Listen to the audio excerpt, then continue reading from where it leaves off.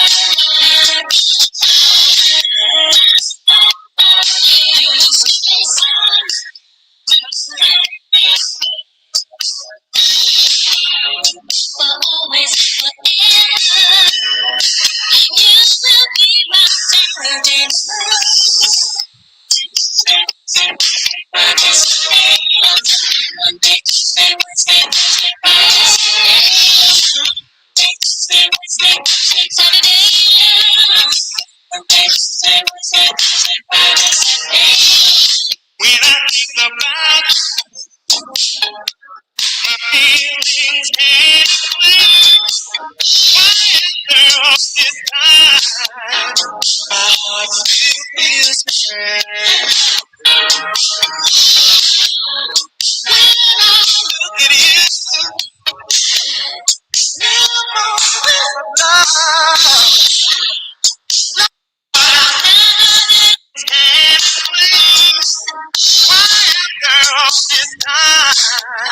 My heart still beats bad. When I look at you,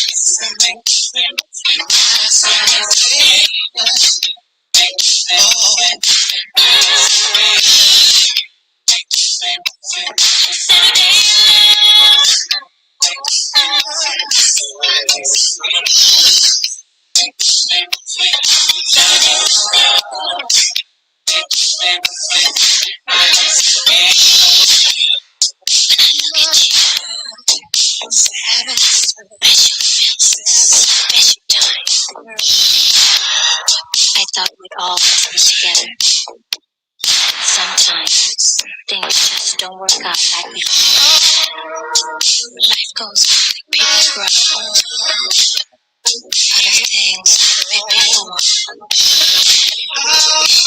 It's Saturday, things the same, and I hope it'll change. For always and forever, you will be.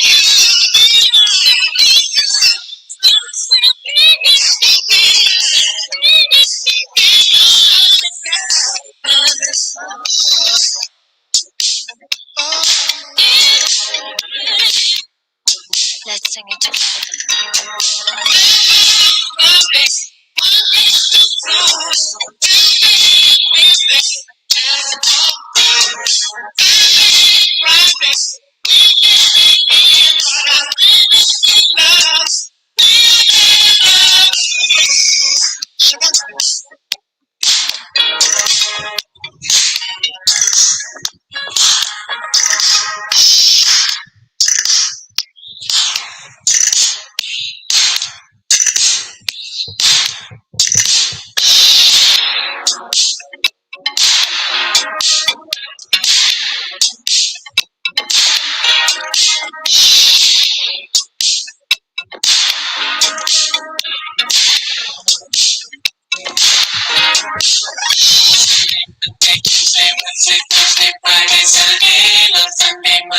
Tuesday, Wednesday, Thursday, Friday, Saturday.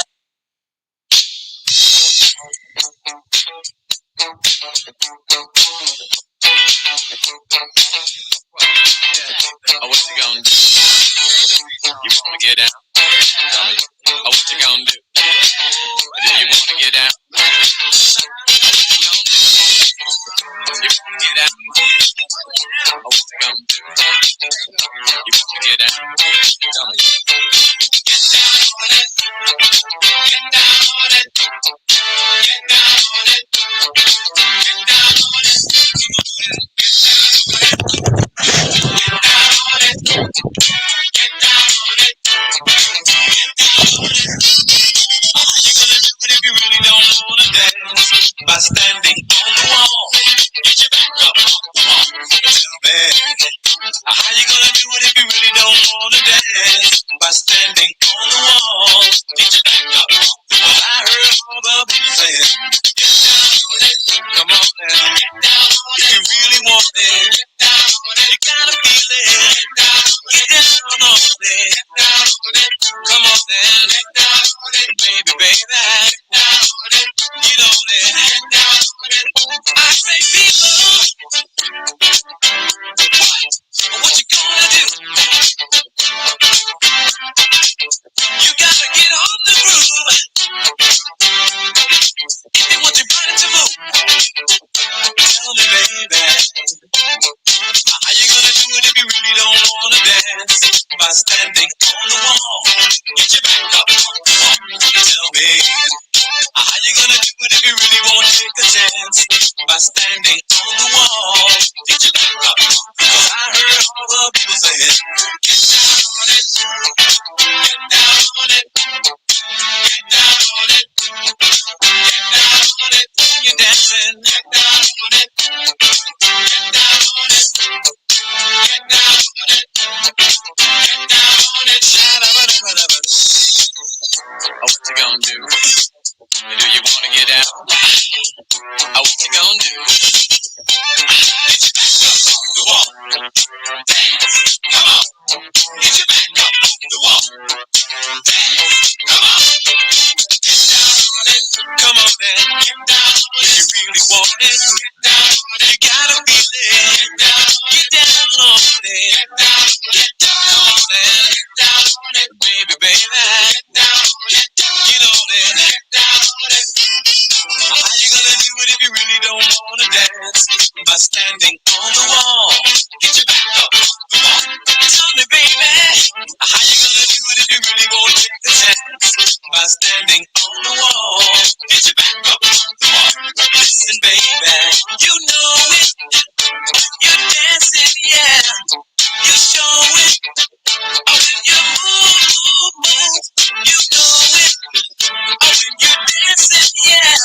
You show it as you move across the floor. Get down on it. Come on then. Get down on it. You really want it. Get down on it. You gotta feel it. Get down on it. Get down on it. Get down on it. Come on then. Get down on it. Baby, baby. Get down on it. Get on there. Get down on it. Oh, what you gonna do? Do you wanna get down? Oh, what you gonna do? Get your back up on the wall. Dance, come on. Get your back up on the wall. Dance, come on. Get down on it. Come on then. Get down on it. If you really want it, get down on it. You gotta feel it. Get down on it. Get down on it. Get down on it. Come on then. Get down on it. Get down on it. Get down on it. While you're dancing, get down. Get down on it. Get down on it. Oh, yeah. Get down. You get down on it, baby. When you move down, get down. Get down on it. Get down. Get down.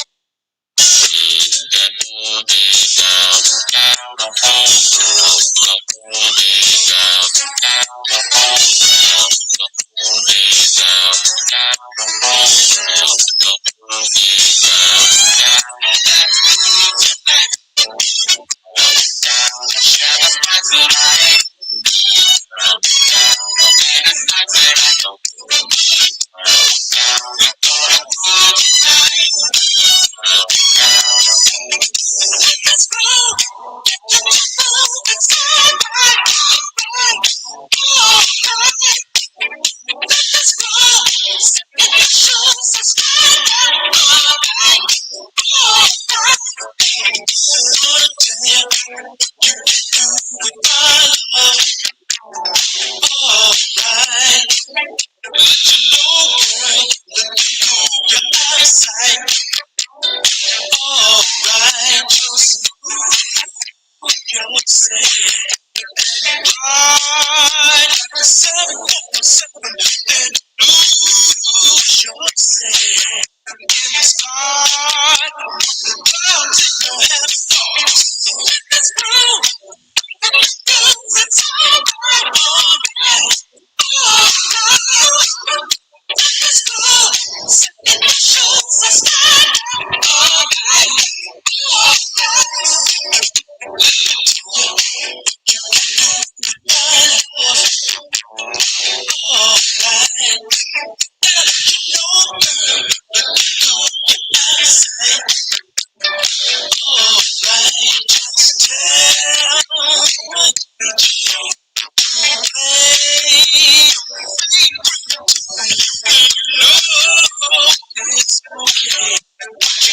It's okay. You found it's happening now. Let's go. Let's go. Let's go. Let's go. In the shoes of sky.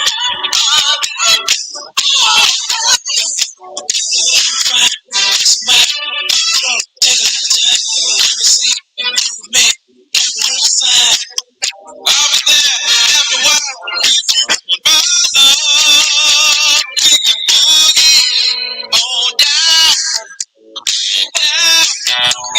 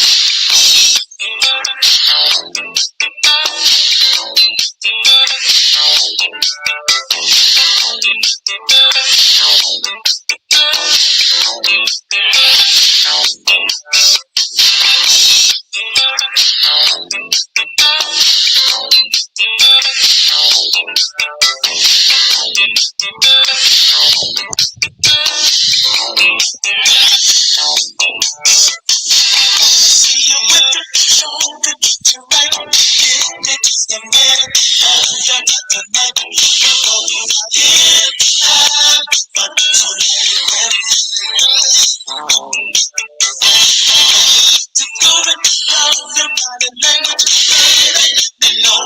Don't be so anxious.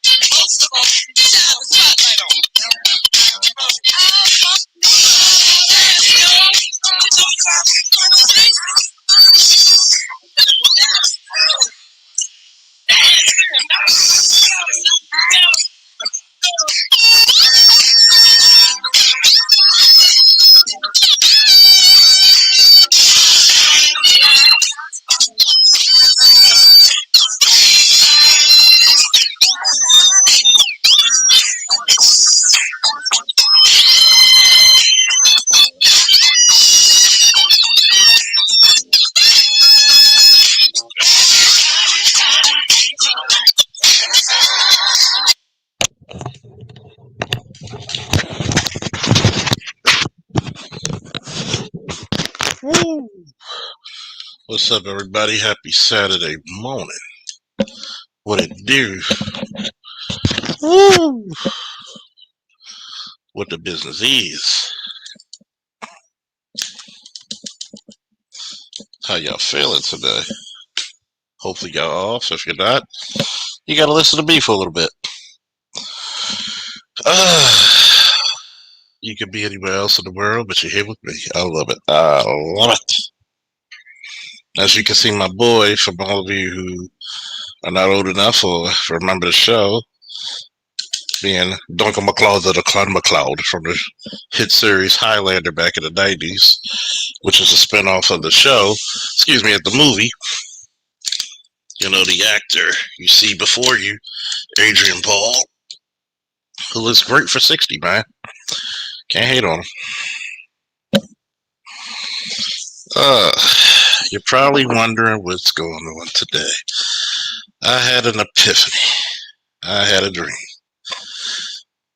It was so interesting, though. Very interesting. Because I was talking to someone, and I remember back in the day, one of my exes used to say, she's an alpha female. I said, how can you be alpha, but you like alpha men? Ha, ha, ha. Make that make sense. I have to give you some really bad news. Breaking news. There can never be two alphas in a relationship. In the words of Duncan MacLeod, as you can see, there can be only one. Sorry. Regardless of what people tell you, there can be only one.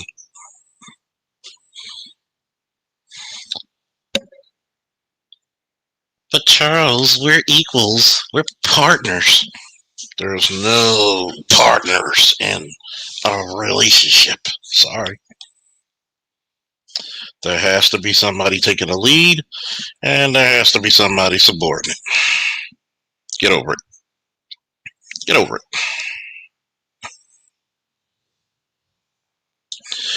Where, and I mean where in the military, do you have two commanders for one unit? I'll wait.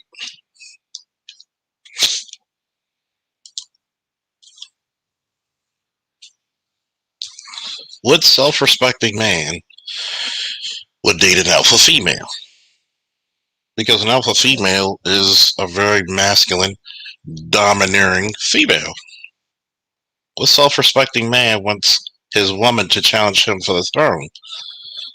Once again, I'll wait. Excuse me. I want people to put this in real decent context.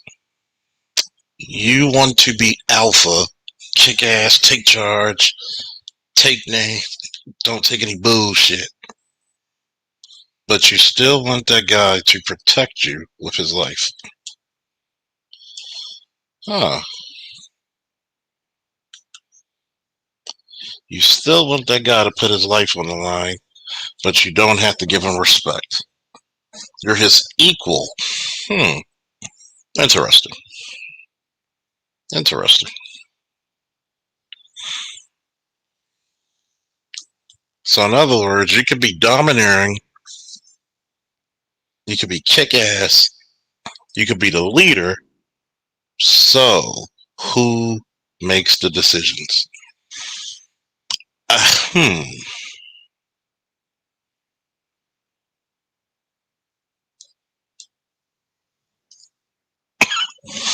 I think it's a really poor excuse that you have women out there who are so domineering that they run men off with their masculine energy. And they'll go on a show like Kevin Samuels, maybe even a Bernard Riley, maybe a Roger Report, maybe a Bitter Truth. What's up, Bitter? Sub Bay, and they wonder why they get hit with so many questions saying, "Why can't I get a man?" Well, the reason why you can't get a man is, sweetheart, you're too much like one. You're too much like one.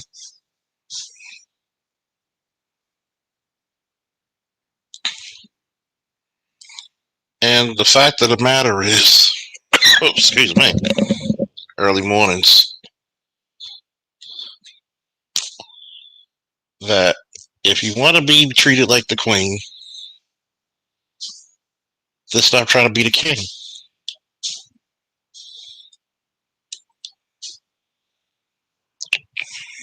Oh, too hard? Then live your life being single. Sorry. Sorry. You're going to have a very difficult life and mate choices. So because you're so domineering, you're going to pick what's called a beta male. A guy who's a pushover. A pussy.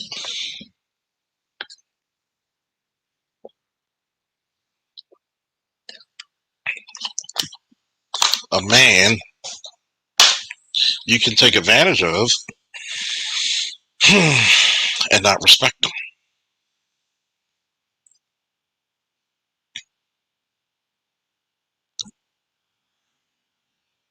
But you want that man to pay whatever bills, to take care of your children, especially the ones he did not create. And you think you're going to still respect this man.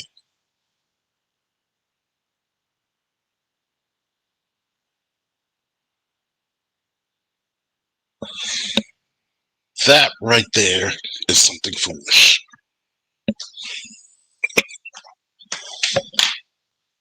Got this incense. It smells great, but I don't know why the fuck you got me coughing.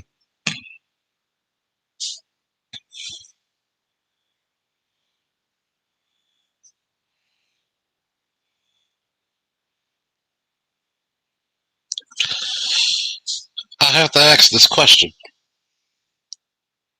What type of men are you really looking for?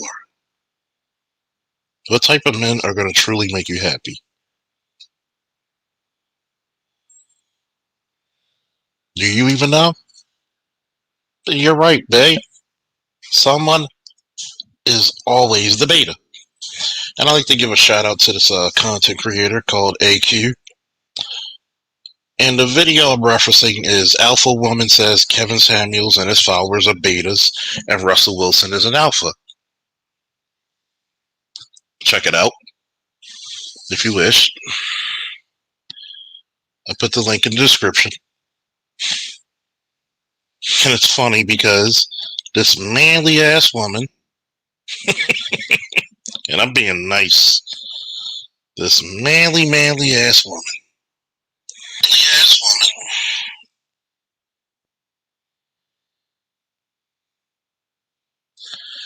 is trying to make an argument on why Kevin Samuels and guys like him are beta and Russell Wilson is alpha. Well, a real man wouldn't disrespect this woman. He would protect her, do all this stuff for her, and he would show her love and never put his hands on her. But notice she never talks about how you're supposed to respect that man.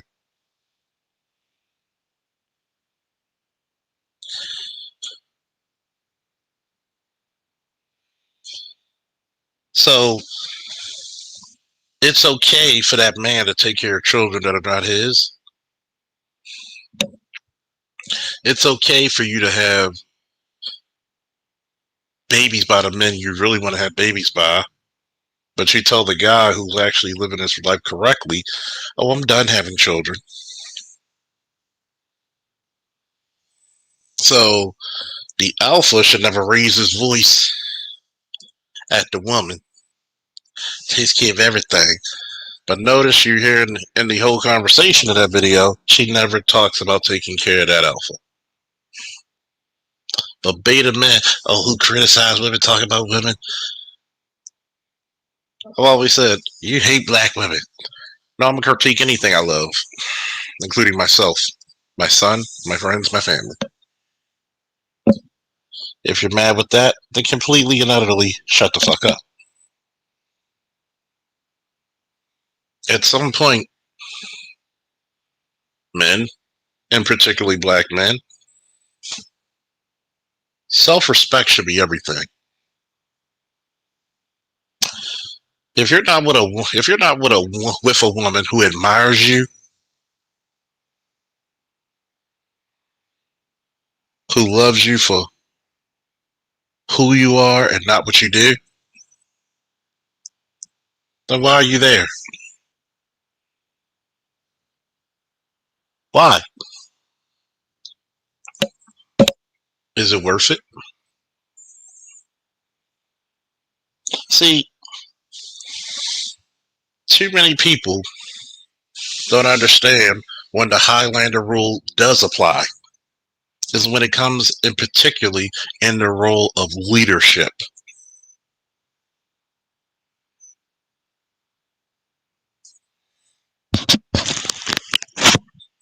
The Highlander rule is the one thing about being a leader. There can be only one.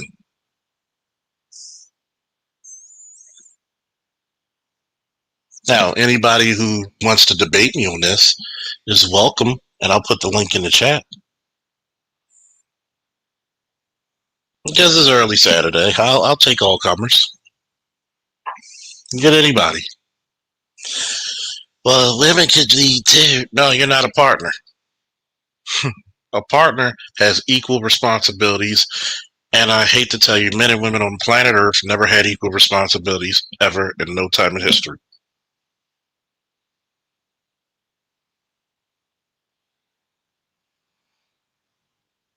Even in the rearing of the kids, the man gets blamed if the child goes left. But somebody with some common sense.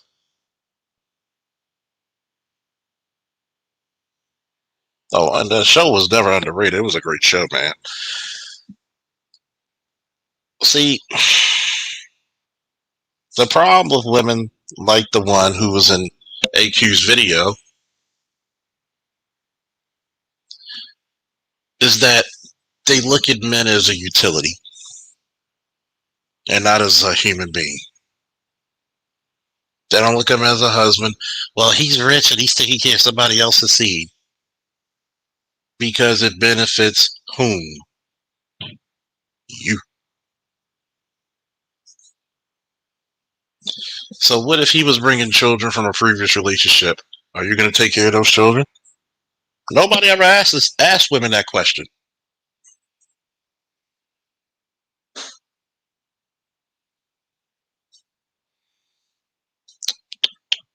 I saw, and I was before this show started. I watched two of Kevin Samuels' Instagram videos.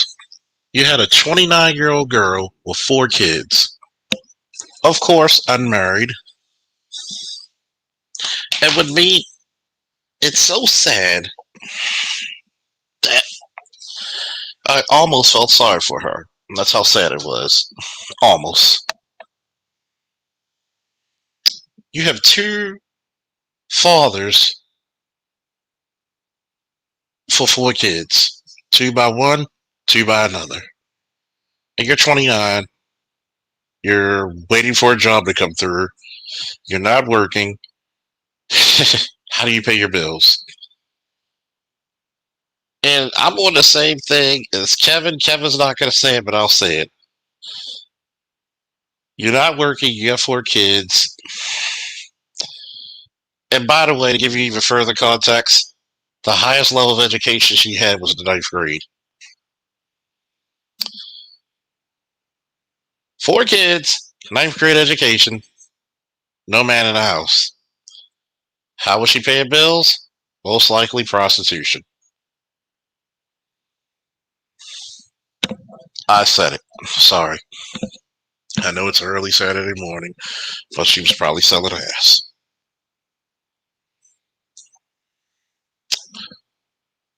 Why would you say that, Officer Faulkner? Because obviously fucking is the best skilled quality she has.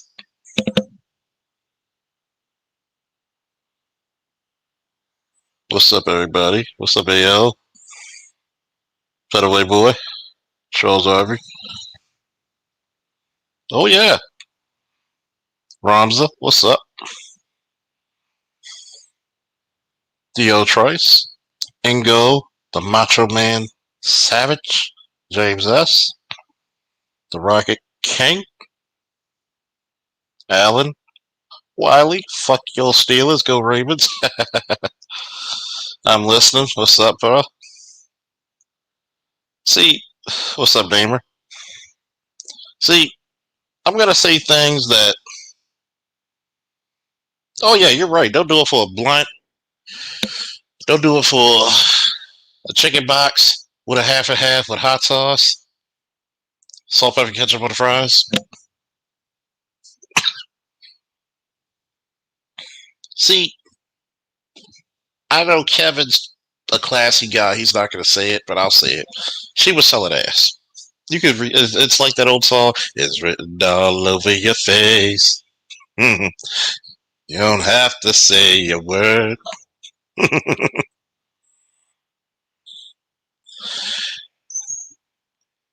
And she's crying, saying, I need help, I need advice. No.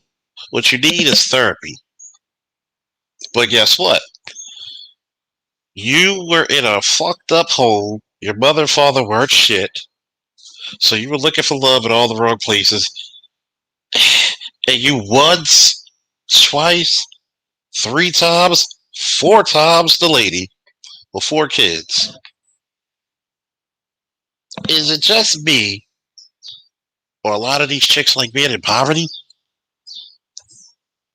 I just got to know.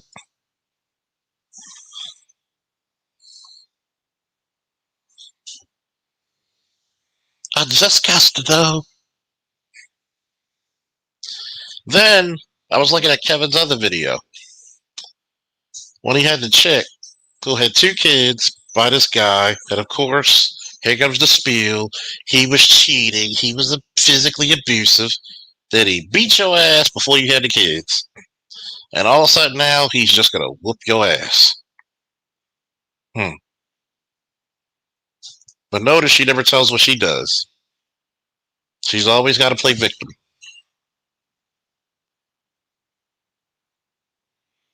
Always got to play victim. And when you see how domineering and manly her ass is, you know damn well she gave a couple of good blows too. If not, she was the aggressor. And he might have left her. And she tried to make up every excuse to Kevin. Why she didn't need to be married. Well, I didn't need to be. Why the fuck do you ever marry the guy you had the children by? And then when your ass is not as pretty, your pussy is broke down like a 57 Chevy. Now you decide to be married? I make about. I went to college for computer science, and I work for TurboTax corporate. I have my own business. I make about $125,000 to $150,000 a year. If she expects to get her partner or her equal, if she's 5'2", 200 pounds, by the way, with a dominant, and to give you further context, she had her friend who was a domineering bitch as well, who wouldn't get on camera, but had some things and say, you try to overtalk her, you try to overtalk. And as Kevin should, and I would have done, click, click. So you make $150,000, you're 5'2", 200 pounds, which means you weigh too goddamn much.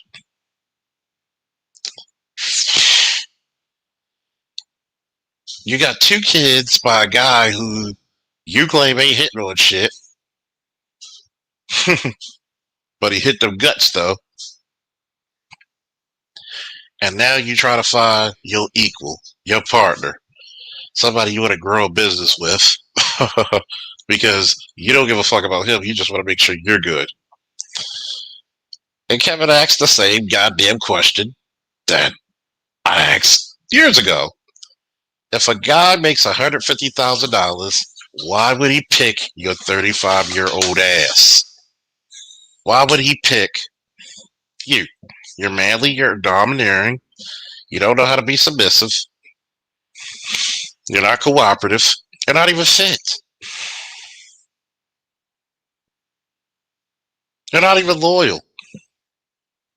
Why would he pick you when he can actually pick somebody who's 10 years younger, still fertile, still attractive, still in a proper life, and best of all, no kids? What deal is it there? What's the best deal about playing stepdaddy? Okay?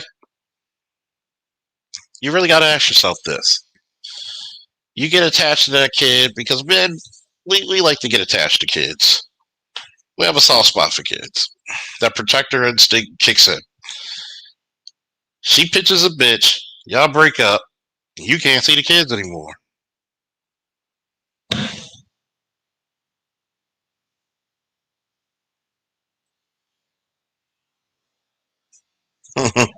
Exactly. Exactly, babe. But yet, these so-called alpha women want alpha men, which is a goddamn contradiction. It's a lie told by feminism over and over again. There can be no two alphas in a relationship. There can be only one.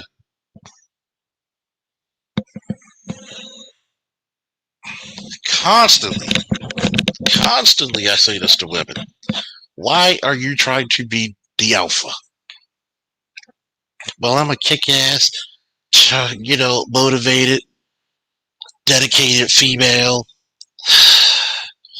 When you use masculine adjectives to describe yourself, you don't understand that is man repellent. I can make six figures. I got a job. I'm a boss. I'm that nigga.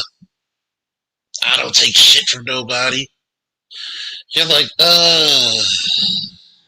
this bitch.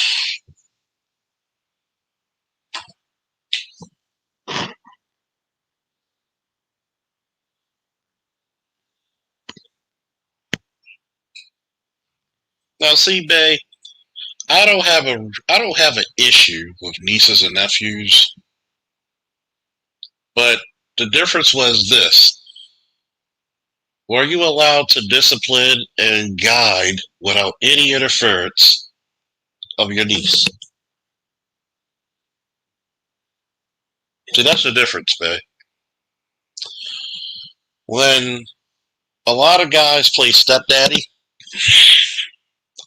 they can pay for the clothes, they can pay for the food, they can pay for the game systems, they can pay for the TV, they can pay for the roof over their head, but you can't guide or discipline them.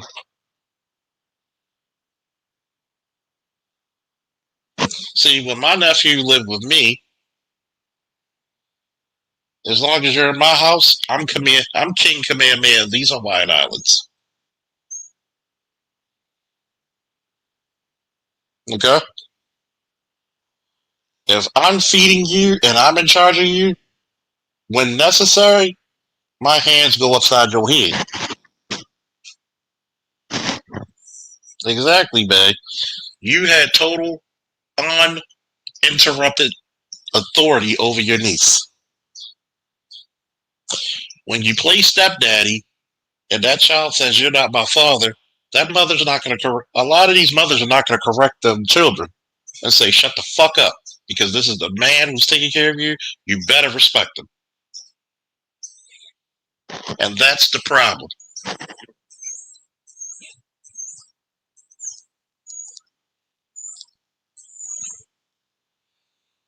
And see, what the problem is that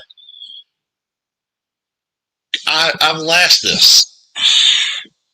Since there can be no two alphas, Does that man who took you as your wife and took on the responsibilities of your children, does he have the say of how you rear those children?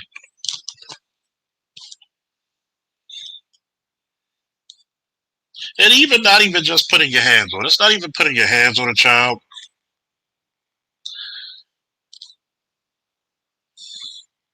The problem is this.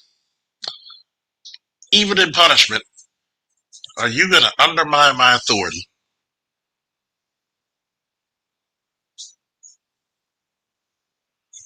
And that's my issue. Too many women will undermine authority. What's up, Mike?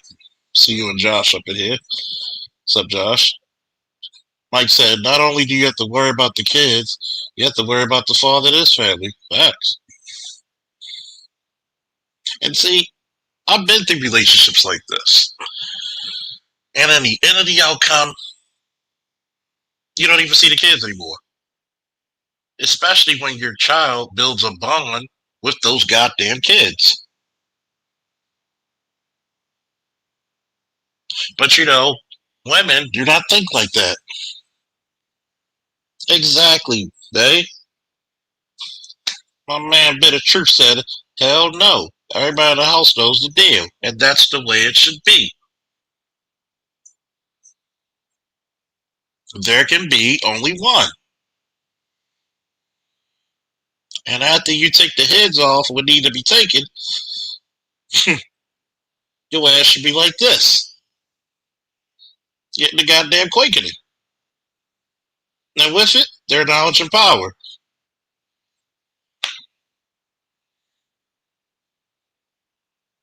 See, when you look at the character of Duncan MacLeod, he was the fierce protector, but he was wise because he was over 400 years old. He was probably the greatest swordsman there ever was in his universe. He was loyal. He gave Big Brother or fatherly advice. He helped people out.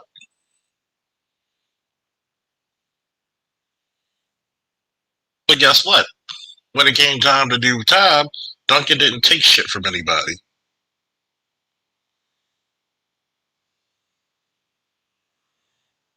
And see, the problem is this. These women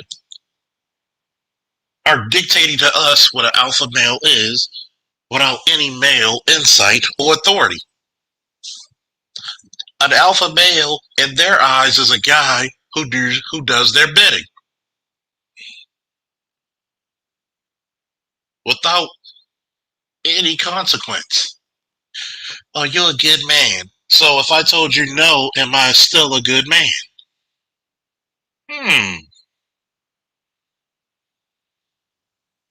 Very interesting.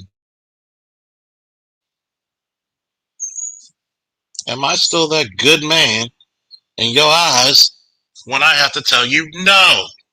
We're not buying some ridiculous shit because it's out of budget. No, the family is not coming out.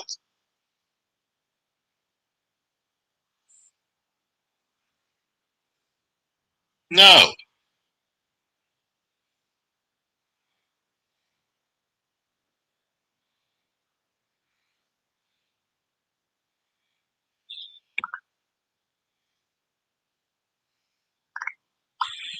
no, because I had a female friend who said, you never tell me no. I don't have a reason to tell you no yet. But as soon as I said no, her whole disposition changed. I don't need your help anyway.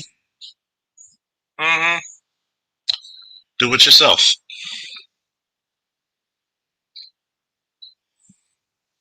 When I put down a law, I said no. See, we need to stop listening to people about this alpha beta shit and let the men decide who are alpha. Let the men decide who's worthy to be a wife.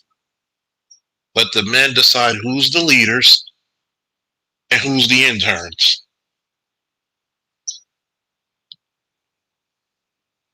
And by exactly. Then why you here? Why you here? Well, alpha man would do all these things for a woman without question. Bullshit. Bullshit, bullshit, bullshit. But a real man, no. What a real man does is what needs to be done. A real man is effective and efficient. But an alpha male, he's nice. No. Some of the greatest alpha males in history are assholes. Hell, they were hemorrhoids. They irritate assholes. I'm daring some female or some male to challenge me on this shit. Really. We're going to have a good conversation about this. Well, I'm not afraid to be debated to my wife and da. And I would tell you, go into your phone and ask how many of her ex-boyfriends she still keep in contact with.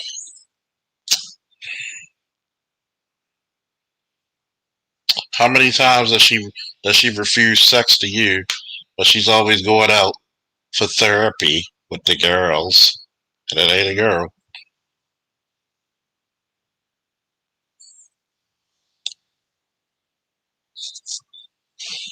See, I call myself a hemorrhoid. I irritate the assholes.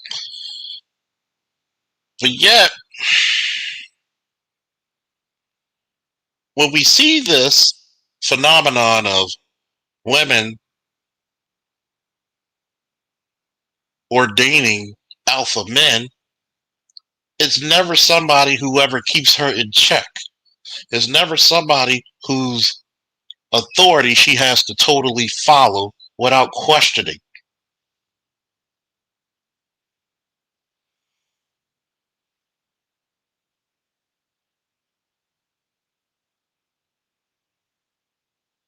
See, an alpha male in their eyes is a guy who will beat up any guy, pay for anything, blow her back out, but never hold her accountable. Never check her ass at the door. Never settle the herd. And with that, I say, completely and utterly and swiftly, get the fuck out of here. And that's dangerous. Oos, the nameless protagonist. I'm gonna get me some of these morning reviews. Get me some names, some big names up in here. We got Babe, we got the Nameless, we got what else? See, I had a woman try to challenge my alpha status.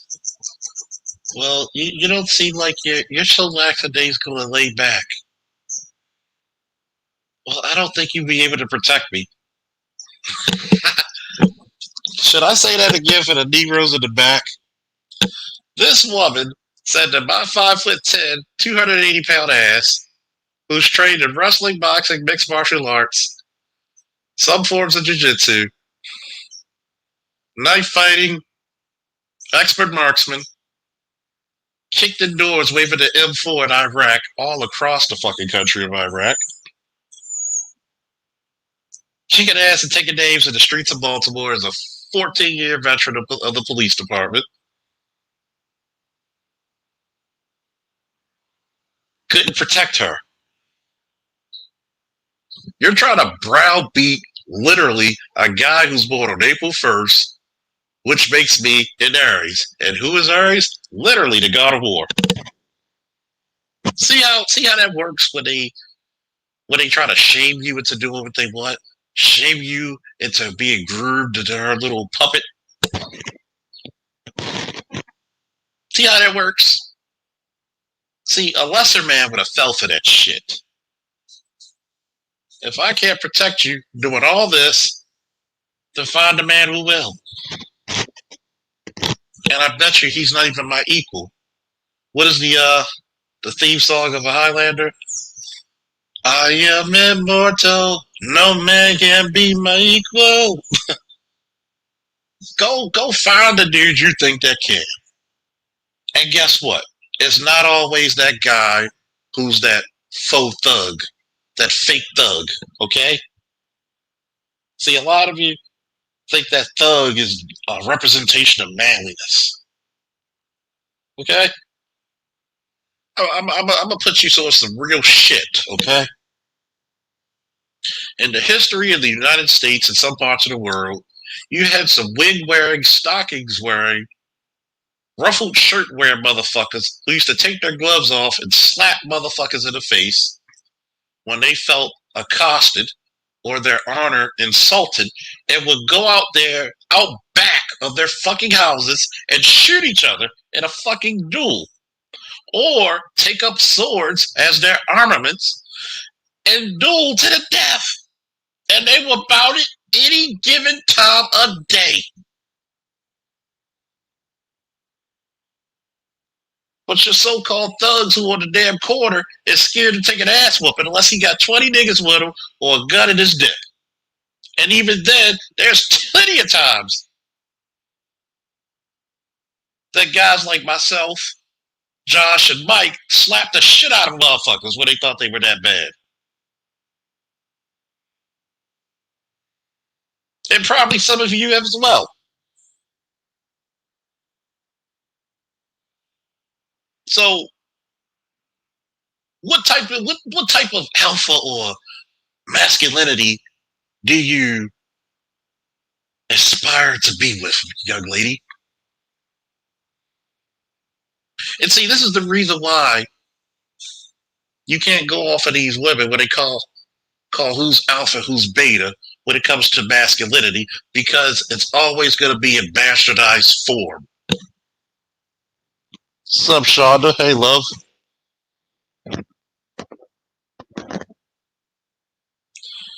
See,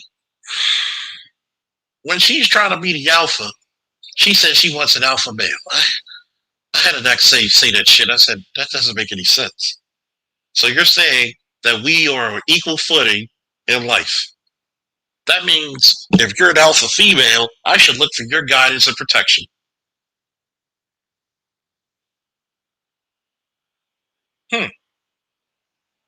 But I have to be an alpha female because I'm attracted to alpha men. No, you're not. If you really were attracted to alpha men, you wouldn't have got involved with a lying motherfucker. You wouldn't be combative to when an alpha man tells you something. See, this is the reason why you pick poor men. This is the reason why, when left to your own devices, when left to your own judgment, the average woman picks a man poorly.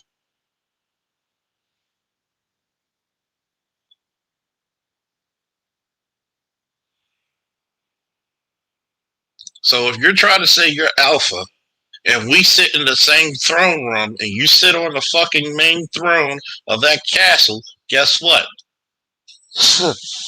What do we do, Duncan? Tell them what we do. When you challenge the immortals, off goes your head. Okay?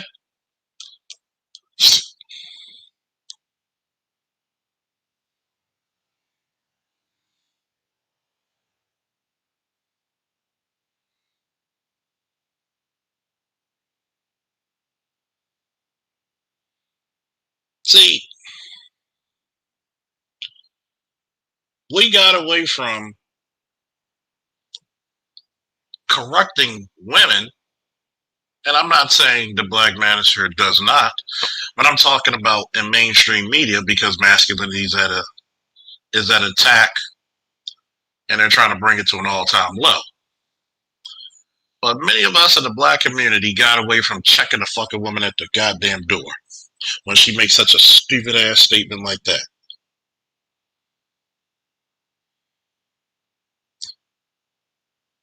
And I've had many women who said, well, you're not a real man. Okay, tell me what a real man is. Oh, oh, oh. Really? So if I'm not a real man, I want you to kick my ass right now. I want you to go out there and I want you to, here, take this gun belt and have at thee. Go out there and deal with the worst of your city's problems by your goddamn self.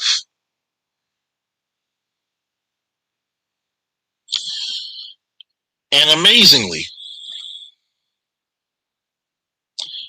and I do mean amazingly, it shuts them the fuck completely up. I have a new profound outlook, even when it comes to to female military personnel and police officers. If it was not 88% men in law enforcement, you think women would even dare join it? Hell and no. Because she can talk smart. Oh yeah, I might open up the panel for anyone who wants to join in a couple more minutes while I'm just monologuing a little bit.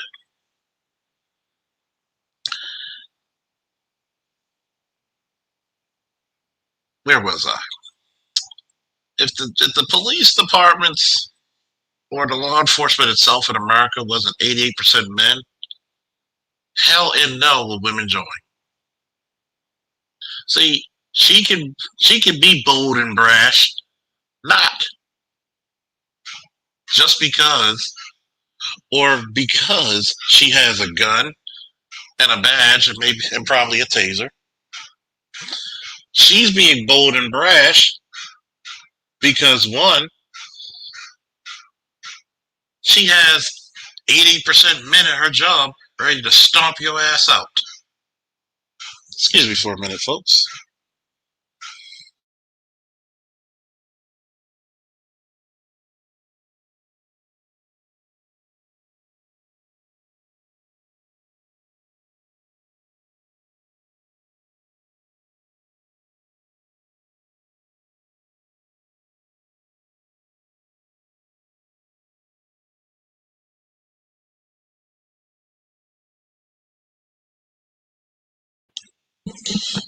I'm back. She knows that if something happens to her, there's 88% of men in that profession that will stomp your ass out like polio if you touch her. If you were truly alpha females, why not make an all-female special operations unit, an all-female SWAT team, an all-female police department, an all-female fire department, an all-female military unit? See,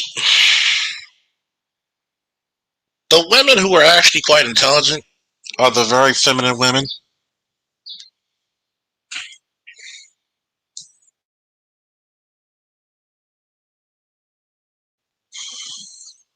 Are the very feminine women because they know their limitations. They know what they're great at and what they lack. Just like men, we know our limitations very well because we have to be realistic about the world which we travel. We can't go out there foolhardy than a motherfucker because we'll get checked. Either by life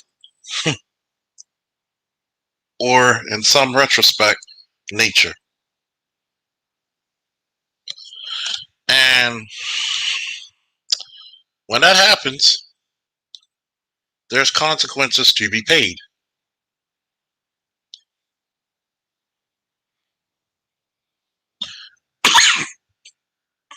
You're only as alpha as the men allow.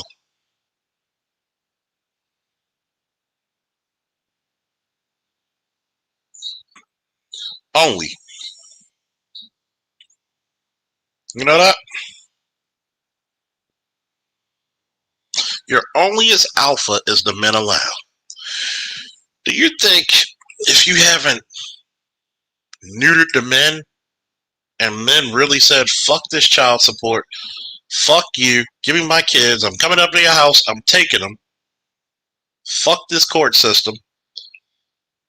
And then an open revolt. What can women do?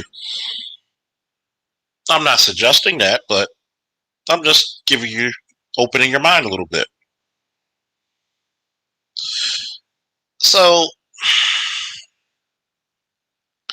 it's okay for you to jump up in a man's face, but it's not okay for you to take the consequences of doing such, since you're so alpha. Because when you're telling me you're alpha and I'm supposed to be the alpha lion of the pride, you're challenging the throne. You're in direct competition, baby.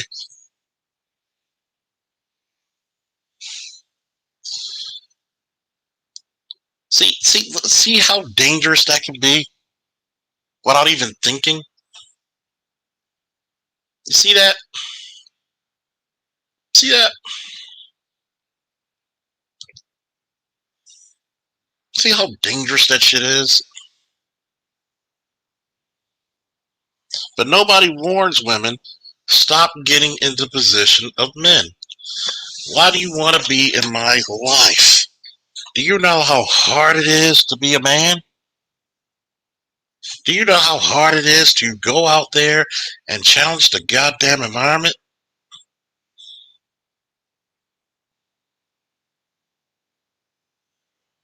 Do you even comprehend and understand what that means?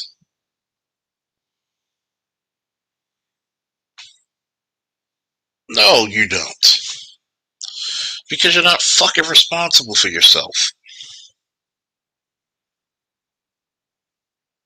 You don't.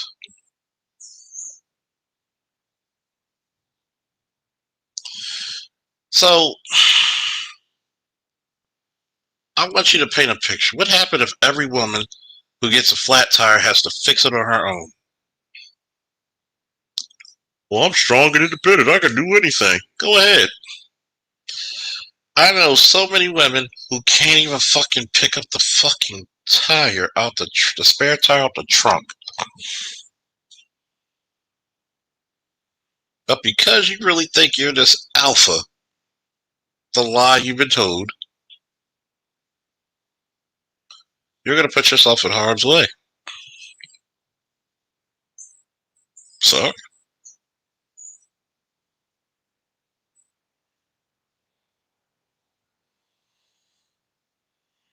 sorry.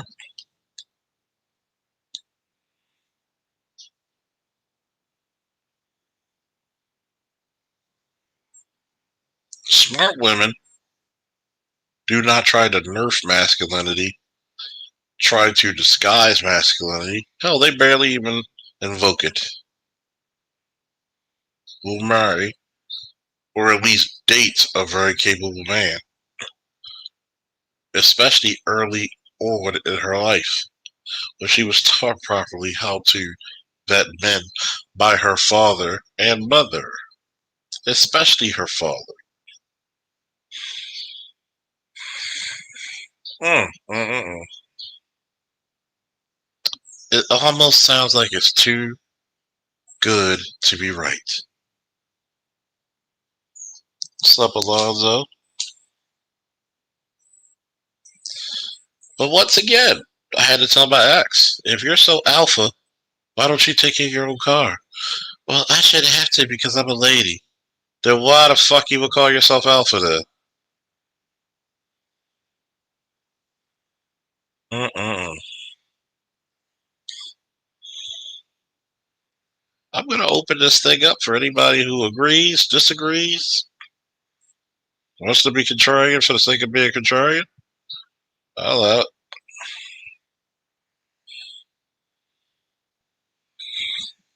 I'm going to open it up. And I really want to hear. I really want some people who are detractors as well. I want some people who really think that I'm blowing smoke up your ass and don't know what the fuck I'm talking about.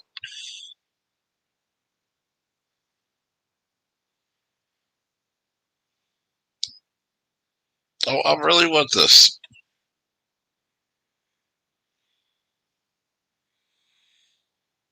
I really want to hear the detractors. humanity out there would rather serve, rather serve in hell than to be the princess of heaven. Really? But I'll open it up.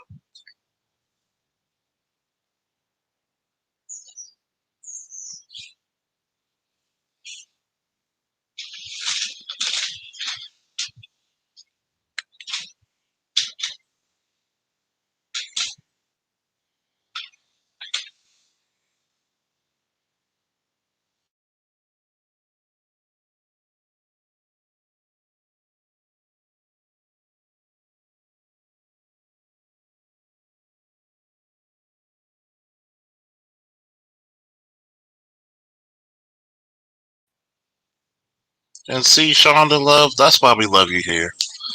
She said, unfortunately, a lot of women are going to wake up to the reality of the situation and environment that they have created. Alphas, men, are made to compete. Women are created to nurture and support.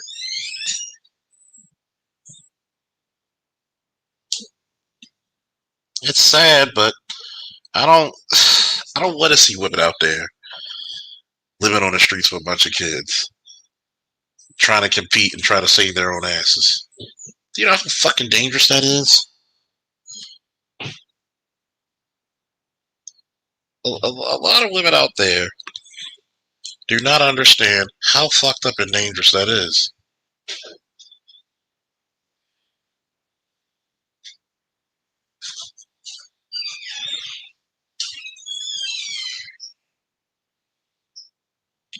There's the link. Anybody want to speak on this? Any detractors? Finger snappers? Roll your boaters? I really want to hear people's opinions on this. What's up, babe? What's going on?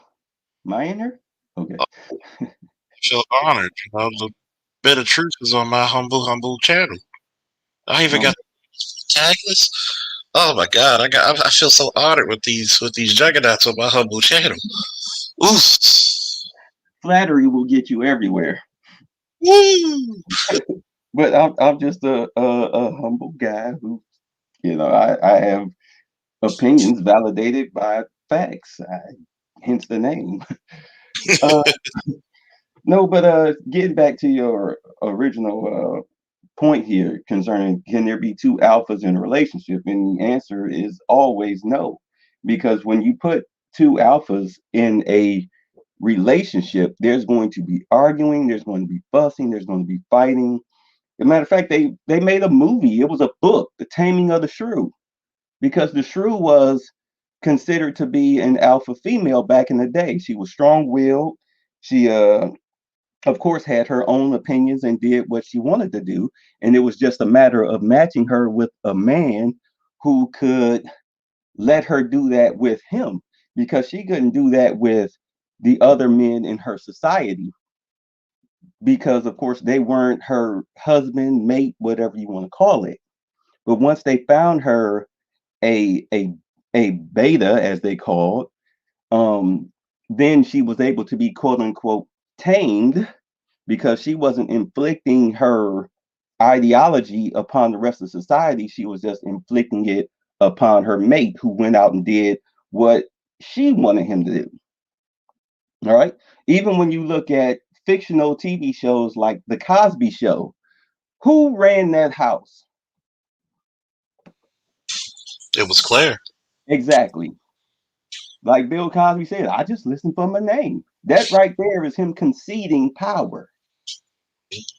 Right? Even in Star Wars, you had Han, who was an alpha, you had Leia, who was an alpha, but were they in a quote unquote relationship? No. I mean, I'm not counting 7, 8, and 9, but if you want to throw in 7, 8, and 9, that Disney crap, how did they end up? Broken apart. Exactly.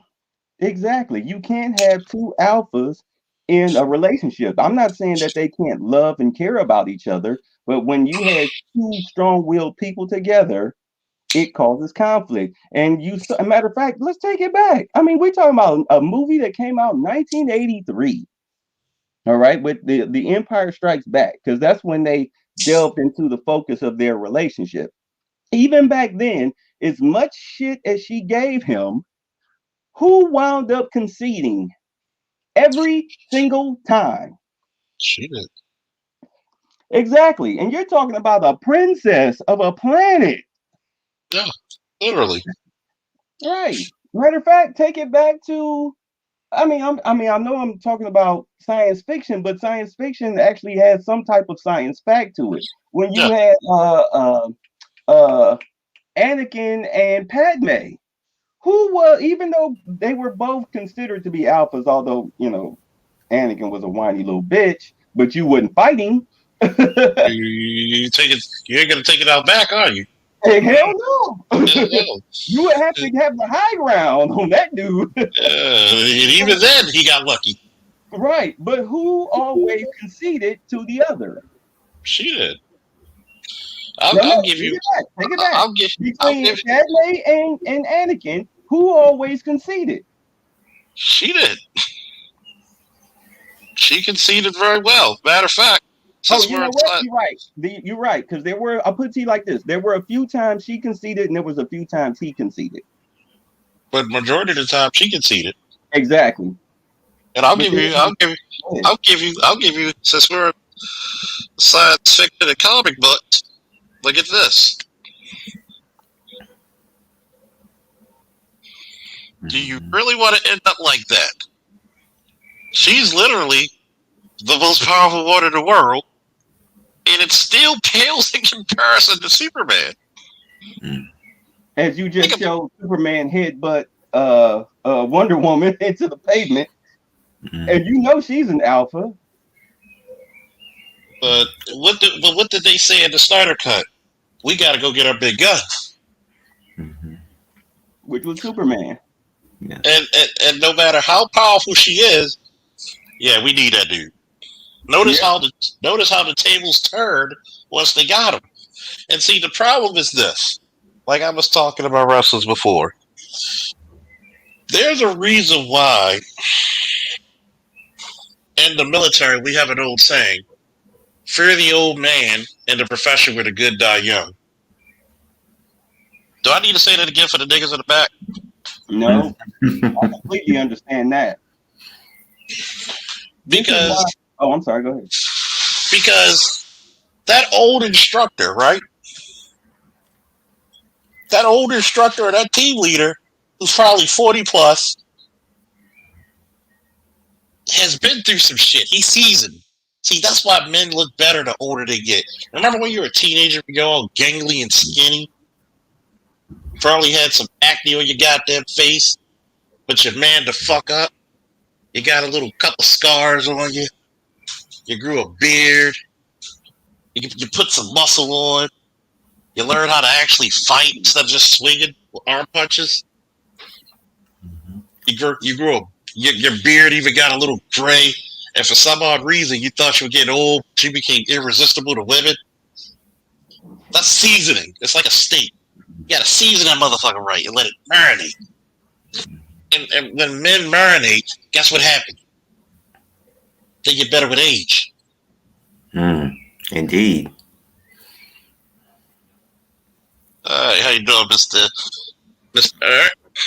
I'm good, Officer Faulkner.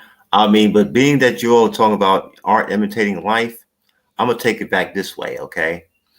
I'm gonna go back to TV shows like Little House on the Prairie. Who was in charge there? Michael. Bonanza. Oh, Paul Cartwright, baby. Yeah, Yep. I mean, listen, man. That's the way it is. Okay. When you need, especially considering the fact that a Little House on the Prairie there. I mean, that was a farm family, and they weren't rich, but they had what they needed. And when it came to decisions as to how that farm was to be organized and how it was to be run and whose roles were played, the man was in charge. Why though? Because the men and the boys did the hard labor work. Okay. Now the women, yeah, they may have fed the hens and and they reaped the harvest, from the garden, but who tilled the soil so they If can you ever drop the tilled, seed? if you ever tilled some fucking soil, I'm gonna tell you this, right? Hmm. You ever tilled the soil? That's some hard shit. Tell me about it. I have experience with that. I've done it. My grandmother's garden, because that soil It's it gets it, hard. You know, like you I got told bits you. of stone in it. Shit, don't get to the clay, man. Oh man, I was fortunate that she didn't have clay. I was Oh God, fortunate. but continue, Eric. No, I'm just saying. I mean, I remember what it was. My aunt said. No, my aunt said, "Hey, your grandma Macklin wants you to go out there and turn over the garden." Now, if my grandma Macklin really wanted me to do that, she would have told me directly. However, I knew the purpose was greater than the person who was giving me instruction, because we all ate from that garden. That was the main purpose. And you can't eat from that garden if you can't drop the seed, to grow next season's crop. So I went out there and I had a shovel. I had a shovel, and I turned over this soil. And this soil, it was summertime. The soil, I mean, it wasn't rock hard, but you had bits of stone there, and you had pebbles and rocks and shit, and you had to separate that shit, not just turn over the land, but to get to the fertile and the warm and more how can I say, more pliable soil, because it was more moist, okay, moist and warm and what have you. Mm-hmm. um but you got to pick out these little pebbles and bits of stone and stuff, because that's not helping the garden grow, you know and so I got halfway through it, and she's got a small garden. She ain't got no humongous garden, but it sits up on a terrace in the backyard, and or at least it sat there for as long as she lived, tending to it. She read the Farmer's Almanac, so she knew what had to be done. Okay, so I went out and did it. She would come. My grandmother would come out and inspect. Okay, and so I did one half, and then I just had to take a deep breath, man. Just stop and take a deep breath. And then a few minutes later, I went in and I did the other half. Quick question. How And many she, women in your house actually went out there and did what you did? Have you ever seen them do that at least once? oh no, Auntie knows she couldn't do it. It was either me or my uncle, and my uncle towered over me by a long shot. My uncle was all of 6'5". He had to be about he had to be about 240, and So he and he he wasn't a big muscular dude, but you could tell he was a big solid dude, though. without you, they would have starved. No, because my uncle, like I said, it was me or my uncle. That's what I'm saying. Without you, as far as you, the men of the house. Oh yeah, because that's back-breaking work. My grandmother knew that, but of course, they made the deal, and my grandfather went out and did the tilling of the soil, and she dropped the seed. But this is a cooperative effort. Now, I understand where you're coming from. If he hadn't done the hard work, um, then yeah, life would have been very difficult indeed. If she probably would have had to pay somebody, pay some of the young boys, the neighbors and whatnot, to do that for her. Other than that, yeah, life would have been difficult, because they lived off that garden, because they weren't a rich family, so it wasn't a whole lot of meat eating, in the Macklin family, when they were young, you know. And my mother told me that, and my grandmother told me the same thing. Said, "Hey, we couldn't afford to buy meat like that, so we ate from the garden." You So, know. I'd yeah. like to bow in real quick because I think this is an Oos. excellent segue to the Oos. chat hosts, to the Uh, instructors on the panel hosts. gotta go Oh, to the Toga ninjutsu. That bone breaking style. You didn't think I do that, did you? Gokyoryu ninjutsu. I understand. Mm. Bone breaking technique. But no, I think this is an excellent segue. As you know, my kind of preference in addressing things in the present is to look at the foundations in the strings that brought them to the present moment so that you can have an understanding of where things are going.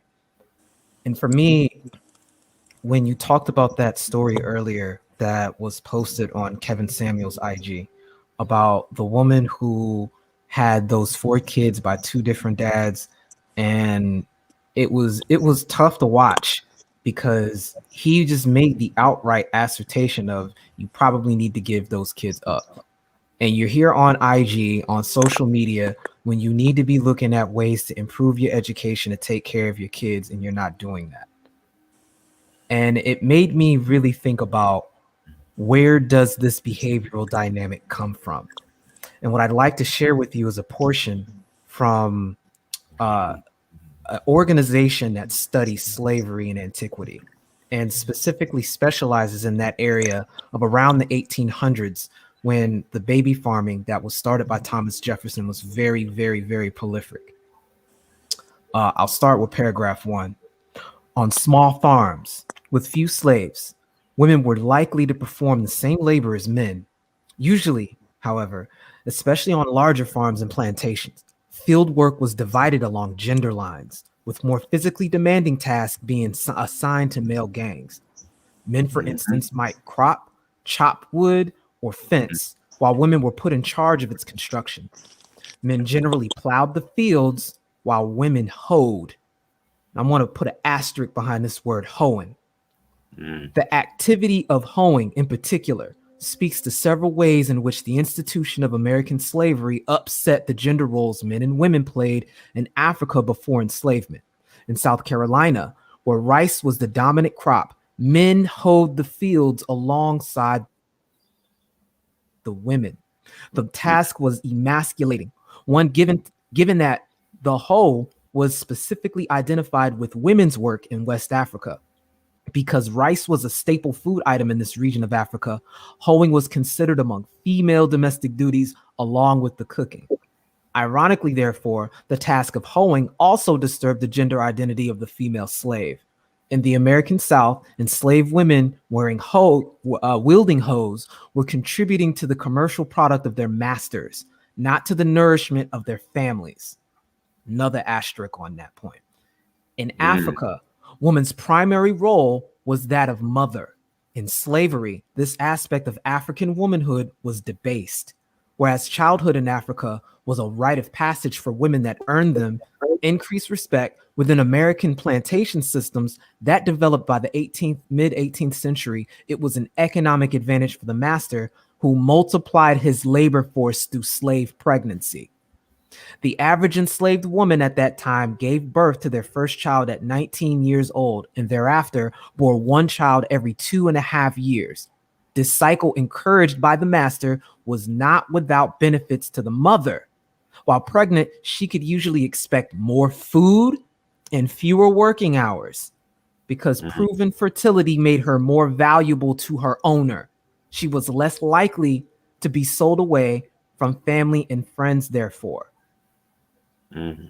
I think we see a trajectory here that lines up with a lot of the psychology we see if we replace this word master with state. Yeah. And it becomes very easy to see how this cultural paradigm begins to continue. And I want to link this in and extend the combo with this realization. When you had 1860 run around and the Union Army was going into, and I'll put a link in the chat for people who want to read this particular article.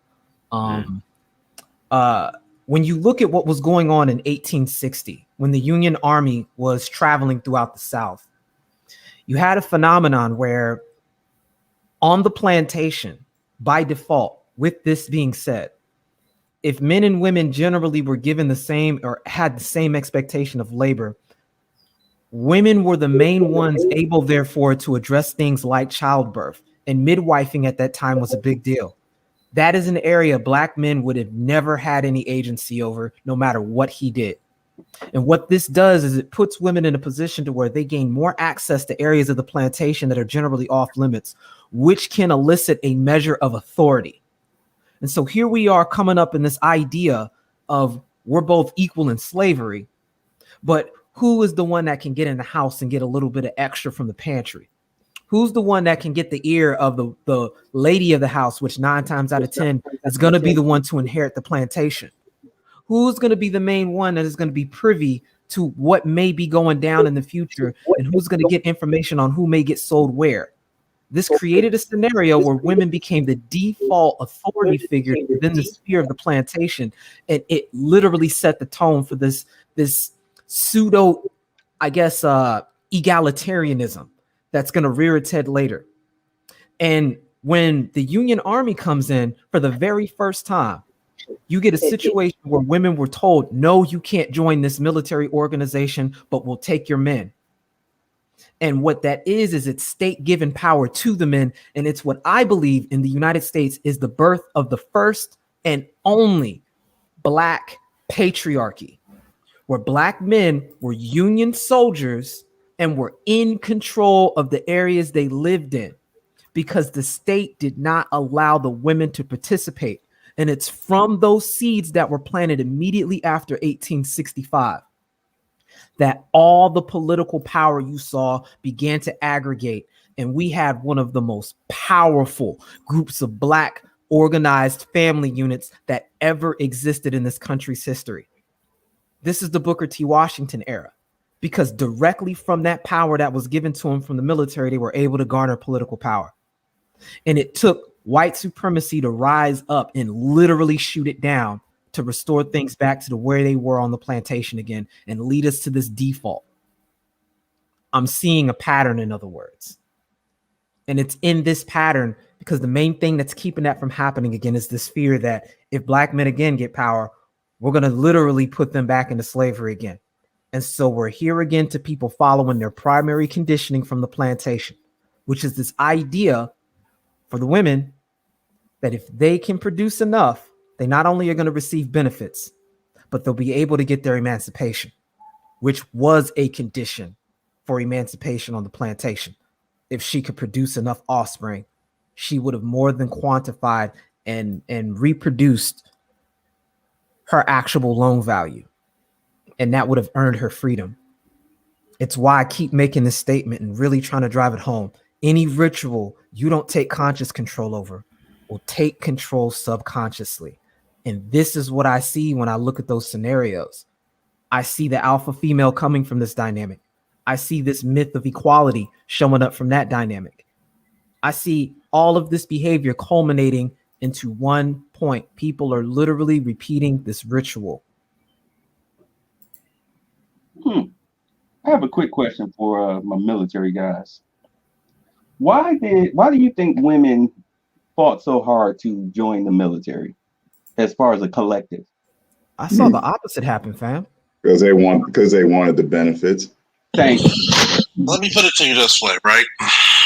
They wanted the benefits, but not the work per se. They want the strength, not the struggle. Well, Yeah, I see a lot of exactly. the feminists literally making a point not to want to, well, maybe it's the draft conversation, because that was a big contention point with feminism in the 60s and 70s. Oh, yeah, let's selective service.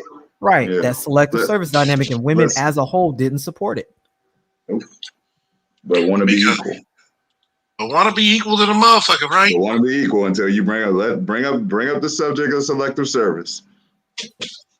Oh yeah. That was a question I meant to ask. What's his name? That I wanted to put it in the chat for when BR was having that one-on-one with that male feminist Paco. I'd be like, oh yeah, I wanted to ask Molly. So what about selective service? What if selective service showed up for women? Then what? Oh yeah. And I wish I was on that panel because you know me, I'm an asshole. I meant to ask that question. I'm like, you want all this power, but you want to be equal. I'm like, all right, so what's up with selective services? It's like I was telling my wrestler last night. See, women in America have been given power. You can never truly get power by being given to you. No, but the only reason they're given that power, is because they're not a threat. Exactly. See, you kicked the hell out of that chair. The motherfucker's hanging now. Oh yes. Well, I think there's a difference also in the way a lot of women have been conditioned to vie for power here in the United States in particular. Because you notice a pattern where women will generally look to avoid liability. And at the same time, it's natural for a man to seek authority because he's being burdened with responsibility. But what they want to do here is give the responsibility, but not give the authority that goes along with that. Yep. And so we've got a lot of men that are adopting the former female dynamic of trying to duck liability. And it has to use the victim dynamic, which is, I hate using this term. I'm going to place it as the you owe me paradigm in order to shift the liability so that it gains power by default. And that only works if you are in a position like a woman would be, where there is an assumed intrinsic value purely for her being a woman. And men don't have that luxury of just having default intrinsic value. It has to be earned. And if they don't have that by virtue of their social circle that they were raised in and brought up in, the culture, you don't have anything. This is really where we run into a problem with no brotherhood. That's why Rollo Tomasi says in The Rational Man, men must become and women just are. Well, you got to think about it, right? Since we were on that on this rites of passage subject, everybody recognizes this character, right? Yep. Of course. What's his name? What's up with that movie though? Well, we gotta get. They don't know the what's work his he put name? in to get that position. What's his name? What is his title? He is the leader. He's the Lord or King of the Thundercats. And one of the Magna Cartas of the show is when he entered the anointment trials. He might be the heretical king, but they would not listen nor respect him, or they would challenge his authority if he did not challenge each Thundercat in their best subject. I mean, Chitara and Speed. And so he had to earn his title of king. When do you see women earn their titles? And we're not just talking about in education, because frankly, everybody gets a degree now. If it was like 20, 30 years ago, hey, you earned that shit, congratulations. But everybody gets a degree. They're handing out degrees like spades cards. Yeah, but until it's time to get a job. Women fuck for their degree. Huh? Saying a woman fuck for their degree. Some have done that. Not all, but too damn many. Not all, but some. Not all, but it is not it's welfare. Let's go into this, because I remember being in the academy, because thank God I went to Fort Benning, Georgia for basic, so it was all male. I went to the academy, right? For all of you who are not privy to knowing what a smoke session is when you either piss instructors off, or just by the whim of their authority, they calisthenic you to death. It was this chick. I'm not going to name her name. I'm not going to name her. I don't think she's police anymore anyway, so fuck her. She was worse shit anyway. And there's women like my homegirl Danny, who's one of the few female officers who's worth a damn. You'll never hear her complain. If she has to make an arrest, she'll arrest the person. She doesn't look for anybody to do anything for her. She'll submit the evidence. She'll type up her own probable cause, type up her report, and she's fine with it. She might be like, I gotta do this bullshit, which is normal, but she'll do her goddamn job. But this chick in my academy, every time we had a smoke session, she had a scheduled asthma. A what? And as soon as a scheduled asthma attack. Oh, wow. Hey, I'm gonna tell you something. Asthma attacks are no joke, man. So I'm offended by that fact that she scheduled hers. Yeah, a scheduled asthma attack. Wow. Yeah. So I can't breathe. Of course not, because we had to duck walk 5 flights of stairs. I do not miss the 8 count push up. No, they count bodybuilders, baby. Hate that. Fuck that shit. We went up to 200, by the way. Oh God. Well, you got to think. One of our PT instructors was a former SWAT instructor too. Wow. Black guy. He was a sniper. Hey. I believe his call sign was Hercules 1 or 2. So you got to think about it. And people be like, "Well, you're only talking in terms of physicality." So does it help to be intimidated if you're a police officer? Yes. Now, what really pisses you off a little bit is this. I used to tell women or female officers, get your respect. Meaning, don't go out there fucking every goddamn thing. Don't go out there using your sexuality because people will take advantage of it and you won't be respected. You'll be looked at as what? A whore. And trust me, back in slavery, they did hoeing with tilling the field. But now they do a different type of hoeing now. With their bodies. Mm-hmm. Exactly. And they're doing the same thing to that soil as they're doing to the bodies. Had nerd to have their cash app. Exactly. In their damn social media. Exactly. And nowadays, I was talking to my ex, I think she's listening now, and she said, you know what, I had to call you. Remember all that stuff you told me years ago about women? She said, nigga, you're right. You're right. I see it with my friends. I see it with my family. I see it at work. You're right. She's like, how the hell can you ask for a guy who makes $200,000 a year and you shape like a basketball? Oh God! Did you peep Kevin's show? Not his last night's show, but I think the night before with the last girl that called. She literally wants the guy to make $500,000. That's a requirement for the dude to make $500,000. Well, she has little to no cooking skills. She doesn't have a college degree. She literally has nothing to offer. Kevin asked him, "What is your dad? How much does your dad make?" She said, she said 50 grand. She said, "Dad made 50 grand a year." He was like, "So let me get this." So he's like, "So let me get this right." Bitch didn't even respect her own father, yo. Yeah, she was like, he asked, "So what about a guy that makes the same amount of money or a little bit more than your dad? That's not financially good enough for you?" He said, "No." And how does she look? And how does she look? She had a long ass eyebrows. She looked okay, but I mean, honestly though, I give her a solid 8. But I need to see more. She had on a long, like one of those. You know how women wear those long, overgrown shirts, like little sweaters. That's what she had on. Time out. If she looks like an 8, gussied up, take away 2, maybe 2.5 points. So what you looking at? She's a 7 and adjustable. She's adjustable 7. Yeah, That's let me put it to you this way, right?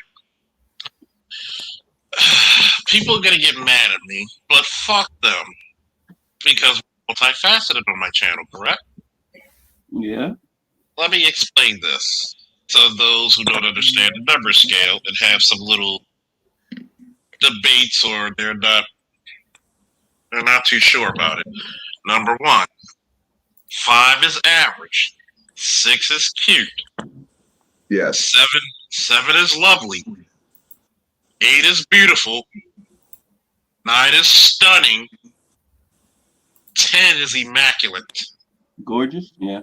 Well, if we went with that scale, would you say 7 was? Lovely. No, she's a 6 that's an adjustable 7. Yeah, she was a 6 that was adjustable 7. I'll give it to you this way. She's cute, but I'll give you a good. Make her upper rate a little I'll bit. give you a good example. Selma from Good Times would be a 7. Yeah, she's straight 7. In her prime, she was a 7. No makeup, 7. Naturally lovely woman. Yeah. Speaking of which, I actually met Selma from Good Times. Bernadette Stans, the actress. Yeah, You know, I yeah. like I actually met her too while I was on duty. She was down at the AFRAM in Baltimore. How fine was she? Oh, she's still fine. Mm-hmm. It's like she gave me a hug and a kiss and felt my arms. And my girlfriend at the time was like, "Yeah, I was at work, you know, at the AFRAM. Some woman kissed me and gave me a kiss and it was squeezing my arms." She was like, "Where's the bitch?" I said, "It's someone from Good Times." Shit, fuck her for me. Well, come over here, baby. We can She grab by was, the house. she like, man, if I had a dick, I'd fuck her. Shit. It's like, and it was funny because women know. See, I'm gonna tell a little secret to some of the younger viewers. Women will date you from the past women you dealt with. Yeah, because women compete in other ways. Women compete through men. Yeah. Because if you're trying to ask for $500,000, I need to see the whole facts. Oh yeah. I need to see the last 5 dudes you dated. If the last 15 dudes, or 10 dudes, or 5 dudes you dated made $30,000, and you asking me to make $5,000, nah, you want me to pay 2020, 2021, Maybach prices Oh for yeah. a $79 Nova. Oh, on top of that, on top of that, officer. On top of that, he asked her, "What percentage of men do you think make that much money?" She said 30%. Yeah, I'm looking at the video. I'm looking at the video right now. She's like, She said they 30. both She take said 30% of men make $500,000 like a year. Yeah, she said that with a You know, straight She face. said 30 Damn, percent. what She planet said is she living on? she said Krypton. 30. Yeah, she said 30% of men make What? $500,000. Oh no, I'm no. gonna say this: Yeah, I'm watching the if video you right make now. $85,000 a year, you're in the top 15% of men in America. Pretty much. Mm-hmm. Exactly. Let me put it to you this way: But also throw in the factors of height because they want men over 6 feet. Only 12% of men across the board are over 6 feet. and I that's would the say less entire than planet. that. And that's the entire planet. Yeah, that's probably playing 12%. In America, Yeah, that's probably at the That's the 8%. that's the entire planet. 12% of men over 6 feet. and it's funny how these chicks always ask for a man that vastly outranks them. Not even close or compatible. Vastly outranks them. Yeah, that's by design. They do that on purpose. And wait a minute. They always ask for a more than deserved deal. Because they're Yeah, gonna get I'm because watching that. remember that old saying, always ask your grandparents for a higher amount of money because the money you really wanted, that's probably what you're gonna get anyway. The negotiation process. Yeah. Ask for And high, negotiate low. Because females don't do that. but here's the They point. outspec themselves. Aim for Here's the the moon, shoot for the stars. here's the point that I'm making. You want to be this alpha female. The only time in history, there's only 2 animals that I can think of off the top of my head that are larger than the males. That's the green anaconda and wolves. Mm. Or hyenas. Right. So you're telling me, well, I'm a lioness. That lion's like 2 to 3 times your size. I don't see you defending the pride. Mm. That was never their job. Yeah. I'm watching the video right now, man. Like, take the eyelash off. Cause that hair she got is extensions. Cause look how stiff it is. The curls at the end. So that's not even her hair. And she's a 6. That That's makes her an exactly. adjustable 7. Exactly. Yeah. Okay, 2 points. All right, as a long time photographer that's now retired, let me tell you something. When these women walk into my spot to get their pics done, they don't come camera ready. So I actually get to see the real them. And I see a lot of 5, 6, and 7s walk through the door. But once they put on the makeup, okay, I'm talking about just face, facially. Once they put on the makeup, you can give them 2 to 2.5 points Mm-hmm. based on makeup. But if you strip it off, it's a whole different animal. But as far as concerning the whole lion thing, this is what's funny. You have a lot of women and some goofy males who sit up here and try to equate the pride, which is what they call, a group of lions, the pride. They'll say that, well, the women do most of the work. They're the ones who really run it. No, No. no, no. The alpha, the male lion, the women do the work for him, because once they make the kill, they drag the prey, or they summon the other lions, the males, and specifically the head lion, to the prey, and they let him eat first, and then they eat You the know scraps. why? You know why? Go ahead. Because in the animal kingdom, big cat eats little cat. If he gets hungry enough, he's He'll eating eat you or the kids. He'll eat a cub. Yeah, he'll eat a cub. They'll eat a cub. Other male lions will eat the cubs. And this is what I tell them. You're trying to fight nature of men. Well, I think a real alpha would take care of somebody else's kids. This is the reason why I'm gonna show my little nerdy side for a minute, because I actually paid attention to zoology. Oh God, no. You ever notice why when you have a lion and a tiger, they call it a liger? You know why a liger gets so fucking big? It's a 1,000-pound cat. Because lions have a genetic order where in their fucking DNA they have something like a myostatin blocker, which promotes them to get bigger, stronger, more muscular. The bigger, the better. The stronger, the better. It's that evolutionary advantage. Big, strong. Oh, bless you. Good God. That's like a bazooka. Sorry. So, in other words, Bless you. it's been passed through female lions when it came to mating selection. The bigger, the stronger the lion, the bigger, the stronger her cubs. Which means her cubs will have a better chance of survival. So, when you pass that genetic trait on through, something that will never happen in nature, a lion and a tiger breeding, that you already have a tiger, the genetic disposition of a tiger, combined with that gene, is going to double the size of any cat in the world. So, think about this.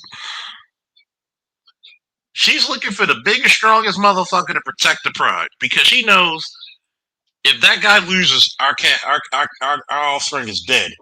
Because the first thing he does when he conquers a new pride, he's killing all the kids. I will not take care of these bastards. That's what he said. He kills them. He eats them. And he mates with all the females to make sure his genetic stock is the only one in existence. But yet, you had this silly ass female come up here and tell you, well, Russell Wilson is a alpha because he took the responsibility of somebody's kid. That's not your legacy, man. See, back in the day, my mom told me, and my dad told me, remember back in the day in the 80s, when it was shameful to be a single parent, a teenage parent? When the black community used to have this shit called shame? Yeah, I remember I remember an MTV show. What was it, My Sweet 16? Yeah. It wasn't that. It was one show where they really go on the story about. Yeah, My Teenage Pregnancy, something like that. And it's funny because when you have fathers in the homes, or at least grandfathers or uncles who were stable, shit didn't go down like that.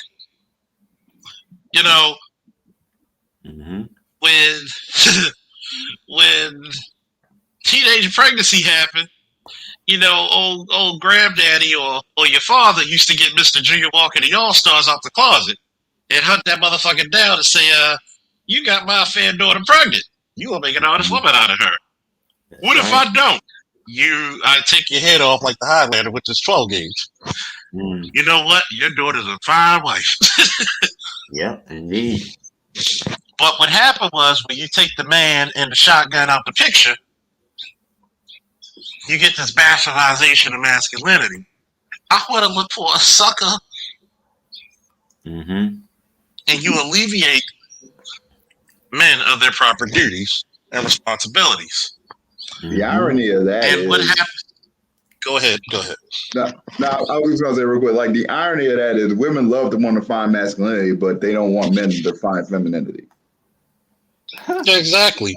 And you know what? You know what I got a part into that with is they want to determine, like you said, who's the masculine. But yet, notice it always has to be in the benefit of the woman, and not Bingo, just for right there. masculinity for the sake of just being masculine. Yeah, that's masculinity to them when you do their bidding, as you said earlier. Yeah. Prime example. Okay, my niece, she lives with me. I vet every guy that she brings through this door, and I do mean every guy. And this was something that she wanted to do. You understand? She wanted me to vet these guys. We have bumped heads on a few guys, that she called herself liking, where to the point where she wanted to move out and all this stuff. I'm like, no, if you want to go, you can go. I'm not going to stop you. But you understand, you're still going to have the same problem. In fact, it's going to get worse. Of course, she's still here. But my point is that I have chased off guys who have been literally shaking in their boots, just having a one-on-one conversation with me. The last guy she brought to the house before she got her long-term boyfriend. This guy, he came in, he's happy, trying to, be all buddy and everything. And I told him, I said, yo, let's step outside and have a conversation. Now, keep in mind, this guy, when he showed up, like he got off work at 8, he was supposed to have been here at 9. He didn't show up till 10:30. He came over, he had on a white beater with some sweat, and he had shorts on up under the sweats, but he was sagging the sweats. So I said, oh, okay, he one of them, which she normally don't fuck with. So when I took him outside, as soon as we shut the door to the patio, to the front of the house, this nigga was scared. He was literally shaking in his boots. Oh man, why we out here? I'm like, yo, dude, I just want to talk to you. Come on. But why we gotta do it out here? And I'm like, dude, what's wrong with you? Like, what? You afraid I got a gun on me or something? So I pulled up his shirt, showed him out. I was unarmed. I'm like, come on. Like, so we went up to the top of the driveway, and this motherfucker was copping pleas and trying to, talk like, like he wasn't no punk. And, just, what I'm talking about. When these guys are generally afraid, they talk that I'm not afraid language, but yet you can hear it in his voice and see it in his mannerisms and his demeanor. Trembling. Right. And I couldn't, because only, look, I'm going to tell y'all what I say. This is what I say to every guy she brings to the door. First, I asked him, hey, well, tell me about you. You got a job, you in school, whatever. Is this your car? Where do you live? And then I say to him, when they actually let me talk, it's like, hey, there are two things that we don't do here in this house. Like, we don't beat women, we don't manipulate women, and we don't, and no means no. Like, no means no. Like, you don't want to see me if you do any of those things. I couldn't even get that out. I mean, I'm outside with this guy 30 minutes with him bitching and moaning and complaining. And I asked him, I said, hey man, let me tell you something right quick. I was like, have you ever talked to a girl's father before? And keep in mind, I'm not her father, but I'm like her father. Like, but have you ever talked to a girl's father before? Oh, I never did that. I was like, well, this is what normally happens when you talk to a girl who has an actual man that gets to talk about her. But true, that's the thing. That's not the norm these days. No, it's not. And I had to tell him, I said, dude, this ain't no single mama bullshit. You understand? Can you say that again for the niggas in the back?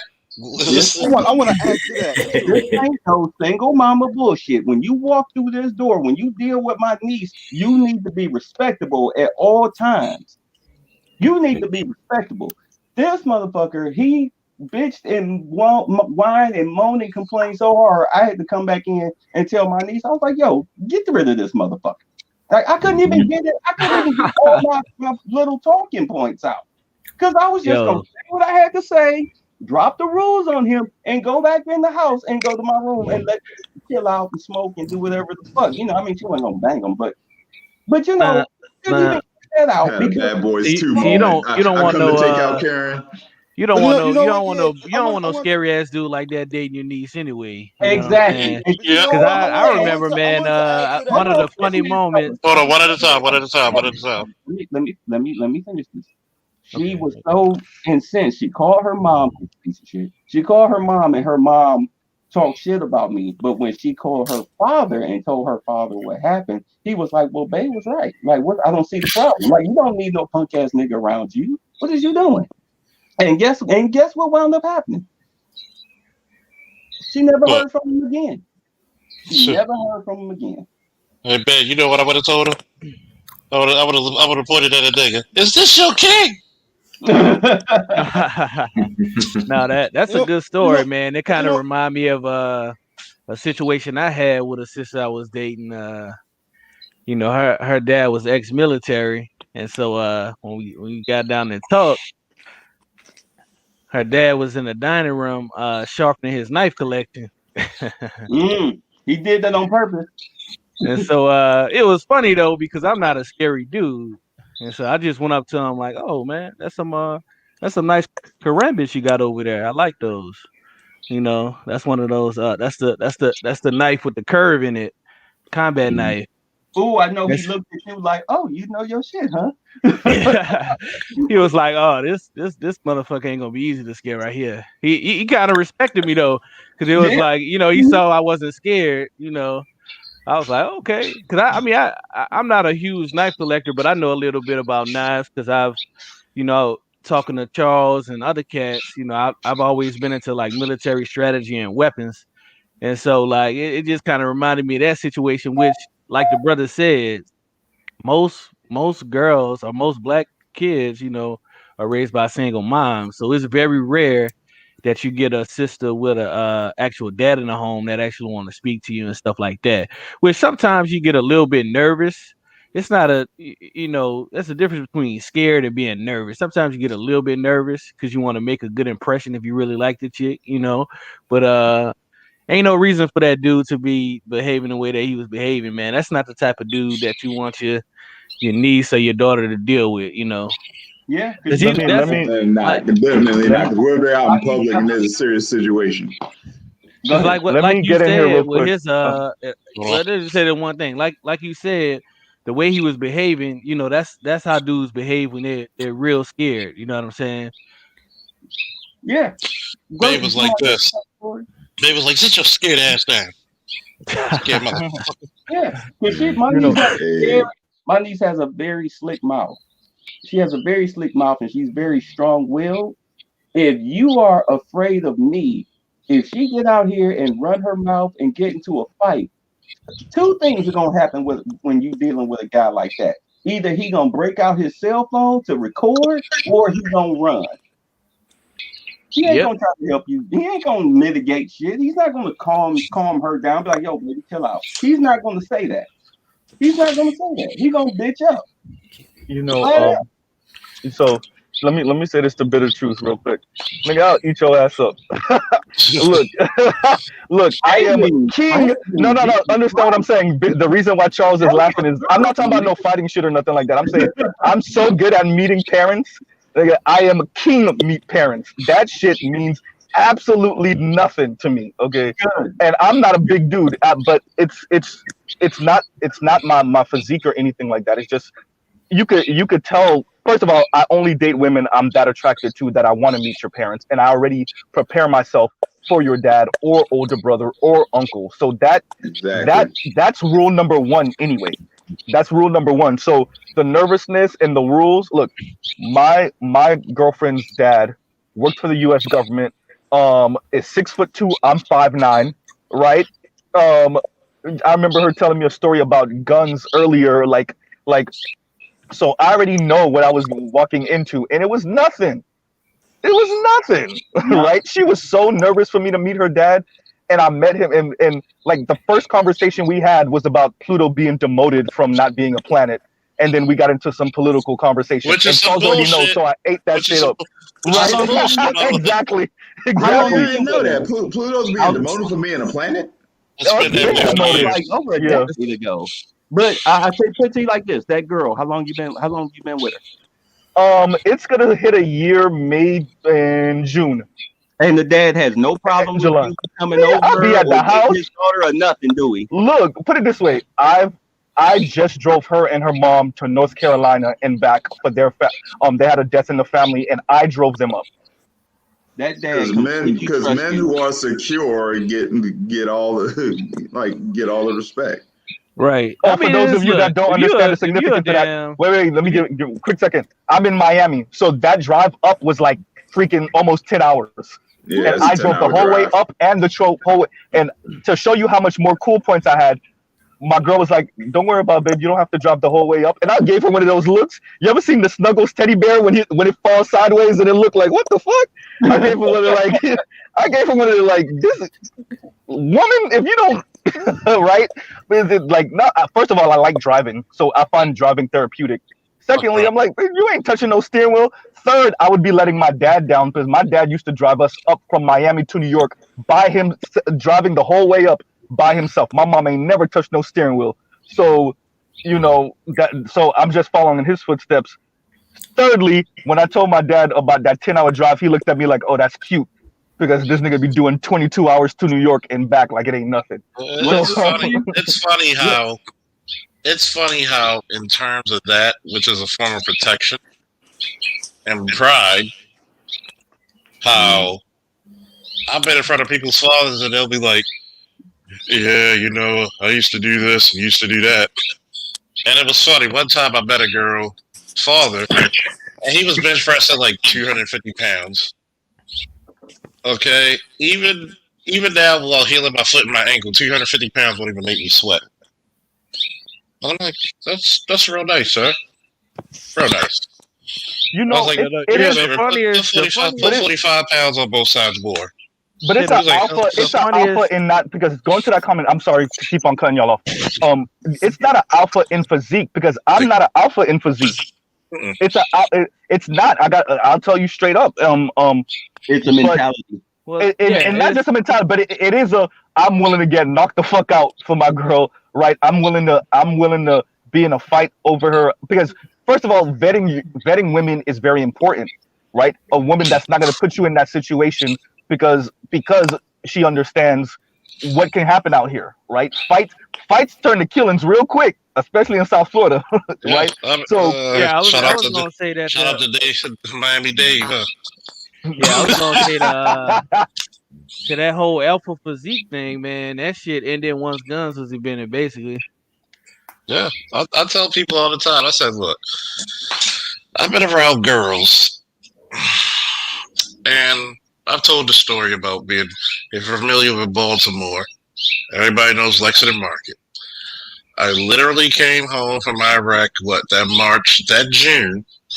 Your boy went to fucking Aldo's to get some shoe boots. They were nice. I had the little shoe cut jeans and the Costa shirt when I could fit them.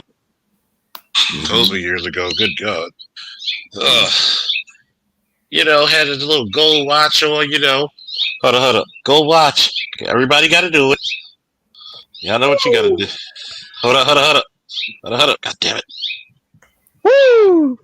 Somebody got some birds. Rolex wearing. Rolex wearing. Woo! Oh, yeah. One more time. Woo! Well, I got my window open. How did I not do my intro, Charles? Wait a minute. I didn't even do my intro.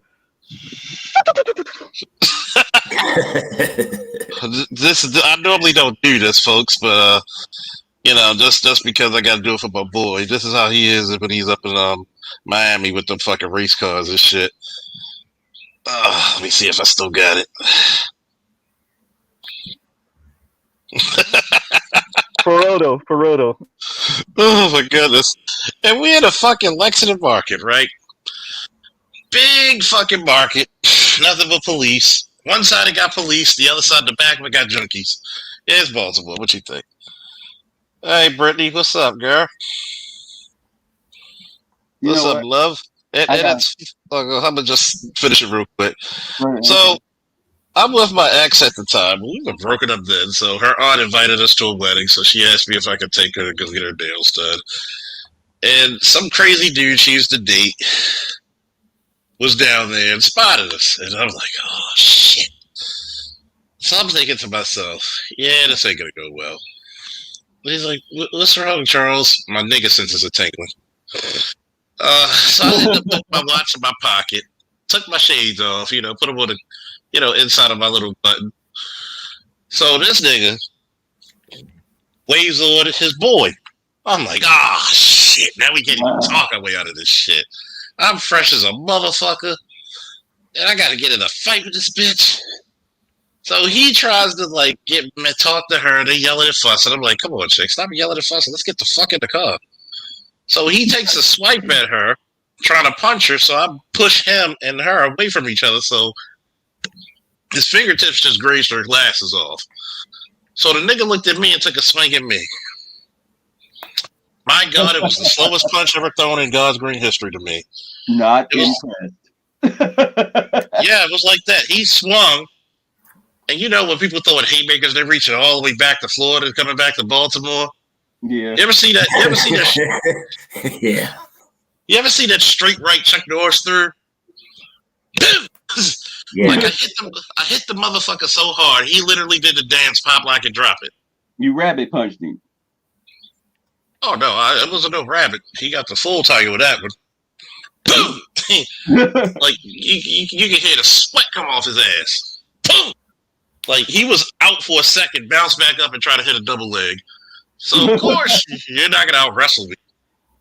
So he gets taken down. He gets a couple of knees to the face, couple punches, couple of elbows. Gotta be clean. His homeboy tries to come jump in it and try to come over me. So I put my knee on the dude's neck and his jaw, so he can't move anywhere. I grabbed the dude, pulled his shirt over his head and start uppercutting him, and allegedly throwing his head several times against a brick wall, allegedly. Threw him down. Took her by the hand. Bitch, if you don't get your ass on, I told you to keep going goddamn walking. So we're walking down the street, or speed walking, or angry walking, as people say. This motherfucker comes back once again, trying to swing a wild fist. So I'm like, okay, fuck it, I gotta hurt this nigga. So he tries to swing wild. I step into it, grab him around his waist, and belly to belly suplexed him into a fucking light pole. Oh shit! That poor bastard. So the police were called because before the fight started, I called the police because I'm like, look, I ain't trying to get involved with no stupid shit. I just came back home from the war. So he gets caught by the police, and the guy, of course, is Baltimore, so I kind of know the guy now. He cracks on the dude saying, damn, you get rejected by a girl, you get your ass beat by the new guy, and then you get locked up. Nigga, you a 3-time loser.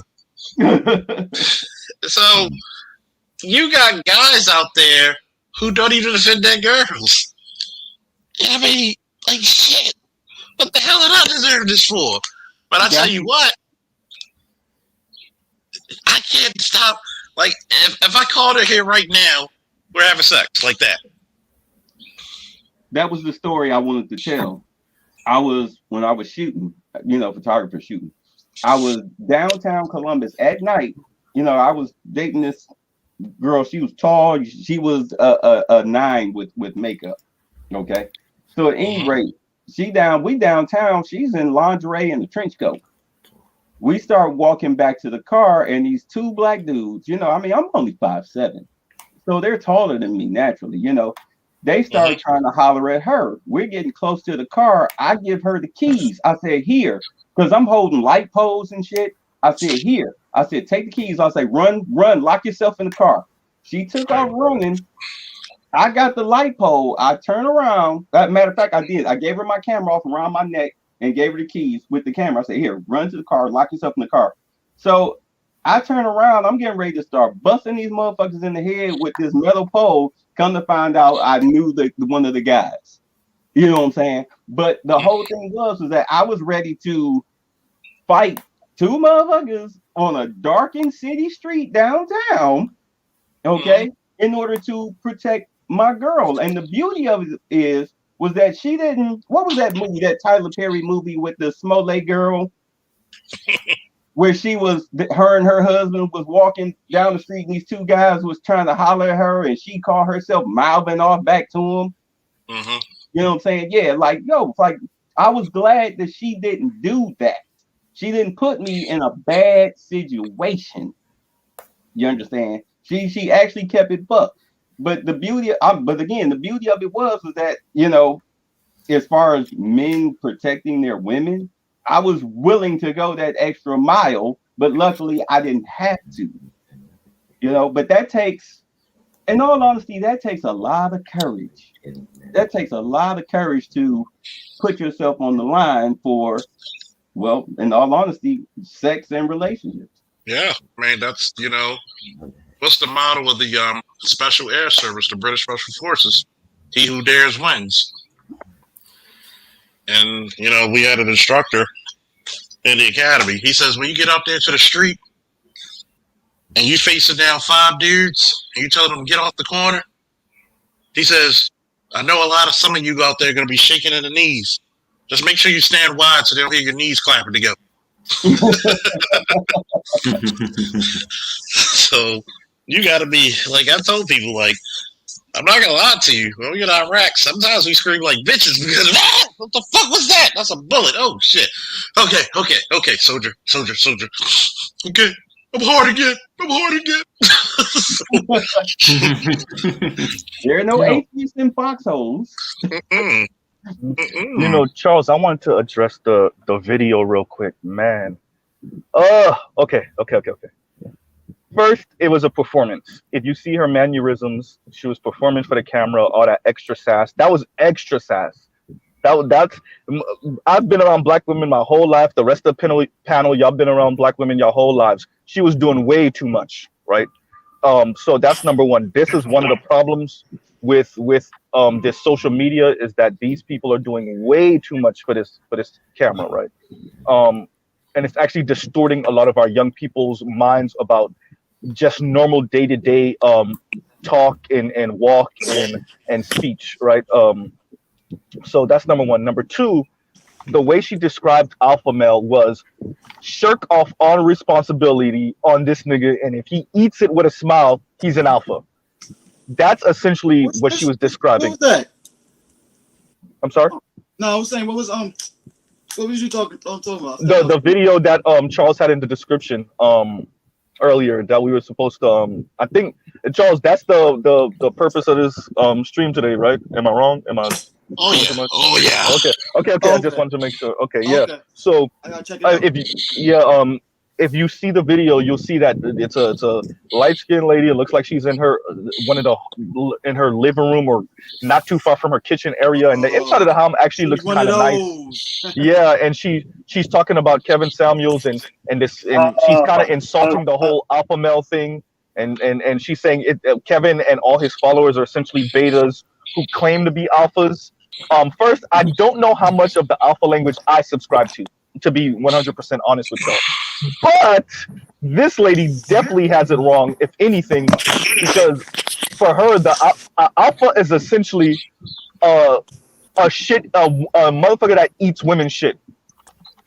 Everything, it's always his fault. He'll take on all responsibility, on accountability. And you know it's bad when she described that essentially alpha will take on being stepdaddy, because he understands that, you know, there's so many betas out here that they leave women single with children, and so he'll be happy to be a stepdad, and so that goes to show you that the ideal he makes alpha $100,000 a year too. Don't forget that. Thank you. Exactly. So exactly, the ideal alpha for a lot of these women is a motherfucker that has no spine when it comes to women. So you'll knock another man out, but when it comes to women, there's no criticism you'll ever have of a woman, ever, right? Yeah. All the criticism is on the man. It's always a man's fault. And I said this before, and I'll end with this. For a lot of these women, the ideal man is a man that takes on the responsibility of any woman within a 100-mile radius of him. It don't matter what she did or said or does or do or says. It doesn't matter about her past. It doesn't matter if she's currently the worst woman on the planet. He's willing to give up his seat on the life raft or the pontoon boat or whatever it is to give the worst woman on the planet a seat when the Titanic is sinking. Take her And out that her worst. And that's it why take not just take her out of worst, enjoy her worst, love her worst. It's not just take her out of why worst. in patriarchal societies it's the men that rank other men. It's not women that necessarily rank the men in terms of okay, what level on the hierarchy these men are at. You have to be respected by your peers. It was frightening listening to her because what you're saying is right. If you allow a woman like this to be the ruler of society and women like her, what you have is two very extremes. You have men that become despondent and say, if this is what manhood is, I want no parts of it. And the no parts of it look really bad, y'all. The low parts of it is a lot of that LGBTQ activity. Let's be honest. The no parts of it is being a recluse and staying at home and playing video games all day, right? Jacking off all day, doing your little 9 to 5 and disappearing from the world after it. The no parts of it look really, really bad. And in my defense, I play video games, but I still work out. I work out 5 times a week. Yeah, no, bro. I hear you, but I'm doing extremes on purpose. I'm purposely being he only jacks off 3 times a week. Thank you. right. Yeah, he knows he ain't saying nothing about that part. Exactly. That's the problem. Females will take those narratives, and even some dudes, and make it more extreme than what it is. Fuck that shit. I'm gonna play video games the day I die because that's a stress reliever. God damn I right. still It is. handle It is. No, I wasn't going there with it. handle. Let me ask y'all this, fellas. Nigga, please. What I'm is the playing Madden difference right now as we between speak. what's the difference between black men or any men playing video games and old white men playing golf all day? What is the goddamn There ain't no difference? difference. Nothing. Nothing. Wait. There is a difference. One on Respectability. TV, one on life. Respectability. Our society says that golf is somehow more acceptable than playing video games as a 35-year-old or 40-year-old. Until that narrative changes, in which it's pretty much done now, but that narrative stuck for a long time because golf was respectable, and golf somehow is linked to money and making deals and stuff like that. Meanwhile, And video games was associated with. Wait. Let me get to the period. And video games was associated with. You're talking like you're driving, nigga. I am, but video games is associated with big man child. That's the issue, and I'll end right there. But the funny thing about it is, video games is a $1 billion business. Mel's next, then who's that? Mel's next, then Lion. But the funny thing about it is, who's making millions and millions of dollars, even billions, making these video games? Grown men and stuff. They are tournaments now these days. And females now even joining in on this money making craze of video games, starting video game channels, and they don't even play as good as the dudes. So I did hear a female come up and talk about, I respect the man playing video games. You got some of these OnlyFans chicks that's doing the same thing with Twitch channels and getting money just for playing video games. Even they suck at it. Yeah. But the funny thing about it also too, with this damn masculinity shit, well, from their point of view and shit, they know for a fact that number one, most of the time they ain't gonna do most of the work anyway, so they can get a dude to do the work for them. And they know they even come from certain dudes that they know they can get away with, or even will support them. Not just the simps, but even some quote unquote womanizers that will pander to them to a level that they know they get easy pussy like that, and they know they can females can manipulate dudes like that and shit. Oh yeah. But see, and that's what really gets crazy like that. And who's next, Lion? Yeah, that whole trove about dudes who play video games. First of all, video games is a $70 billion business. So yeah, there's that. And then the second thing that kills me is like it is the shame. All it is a shaming language to get you to do their bidding, and it's not working anymore. It just doesn't. I'll put in perspective. video gaming is actually cheaper than black women going to get their hair done. Yes, it is. It makes more money than weed, but so the funny part is, as a business, video games make more money than the hair business. Ah, but they'll spend more.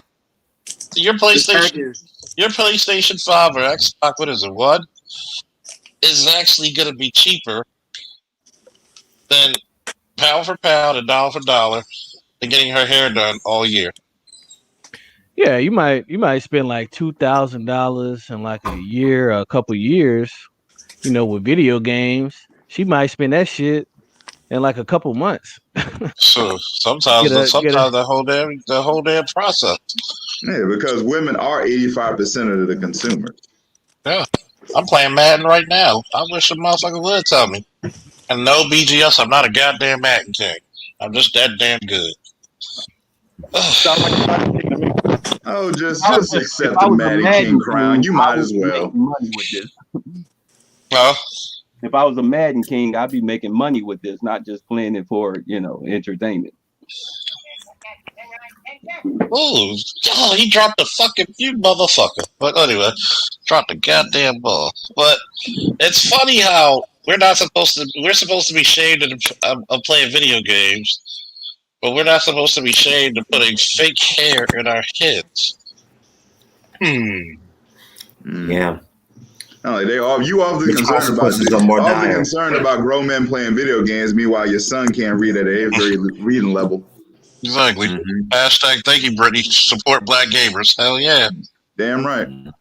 I Which mean, one of it's y'all want to see it's me in all about Forza or Gran the Turismo though? Wait, you just said something there that I thought was a very profound. Damn, and my mind just went blank. It was something about video games. Dang it, I forgot what. 77. It said PC gaming is a $77 billion business. Mobile gaming market. No, I'm sorry. PC gaming market 37 billion. Mobile gaming market estimated over 77 billion US dollars. Oh, that's what it was. Okay. Here's what kills me. I could see if you got a guy who sits home all day, trying to flip his little $300 weed sales or whatnot and everything, driving your car and everything. Yeah, those are the type of guys, in all honesty, women actually like.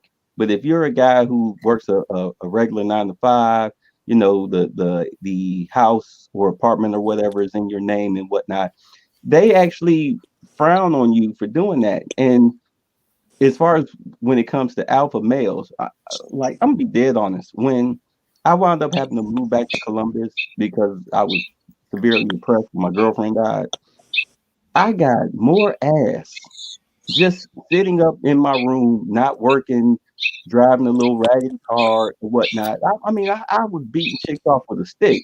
But once I got my life together, got my shit back together and everything, shit, I had to use a damn fucking gotcha bitch, Dave Chappelle Mm. trick just man, to, bit of truth, start, man. back into my cipher, I'm which is I'm glad you great. said that. I'm glad you said that because I thought about this shit the other day. I was like, damn. When I was in college, eating oodles and noodles, eating ramen, you know what I'm saying? It seems like it kind of does seem like I got like more quantity of women during that time in my life. Whereas now, I would definitely say that the quality is better. But it's just funny that it seems like the majority of at least our women, they'll deal with you more when you're in that struggling stage of life. You know what I mean? Mm-hmm. Like Jay-Z said, truth be told, I had more fun when I was piss poor. Yeah, think about this. Well, then again, I went through 40 broads from, what was it, May to October when I first got on the street. But as BGS will say, it's a whore profession.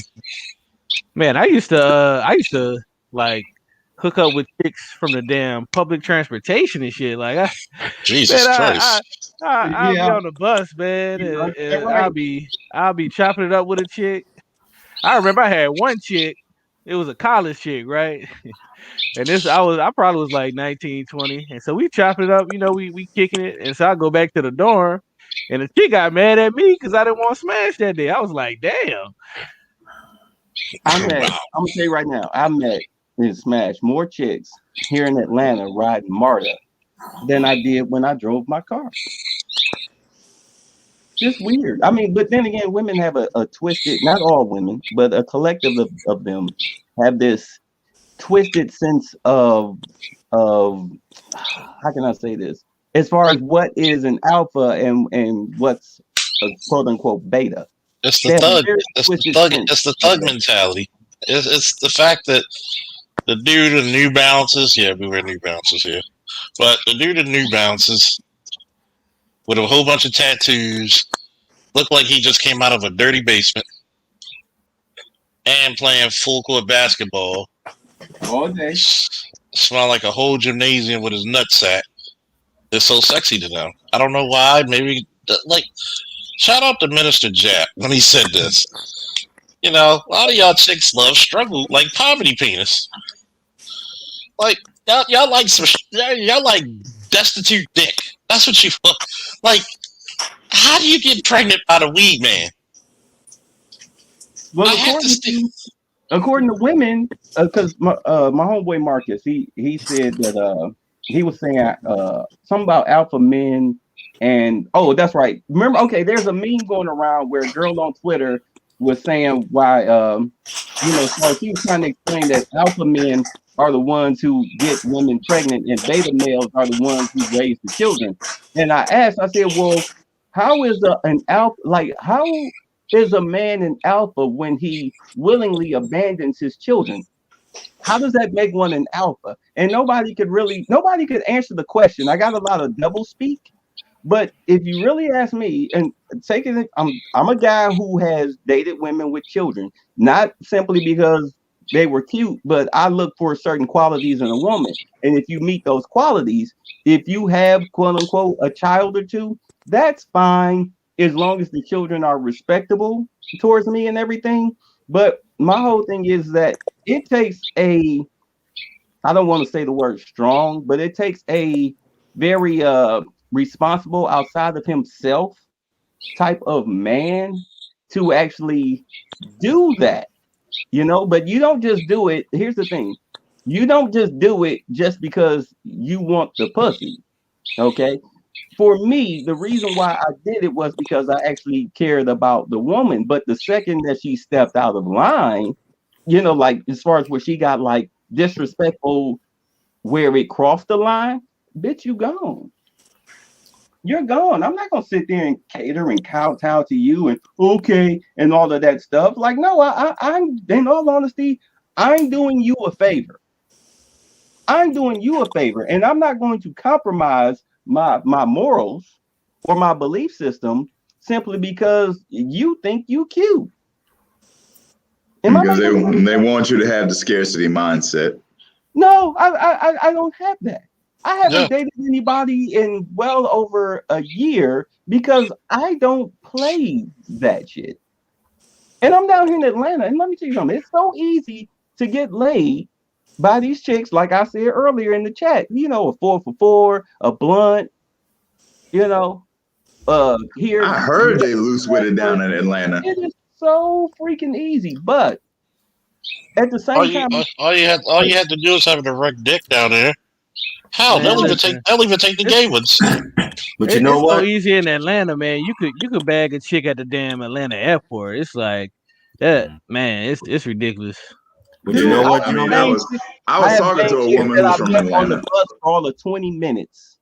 A 20-minute bus ride to the station. Here, what's your number? All right, cool. Then hit them up that night. What you doing right now? Nothing. Hey, can I swing through? Yeah. Or I bring them through. Bang them out. They go home the next morning. Never hear from them again. It's not hard. That's how easy it is. You know what, though? It's funny. I'll tell you what, though. See, for me, that's how can I say? That's warning. That's warning lights for me. Okay, that's red flag for me. I'll tell you why.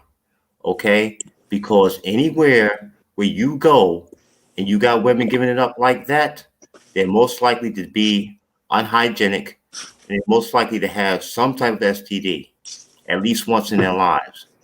Okay, That's why they need condoms. that shit for me is listen, man, I ain't dealing with that. What's One going thing on, for Eric? sure, whatever that woman did with you, she more than likely did it to someone else too. Exactly. That's why Yeah, that's why I don't indeed. call them back. Remember, No, she's not no, your Eric, I'm I chick. just want It's to your turn. I just want to sing Eric praises real quick. I don't think I've ever mentioned a book that Eric hasn't read. That's a well-read Well, man right there, boy. I'll tell you the thing about it is this, okay? I consider myself a man of average intelligence who's a student of life. The only way you can be a true student of life, you gotta read, you gotta learn, and so you read the books, I mean, and the thing about it is, Mr. Z, you read certain books that I haven't read. I read certain books perhaps you haven't read. We learn from each other, you see? As But long as that's what's going on, it's mhm, for the good, right? true. But even the books I haven't read, so if I'm like, damn, I don't know if I want to read, I will watch a million lectures from the author about the book. It's low key cheating. It's like Yeah. because they give up so much of the game in the lectures or the interviews that you like. Okay, I'm gonna be lazy with this. I ain't gonna read this one, Mhm. right? Because they give up so much of of what the premise was, some of the interviews they might have did depending on the situation. But you know, Charles already know me and certain brothers have an ideological back and forth in the black community Mhm. about kind of what direction we should go in or some of our political and social views, and it's difficult for them to kind of they have very like anecdotal stories of like the one-off brother that made it, the outliers. And I'm like, nigga, there's always outliers. Like Indeed. and I come with like when when we were talking about the tyranny of merit. So I come with like PhDs that like did years or at least a year of research on whatever topic.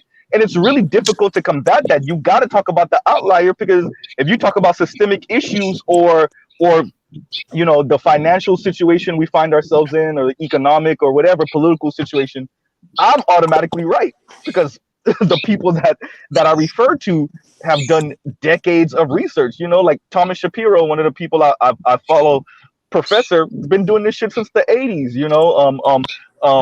We were talking about Michael. What the fuck is his last name? Why did I forget it already? But yeah, we were talking about him before, and like him, like it's just people I follow. I watch their lectures, their interviews and stuff. Anand Girgadas, Pikash Mashraf, like just bunch of people that they just let you know like right now what's going on. And this is half time to the subject, Charles. This is half the reason why the women are sounding crazy because the economic situation has gotten so polarized that being middle class hurts now. It wasn't Yeah. supposed to be that. The middle class was supposed to be comfortable. And yeah, you Yeah. didn't, it wasn't the greatest thing in the world, but it wasn't the worst, right? And now being middle class is like, what the Middle fuck? class is burdensome, man. Yeah, Yeah, It's, but it's, yeah. middle you're class dialing this. income, like Go middle class income ahead. randoms from 40,000 to 122,000. That's Yeah. Yep. middle class income. Depends on where you Yeah. live. And then Yeah. you got to think about it. I'm going to say some not so controversial shit, but very controversial. Go ahead. Women are modern women, and I love modern women to death, but teach your kids if you're going to teach a kid to go for the best deal, do that immediately. Mm. Like, you motherfuckers will have your daughters get pregnant and take a nigga who sell oranges on the street and talk, I'm gonna take you to child support. What you gonna get? The stems? You gonna get the vine? What the fuck you gonna get out of it? Some grapes? Go get the Like, seeds. But it was another YouTuber that made me look at this shit. Mm. And I like this. And yes, I steal talking points. Fuck them. If I like you and you say something intelligent, I'm gonna praise you. Hey, you didn't get the papers to your door yet, Charles? I've been sent my lawsuit papers, nigga. I want all my money for my talking points, all of them. Nigga, as many black catchphrases you use, you like you still got underwear on. Hey, Charles, be careful. You know, dude gonna make like 20 videos talking about you stealing his talking point. Oh, I am. I'm gonna Oh, make, bro. My whole series is gonna be Officer Charles ain't shit. He out here stealing Mr. Z's talking points. Here's my attorney. We suing. they're gonna tell you. They're gonna tell you. That nigga don't give a fuck. What's the law firm you gonna go to? We Cheatham and how? Yeah. Not gonna make no money because you can't really sue for talking points. Law office. You know what you know? Yeah. I know what I noticed though when we talk about modern women. Whenever we talk about Hold on, David. whenever we bring up modern women, there's never anything positive.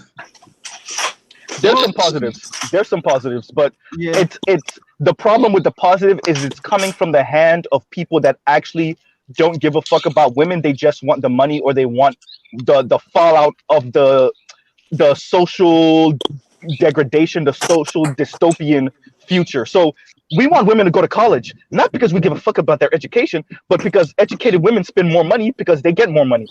You see what I'm saying? So But it's they not. also go into huge debt. They go in the debt, and the interest on that debt, because you paid it off for what, 2-3 decades. You see what I'm saying? So I'm educated. I hate to say this, man. I don't want to be with a woman that got that big ass debt like that, paying 2 decades to pay that off. No. well, it's a catch-22 because that's where that debt. that's the catch-22, man. Make the most money that you can. Quick word Bro. about the whole child support thing. While a woman will take or put a average or below average man on child support, it's not necessarily for the money. They just want to ruin your fucking life. Yeah, it's just been vindictive. It's just another weapon. I'll say this. I was listening to Love Dorsey. Okay, she did a one-on-one with this chick. Since we're talking about betas and alphas and sigmas and fries and all this other shit, oh my. And she's doing a one-on-one with this chick, crying on the phone. Oh, he won't sign over his rights. When I got pregnant, he wouldn't sign over his rights. And she's like, you can't force him. If he wants to be a deadbeat, let him be a deadbeat.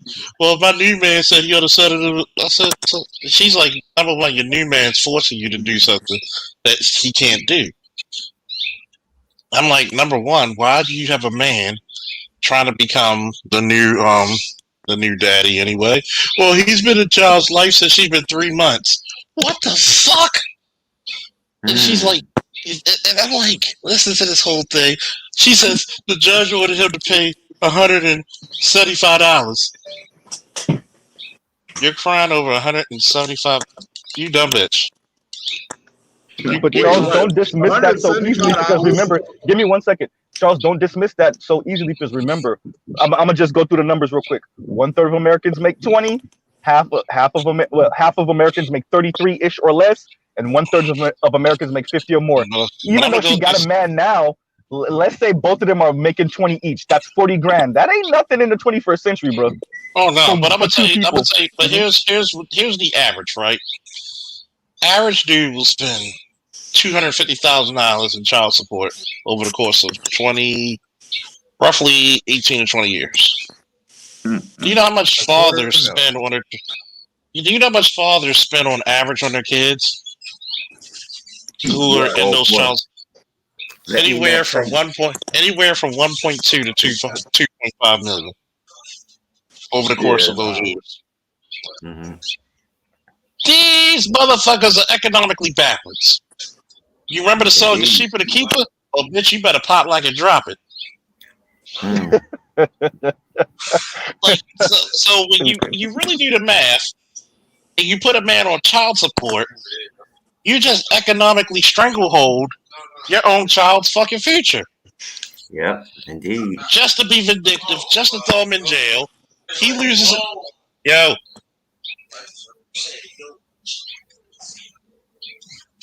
So, in other words, you're basically, let's say you have to have a job like mine where you have to have a license. You basically you can get a guy fired, even though it's easy to get child support from us because child support and finance is right next door, literally. But it's like, you don't see the chicks going after no niggas with money. They just want the brokest nigga because guess what? They want to be in control. It's about control. Janet Jackson screamed about that, didn't she? Yeah, she did. I think we really underestimate in our society women's want for power also. So when we think about the hunt for power, we most of us automatically think of a man, right? We really have to work on the idea that women want power too, and women will do some really insane shit to exercise power on their children, on men in their vicinity. It's not only because our society acts like women only do that shit to maybe other women, but they have a heart, so they don't do it to children, and they don't have the power to do it to men, and that's just false, right? We really got to work on that language and that narrative too, also. But you know Yeah. what though? Exactly. I tell you one of the best ways you can shut women down. You shut them up real quick. Handle your sex impulse. Handle your True. libido. Say no. Watch. Hmm? And watch the result. No Hey, good dick for you. GPENT, Right? No good. I got You like 3 can't. positives, not 5. I got one positive: easy access to pussy. I can actually testify to what the What's up, sergeant Namer? just said. Hey guys, how y'all been? Anyway, what Eric just said, I can actually testify to that myself. In my life, there was this young lady I met a couple times. No, this I was friends with for a while. I remember when I first met her, she was kind of hitting on me, but I was like, nah. Because I just first met the bitch, wasn't gonna hit it like that. She was coming on strong. Bad timing. She tried to want to link up again in that kind of way. I said, nah. Given the circumstances and whatnot, not to mention she had mentioned to me before that she had cheated on somebody. So I was like, oh yeah, red flag right there. So I couldn't do it. I wasn't having it like that. I was going to do this. I was going to do it on my terms and my terms only. Not because she felt like it. Exactly. Value Because I knew yourself. in my gut, because both the first time in my gut, I knew it was a bad idea. Nothing was good. Something wrong about it. So I You didn't know do what, it. Namer? You knew Yeah. you do if you do with your gut that if you got it hers, it'd have been some shit. I just had to say that. Yeah. It's a good thing. That was funny. I didn't hit that. But the only reason why I emphasize that is because of this. Okay, think about it. If the men don't want to deal with ratchet women, right, Mm-hmm. or in general, okay, even including specifically black women, right?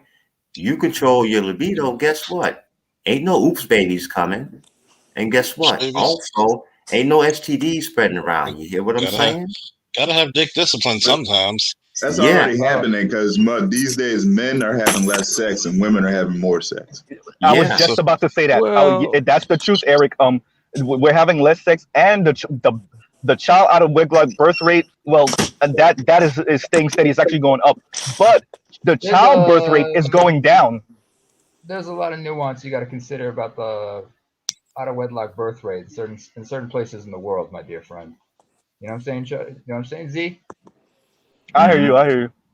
Well, what Because I'm like yeah, saying what I when was I gonna say about no, the brother, about the STD and the birth rate, I feel you on that. But one thing that I've always suspected, and I found that it came out to be true, was that especially that STD thing, that may not necessarily be coming from brothers, and if it is coming from brothers, it's coming from a small percentage. Because remember that DJ out in Carolina oh that yeah, was smashing like A few hundred, over a maybe a hundred thousand. and see that's the black You women, and got he to had real. HIV. And you know what black women tried to do when you when talking that about the shit got white boy? exposed? You're Yeah, talking the about the white boy, white right? white DJ. No, Yeah, don't mention his look, name. We ain't gonna give any more. yeah. You know what black women tried to do when that shit got exposed? Oh, that was underage girls. That was underage I girls. wasn't. Who I was it? wasn't. That Them was hoes were You them may have hoes were had, you could count the They underage were girls grown ups. on one hand, right? They mhm. may have had 2 or 3 underage girls, but the other 2 or 300, goddamn it, were all legal consenting adults. But that's how Mhm. they do. They try to minimize that shit. You have to Eric. realize, they Speaking of which, recycle the same percentage of men that they smash and having babies with, and that's actually 30, even 20%, even 17%. and stuff. Right. Say But they how gonna come cycle the same women? percentage of men over and over and over. Even some don't even notice they are, but they are. They recycle the same Now, percentage amount. now I know we got some New York people up in here. Have y'all heard Yeah. of the Sperminator? Y'all Mm-hmm. heard of that Was dude? that the white dude that was also having sex with a bunch of women? That I did not heard No, about he him. wasn't not only having sex, he was having babies. He has Yeah, about yeah, I 30 know the different story. baby Yep, mothers. yeah, I know exactly what you're talking about. Yep, Well, you mean like Yeah. yep. was he like a Jewish guy? Was he like a white dude or a Jewish dude who was like impregnating a lot of black women? Is that what I you're trying don't to tell us, know Jesse? what I don't know Oh, what group of I've read that Oh, white story. that he's serial from, but pregnator. One at a time. One at he's a time. One at a time. yeah, I don't know what group of white that he's from, whether he's Jewish, Anglo-Saxon, or whatever, but he's white. I seen an episode of Law and What? Order. I seen an episode of Law and Order about a dude like that. John Stamos played that character. Well, you know, He was Law and he was Order a take serial their shit from pregnator. reality. That probably was based Yeah, on this story. Yeah. yeah, Well, That yeah. you you gotta think about it. David Earl said it best. That white skin will be forgiven all iniquities, boy. Yes, indeed. Forgive all iniquities. And it's funny because as a black man, you gotta be alpha. You gotta be rich. You gotta be high there, high value, high this. You gotta be so high you fucking damn near fly. Okay? But yet, that white boy could look like Cheddar Bob. Shout out to Josh for that one. Could look like fucking Cheddar Bob, and she thinks she got a winner. I mean, nigga look like Andy Griffith's son now. Hmm. and, That's hilarious. Yeah, I and mean, it's You know okay. why? You know why we Charles, you know why they do that to us, right? Why they say a brother has to be this, this, that, what not to be fucked with. Because they're not. No. This would remember BGS had a video out a while ago where he talked about how black women view black men. Yeah, When they that's how they view us. They need us. They don't want us, but they don't want to admit that they need us. All right, They I'm need back. I y'all. want to speak on what you Yeah. just said about that white guy with all those that impregnated all those black women. There was two Yeah. things going on with that. Number one, he was making anchor babies because those women that he was impregnating were from Africa. yeah, yeah, Right. exactly. Oh. That and also you have to deal with the psychological domination that goes on over there because do understand they go over there with the white Jesus, and you have a lot of people in Africa who worship white Jesus. They worship Christianity. They worship that white Yes. male figure. So it was easy for him to go ahead and impregnate all of those foreign African women for so they could have an Hold on, anchor. hold on. What percentage of those women that you say are from Africa? Because most of the women I seen was straight up African American, based Well, on the which case names. are you talking about? I'm talking about Sperminator. That's what we were talking about. The dude out of New York that had 70. It's a white dude that had 78 uh children with 13 on the way. Oh, no. I This is think a different story because Cause that guy. I assume okay I assume that you was talking about the same that guy. Sperminator had more And black children from than my a knowledge, most of the women that he impregnated were African American. Oh, that the Yeah, guy with 77 kids. it's a Sperminator different guy had story. more kids than a Huh? baby boomer's father. But that was a different story because the brother who was talking about the white dude who was impregnating the women out of Africa. He had a couple hundred children. Yeah, that's a totally Oh different my story. God. Yeah, I mean, but Yeah. that Oh, just goes okay. to show Yeah, that that's a different what story. was That's a going different on story. was not rare. It's an underground thing for women who want green cards or citizenship or whatnot. They'll go ahead, they'll Residency drop some visas. anchor babies. I just wanted to make sure. I just wanted to make sure that we was not absolving the American black woman of her transgression, because Oh there's no, a Oh no, very no, just popular. break it Jesse, down Jesse, for Oh you. Jesse. no. Nah. No, Ain't what I'm nobody getting saying that nobody a is, wait, pass. whoa, hold on. The reason why I say that is because there's a very popular figure that I know personally that I'm very cool with, but he has been going on this thing lately of saying pretty much he's been blaming any negative thing that black women have doing he will say that there are 9 American black women that's doing that shit. And he'll be saying like, okay, well, most of the bed wenches, I guess I could say that term, are non-black American. And And who from said my this? observation, I don't want to put the brother name out there, but if you You if type you it in the back know, chat so we can check, so we can cross reference at least. oh yeah. I'll put it in See, the back chat. see, there's always ways around these things. There's always Okay. ways around these things. Ah, I'm not surprised. I'm not surprised. I'm not surprised either. Oh, speaking of which, I've never liked that individual because I Oh, remember he was. Oh, that that I'll be clown. guy. honest. Oh, that I'll be clown. honest about it. I'll be honest, because there's another cat who I used to listen to, who he used to continuously be at odds with. In fact, he kind of they got into some colorism shit. If you going back and forth, if you think about it, Hint, he's hint. the one whose last name that Cerulean likes to mispronounce. All right. So what did this particular Yeah. guy say? The one that you said in the back chat. What did he say? I missed that whole part. I was in the gas station.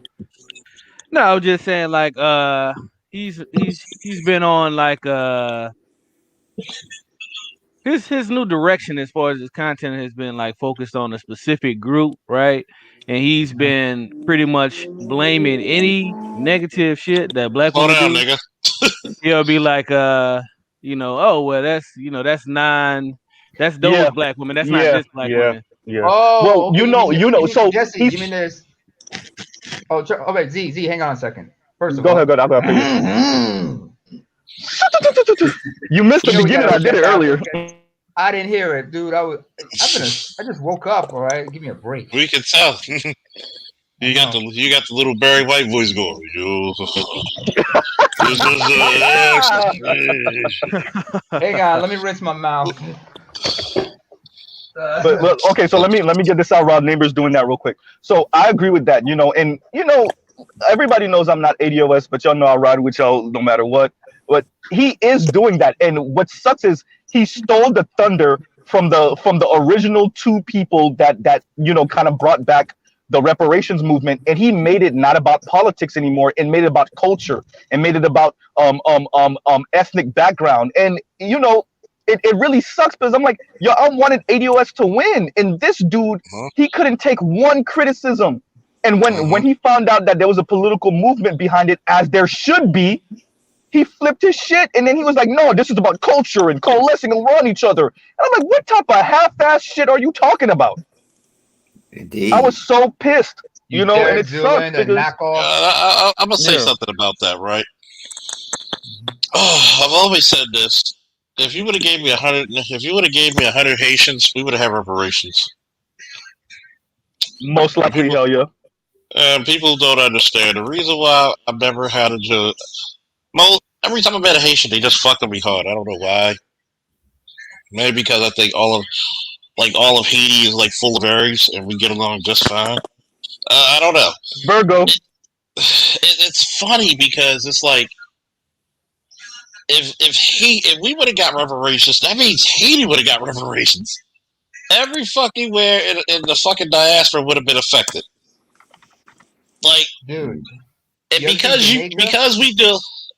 Hold on, neighbor. Because we have this fucking crab in the barrel mentality in the West. Mm-hmm. We gotta have one. The Highlander. Where's Duncan MacLeod at when you need him? You gotta have. There can only be one leader. We can't share power. We can't disseminate. We got to do this shit. So instead of actually working together for a common threat and a common cause, we all lose. And now some motherfuckers who only been here for like 8 seconds is going to get more reparations and benefits than you. Congratulations. You played yourself. Yep. This is some Johnny Come Lately setup thing, but I wouldn't blame the Jesse, reparations thing on him. To be honest, to respond to Z, it was a lot of issues with the. All right, so like the two individuals that got the most traction on reparations, it was a lot of issues with them. Matter of fact, I got a homie from Detroit, and I was pretty much telling him like, okay, these individuals they on some BS, and so he was like, nah, man, you tripping, man, blah blah blah blah.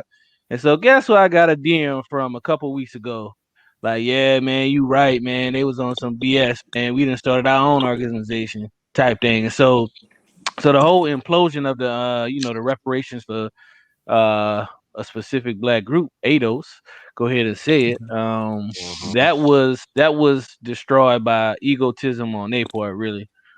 Yeah. Now he Um. did help to divide a little bit, because he, like you said, he wanted to switch to the cultural aspect as opposed to they wanted to deal with the political aspect. So yeah, but it's definitely, I would say it was more them than But uh than him. politics, because this is a political conversation. So how do you fight And I'm not going to disagree with you because I don't know too much about their side of the egotism. So I'll defer to you on that. But with that particular character that we're speaking about, the idea, and remember, Mr. Black Authority jumped in it too, and I'm Oh, See, you you're got working. out. Bored. They See, you're got you. working. Oh no, they got Wait, you. wait, wait. They got Bag you. it up because you borged out. So bag it up. Bag it up. Repeat yourself because you borged out. Uh-oh. You're He's still still borged borking. out. Hang You on. boring now. Okay. Slow down, nigga. Until he gets back okay. to connection. Until he gets connection. Well, All what I right. would All right. say is, Uh, a lot of Jesse, if I what may. made a lot of what made those two individuals get traction is that they actually had people like the individual that I mentioned actually coalescing with them. They ended up falling out, but I've watched this thing since the beginning because Antonio Moore, which is one of the individuals, he used to be a common guest on one of the radio shows I listen to. But anyway, that's Yo, how yo, they where are really you? started gaining traction. Is that they had popular people like the individual I mentioned, like Jason Black, and many other peoples with large followings that started actually helping them to push that agenda. Jesse, are you out in the desert? Because there's a lot of static coming from you, man. There's No, wind that's blowing that's in the not background. You outdoors? that's You're not me. windy. That's Where you somebody at? else. That's somebody else, Somebody bro. is outside. That might be Charles. Who's Somebody's Not me. outside? outside. Not me. Not Sleeping. me. Yeah, I'm Whoever's inside. whoever it outside, they was, better they mute mute up. themselves. That wasn't me though. I'm in. I'm in my room. Mm. Anyway, what I wanted to say was, I'm familiar with this cat because, like, because his thing about protecting black females and whatnot, and scapegoating other groups. By the way, that's what he was doing, scapegoating other groups. He's been doing that for a hot minute, 3 hours, couple days, several months, countless years, because he's always been at odds with this other character who I've mentioned before. I mean, that's recent though. That's Who like I the don't want to last three mention. to 5 years. Cause I mean, I've been Oh dealing with no, this longer particular than that. individual. I've been dealing with this particular individual. Let's see, at least 14 years. You know what I'm saying? Oh, At okay. least But I'm 14 just saying, it's years. like this comes as no But surprise to me. I can't agree with the. I'm trying to With think the of the other term. person, No, I'm saying I can't deal with the the the anti hypocrisy. other black group attitude type thing. It doesn't make any sense Well, because you're beating somebody's That's the but the horse. thing aspect. about it That's the aspect I wasn't can't it really get a. okay? Weren't the two leaders in ADOS, weren't they at each other? not that I know of. Yeah, I don't know No, about they that. did. I don't think But they saw eye to eye on a lot of things, but eventually they did come to terms on certain things. They just yeah, And maybe. Or another example I can give you would be like in South Africa, Nelson Mandela and Archbishop Desmond Tutu. They didn't yeah. always see eye to eye each other, but they had the same common goal, but they went about it different ways. so I Yeah. mean, let me that's get out what I always was going going to to say earlier happen. real quick. That's So Like Malcolm and Martin. true, but let Yeah. me. So what I was going to say is so this was a very political conversations. The reparations fight has to be fought politically.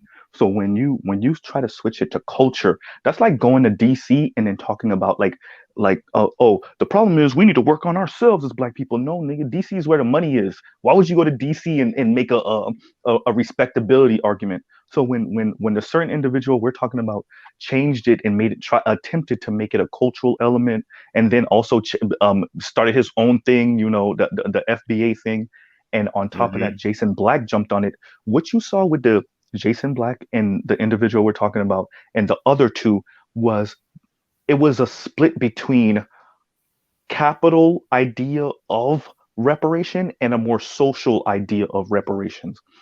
Right. And you can't keep on doing the whole, well, these black people that do this thing, they're from over there, they're not us, because all you're doing is stoking up resentment amongst the different black factions in America, but you're not making a reparations push.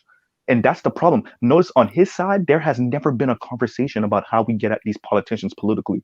How do we advocate? Because what he'll say, and somebody said he's an agent, and I started to believe that, because like what he'll do is whenever somebody like the other two make a political argument, he'll say, well, we'll just go make fun of them. I'm going to make some puppets to make fun of these people and all this Yeah, weird and shit, right? And yeah, it's indeed. never a political conversation. And I'll end with this. He always makes it Well, seem like, oh, these I'm politicians at know the what we Z need and they know what well, we because I know want. where he's I, going And with Hold I'm this. on, like, hold Okay, on, hold sorry. I, on. Let him finish. well, Hold on, hold on. Let him well, finish his thought. he always makes it about these politicians know what we need and they know what would be best for us. And he's right about that. The problem is you still got to say it though. You still have to say it. The issue is you don't want to say it, and you make everything a cultural thing, a funny thing. No, man, when you sit down with these people, you got to get to the money and you got to talk politics, right? You can't come here with the puppets and the cultural things and the weird and the oh wait, look at the roots on that person's hair. You could tell they're not ADOS, or better yet, his term for FBA, right? Look at their lips. We don't got ash on the side of our lips like that. Look at their forehead. Our brow don't is not folded like that, and it's just some weird shit, bro. Stop it, man. And I'll pause right there. Can I be yeah, I mean, I Z? would say that Actually, I would say that I get why he did switch from political to cultural, so to speak, is because the money. two individuals that led it was really adding some extra political ideas that he didn't necessarily agree with, that I don't necessarily agree with, which I won't really go into the ideas that they was trying to put at it, because as you know, one of those individuals is LBGT, right? So Yeah. yeah, that was the main reason But why he kind of broke from them, is I because I at, agree, at Jesse. Here's the issue, and I'm sorry for cutting you off. Here's the issue. I agree with that. So I'm not. Once again, I agree with that. Here's the issue. Then sever that part and call that part out. But to completely leave the political thing on the table, the issue is you can't fight the opposition that's going to come in the form of other people of color and white people. You can't fight that opposition culturally. Number one. Number two, the LGBTQ person you're talking about. I remember I've watched all their videos up to date. They never made it a thing. They never use it as a crutch to be like, well, if we get reparations, then LGBTQ should get more because we've been through. They never did any. As a matter of fact, they would throw LGBTQ people under the table because, and they always said like, I'm black first, I'm ADOS first. Like essentially my sexual orientation means nothing. And they would go after black people that would try to put skin tone first or try to put their sexuality first or any of that. The issue is he didn't care about none of that.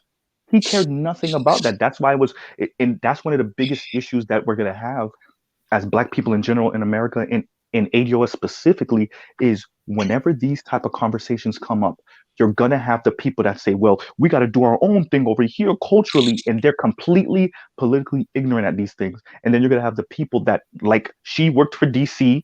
She excuse me, she used to work for a politician in DC, and then she moved back to Atlanta, blah blah blah.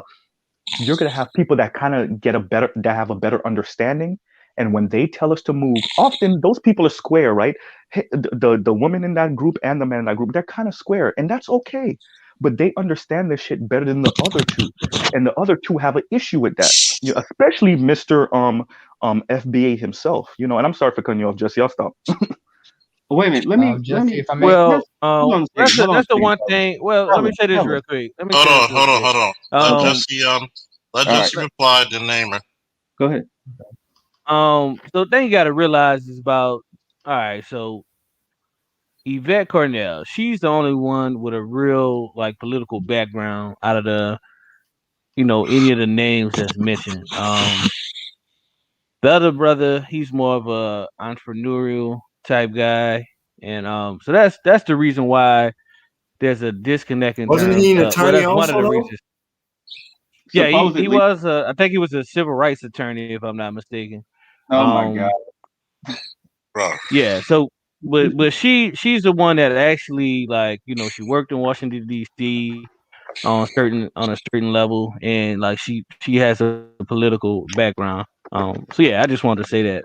So there's gonna be like differences. So like, okay, we want to do things politically, and he wants to do things another way. Because I mean, listen, you can do things socially, and you can do things socially and get some type of change. We've seen that with the civil rights movement, which we look at it now and we say, oh man, well we didn't really do nothing with the civil rights. But when you really research civil rights, it's a lot of shit that actually got accomplished that we don't even most of us don't even realize because we already have the rights that they were able to get. Well, the And reason why even we don't and I'll realize. say this one last thing. Let me say this one last thing, Cool. because I'm reading right now. I'm reading Martin Luther King's last book. Um, Chaos of Community. Where do we go from here? That was the last book that he wrote before he passed away. And even in this Yeah. book, he says like, we have not yet achieved victory. He was like, we have achieved small victories in battles, but to achieve the ultimate victory of war, you have to get these small battles. But we have not yet achieved the ultimate goals that we want to achieve. We have only achieved with a small amount of we want to achieve. So when people say like, okay, if civil rights was effective, why do you have to keep protesting, or protesting was effective? Why you have to keep doing it? You have to understand that they never finished what they set out to achieve because so many of their damn leaders was assassinated, man. You got to Yeah. take that into Assassinated, account. incarcerated, forced into exile. Not to mention, you know, also at that time, what were they doing? They were sending a lot of brothers as well as like Latinos and Native Americans to a certain place to fight their wars because they knew if they send Yeah. them over there all messed up. And I remember I gotta give props to BGS because he mentioned Craig B. Hewlett, and when I listened to Craig B. Hewlett talk about that stuff, he mentioned one thing that they fear about black men, Adolf men in particular, is how many of them have enlisted in the armed forces. But they knew that if they put them over there and had them all, hit with that PTSD, they won't come back to protest and shit. So they took you all out in a multi-pronged way. So I'm about that's to why, make and not to mention, a lot of people are left complacent. Excuse me. I'm about to make y'all hate. I'm about to tell y'all the bitter truth of it all. You're never going to get that money. You're never I going was to going to get get to that exactly. I was going because to get to that. I'm gonna make it real simple. He who has the gold makes the rules. Those who have the gold will never give it to you. Do you want to know why? Because as an African now living in America, as a Black American, ADOS, wherever the fuck you want to call yourselves, you were brought here to be a permanent source of cheap labor, and now you're being outsourced and replaced. So why in the hell would they want to give you Yeah. anything that's going to help you get back on your feet? You saw the Asians got a crime bill, okay? A crime bill passed. We didn't even know they were even talking about it. All we heard was Asian hate, and then within 30 days Hello? later, here Well, comes he's the What's bill up? that got passed unanimously. Oh, you're So still Hold on a on. second. you're Hold on a second. never Charles, going you're to on the get phone. that. Mute You up. never get Wait. that. That was a Lady beautiful Truth, just room. wait. Charles, mute up. Charles, mute up. So it can happen below because it's about copyright. Gotta wait. Charles, mute up. Officer You're on the Parker, mute phone. up. We can hear you. Thank you. Sorry. Okay, Birth. Truth, as you were saying. Thank you, sir. Truth, as you were saying. You was up to the But crime bill. Well, not crime. The Asian hate bill. Yeah, the Asian hate crime bill. Stop the Asian hate crime bill. No, funny Truth, that the trans got a bill passed for them also too, or at least truth. some rights more than Wait, all truth, you black there? people. You can go back to Lincoln. You can go back to Lincoln, and that's Oh my God. Anyway, where was I? Yeah, you know what's the crazy part the about that? proclamation was Jesse, written, Jesse, right? please, Jesse, I have a book that please. they I'm sorry, said brother, but Lincoln but was you gotta quoted to have let me said. finish my thought. Okay, go ahead, man. Sorry, folks. My bad, y'all. Go But they're ahead. trying to they were trying to Yeah, I they don't think. hamstrung you at multiple points. They hamstrung you. They took out your Achilles tendons collectively. So just to keep you guys divided and away from that shit, because they're not going to give you it. If they like True said, they're not going to give it to you without a fight, or in some cases, um, and this is an African telling you this, because I understand like in parts of Africa we're still battling with something called debt relief. No, not just debt relief, but also loans and Mm-hmm. everything that go back to colonialism, because we're still in this Yeah. in this what's it called neo-colonialism, because me and Z we've gone back and forth about that a few times, and I realized they're never, if whatever they give you with one hand, that means they're going to have to take something from you with the other hand. You know what I'm saying? Or they will offer it to you, but first you need to At get a in line. price. You'll At get a it. You have to price. get in line. Look at what happened with integration. What did integration do to the black community when it used to be a community? What did it do? Separated us more. It destroyed us. It put the women back in power. It kicked the man What out did of the home. It MLK reduced us to say? nothing. Truth. If you Yes. remember MLK, he said when things were starting to move forward, he was looking at it from, he took a step back and looked at it and said, Go I'm ahead, say it, afraid because I I'm know what in, you're gonna say. Go ahead, say it. I know what you're gonna say. Say it. I'm afraid I'm integrating my people into a burning house. Exactly. Mm. I knew you was gonna say that. Yeah. Am So I wrong what's for going on, saying that? fellas? But he didn't have a choice though. Am I wrong Like for DG saying has said, that? it was, here's the problem, Namer. It was either that or extermination. There was no other True. way. A lot of black people don't like to hear that. There was no other way. You were either going to integrate or get exterminated. And a lot of people don't want to hear that. Mhm. Everybody want to talk about the uncle they knew, the grand Well, uncle I they mean, knew that had a little tire business or had a little law office and was doing Mhm. okay. The masses of black people were starving. You think we're poor now? Was barely making it. So brothers like to bring up the one or two outliers that had a business here or a little business there, and we had our own thing. Yeah, we had our own thing, but it was very very little. That's why ask that Talking about the good generation. old Those of days. the silent generation that's still alive or the older boomers, ask them when integration started happening, they were running for the hills. And a lot of that did have to do with low self-esteem and the white man's ice is colder. I'm not gonna lie, that a lot of it had to do with that, but also a lot of it had to do with the fact that they were saying separate but equal, but it wasn't equal, and we all knew it. What Our was the schools was purpose not of like their schools. what was Our textbooks were not like their textbooks. And brothers need to stop pretending like we were doing. And when I say we, obviously I'm not ADOS, but I'm saying we as black people were okay, and we had our own thing. And it was the sellout black leaders that made us sell all of our stuff to get the white man's ice. Some of Yeah. that is Let me get true, Don't but in. not forget all of it. Z. Let me get what in Oh, there was sorry, the for a minute, Arch. purpose? y'all. Go ahead, Arch. Go What ahead, was the Arch. purpose of the civil rights movement? What was the whole purpose of it?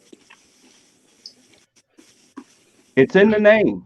The Civil purpose of the rights. civil rights was to get Equal civil rights opportunity, and to get access. equal access to like I just education and stuff like that. And what did it morph That was one of into? the biggest and things. What did hold it on, morph ladies and into? gentlemen, we got the art professor himself, Art New Style TV. How you New doing, bro? style. Hey, what's going on, Hey, y'all? I was excuse me, trying to Arch. chime in, but y'all went off y'all went off the topic though. But go ahead. Excuse me, Arch. Now Before But go go, back to but that go ahead. ADOS. I know Hold that's on, why you hold on, came hold on. in, Art. Hold on, Art. Go ahead and join that. Yeah, because actually, I just wanted to. okay. Oh, go ahead. What I is it, don't mean any Namer? disrespect, but I wanted to say first of all, Eid Mubarak, brother, because I didn't get a chance to say that Oh, earlier. yeah, Mubarak. I appreciate it, fam. Ramadan Mubarak. Um, yeah, because I was, every now and then I hear about the person. I call them personalities. They're not really, like the guys that are over the FBA and the adults or whatever. They're really personalities and radio personalities. They're not really out in the ground. They're not grassroots people. they're like the black Rush Limbaugh, Rush Exactly. Limbaugh. So Exactly. I'm like, I don't take it too serious, but I would have, so I wouldn't sit there and ride their coattail per se. But every time I hear this dude's name come up, I don't think people are really commenting on, is some of the stuff true that he's saying, or he's just exaggerating, or he's, those kind of things. They usually talk about his character, but they're not really getting on the points that he's talking about. Because what I was hearing about the whole thing about, every now and then when he's talking about the agenda, as far as people not being adults and stuff like that, I mean, what is going on in Hollywood? Who's playing Harriet Tubman? Who's making comments about things that's not really, um, pertaining to them, but pertaining to us, but they're using them as a spokesperson? As is that really happening? See, when you hear people like Mr. Z and Namer, these are the I would quote, I say African family, but these are the so-called non adults that I used to know, from back in the day. I never had an issue, or most people I know have never had an issue with Africans, Jamaicans, Haitians. I got Haitian background myself. But, right now there's this new wave of people that the powers that be is using against us. And I don't know whether or not if anybody's talking about them enough. Yeah, I agree with I the agree. I agree. individual on that point. I definitely agree with him on that Yeah, point. me too. Me too. My point was just that I don't know if you heard, but my main point was I didn't necessarily care about the divisiveness, number one, and number two, I don't like how he was putting whenever black women do some mess up stuff, he'll try to attribute it to non-ADOS black people, like, oh well, she must be Caribbean or she must be African. I didn't really get with that aspect, but as far as non-ADOS people being hired and propped up as leaders in different spaces, in different industries over ADOS people, I mean that's definitely going on. I agree with that 100%. So I I, wouldn't And I be I, do hear the matter of surprised, fact, frustration. honestly. matter of fact, I'm I in a wouldn't be surprised, honestly. manosphere. I'm in a manosphere chat, and I was on a business call with this popular digital marketer. It was about 30 people, right? And I was the only those black man up in there. Everybody else, it was like, white, Asian, Hispanic, and all the other black people were pretty much either women or African. Yeah, so I mean, I hear the frustration of the people, the African diaspora and the Afro Latinos and all that, but I think it's time to take it to another level and start really calling out some of the people that's making y'all look bad. Y'all really start. I mean, I think y'all have to start really going out there and say, hey, that's not us, that's them. They making us look bad. Because I only hear that from like people 60 plus, you know, and I'm like, well, what about your children? And 34 years old. But I say you remind me of people that I used to, that I knew back in the day, when I was in the, I'm still in your thunder, but air quotes, conscious community back in the day. You're getting Um, sued too, Art, now. You and Charles suing your ass. hey, at least I'm giving you credit, But yeah, Hey, I Art, mean, Art, don't worry. I got some good uh, attorneys who got your back. I got some attorneys that got your back. I hear you, fam. So I mean, if you look at the hip hop culture, the I guess quote unquote conscious hip hop, it was a lot of African in there, a lot of Caribbean in there, a lot of it was a lot of that in there. So people like me, I wouldn't deny that. So that's the thing I just wanted to throw in there. But as far as the Yvette Carnell and Tone, I don't know, I'm not sure, but I believe there's a split between them two right now. He's starting to sound more like Manus Fearish right now. Um, and then also, we just can't forget that yeah, what's her name? Yvette is, she does like to clean carpets, you know what I'm saying? So that's another agenda that we're trying She has a Um, liquor license. She's a bartender. to so There's another term I have for that, for those kinds of folks. Carpet muncher? I gotta type in the chat though, because it's kind of dirty. Carpet muncher? No. By the way, Kareem, Duncan McLeod was better than Connor McLeod. Just had to let you know. Just for Kareem. But you guys go ahead. My reception's gonna be bad for another 10 minutes, but go ahead, y'all. But anyway, Mel, you see Yeah. it? You see it? You see it? Hold on, let me go. I know too many. That's a new one. I know too many L's. That's my thing. I know too many L's, and I bust their balls about that. Say it. They don't have them though. They don't have them. Vegetarians. They're non-meat. They're vegetarians. But Complete Namer, vegans. Namer, there's nothing to bust. You said you bust their balls, and I'm like, you bust the what? Whoa. Whoa. If you ever said that to them, All right. Sorry. If they ask you what, if you ever said that to them, they ask you what are they? Ask you to a lesbian, and they say what are that? Then you know it hit him with something else. Those are character race from the Lords of the Rings. I know. Oh my God. Z. Lord of the Ovary Rings. I'm not. Go ahead, I'm listening. I'm not saying anything disparaging when I say I busted balls, because it was Joan Jett who once said, "Women have balls too. They're just higher up, aka the ovaries." Yep. I've even gone as far as to explain to a woman that she can never be cocky.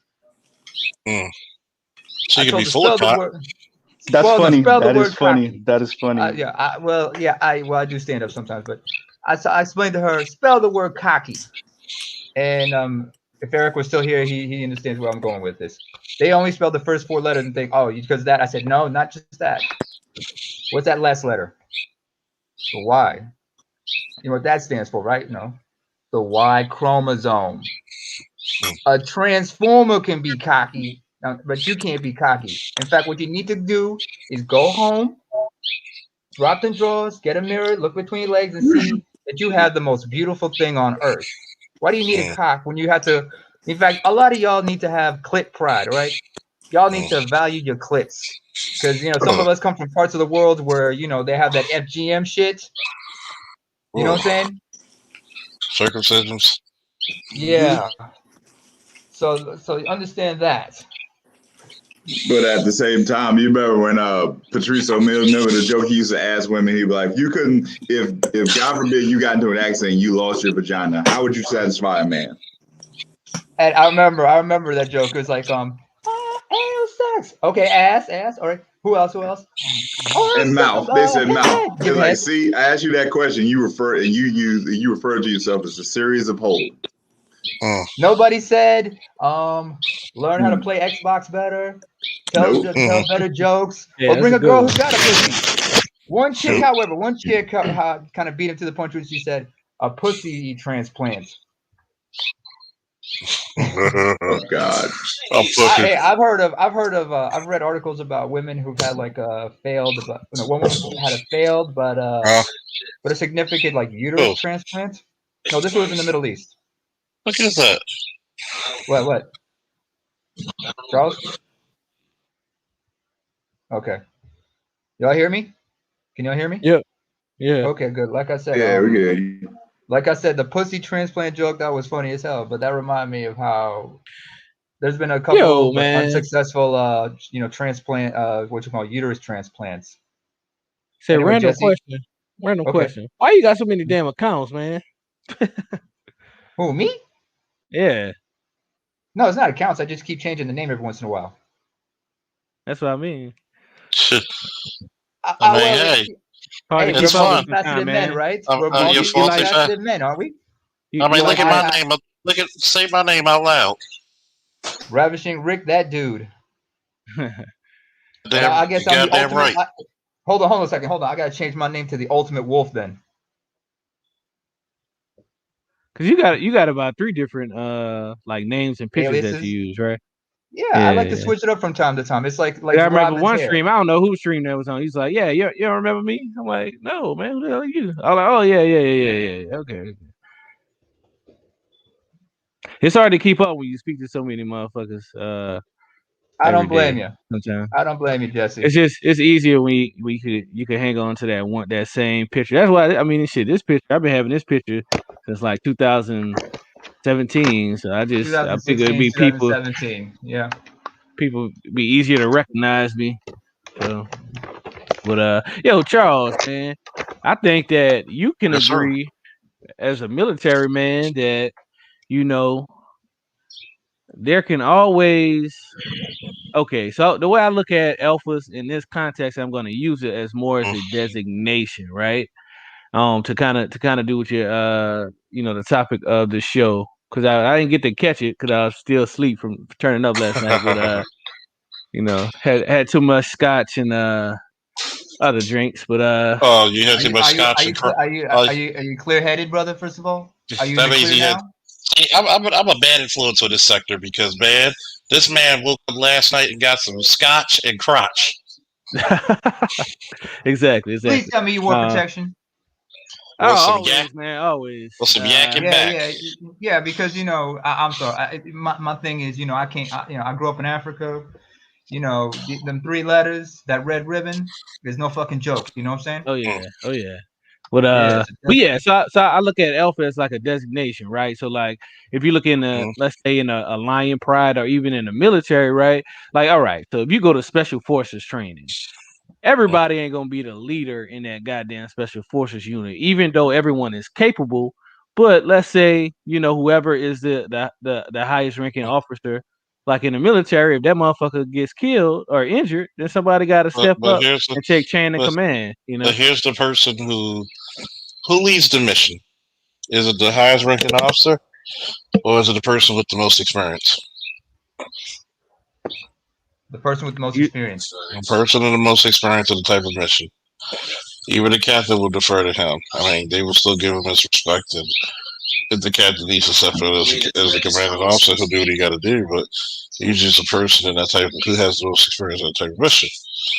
right. So he's gonna have full autonomy. Yes,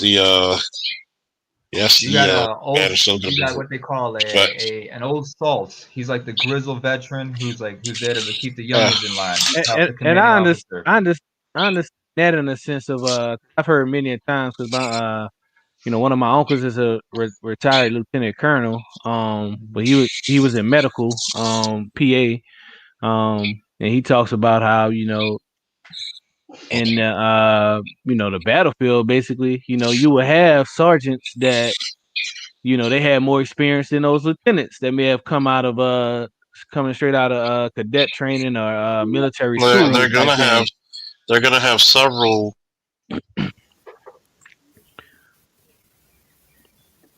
The Hello, whatever. Yeah, I'm here. I'm here. Oh, I'm I'm here. sorry, I No, sorry accidentally about muted that. myself. I accidentally muted Yes, myself, bringing people up.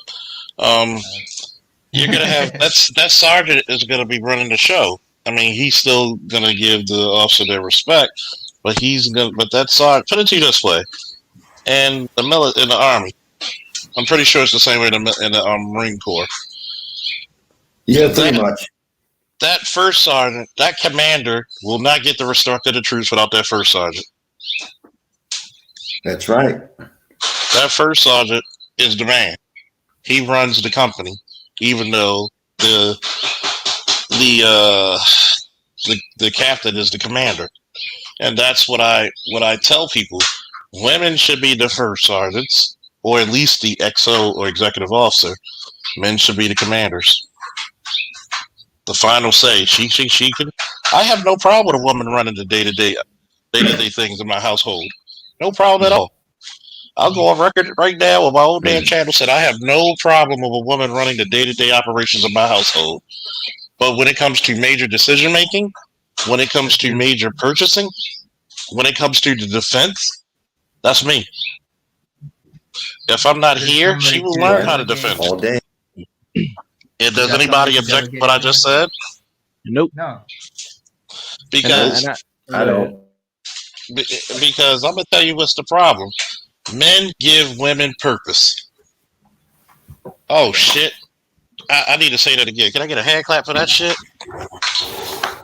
Well, actually, Preach. well, actually, you know what I would say, Charles. Amen. Only Amen. pushback the only pushback I have to that is this: you need both. Yeah, you need both. Huh? Does women give men purpose then? Huh? You said men give women purpose, right? We do. So do women give us purpose? No, we give ourselves purpose Come on. because women don't typically lead. This is one of my wrestlers, Chris. He asked me, "Do women give men purpose?" No. So I'm going to tell you why. Because a man has to go out into the wilderness where the woman does not. He has to Exactly. go find himself. Men find out who they are because they create. We have to be created or made. They have value because they're born. Yes, this Remember, said this We have to this go through saying. hell. We have to go through hell in order to make we it to have to go. heaven. In a We have to sense, go through a crucible. You like that, right, Marine? We have to Yeah. go Yeah, I through a do. crucible. We have to go through rites that. of We have to go passage. through the rites of passage or the crucible. Women do not. Mhm. Put it to you this way: Men must we have become. to. Women just are. Yes, Uh-huh. you got to think about it. Women have integrity, have value the day they're born. You know why? Because that motherfucker's gonna breed a baby. They're gonna keep Yeah. stock with all kinds of worker bees, and then God forbid Mhm. she's pretty too. So Yeah. guess what? Oh. And guess what? Guess what? A man has to earn his value. He has to We prove have to himself. go out there. Absolutely. We have to go out to the wilderness and literally challenge the environment itself to make a house. Guess what? There may be honeybees in that tree you're trying to cut down and make a fucking cabin out of. You may have to Indeed. deal with motherfuckers. That's Hey, right. you at the lake. Mr. Bear says, fish or you. Bitch, I'm gonna make a coat out of you. You have to Exactly. deal. So Indeed. you got to think about it. The closest a Mhm. woman will ever be closest to death is childbirth. The closest a man will ever be to death is everything else. A man's That's battles in the true. battlefield But is no. A man's wars in the Think on the about it. battlefield. but A but you woman's but you Huh? know war what is the though? day she gives birth. But you know what though? That's the thing though. That's what gives women um their equilibrium and power. You can't have children without them, or at least without the ovum. The Uh-huh. sperm and the ovum have to commingle. The sperm is the spark, like BGS says. But then again, there's a reason why we're called yin. I'm sorry, yang, and Yin they're and yin. yang. Yeah, that's But right. yeah, You got to have but both there's of a them though, like don't you? Hey, yeah, you need. It's I want you to hear this. they Hold go on, hand in neighbor. Sorry hand. for cutting you off real quick, neighbor. Say Okay, what you okay, go ahead. said. Say what you said about the whole thing about men and women. No, I said, how can We are you yin and say, yang. No, no, no. Say it loud enough. what did you say? I forgot what you said. About what we go through as men. Oh, yeah. Some women go through the same shit men go through, cool? Name one. That's not. No, no. Say it louder so they can hear you. No, no. Say it loud. Some women go through the same thing that men go through. How? How? You're driving down the street, get a flat tire. How many niggas helping you? Nobody. Shit. Your sister, your sister, your mother get a flat tire. Who's helping her? There's gonna be 12 cars. 12 cars gone. Mhm. And is your mother and your sister attractive women? So you don't. So stop giving me bullshit. Yo, is BGS in the chat? Because to that I What gotta say that's some old bullshit? bullshit. I got it. I And I got it for gotta you. I say, got it for you. it It's the way. some bullshit. I gotta say it the Bullshit. Baltimorean way. Men and women go through the same thing? In the words of Charles Faulkner Sr., shit. No, they don't. They don't. I agree. Hey, listen, I can Oh see man. wholeheartedly that women don't go through the things that men do. Men are more vulnerable to facing death more times in a day than women in a lifetime. Yeah. There are But at more the black same men in time, jail than any but the demographic same. across the But planet. I'll say this though. Eric, with I'll all say due this to respect, women though. Hold on. Eric. Let Eric finish his Okay. goddamn thought, people. I will He's the say most this one. senior of us all. Let's give props. I We gotta will. respect Let me the say old this one. soul Let me heads. finish my thought. Okay, y'all can chop it up. But one thing about it is this: that one time that a woman goes through facing death is when she gives birth to the heir of the empire. Yes, that's what I said earlier. Like the Spartans. Okay, I'm done. Like the Spartans had said at Mr. Ingram. Say A again. woman's like the Spartans. A man's a man's war is on the battlefield. A woman's Yeah. war is when she goes into labor, Yeah. because those are life and death Indeed. situations, especially in those Well- in the past. before there was prenatal care and everything. Mm-hmm. Go ahead, Z.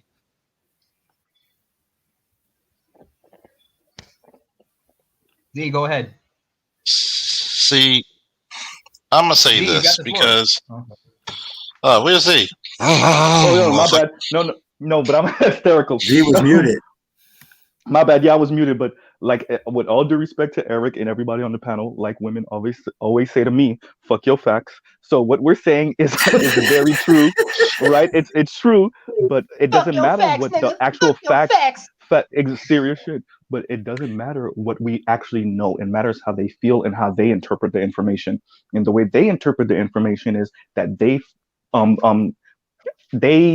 face way more risk than we do. And because they feel that way, then that's the truth. And everything we're saying means nothing. And guess what? You know how you counteract that? How you counteract that is that ask them, would you like to switch places with a black man? And when they can't even give you a response, that tells you yes is lying. If they can't give you a response, then they already know. If they try to walk away or deflect, you already know you won. Listen, you know we lost when you have chicks out here saying to a brother that has a PhD, that's a college professor, you can't teach me nothing, nigga. Yeah. Oh God. Like here's the hubris of that shit, right? They'll brag about their degrees, but they'll try to shit on yours. Like you had guys, like hell, even some of the guys like Mr. Fantastic. What do you know about law? I am an officer of the law, sir. You do know that I had to take in the academy. We're giving college credit for taking law classes, right?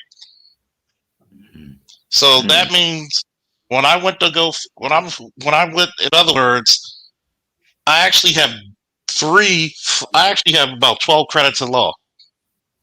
Actually, because of that, because I actually stayed after to get extra credits for college. I actually have I'm probably sitting on a bachelor's now. I gotta go check. So in other words, I have to be well versed in the law. When I took the sergeant's test each time, guess what they have? Baltimore ordinances and Maryland state law, and also constitutional law. Yep, absolutely. Can I actually? Here's a question for you. Can I actually stop you from protesting? Well, yes. Unless they don't have a permit. If we're protesting in a zoning in an area where we don't have the permit, yeah. Somebody said permit. Yeah, they're right. Yeah, without a permit. I mean, if they don't have a permit. No, if they cause chaos, it's your constitutional right to assembly. But if it becomes chaotic, yeah, if property damage happens. Yep. If there's something where there could be a great danger or imminent danger to life and liberty, then we have to step in. Because first of all, but that's up to your interpretation, though, right, Charles? But actually, in the Baltimore Police Department, we don't even have. If it's 25 people, we don't even call it a. We don't even. What's the fucking terminology? It's not even an emergency, it's not even a critical situation until it's 50 people. Okay. So once it's 50 people, we still have to go through certain procedures. So knowing that and knowing the procedures and policies, and I was still fucking insulted that all these fucking police involved shits and not one of these motherfuckers from the Black Manosphere wanted to interview me. Shame on you motherfuckers. But anyway, that's why we got our... Probably he'll interview you. Hit up who? BR, Bernard Raleigh. Johnny come lately here. Who do you think? Who do you think I emailed? Who do you think I emailed? Oh, you did. Okay, never mind. But here's the point. I'm around this panel all the time. You've been fantastic. Around for a minute though. Yeah, so I got love. Yo, People love the Faulkner man. But here's the hey point that I Joe. make. Yeah, sure. Last time I checked, didn't Nino talk about wanting to interview you eventually, sometime Oh down the yeah, road? we got that. We got that in the fix. Okay. Yeah. Shout out to Hey. Nino. Man, where's he at? I ain't heard from him in a minute. Nino making things happen behind the camera. Yeah. Hey, By the way, Charles. magnetic Charles. vortex. If you want to come up here, Oh, you somebody's got to know, make room for him. if you By want the to way, come up Charles, here, you can come up I here can and speak testify if you about you like. being a yeah. Yeah. By the way, But Charles, Officer I got Faulkner, Yes, sir. have you ever spoken with RBR? RBR, yes, several times. Oh, you have? Okay. There's probably the last time I was interviewed was actually by O'Shea Okay. years ago. I give credit to O'Shea for that. And even though Angry Man's like the first place where I got, I got my voice, I give Angry Man his props on that one. Mm-hmm. And O'Shea was the first guy to interview me. So when we talk about this, and there's the link if you want to come in on Magnetic, is this. Because, I want to get a female's interpretation of the subject matter. So See, we'll probably make it because say that again. You went out. Hello? No, Z, you're muted up. I think Z muted himself by accident. there's 10 of you. You're muted, Z. You muted yourself again, Z. Oh yeah, there's 10 of us. There is 10 of us. No, but, I was saying there's 10 of us. My bad. If y'all couldn't hear me. Yeah. Yo, radiation is a mug, by the way. Let me Charles, let me get this out real quick. The reason y'all couldn't hear me is because I was not too far from the microwave and the microwave's going off, and I'm like, see, this is how we get cancer. Right here. Look at this. I can't even get the phone to work the right way. But hey, Officer Faulkner, though, if that other brother really wants to come up and speak his piece, I'll drop down. Before you go, Eric, did anybody tell you it's a sound lady. like? Before you go, Eric, did anybody tell you sound like Quincy Jones? Well, you know what? No, you're the first brother to tell me that. Now I've heard I sound like your boy. What's the old brother, man? Oh God. Name the song. Oh, Franklin Ajay? No. He was the one that's Car against Wash? Black History Month. He spoke out vehemently against it. Morgan Freeman. Morgan Freeman? Like Morgan Freeman, Like a Twinkie.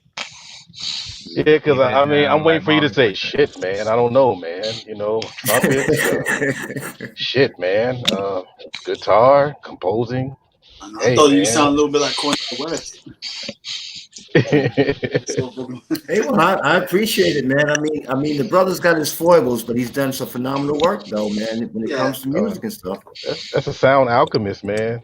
That's the thing. If we held them to their lifestyle, then we'll never appreciate them. I would agree with that. I agree with that. Sly Stone is the biggest doverhead. Look at him. Look at the music. But you know what though? I'm gonna tell you this though. I got a digital remastering of Sly and Family Stone, and but he's of course though they're doing it with rappers and whatnot and that type of thing. But when I actually go back and listen to Sly and Family Stone back in the 70s, listen to their lyrics. Their lyrics are as relevant today, this moment as they were in the 1970s. Yeah, I had an argument. Well, not an argument. Yeah, I guess I had an argument with my dad, and that was back in his time. But he's telling me that if I listen to Sly, I'm going to get into drugs. I'm like, none of his lyrics have nothing to do with drugs or anything reckless. But that's no. But that's the thing. I can't say that about Jimi Hendrix. I wish I could. But as far as singing about drugs. Yeah, because Jimi Hendrix had Purple Haze. Yeah, but at the same time, it was something else. Yeah, like a political message. Oh yeah, he did indeed. I mean, what more political message is it when you play the Star Spangled Banner on your guitar? Mm-hmm. At Woodstock. What more political message is there than that? On acid. While on acid. I'll just keep that in mind. Yeah, how about that? Mm-hmm. Well, Magnetic, you But could you listen, could but come listen, listen, you listen, could come gentlemen, on listen, up gentlemen. because we got room for you, Magnetic, if you like. I mean, you Yeah, don't have I to mean, go listen. since you I'm said gonna you're a chop off. female Listen, lawyer. let me say this one thing. Let me say this one thing. If you want to know, a relevant song from Sly and the Family Stone, the original song from the '70s, Mm-hmm. listen to "Family Affair." It'll tell you all you Family need to affair. know. Man, that whole album has all the Yeah, significant lyrics. There's a yeah, riot going on. That whole album, fam. I yeah. mean, Running Away. What's the other one? He has a different version of "Thank You for Letting Me Be Myself." Dude, that's Yes, funky as yes, hell. yeah. Mm-hmm. Brave and Strong. I mean, just Yeah. Stand. If you listen to want me to the stay. titles on Yeah. that same album. I'm telling you, man, it is that What's the whole album called? album, man, was. Skip, say it again. What's the What album happened? called? The There's a album. riot What's the going name of the on. album? There's There's a a right going on. riot going on, Yes, Thank you. and indeed. he looks like Prince on the album cover. He Mm-hmm. has his back Yeah, turned. It looks like Prince at a concert, but that's slide. yeah. You can make it if you try. Yeah, you can. Yeah, all the '60s stuff, You know. was all uplifting. All the '60 songs, Yeah. very uplifting. Sing a But simple song. don't I call me want to take nigger, you whitey. higher. Yeah, that was my Don't joint right call there. me Don't call me nigger whitey. nigga, whitey. Don't call me And whitey. hey, That's the Eric, first what time. question did you wanted to ask me before I slipped my butt? Oh, damn it. Shit, that's the problem with getting old. Damn, Sorry to what derail We it. was I got Sorry about caught that. up. We got You're good. You're good. It'll come back to me sooner or later, man. But hey, does that brother want to come up? It was a female lawyer, I believe. Oh, okay. Well, did the sister want to Uh, come up? she said she'll come up next time. And she's gonna Oh, like okay. and subscribe. Man, Oh, okay. All right. you missed it. You missed it, Art. We're international now. We gotta. Yeah. Oh, yeah. I know. I know. for a long time. We've been Well, international. What are you hey, talking you know about? where I'm at, Yeah, for a right? long time. I Yeah. mean, I got the citizenship of where I physically live. Yeah, I we're ain't Wow. from Okay. international. across the pond. So He's we got too we, damn That's we, far from fair. me. we got we got Axum. We got fucking Norway. We got You know what? You ain't international. You're global, man. Global. Damn. oh yeah, International is only and it's two. That's Global is right. when you're from all over. we had Hmm. a dude from Australia who liked the show. That's what I'm We saying. got Yeah. Nigeria. We got West I was Nigeria. Africans here. from I was here UK. listening to the You got Miami. You know, guy from Miami's a Australia. different country. Yeah, it pretty much is plastic. Oh, Hysterical. Z, I'm not gonna take shit Z, from don't get Will Baltimore Smith with on your me now. empty ass buildings. No, we tore them down to make new ones. Yeah. Y'all just got Hey, empty ass look. titties. Hey, check this out. Hysterical. I'm gonna cam up and Charles. Blow me up, Uh, man. I want to show y'all something. that's the hit piece. Blow me up, man. Yeah. Oh, I gotta see that. I gotta see Oh that. shit. The album. I Wait. want to thank you for letting me be myself. Yeah. This is I digitally forgot. remastered. He's got. I forgot, This is a Sandra. new How one you here, doing, Different love? though. strokes by We got different the folks. Yeah. oh This yeah. is not the original one though. This is digitally remastered, and he's got rappers on here with him. This Mm. is Yeah, there's a from. video about that. There's a video about that about the production. They were in the studio going over each song, and I Yeah. I think mean. Sly was in that session. I think he was there, and he Yeah, could he barely hold was. his head up. Yeah. Yeah, he looks real bad, man. Oh, he's in bad shape, Oh, huh? Oh yeah. I'm sorry. I'm sorry. yeah. I'm sorry, Sandra. We also have the UK in the building. But I mean, You know. when you Yeah. but see, the thing about it Oh, is that sorry, Sandy. when you get old and you've been getting high for so long, I mean, it does something to you. Yeah, it Yeah, messes yeah. organs up big time, man. Yeah, indeed. He can't even enjoy his life, but at the same time, that's what he chose. Yeah, You know what I'm saying? Um, I can definitely partially understand the whole drug use thing because it puts you in a different world so you can create. But the well, I mean, problem is, look at the jazz performers back in the 30s and 40s and 50s, oh, bro, man. With the heroin. opie, Yeah, they were with all the on heroin heroin. and the Yeah, opiates. I yeah, Yeah. mean, indeed. shout out to the Baltimore legend, Billie Holiday. Yeah, I smoke mean, deal heroin. it was nothing. It was a thing, man. I mean, well, I mean, they were in Europe first, and then they came back to the States, and they got famous. They made money, and they got with people who were doing this shit. And there's Ray Charles, primarily white folks of European Uh, ilk. right? Ray Charles with the heroin. Yeah, that's the Billy part that Holiday. got me, Billy Ray Holiday. Ray Charles. Holiday. Richard Pryor I'm with gonna the put it. cocaine. You know what? You know what, Charlie Um, Art? Parker.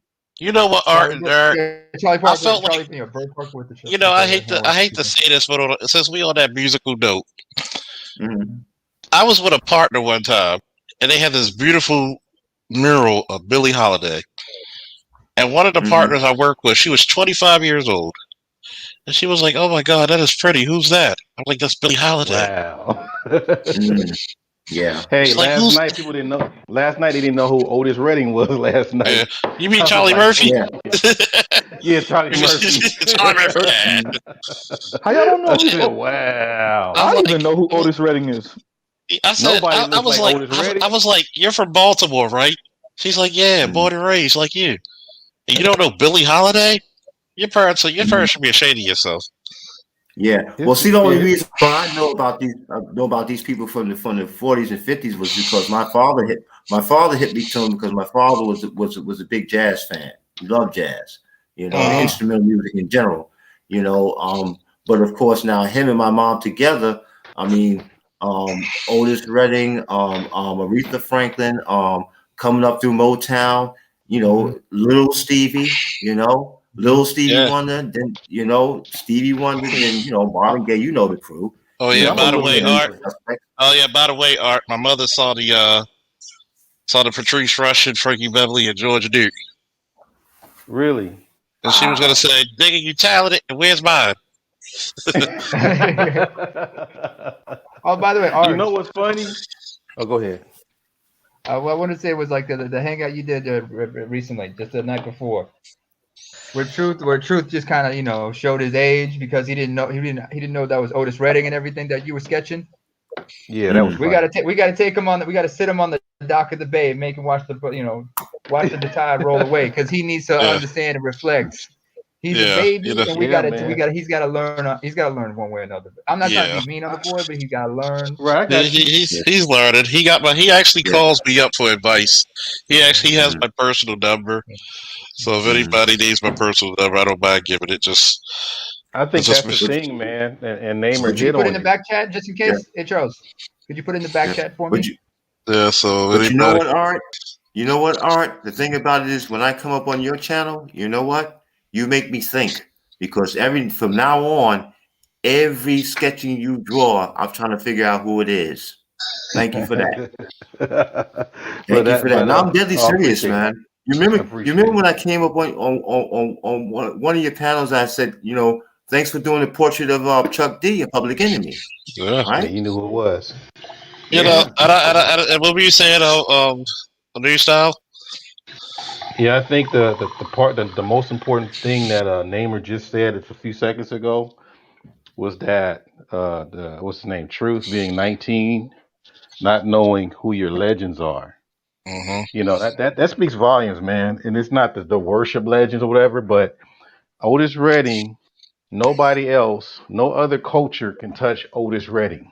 No. Okay, he should Mm-hmm. be like throwing Otis Redding in people's face. This is part of Yeah. our lineage, but Like. Mm-hmm. instead, he's more like distant with it.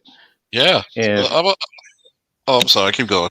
no, I said, and so I mean, Namer really hit it on the button because I think that's a lot of young folks Yeah, it that is. have it about our legends. It is. Think about it. I'm in high school You Yeah. know listening what, to Art? Frankie Beverly. Art, Mm-hmm. you gotta shake my father's hand on that one. Mm-hmm. Not my hand, but you gotta But shake you, my father's hand. I say that to say this.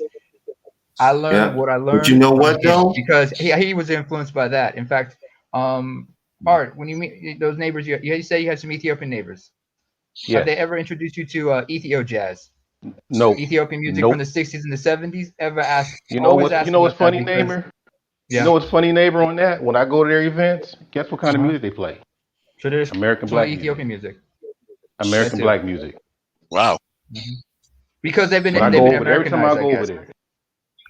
I mean, they still speak Amharic and everything, but you know, you hearing like Diana Ross Supremes in the background, and And Frankie Beverly. They Yeah, play Frankie Beverly and Mays. These are the Yeah. black I examples. never saw anybody who does not like Frankie Beverly. I'll tell you I don't something. think I'll tell I you don't see how something. you can I don't see how you can dislike Frankie Beverly, man. It was funny. I'm gonna tell you what was tripped out. I was on a call. This lily white old ass lady playing fucking Southern Girls. Wow. I had to step She outside was for a getting minute. down back in the day. She had to I be getting had to down st- back in the day. I had to step out the house for 5 minutes and look at the wall and reflect upon my life and all the decisions I made. This is some amazing shit. Yeah, indeed. Y'all know what What is city your name? Frankie No, I'm Beverly joking. and Mays sold the most Mhm. CDs at? Where? England? The great city of New Orleans, Louisiana. Oh yeah, I they did. wouldn't. Wow. Yes. That's where the DVD. That's where one of the DVDs are from. One of Yeah, their I biggest actually I'd specials. be saw him out surprised. here. I've seen him in concert 3 times, and on the last concert I seen him at, he said that on stage. Like, okay, that's why we decided to shoot. I can't remember what it was. It might have been a music video, a documentary, or something. He was like, Probably Southern Girl. it was an anthology. okay, Music. yeah, Oh, okay, all right. he was just saying on stage like, okay, y'all are like one of our biggest cities. We sold the most records here. That's why that's why they do live shows here so often because they'll do shows in New Orleans like 3-4 times a year. They go where they're appreciated, not where they And go and, where they're celebrated and appreciated. and I'm gonna tell you, and Sandra, just to let you know, to shout out the United Kingdom, Frankie Beverly and Mays are like God over there. Oh Like, man. Can't get the song out Hey, my head But you know now. what? Charles, You know one brother Charles, that we may have forgotten one about. second, one And second, mhm. Charles, he's famous for singing Christmas songs during the one Christmas second. Hey, season. Charles, I got to go. Yeah. Johnny But Mathis. I Okay. do. Oh, Donny Just so you Hathaway. know, No. Johnny Mathis is Okay. good, but not no. He ain't this brother though. Nat Yo, King Johnny Cole. Hathaway. I wanted to touch Oh on the right, point Nat Nat King somebody King made Cole. Cole. earlier, real quick. Hold up. Somebody was talking about not big enough our heroes and stuff like that, but in so many words. That What I was found awesome. is that is discouraged in the black matriarchy. You know what I mean? Like It if you kind of think is. about it, all of the language. When you look at other groups, it's nothing for other groups of men to Mhm. make statues of their greatest figures and Yep. have statues and like you've seen people like Tom Brady crying over his father. This is a grown ass man Right crying over over his his father. father, Think about it. right? Think about languages that we use. Like we the only community that have terms like dick riding, right? Yeah. When you think about that term, Police. all you're really doing is shaming another man from praising another man or giving another man his prop. Yeah. Mm-hmm. Mhm. You really think about it, right? Even though it's funny as shit when using the jokes to say the word dick, right? But You know, dick you riding is gotta pretty get far from brown nosing. you, you gotta remember, you gotta pay homage to the man. Woo! Mm. But I'm always the guy who says, "Hey, you gotta give the man credit. You gotta give him his credit. Yeah. If the man's bad, Yeah. he's a bad man. I mean, we don't have enough people in our community to validate the men or the young Exactly. boys. You know what it is, We Charles? shame them. Go This ahead, is the sir. things they do. You This know what it is. What's considered bad to us is different than what they consider bad.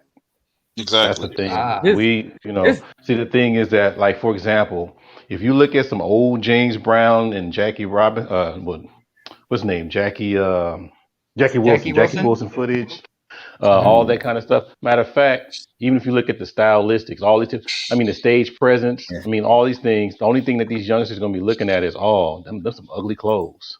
The Or they don't Temptations, the even Four listen to, Tops. they don't even, like, for listen, example, Prince. If you listen to none Prince, like Prince is like, like a lot of stuff that he said, I mean, did in the early 80s, you couldn't touch him, but the Uh-huh. only thing they can focus on is him wearing Was tight clothes, high heels, and some lipstick. That's the only thing they focus They're on. very So it's like, materialistic. here's the so thing though. Even with that, we still because listen, I'm a musical guy, right? I come from a musical family. me Like too. I have uncles that have played with jazz greats, and I have my grandfather. He was very popular in Europe on the gospel scene, right? And so I Mhm. just love music. matter what era, but even if you do have the appreciation for music, it's still a culture within our community that pretty much shames men like working together and shames men having social relationships. Like if you go to certain parts of the Middle East and certain parts of Africa, when people hang out, right, and they're eating and they drinking, the men go on one side, the women go on the other side. The only time you really socialize with women is like you trying to hook up, you know what I'm saying? And I was on a stream the other day when they was talking about, well, Kevin Samuel has all these cheerleaders, he got all these men cheerleading them and all this type of stuff. Fool, you're supposed to give credit and prop to another man, especially if he's of your group and he's uplifting the image and hitting the talking points that you believe. That's just common sense in a patriarchal mindset. But yeah, Well, who's that line? Who's that, Jesse? yes, sir. Yeah, that was Jesse. Did you were you on my stream, the short stream before we went on BGS's and reopened a new one? I said this, and I want this to get out to the manosphere, and I don't give a fuck who pisses it off. Make the mission great again. Give the man his I heard due. when you said that. That shit's fire. I'm still in that, by the way. So as long as you get credit, hey, shit. Your reparations is some French baguettes, motherfucker. But anyway.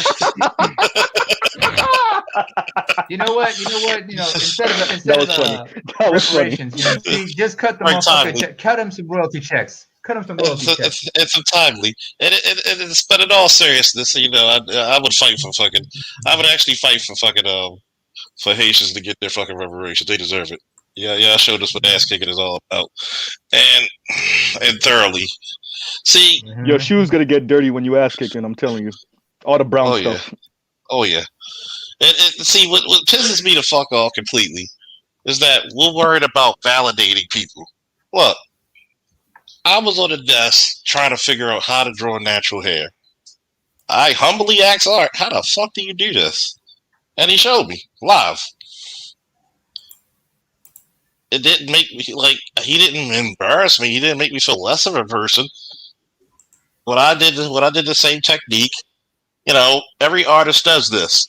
We use a technique, but then we make the technique our own. We put a little oomph into it, a little specialty into it. So there's nothing wrong with using a talking point. Guess what? When you use a talking point, or I'll say it from a wrestling standpoint, you can teach a wrestler technique. That wrestler somehow is going to make that technique modified to his style, his strength, his speed, his agility, and his mindset. I can use an arm drag and take you down by either just using my body weight or just using centrifugal force. He may be able to do it a different goddamn way and throw you on your back and pin you. That is technically the same move, and I'm still immortalized by that move. I live on through that move. So, if you're really looking for validation, you're already validated, nigga. Not every goddamn thing in the world you have to get your dick licked off of it, okay? Nobody needs to jack you off. Nobody needs to get your reach around. If you're about the mission, that's all the fucking matters. If you're not about the upliftment of black people and black men's rights, then fuck it. What are you about? But go ahead, Art. And I'm not really. I mean, I'm not like always trying to cape for Kevin or whatever. But the thing that I'm keep looking at, or I keep asking, when these guys complain about Kevin taking their talking points or whatever, usually someone will complain about those things back in the day when you like took their whole style. Yeah. When you took Art, I feel attacked, Art. Why are you talking about me, Art?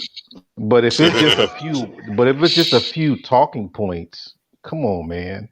Like that doesn't. I don't think the talking points make the person famous or whatever. I mean, and it looks bad to a lot of people, even not from to us, but other people watching. So you got to pick your battles. Yeah. Art, could I give you something to think about? So it's what you're saying is true. So I can't, on its face, yes, 100%. And I was one of those people. I don't think I was complaining, though. I did mention it a couple times. The thing is, I can see that me and Kevin have two different political and social views. So for me, it's if you're going to use the talking point, no problem. But understand, there's a whole entire worldview that comes with that. There's a reason why I said that first and you didn't, because the way I view the world and why these things are happening and some of the remedies for them, right? That's why I said the thing I said. So if you're going to use it, no problem. I don't even care about the credits. But the problem is the direction you want to go on. I think in the short term, it sounds good and it feels good. And some of that might work. But in the grander scheme of things, no, because there's a reason why, and you'll see this with me and other brothers in the Black manosphere, how when it gets to politics, you'll see how we'll go back and forth. But then they'll like certain things that I say. And I'm like, but there's a worldview that comes with that. There's a political and social ideology that comes with that. The reason why you didn't think of it first or ever thought of it is because you don't subscribe to this other thing. You don't, either you don't know certain things or you haven't acquired a certain knowledge, or you just have a different political philosophy. Nothing wrong with that. But then when you use this line and then you incorporate it into your commentary, it is a little, for those of us in the know, it is a little off-putting, because it's like saying 1 + 1 = 8. Like, no, like, nah. So that for me is my only issue. I don't have a problem with the talking point. Excuse me, the talking point per se is just the worldview I have that got me there in the first place. That for me is the issue. I don't know about everyone else though. You remember when Dr. Dre did an interview and he talked about some of his musical inspirations? Nope, I He missed definitely that. said, So oh, you got to he give me said details on that. he said Ohio players. He went into like, and of course Roger and Zapp and Parliament, but he even mentioned Nirvana. So if by listening to Dr. Dre stuff, would you ever hear Nirvana in his music? I'm gonna have to I go wait. back and No, no, listen. no, no. Yeah, I got you, Art. No, I would have never guessed Yeah. that. So that's the thing, is that you have inspirations, you use some of the stuff that they've done, but the thing is that it doesn't make the whole theme of his art or his message, and that's I Oh, mean that's why I was tripping off of when he said Nirvana. We were tripping because this was back in the '90s. We were like, Nirvana. But even to this day, you can comb through all this stuff. I don't think you'll ever. I mean, some people they have a good ear. Maybe they'll pick it up, but I still can't pick that up. See that But that's the yet, that's what thing, he Art. said. As someone that's a musician and that has done like I've composed and produced music and stuff like that. When you get to a certain level of musicianship, man, you really start to broaden your horizons and really have a respect and love for different types of music, man. And I think that's why if you look at some of the greats, as far as music, Jay-Z, Dre, uh Drake, Kendrick Lamar, all of these dudes get to a point where it's like, even Jay-Z said this like 10 years ago. He was like, it's all just music. You know what I mean? Because when you really get to that level of musicianship, it's like you listen to everything. You have an appreciation for all these different types of music, man. Because I listen to all type of music. I listen to hard rock. You know what I'm saying? I may hmm listen to a little metal. I'm from New Orleans, so I kind of came up under like jazz and blues and R&B and stuff like that. But that's not uncommon for And guys to Public kind of Anybody Enemy, else a big diversify fan Public of like in Enemy, terms of the type of music that they like and inspire them. and anybody else Public was Enemy listening to bigged like up dubstep at Joni one point? Mitchell. Oh, Joni Oh Go shit, Mitchell. ahead, I'm Yeah. mad. Ramon. I accidentally my bad. I don't know if Excuse y'all was me. trying to tell. No, I was just gonna say, give me 1 second. So I would, when dubstep was a thing before it got too druggy, I was listening to Ah, dubstep, house, techno, because That's a dubstep funny got name it. though. It was dubstep was always druggy, but it got too bad, and I've never taken anything before, so it just lost me. But something also, right, because of how I was raised, my mom used to play our local R&B station all the time, and obviously they're playing R&B from the 50s on up. And so as I got ah. older, when you know a rhythm or a melody but you can't hmm pinpoint it, as you get older, you'll hear a sample on a rap song or a hip hop song, and you'll be like, wait a minute. Or they'll make a reference, and you're like, because you were young hearing these songs, so you never paid attention to the name or stuff like that.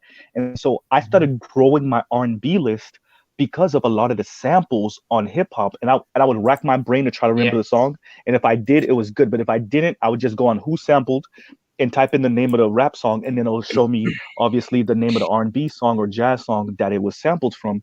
And that Hmm. grows your understanding. This goes to what Art was saying about, understanding a lot of the greats, right? And you Hmm. there, Isaac Hayes is one of the greats that a lot of rappers, a lot of rappers have sampled, right? From his lyrics all the way to the beats, right? So in and even DeBarge, a lot of people don't know, like Pac, who else? Mary covered one of their songs. Like a bunch of people. Blackstreet. I was making fun of Perfect Timing the other day because he said he was listening to Blackstreet, and I knew it was don't go, right. Please don't go, because that beat is a DeBarge instrumental, right? And that's the same beat that Pac did. I Ain't Mad at You on, and I have every song ever on that beat. I have all of them because I love that Oh instrumental. You thinking yeah, about don't "Stay leave. with Me"? You talking about Is it "Stay Stay with with Me"? Me? That's the name of the song. Yeah, "Stay with Me." Is it? Yeah, but Oh, that's Yeah. yeah. so Don't leave by Remember, Blackstreet. remember the song Don't "Crucial leave. yeah, Conflict"? Hey, yeah, I want to say remember the yes. I hey, want to say yes. hey, the hey in the middle Mhm. of the bone. That's an old Yeah, yeah, yeah, Parliament yeah. song. Yes, yes, I'll say. yes, yes. I know exactly. Yeah, I mean, you even Yeah. know, Little and John mhm, sampled George Duke. I ain't really here mhm. to play those games yet. That's Yeah, Dookie yeah, Stay. yeah, yeah, yeah, yeah, yeah. Well, But not only that, he uh, sampled with him and Usher, and him, Usher and Luda. They sampled a guy from down here. I think that was the only song he made that was famous before he died. The Lovers and Friends joint, which I think DJ Khaled ended up sampling recently. Also, it's just songs like that from the 80s on back that your favorite artists have used from jazz and R&B, sometimes even rock, right? but I'll end with this. Jeezy sampled a freaking, even before he started dating Jeannie Mai, he sampled some like old ass Chinese or Japanese freaking song. When you looked up the sample, it goes back to like the 1600s or some shit, something crazy, right? So, God damn. yeah, Oh man. wow.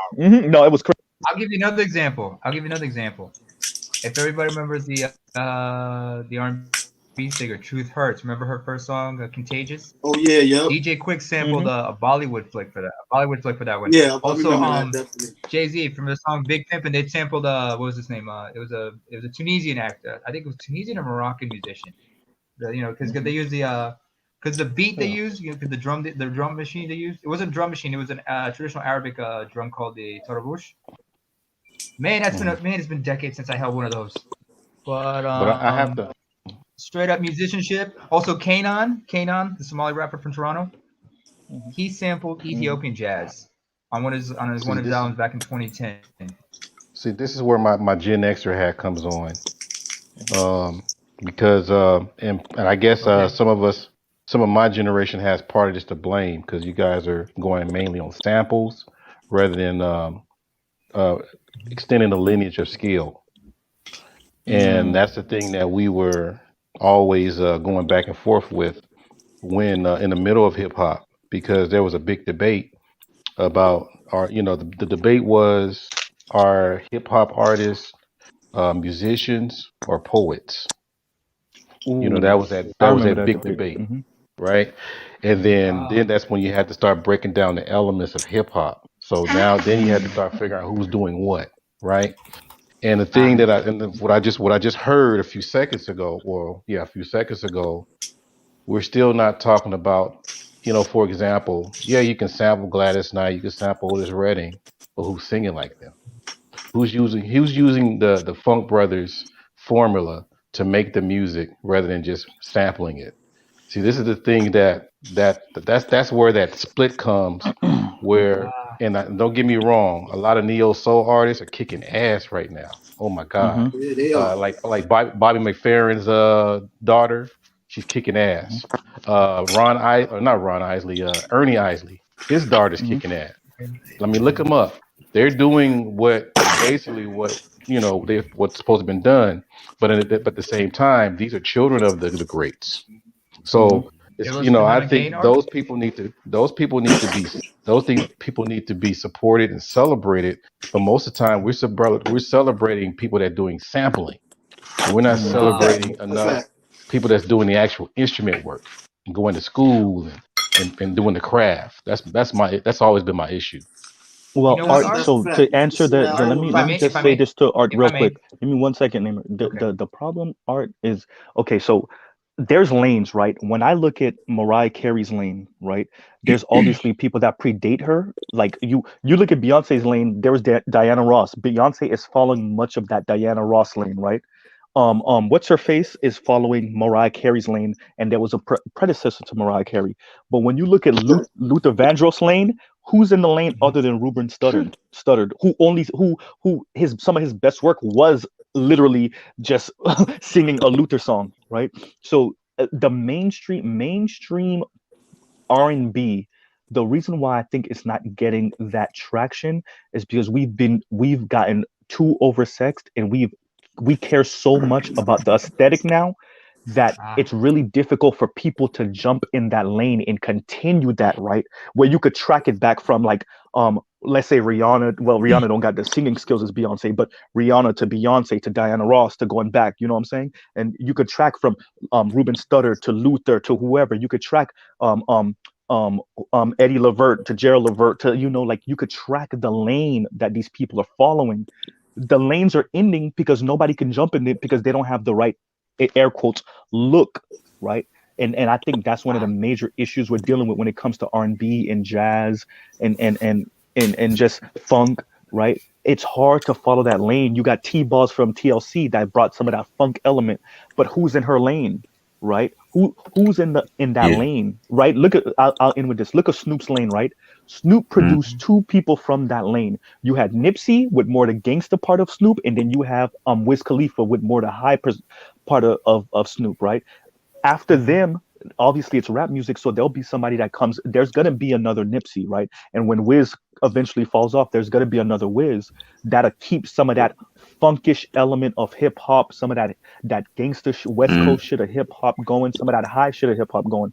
But tying that to Mm. R&B, I don't know. It's hard because What about Michael people want a Jackson? particular look. Michael's lane, I mean, Well, Chris Chris Ain't Brown Brown, did nobody, it. everybody's He trying to had jump in love. Michael's lane. ain't It's like nobody, everybody. ain't nobody living in Michael's lane, man. Exactly. I Like would not say Chris now. Brown at Dude, all. Period. nah, Yeah. nah. I would say between Michael would have to be between Chris Brown before he messed it up and Beyonce. That's probably like the two Yeah, closest. Cause Beyonce is the new Michael. Beyonce. Yeah, I agree. I agree. 10 to 12, Michael. Actually, But you as know You far what? as think but as so? As far far as as what I was talent, talent, gonna though, say not was as that far as But stars. who's in Prince How lane you I, think then? in but I, performance, live Yo, one Who's at a in performance? time, one Prince at a lane time. is my Yeah. question to the panel, and I'll what end I with that. what I was no gonna say one. was that the instrumentation aspect, they have people out there, man. It's just not as much interest from the I agree. people because you Marcus have. I Miller. mean, I'm from New Orleans, man, so we have a lot of like trombone shorty, man. That's you got trombone shorty. You have what's the brother from New Orleans he was the piano player for Maroon 5, PJ Morton. You know what I'm saying? His brother's a piano player. He writes music. He composes music, and so you have those people that do have the talent as far as instrumentation and producing music and stuff like that. But it's just not as much of an interest for. I would say like really Prince as okay. So who's the closest to Prince? I would say the closest to Prince It'd would be an have to be would unnamed have to people, be an unknown person. the closest I would have to say to Prince is Lenny Kravitz. And Yeah, the reason I say that I see it. is because yuck. Lenny Kravitz and Prince are both instrumentalists. They Yeah. both play Yeah, self-taught. more I than wouldn't say Self-taught. that, they, fam. they both How they old are you, both brother? play. If you don't mind me asking, what is your age range? I'm 31, Okay, I but got but you. they Stop but being they an ageist, Art. God damn it. But No, I'm but just trying to get some referencing here. But go ahead. No, he yeah, needs context. He yeah. just I needs was gonna say context.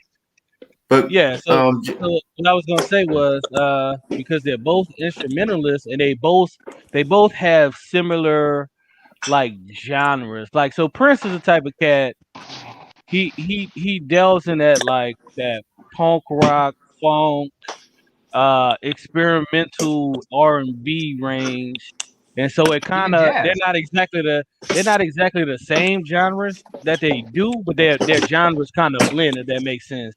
I mean, you know, they both play, like I say, instrumentalists. They both pretty good guitar players. If you ever heard Prince play guitar, um, Hmm. so yeah, that's the closest. I'm not saying But they're okay, exactly let me identical. get in there. Let me get in there on the Prince part, man. And I think me and Eric here, we're pushing 50 here. Yeah, I'm And pushing 60, bro. oh, 60, Why my you bad. even Well, he numbers know this more than year? me. But let me finish. Man, well maybe he can complete my thoughts. But the thing about Prince compared to Lenny was mostly imitation. Lenny would I would say probably about 70% of his when it comes to Prince, he was trying to mirror and mimic him. Whereas Prince was damn near from scratch. And the Yeah. thing was is that he was if you think if you follow his journey Hmm. when he first started, see people keep thinking that oh he's gonna be the next Jimi Hendrix, or he's gonna be the next James Brown.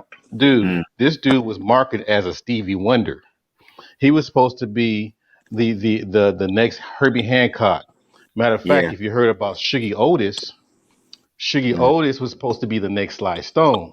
Shuggy Mm. Otis was too slow in his production, so he wound up retiring early, and they put Prince in that slot. Remember, this is a Warner Brothers project. They had to figure out how to market Prince because he was too talented for his Yeah, he own was good, multifaceted too. I and he mean, didn't have he didn't have the look at the mm. time, you know. Yeah. And the thing was, the person that was running shit was Rick James. He was the Hmm. guy that was running stuff. So if you Right. think about that, Prince could play every, and you hear in his interviews, he could play every instrument except for horns, sax and trumpet, Hmm. but he could play every instrument. So the thing is that he was always, I mean, he was a musician on steroids, coming out with all kinds of stuff. But the thing was, it was all natural. And yes, he took some elements from Curtis Mayfield and all these other people. Yeah, it did, and Jimmy as well. But the thing was, he made it his to where you had to really study to find out that's what he took it from rather than saying, oh, that's Jimmy. So the thing was is that Prince was pretty much the top at his game in almost every genre, especially at a very early age. Whereas Lenny Kravitz was just trying to mimic that. Mm. So like all of his notoriety, even to when he had the dreadlocks and stuff like that, all he was doing was just imitating him. I don't think that's why it's kind of Mm. hard to say that he would be the next Prince. Yeah. Where Well, who is he Prince imitating Prince is though? atypical though. If you think about it, mm, Prince is an Yeah, yeah, atypical artist, man. There's That's nothing true. there's he nothing usual about him because you can tie him to so many different things and he influences, played like you jazz. said, art Hey, that he made his own. You know, he excellent Did made it point. his anyone own ever thing. Excellent see? point, brother. This is gonna only take me That's the 15 thing seconds, y'all. about and Just he that's just still give me whooped 1 my second. ass in basketball. Just You give me can one believe second. that. 15 seconds, y'all. 15. Did anybody ever see the video of Prince? I think it was at a rock concert, a rock show, or a Yeah, with Tom Petty, country. Yeah, and and he them, came on the stage and he shut that he shit kicked down. ass. Yeah, Yeah, Mhm. I don't think Lenny everybody was Kravitz looking could at do him You like, that. "Is remember that how he Prince?" left? Remember how he Yeah, left? Mhm. You yeah. remember how he left the stage? Took the guitar through it and just walked the fuck out. And you know what's the thing about Prince? He never Mhm. forgot about where he got that shit from. Whereas Lenny Kravitz trying to make everybody happy. I'm like, fuck that. Well, You get that. You got that from the masters. You know, matter of Mhm. fact, Prince put them on. He kept George Clinton. He kept matter of fact. He paid some of the bills for Sly Stone when he needed medical help. I mean, he took yeah, care of a lot of stuff, man. He put Larry Graham on. I mean, the dude kept reaching back, whereas Lenny Kravitz is trying. You know, because you got to remember, Lenny Kravitz have a Jewish dad. yeah. So Yep. I mean, he's on Bad that. You know what I'm relationship though. They saying? had a bad relationship yeah. That though. Hey, you know what what, I was So gonna Art? say was the brother made a great point about By the way, that's the Art, thing that check makes the back chat, Art. Prince so unique is because that Prince has so many varied influence in terms of his music.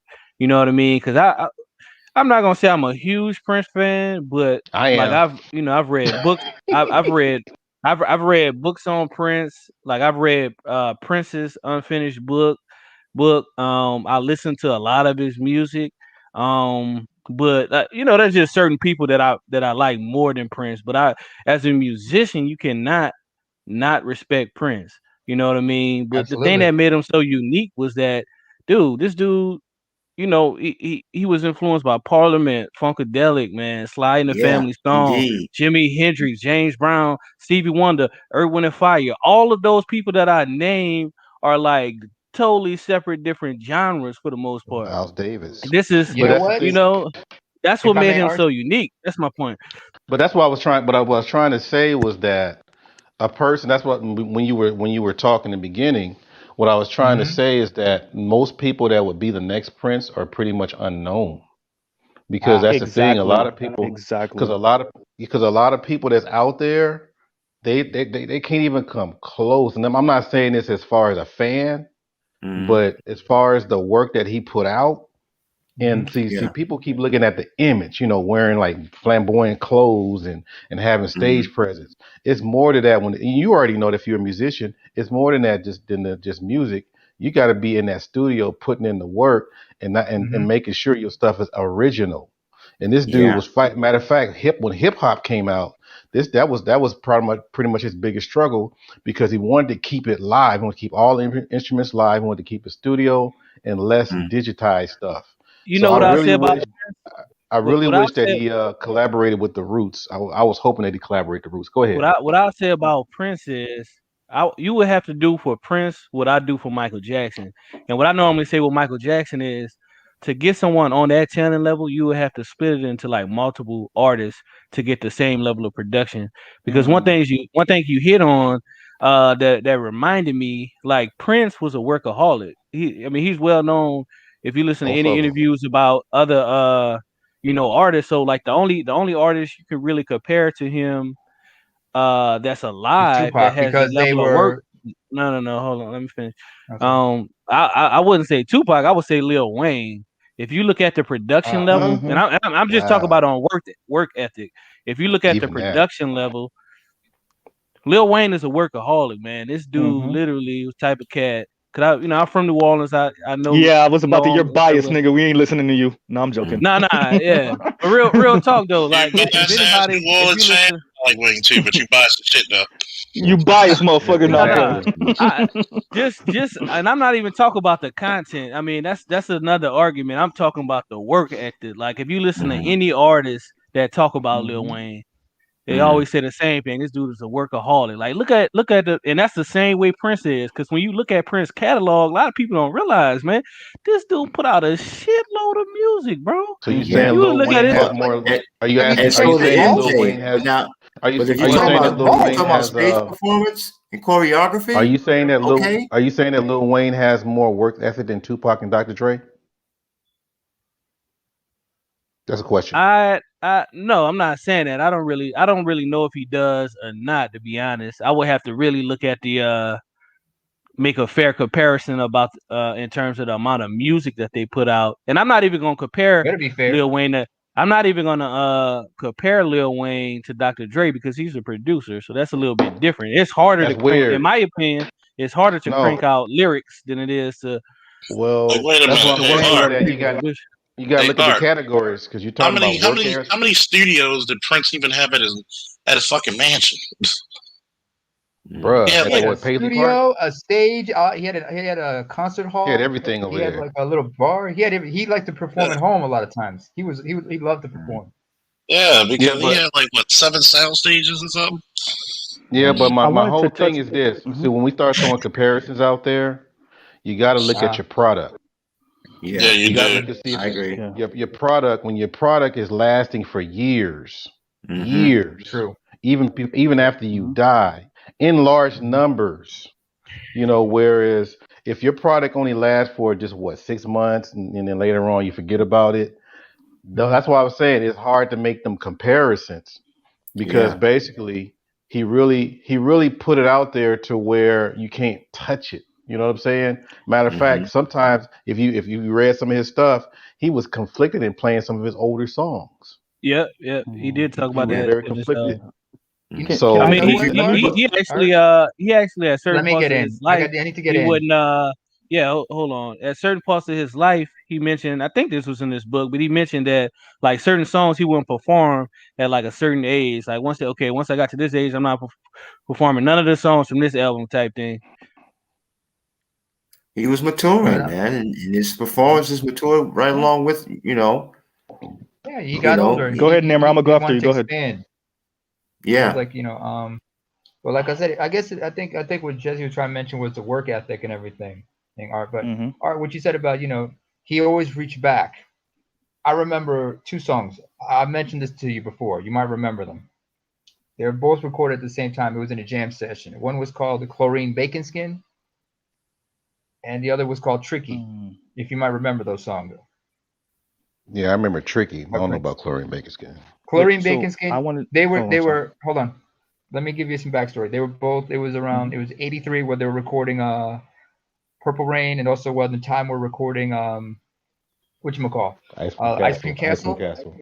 It was in that Hmm. same session. It was a jam session where they're just impromptu, just messing around.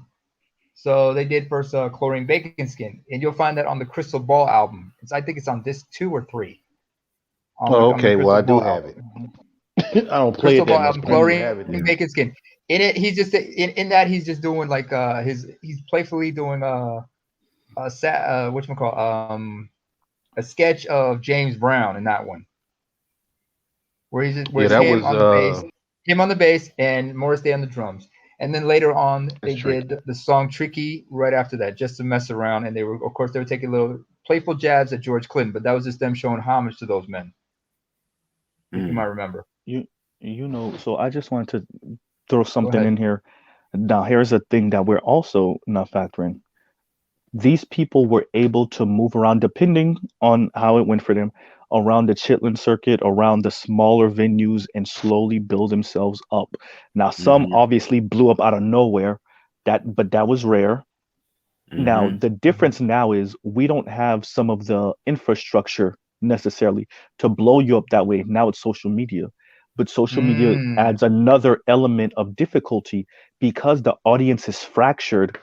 You'll be big maybe in one market, but the crossover appeal is so much more difficult now for certain Mm-hmm. artists.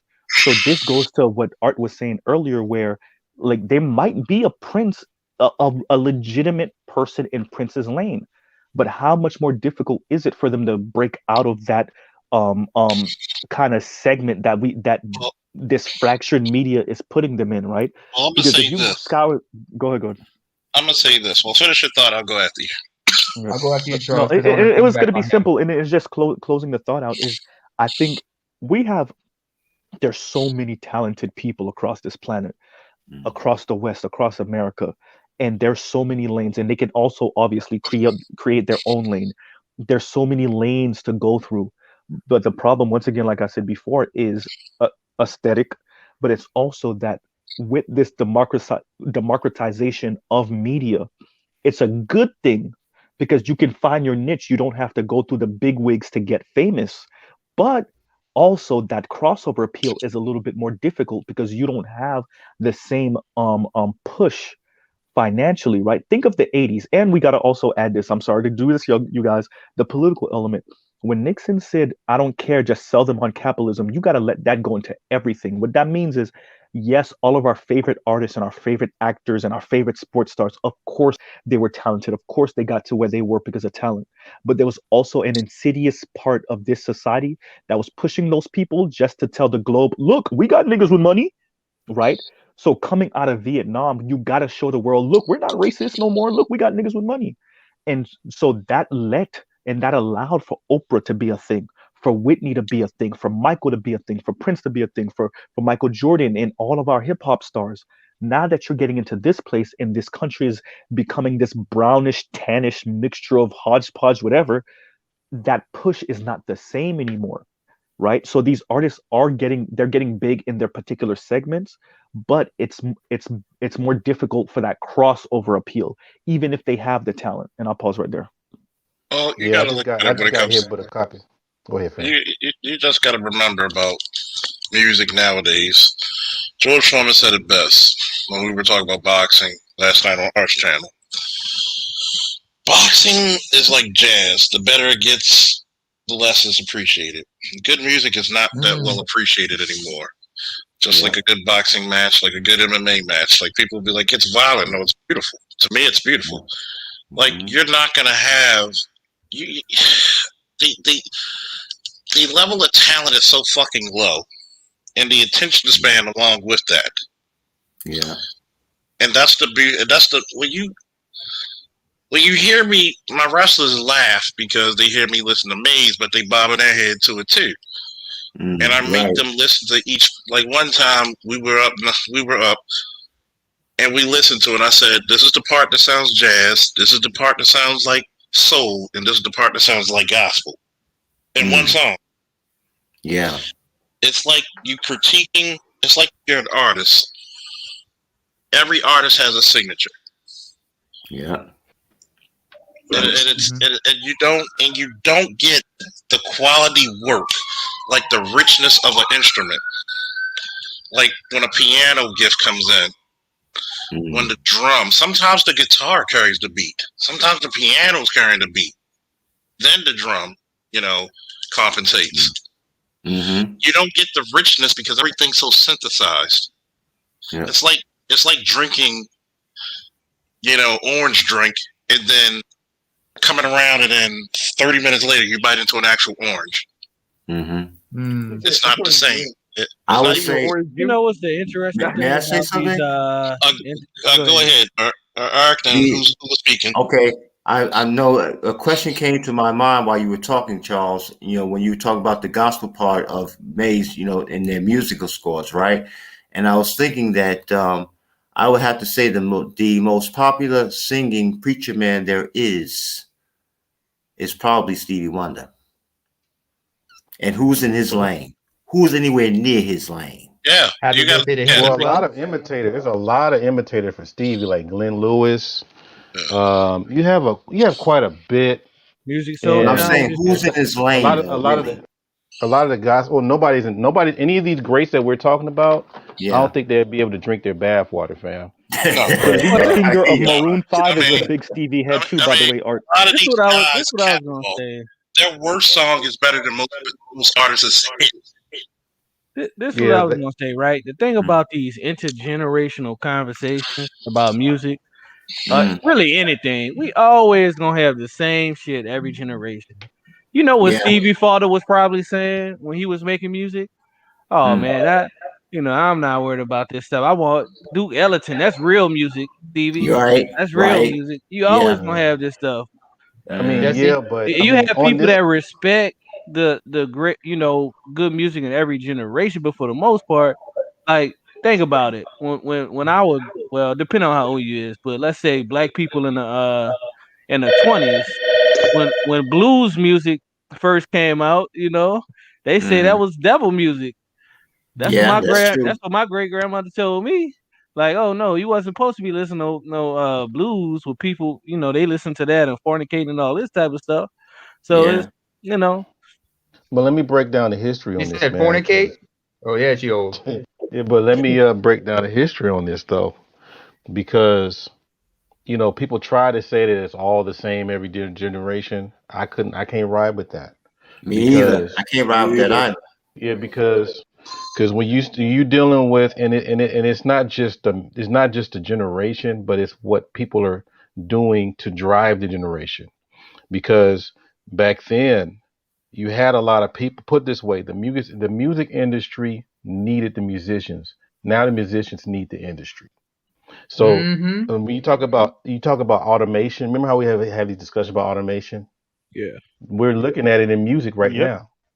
We're really looking at it in music, because the thing is that, like, for example, if Earth, Wind and Fire told Columbia Records, we're out of here, we're gonna go somewhere else, you think Columbia Records gonna say, man, I can replace y'all tomorrow? Hell now no. they could say they could. Back then they couldn't. No, see what I'm saying? So therefore, the artists don't really have that much power anymore in the industry. So because they already know that the way that the music is going, it could be replaced because it can be automated. That's why, and I don't know if y'all heard Bobby Hemmett before, but he did talk about the industry. Bobby Hemmett, look him up. But when he talked about the industry, and this was back in I think it was the early 2000s. He said that the way that it's going, I'm up here echoing. That's all I'm It's Artisan. Hello, England. No, look, Art. Okay, You gotta say it right. but You gotta say it. let me. You gotta say it. Oh yeah. See the thing of this thing is what y'all gotta realize. Yeah, but man, let me tell you let me tell you what's going on, man. What I'm trying to say is, but but he but the thing that I really because you gotta listen to him for like 6 hours to get a good 20 minutes. You know what I'm saying? A good 20 minutes of wisdom. That's how crazy it is. But the thing is that what I got, and I kind of knew it, but he kind of put it in terms to where they had to dumb down our music to welcome in white artists because even Say that. average white band, y'all heard of him? Yeah. Yes. Average Casey and the white Sunshine band. Band. Well, They were average a great white band. man was Schoolyard so crush. put this way. They worked hard, y'all, to really get that funk formula, They and did. Yeah. they finally made that breakthrough with that picking up the pieces album. Because Yep. before then, Indeed. they sound like Chicago. Before then, they Yeah. sound like the group Chicago. But when Yep. they started doing the Shout out to funk stuff, Chicago. it was like okay, that's all you need. So the thing was okay, if I'm a white artist, why do I have to work so hard to get with these people? See, that's the thing. Back then, when black people when they were having the music and a white person came in, the white person had to come with it. They had to Yeah. come with it. Yeah. Yeah. Now, if you could just do a few bars here and there, like all this kind of stuff, like Justin Mhm. Timberlake, you win. Yeah. So But that's it's what Well, I'm not think just saying. about that, Art. well, Think about well this. think about Jake Creedence. Paul is making Eric, give me 2 seconds. Jake Paul is making numbers right now, y'all, off of mockery rap.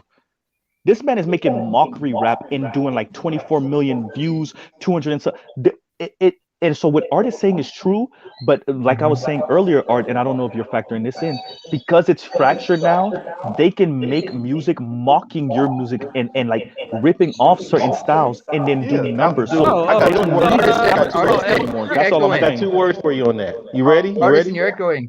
Here we Go go. ahead, go ahead, Art. Al Jolson. Okay, I thought Yep. Indeed. That's it. Al Jolson. Al Yeah. Jolson. I thought you was gonna say Elvis Presley, but okay. hmm No, he But tried think to Yeah, tee. that's about what He I thought tried he to. was He gonna tried say to too. tee but us. think about in the 80s and 90s, Weird Al Yankovic. Didn't he Yeah, say no, I did, remember. Yeah, yeah. Oh, did, Weird Al. Weird didn't he Yeah, Al. Weird set Al. didn't he Yep, Yeah. yep. satire didn't he satire rap music? That's what he did. He Well, he Yeah. satired satired Michael like Michael Jackson songs. Jackson. He satired Yeah, all he. music. Yeah. Yeah, he did all genres. He No, And did he he did George became Gangsta's Benson. famous Paradise, for it too. remember? People loved that shit when he did He that, did. He did. man. He did. I like Rocky Road. The ice cream. So Yeah. he did all kind. He's from Linwood. He's from out here. He's from near Compton. So But and I'm I not saying wanted I'm to giving him a mention pass.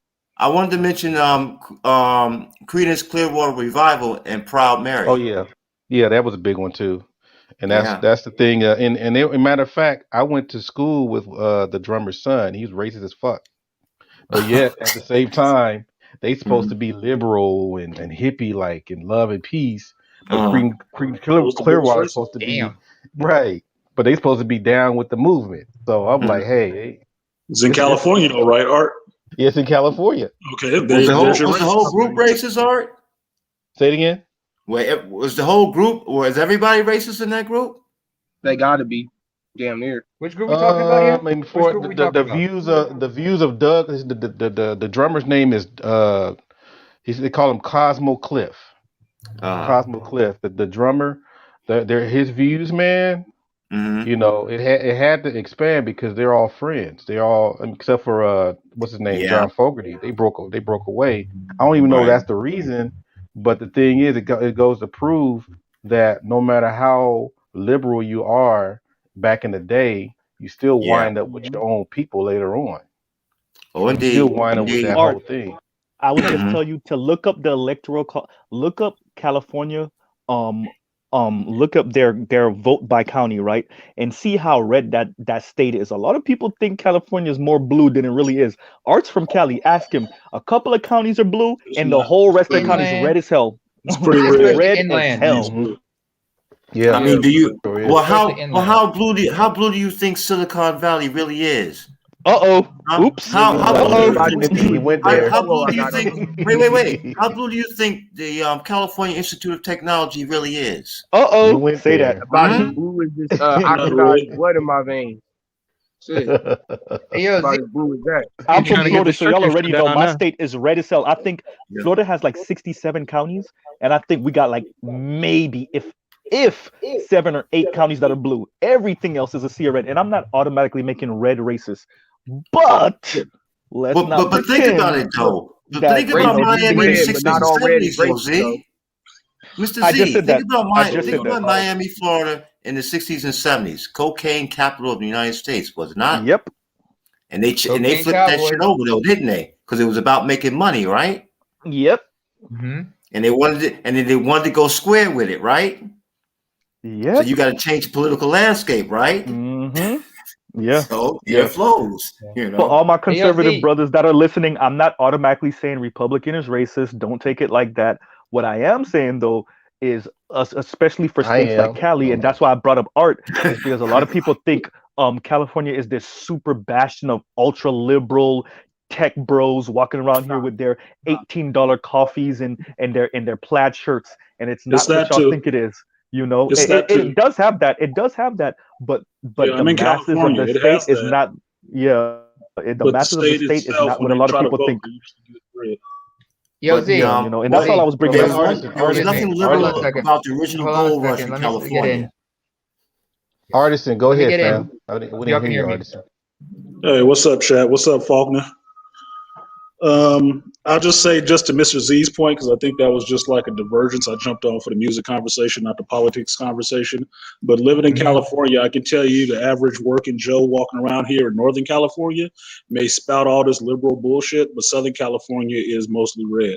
Anybody up here in Northern Say that. California who actually has some money and owns a business, tech or otherwise, is not a damn liberal. They do not vote blue. Don't listen to what the hell they say. They vote red all Only day thing long liberal, because the they're only not trying to policy, give away their damn money. They're only not doing I that policies agree. right they now. might, the only policies they might vote liberal on is the tax policies and some shit that can Yeah, get them some money. taxes like that new tax we got up here, Truth. That new tax they got Yep. on the fucking What, gas and shit. That's the bro? only thing Yeah, they vote on. They vote on stuff to fuck themselves over. yep. What the fuck, Yo, bro? Z. What is going on Hold with on, hold the on. with the Hold on. I just got a question real quick. What's going on with the Gavin Newsom reparations and shit? What is he talking about? Well, not Wait. reparations, Let's but not get off Oh, the that's music real that's what quick. they didn't Truth, even talk we about gotta get anymore. back to that. Truth. uh, Give us 1 second.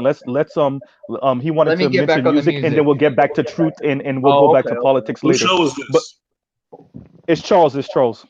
Okay, I Charles thought is you were taking a moderating dump. or He ain't something. saying nothing right Where's I now. guess Charles until at? Charles say something. Charlie I mean, Wolf here. unless Art is probably gonna be the senior. Well, I know it should be Eric, but Art's probably gonna be the senior in moderating. If he doesn't want to do it, We'll I'll pick take over. somebody, shit, so we can get a If I roto. may, But if I may. basically, artisan, what did you want to touch on as far as the music part? On the music part, thank you, Nustel. I was just going to say that I think it's a lot easier for artists nowadays. I like your analogy, but I think it's just skewed in one way. I think because there's so many avenues now for artists to get their music out, they do not necessarily need a label to sell music. J. You don't. Cole, I was about to get Joyner on that. Lucas. You can A build lot up of this. these other artists that are out here that are popular right now are popular not because they have a major label deal, but because they can put their music out past the gatekeepers in any other area they want to. They can drop an album on Chance the YouTube. They can Rapper. drop an album on Spotify. They can DDG. put their music out wherever they want to and sell it. It's just finding their artists and their audience. And their audience is out there on the net. That's pretty much what it is. YouTube, Back in the or day, Artisan, people were Instagram, if locked I down may. to their Twitter. studios. Let me Truth, hold finish, on. man. Goddamn. Sorry. Fuck it. I'm done. Yeah, I just wanted to piggyback on what Artisan was saying because I want to tie it to what Z was talking about. I'm sorry, Artisan, my bad. But what I want to say was like what he said, like, you know, this whole thing about being fractured and online. Remember, there was MySpace, if anybody remembers. Z? Keep going, Yep. fam. No, I remember. Talking There's about Keep on the going. black Keep going. side. We listening. MySpace, We listening. but yeah, there's MySpace, there's Spotify, but you also have websites because I've been on those websites before. One's called Reverb Nation, another's called SoundCloud, and that's where a lot of people got their names. I mean, Georgia Smith, for example, I remember I first heard about her back in 2015 on SoundCloud, and from there, that's where she built herself up. A couple other artists did the same thing. In fact, You can use Twitch. You can use whatever source you want. It does not matter. You just start not dropping Twitch. your shit, and if your fans, Twitch? yes, But people have built up. People have Artisan, built did up. you consider give music me will one follow second, truth. I musician. wanted to make sure that Artisan considered the fracture that I was talking about. So I hear everything you're Yeah. saying, Artisan. I'm saying the fracture makes it more. The fracture makes it more difficult to get that crossover appeal, so that you can be bigger than just the subgenre of music that you're creating, right? Not just even I, the genre, but the subgenre. That's all I was asking. yeah, I was going to speak to your point on the fracture too. I don't see the fracture necessarily. What I see is the music companies that still put out artists and stuff like that are trying to push everybody into the same group to listen to music because True. if you can point to what is white, just necessarily just white music nowadays, then I would agree on a fracture. But white people listen to all kinds of stuff, and it's They mostly our listen to shit right they now. listen to hip hop. They If listen. you can see an advertisement with rap and all this other stuff on it, then you already know there is no fracture anymore. Everybody's listening to the same shit right now. That's why you can have people who blow up ridiculously, and you don't know who the hell they are because everybody is listening to them. It It's not speaks so. to I don't that, see a but fracture anymore. But Maybe Artisan, back It's in the you '80s, just made my but not in point. fracture, bro. 2000. But Artisan, you I'm just They made glad my you they're point. all said You that, said listening to the, artist. they blow up they're all listening. ridiculously, but you don't know who they are. The reason why you don't know who they are is because they blow up in a certain set. Everybody know who Michael is. Everybody know who Whitney is. Everybody know who Mariah is. Everybody know who Tony Braxton is. These Yeah, people because they blew up built in their shit up Prince and and name them. they But they it's had a Yeah, but long subjective, those they had people artist. blew They up blew up established outside of the beyond internet, genre. Mr. Z. Those Yeah, people blew up yeah, outside of you're the right. internet. yeah, they had long Exactly. established careers with a lot of accomplishments and they had a lot of stamina in the game. Why did these dudes just pop up? You know what I'm saying? But when they Yeah, pop up, that's the they industry. blow up. And that's the different thing. They But blow up to uh these levels. And it's like it is to us, it looks like they don't deserve it because you know what I'm saying? It's just it's so fast, but I mean they got so many different avenues. Like imagine if like Whitney Houston had like YouTube, Twitch, and all this other bullshit to get her music out. she had Clive Davis. Come on, man. But Exactly. but Yeah, the but thing that I'm trying to get. uh Go ahead, Fence. add all that to that. You know what I'm saying? And imagine Yeah, how much he bigger was she would be. the internet damn near for that time. But the I'm just the piggyback from and point out some of the stuff that Artisan was talking about was very important because he was saying that the fact that white folks can listen to anything and there's no fracture. Think about how they tried to market black music back then. They put white people on the album covers. You know, that was supposed to be a way to have the same argument. So here to this day, right now, they inputted themselves in a genre that they still, they still. I mean, they're more comfortable now. So yeah, I think this is what they were trying to do back then, but it was kind of hard because the talent was so up there. They couldn't touch it. So right now they're like, oh, okay, we got Adele now, for example, or we got all these different people that are coming out and singing all these different songs, and then along with artists that didn't really have formal training or even have any kind of like that kick ass, crusty lip, dirty teeth, danger in the afro, soul and funk. So that's not even there anymore. We can only get that in the neo soul category. So this is where we're at. I don't know if it's considered unfortunate, but it's where we at. Nah, Art, that goes in the unfortunate category.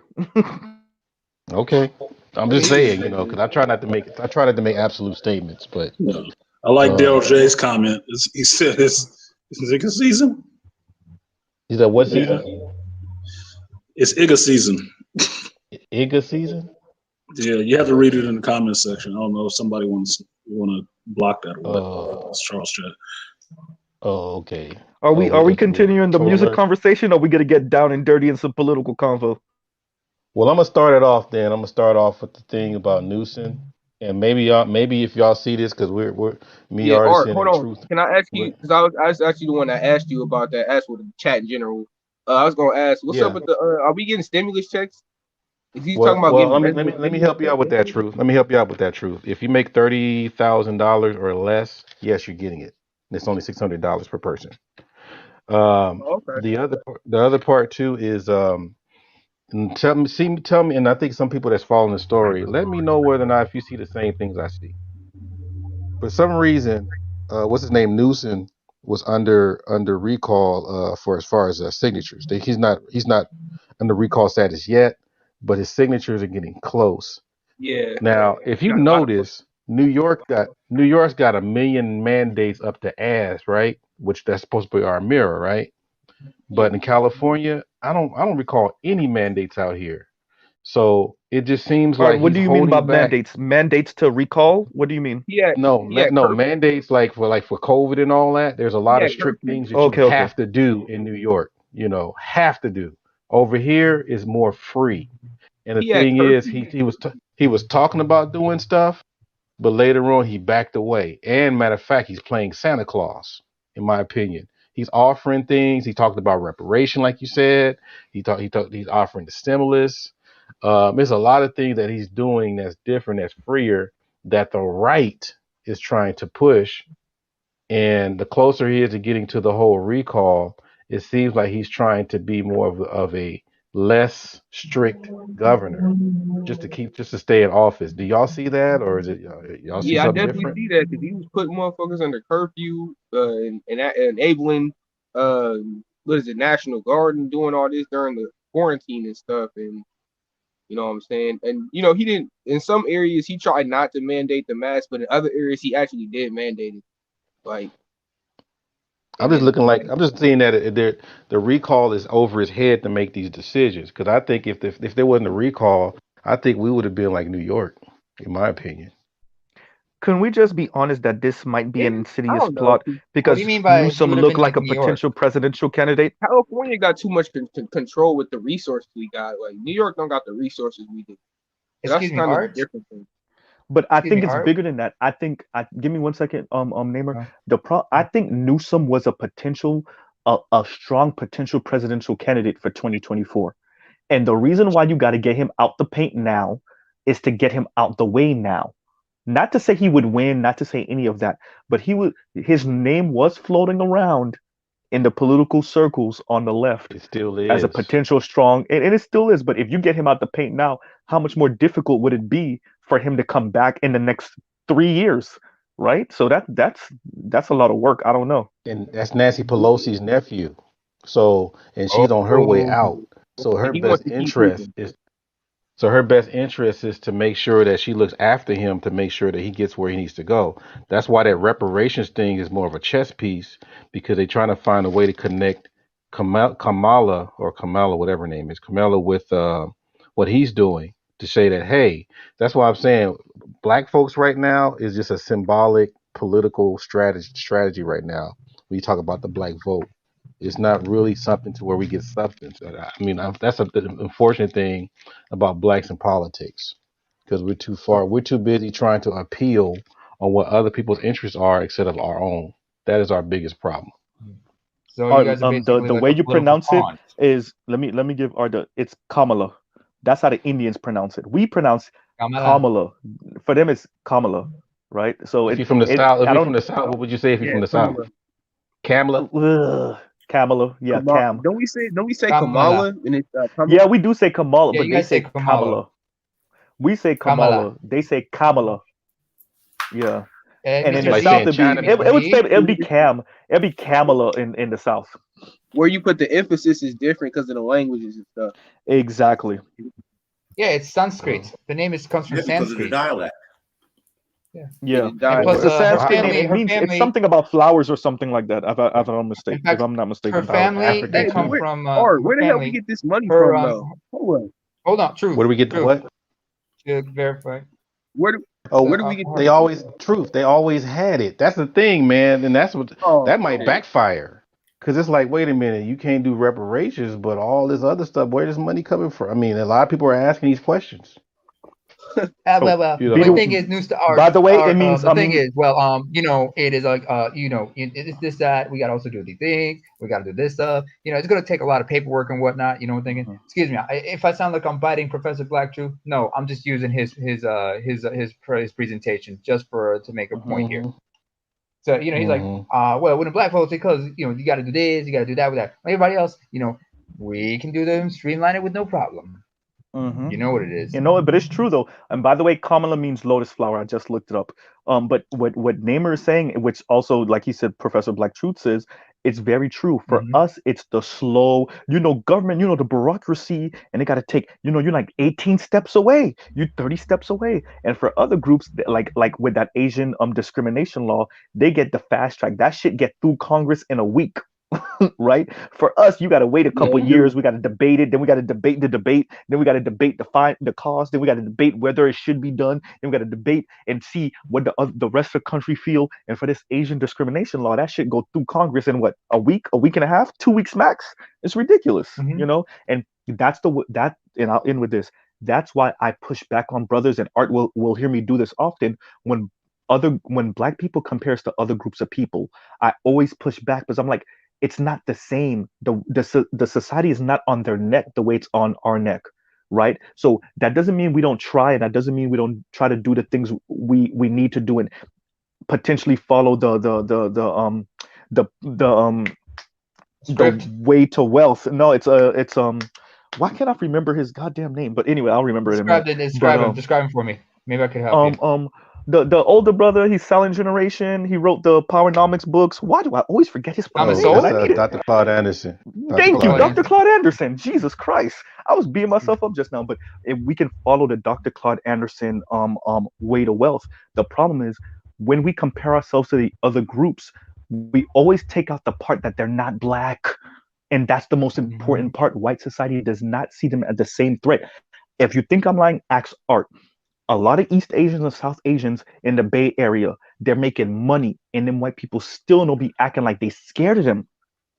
Little old you who's poor as shit, they'll be on your neck heavy because they're afraid of where you would be if you get any political, social, and economic power. And there's so when we factor these things in, we have to really pay attention that these Asians got their laws passed in a week and a half, 2 weeks, and it takes us forever, even though we have a larger population. We're known to burn shit down and all of that. Yes, some of that has to do with the money, but not all of it. A lot of it has to do with we can't let the niggas rise because that's where the problem really is. And I'll Yeah. I pause right mean, there. that biggest fear of Um. white supremacy is that the pretty much the black man is gonna seek vengeance on the messed up shit that they've done to us Hmm. here in America, and that's Hmm. why even continental African immigrants that come here don't really get a lot of the same issues and pushback, and that goes back to our earlier conversation. That's why if you look at who the new trying to think of the term they use, who the new bootlicks are in America, you know, when it was Non-ADOS. most when it was back in the day, it would be like the preacher. That was like one of the first bootlicks when they have the preacher make them the leader of the community, the Reverend L Sharptons and stuff like that. Now it is African well, not necessarily continental Africans, but it's Africans in America that are non-ADOS, and this is going on in several fields. And the reason why they do it is because not only, well, all right, so you got to realize that ADOS historically has been a pretty, I would say we've been a pretty we've had a lot of conservative values, and predominantly ADOS have considered themselves conservative. When you look at during the crack era, we have become a lot more liberal. So I would say now, and I didn't. The person that pointed this to my attention was actually one of the resident PhDs in the manosphere, is the fact that that most ADOS men and women are liberal, especially the women. But when you Mhm. look at continental Africans, they're more they align more with conservative Conservative, values, right? And so the fact because that many they're of them come from traditional conservative societies. and the fact that they don't have the same history that we do with the white power structure. So it's kind of like this, and I'll end it on this. Like if you take you take a Nigerian or Ghanaian, right? They were Yeah. pretty much colonized by the British. When they Yes. come to the US, they don't have the same disdain for American white people that we do. They have a little bit more disdain for the British white person than they would an American white person, because in their eyes they were not directly enslaved and had to deal with Jim Crow and stuff like that. And so when Mm. white people put them in these positions of power, they don't see them as a threat because it's like, okay, well, we didn't enslave these black people. We didn't do Jim Crow and steal their land, build you know interstate systems right in the middle of their black business districts. We didn't do all that to them, so we don't really have nothing to fear for them. So yeah. But Jesse, to Jesse, you know piggyback on that your Art, going, give me. go ahead. I'm sorry, not Art. Z, Namer, let give me me, 2 seconds. I keep Z, on please. cutting Namer off, Z, but please. Namer, give me 2 seconds. Go ahead, go ahead. I'll Uh, cut you off enough times. Go ahead, go ahead. what I'm trying to say is like, because I remember, was it like with Eric, we were chopping it up one time after we went off stream one time, and I can understand where Jesse's coming from, but I have to kind of disagree a bit. What I mean is because first of all, they do have, like you say, most Africans are conservative, yes, because we have traditional societies, but it's what the society we were able to salvage after colonialism. Because remember, we were influenced by whites, and the difference between slavery and colonialism is like they realized they could exploit us better at home. You know what I'm saying, Jesse? Jesse, Jesse, you hear what Yeah, I'm saying? I'm Because on they found sandwich it duty, because but they I'm just listening. you understand what I'm saying? Because they found a way to exploit us better at home than have to take us and go someplace else to exploit us. But at the same time, yes, Africans are well aware of civil rights and everything, but most of them they don't really come to terms with this history of slavery over they on their end, especially West Africans. They're aware of the history of slavery and how their ancestors played a role in that part, but they are more focused on the colonialism that affected them. At the same Mm. time, what was I going to say? Oh shit. Oh yeah, what else I wanted to go piggyback on a few other things, like this one thing I remember Z you were talking about earlier. There was a TED talk I remember watching by a gentleman named Rich Benjamin. Are you familiar with that name? I don't think so, but keep going, keep going. He's Maybe a I'll remember. journalist. He's a Mm-hmm. journalist, and what this has to do about the fear that white people have for black folks, Mm-hmm. black folks being empowerment, because even politicians know this. If blacks become empowered, and if they start taking over, it's like if they try to go upward mobility, move into like suburbs and whatnot, that Mm-hmm. also means white flight. Rich Benjamin, Mm-hmm. he did a TED talk where he talked about he went to where he did a 3 year undercover research on capital flight and white flight, because white flight is basically capital flight. Let me take a look at what happened in Detroit. Look at what Exactly. happened in cities Mm-hmm. like Newark, New Jersey. Newark, New Mm-hmm. Jersey used to be white, but then Joe Rogan, who was born in Newark, New Jersey, his grandfather, he was one of the few whites who chose to stay. He told the story of how when blacks started moving in, white realtors were scaring white families into selling their homes because the niggas were because black folk were coming in. Rogan's grandfather looked at that person and said, "Fuck you, get off my property. I like black people. I like black people." So he grew up around black folks and whatnot. But the capital flight—that's the most thing that is equated with white flight. By the way, that's the reason for integration, y'all. If y'all don't Yeah, understand, that's what the civil that's rights the push leaders thought. factor. Now That's the we push factor exactly. integration. Now here's the problem. Now, did they miscalculate? Yes, they did. But they thought if we get bottomed, then of course they can't segregate their money if we're right next to them and we are in the same schools with them. Now they miscalculated because they didn't know that they was gonna run somewhere else. Right, number one. But Right. number two, something that we didn't also factor in is there's a reason why black people started voting more liberal as you get to JFK and beyond. And it's also because on the right, they believe in small government. Now, small government sounds good when you already got all your ducats in order. When your things are going correctly and you don't need the government and you got your money together, less taxes and small government sounds good. But when you're on the socioeconomic bottom and Mm-hmm. there's a system in place to protect not just the people on the top, but their wealth, their exploitative corporations, their low paying jobs that they distribute. That's why black people tend to vote for the left that believes in a bigger government, because the bigger government hopefully is more likely to tax the shit out of these uber wealthy people who almost always Wealth are redistribution, wealth distribution. And a lot of brothers act, redistribution. but redistribution. The problem is a lot of brothers be extra average and extra regular, making your little 50, 60 or less $1,000 a year, but you Mm-hmm. acting and talking like you making 250, like you making a million. The issue that you got to be honest about is the average person in America, not just black people, the average person in America is making a certain amount of money and it's less than 50. It's Yeah. less than 50. So you got to talk like you're making less than 50 and your politics got to be like that. That's why black people tend to vote for bigger government for the left, not for the right. It's not just cultural, it is a money thing, right? Now, ignorant black people might not be able to vocalize it the way I do, right? But there is a reason why black people tend to vote for bigger government, not smaller government. Smaller government protects the wealthy, it protects that top 5 or so percent, that top 10 or so percent. If you don't Yeah. make that, which the masses of us don't, that then you got to ask, am I voting for something that culturally I believe in, but economically it's against my best interest, right? Mm. You get into a different type of conversation, and I'll pause right there. You know what, Z? There's excuse me.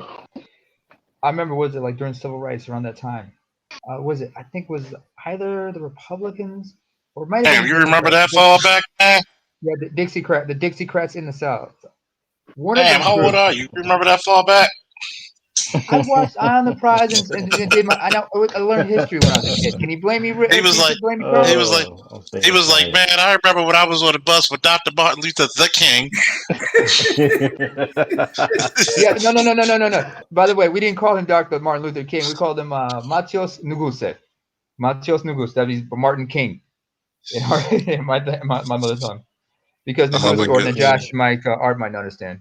But anyway, No matter what tongue you're speaking in, it sounds awfully black to me. it's gotta be. But anyway, who was it around that time? Like you said, like they were voting for larger for like the thought was like in those days they would falsely equate integration with communism. If you know what I'm saying. That was a pushback to integration and the civil rights. They try to falsely equate it with communism or socialism and the Red Scare, whatnot, from the previous decade.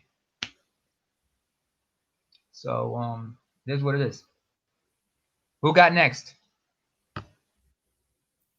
And me and Artisan are having a conversation in the back. I Oh, just wanted to tell him, I see what you're saying, Art, and you're the one who lives. If I'm not mistaken, Artisan lives in Cali too, maybe. So I'll defer to him on that. My only thing, like I was saying, is like I was saying, there's a reason why the black community tends to vote more left, and it's not just it's easier and the left don't got no rules and blah blah blah blah blah and feminists with red hair and all this other stuff. Yes, all of that exists, and one of my biggest gripes with a lot of us, the brothers that vote right or that have a more right leaning political view, is I, as a brother on the left, I have to be honest about the negatives that come with my political ideology.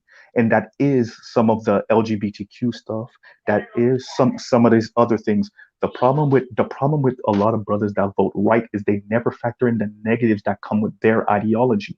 Right? Never. That's my only issue. I purposely make sure I'm not myopic about the negatives that come with what I think would be best for black people and poor people. And I ask that brothers on the right, and I'm not saying Artisan is a brother on the right. I'm not saying that about you, Artisan. But I oftentimes you have conversations with brothers on the right and just people on the right in general, not just even black people, and they give you the outlier story, right? Or they give you that 5%, 10% story. And you're like, what about the masses? This other 90% of people, y'all don't see them? They don't exist, Check out my last two Let's lives. And I go Check to out pause my right image. there. last two lives. My last two lives prove that. Because I kept trying to get them to, have a come to Jesus moment. They wouldn't budge. Because I'm like, I mean, the best question I asked was, can you name from all the way from Trayvon Martin to George Floyd? Can you name it to where you can actually say that a black person got some injustice? He couldn't. I mean, Trayvon Martin was what, 2012 or 13? 2012, 17 years of age. But All the we're way forgetting a couple other to people in the past as well, Arts, if no, I I'm just may saying, I'm just interject. using it as a time marker, Oh, fam. So I was using it as a time marker from all the way from that absolutely. Mm-hmm. all the way to George Floyd, all them depths in between.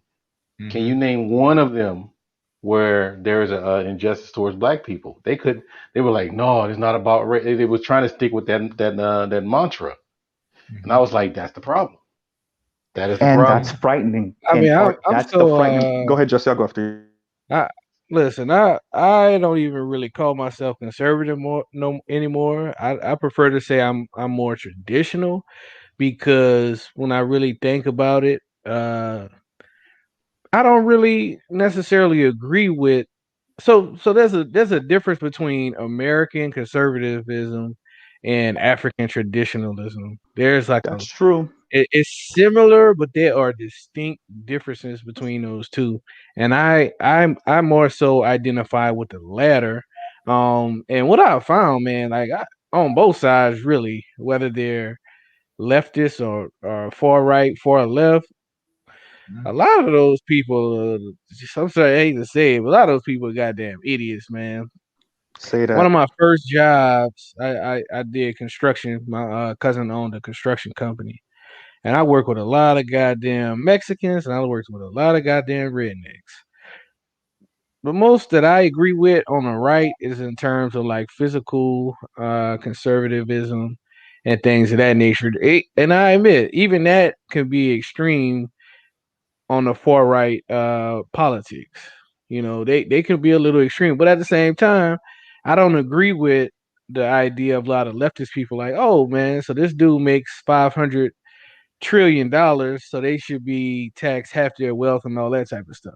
Jesse, you Because I, killed me with the 500 trillion though. That shit was funny. Yeah, it's quite a bit. it's like all right, man. You know, You know, you got niggas most making up in the their rest. own numbers. 500 quadrillion. Yeah, Billion, Gazillion. yeah. quadrillion. I just had to exaggerate, for the people. Just exaggerate like niggas do. You had But to be yeah, extra on top of the extra, Jesse. You had to be extra on top of the extra, Jesse. Come on, man. Come on. Come on. JV3, come on, man. the one thing that the right really just when I was just done with the right, bro, was this goddamn coronavirus shit. God They damn, sounded these some crazy damn as idiots. fuck. There's some idiot. I live in New Orleans, man, Louisiana, and I Uh, also another spot in Texas. So I'm pretty much between two red far right states. I guess right states. Texas is gonna be a purple state soon though, Jesse. Yeah, with all those California and New York people moving, I know. But it's crazy, bruh. Like they really it don't got, think this coronavirus stuff is real. Like they getting pissed off.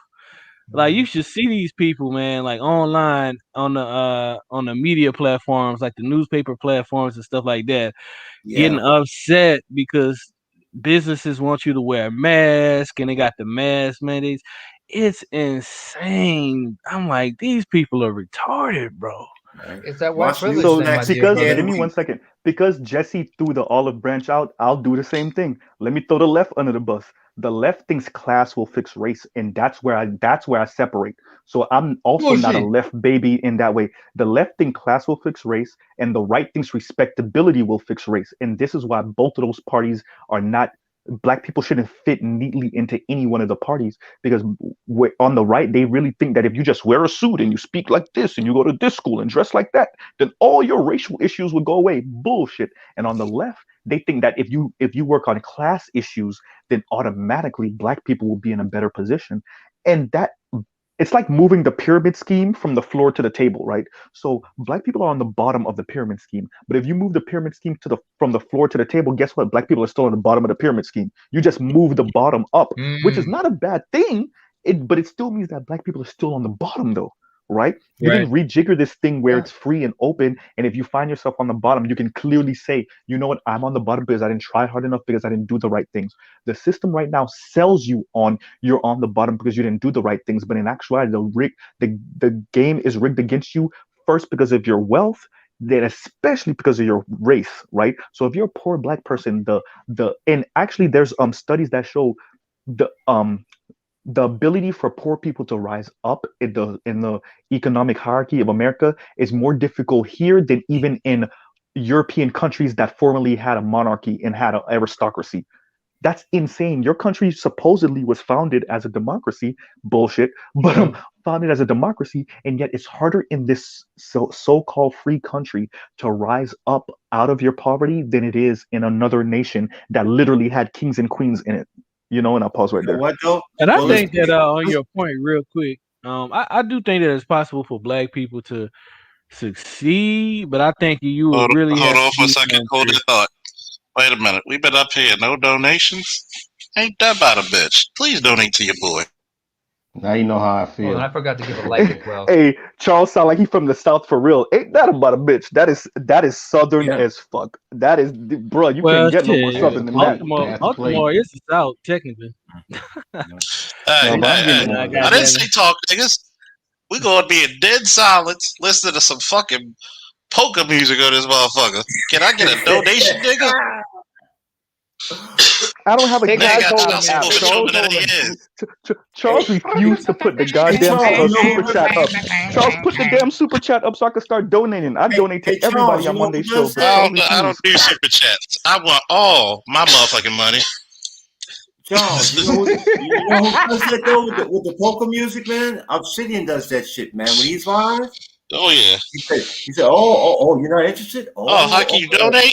Hey, where my No, you man know Bruce what we do? Almighty? Well, we're gonna play some polka music for you, and he Yeah, plays We Dennis got. polka Sterling music. plays his music. See, That's I'm torture. glad you said how you could donate because if you look at the ticker right here, you see the cash app.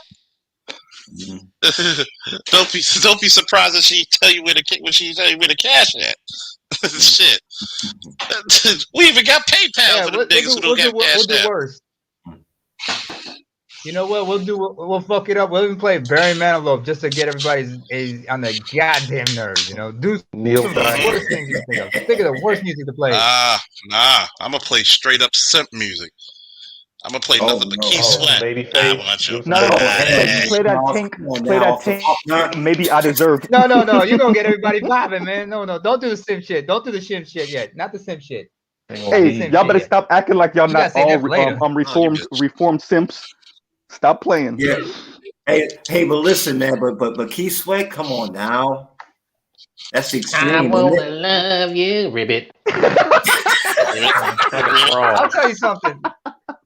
Z, Hey, I'm gonna either y'all Z, donate or I'm gonna play sounds of Artie Whitmore Z. farting on the I will bridge. admit, I'm not just a reform simp.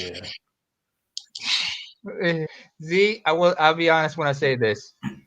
I'm not only a reform simp, sometimes I'll relapse and not realize it. Sometimes I need my cousin just to punch me in the mouth just to realize what the fuck did I just do? Who Look, came out with the I most simplest I've song? relapsed a couple Anybody? times. I'll admit, I've ooh, why did you relapsed. go there? Art, I've answer that question. relapsed. Hey, rewind. Pause, y'all. Pause.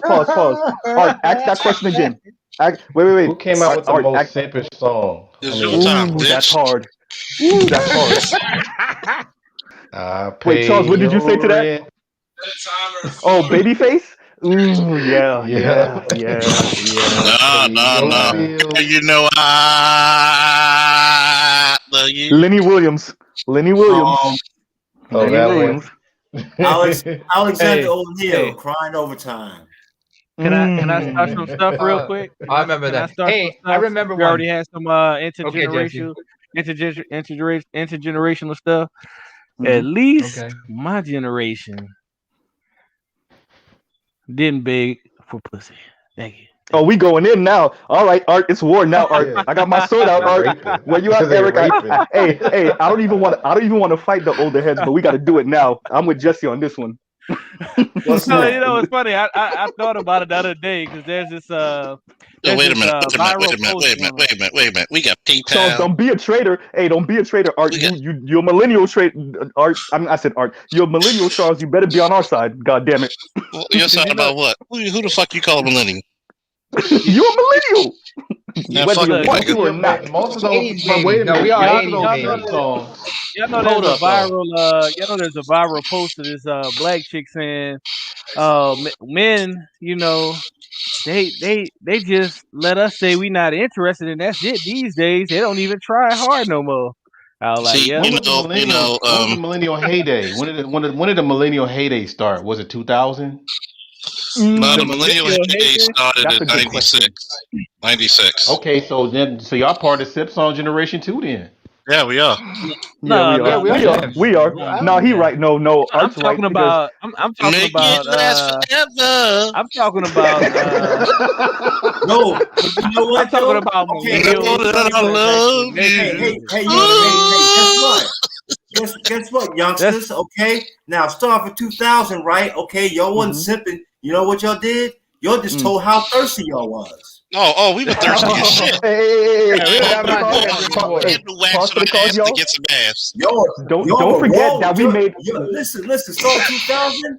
Start Mhm. 2000. You niggas was wrong Mhm. with your Oh, You thirstiness. know please. what though? Hold Please. Art, on, wait, wait, Eric wait, got a wait. Niggas point Hold on, though. hold on, basic. hold on, Wait, hold on. Niggas just Charles. got Eric got a This basic. point. They went brother, from like, girl, I love you to I'm fucking you tonight. Like, yeah, god Wait, damn. no, Eric got a point though. Wait, y'all. Eric got a point because remember, T-Pain came out with "I'm in Love with a Stripper," and we gotta own that. We gotta own that, y'all. Yeah, T-Pain came out y'all with gotta "I'm in own Love with a hey, Two-Live Stripper." listen, Crew too. listen. This brother You hear can't what I talk. said? I You hear what I But respect you my, said? know what Y'all though? gotta Let's I own. connect the respect my dots. Y'all elders, but gotta one thing I own will Two-Live say, Crew. listen, I But let's respect my connect the dots. elders. I Hold respect up. my elders, Hold but up. one thing I I do have to say drank is this. your Let's I connect the do have dots to for a titties say minute. at and least your at Oh, least flirt. Bruce Almighty went and there. But listen, Brought let's it to connect the Baltimore. dots at here. least the millennial And by the generation way, did not Bruce Almighty at is least right on the cuffs. at least the millennial generation didn't get in a full tuxedo and get on their knees with some roses and beg for the pussy. Yeah, Boys to but the men. thing is, but So wait, boys to men. wait. You know Behind what? that, Okay, hold all right, on. fine. All right, fine. Behind I'll that, say, okay, I'll concede Boys to that. to behind men are Guess that. Gen what? X. Guess But Boys who? to hold men on are for a Gen X. second. Wait. Guess who's been trying to imitate him ever since? Ooh, How? Oh, How? ooh.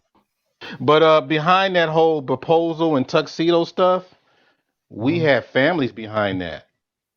Let the Behind How what you about guys that? did, y'all still on the How manosphere about complaining that? about the women. But the thing is too though, let's connect the dots here. Yeah. You know, would you create simp songs for chicks that's coming from whore culture, or strip culture? no. Nope. Maybe that's why we don't make them. Thank No. you. Mm, Thank you. that's right. So now let's take it back to the 40s, 50s, and 60s and 70s, right? When black folks, guess what? They didn't have perfect marriages, and I'm not saying they didn't have any dysfunction in their families, but they had a hell of a lot more families, Yep. even It's more based than on the white music. folks. How about It's that? always the music. It's always the music. They always say, "Man, me and your mom got together on the Reasons by Earth, Wind and Fire. Me and your mom got together on Frankie Beverly Maze." They didn't say Yeah. we got together on Eminem and all these dudes No, no, that I y'all got a better held one. I high. got a better example, Art. Art, I got a better example. Chris Rock mentioned this song. It was the Yin Yang Twins and Rick and Lil Jon. To the window, to the wall, to the Oh sweat yeah, I skin, remember that. motherfucker. Okay, And remember, Chris Rock is like, Man. but I feel sorry for the motherfuckers who gotta pick a wife out of this bunch. I Yeah, just want to point out. go over and sleep. I want this on the record that everybody mentioned that y'all mentioned for millennial generation are all Gen Xers. I just want to put that on the record. Yeah, that's true. But they played the music for the millennials. Yeah. That was No, the millennials were Imagine, there. music for imagine, Yeah. themselves. imagine you hook up with a chick who's going to the sweat drip on my balls, skeet, skeet, skeet, skeet. I mean, look at Jay Z. See, Millennials and Generation Z listen to Jay Z. Come on, man. Mm-hmm. I wait, mean, wait, Oh wait, no, what I, happened? Art, I no, mean, Wait, bro. wait, wait, That's wait, I wait, mean, at hold on, exes. least wait, back, wait, wait, Exes wait. worship at Jay least back Z. in the day, at least back Wait, in wait, the wait, day, wait. Hold at on. I'm least not. I'm not. I Do can't you let Art get away with punk that. asses in the No, back? bro. I No. let you up and I let you up, niggas. So let me stop. But no, I can't let Art get away with that. Wait. I Pause, y'all. Pause. thought you Pause for the talking to Chris. cause. Pause for the cause. Art, you know Jay Z is an Xer, and he reps for Xers hard as hell. Xers No, Wait a but rock minute. for who was the Jay Z consumers like he's though? God. Wait a minute. Okay. The Wait a minute. consumers are Pause for the millennials, cause. fam. Hold up. Pause for the cause. Silence. Silence. okay. Hey, Well, hey, we guess not what? saying all No, Gen no, X are bad, man. We Hold not up. saying Hold up. Hold up. all. Hold but up. see, I you got got an you got issue. me in defense. Y'all got me You in know what? defensive mode now. You know what? Hold on. Hold on for a minute. I gotta do my art dude style TV. I'm gonna do it in my style, but similar to art. You know what, brother? You niggas are not supporting the channel. So if y'all want this fine conversation to continue, Y'all need to put y'all need to put some dollars in my buckets, or to press that button and say, "Fuck it." See what you got to do. You got to pay for what you say. You got to put a little cash to get that ass. What you say to the heavy girls, Charles? You got to pay like you weigh. See, Hey, No, Charles, but I put on a fake nose and come Charles, up and did say, you get a "Hey, yo, donation fat yet? girl, come here. You ticklish?" Yeah, I would I have been called your you fat. daddy, Look but I at didn't me. have I'm change for a skinny. $5. you know. You know what? You know what? You know, my name is Since we Joe talking Blow. about $5, since somebody mentioned $5, Your skinny ass I can gotta fly use. there. All you Yo, gotta do hold is on. get a bed sheet and jump out the Yo, window and you ain't flying out that bitch. wait, Skinny motherfucker. Charles. God damn, What? motherfucker. You Yeah, look like if you you're the stepped on a skinny crack, you motherfucker. stuck. God damn. Yeah, I know, Charles. Charles, hold on. Not you. I'm talking about another ugly motherfucker. Not this ugly motherfucker here. Not in the real world, you not the know, digital world. I thought I was the only skinny motherfucker around. Okay, my bad. No, this is another skinny motherfucker. You know, this motherfucker's so skinny, the iPhone puts him in their pocket.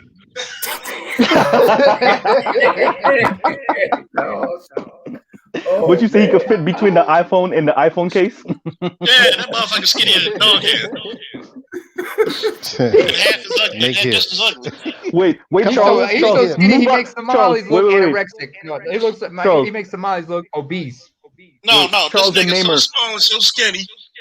That nigga almost drowned in hawk spit. Wait, Charles and Namer, y'all gotta move out the way real quick. Me and Art got a whole lightsaber war we doing right now. Y'all in the way. Art, what you saying? I'm gonna be right back. Gotta drop my nephew off. Art, can you do duties of maintaining the order? Oh, sure, fam.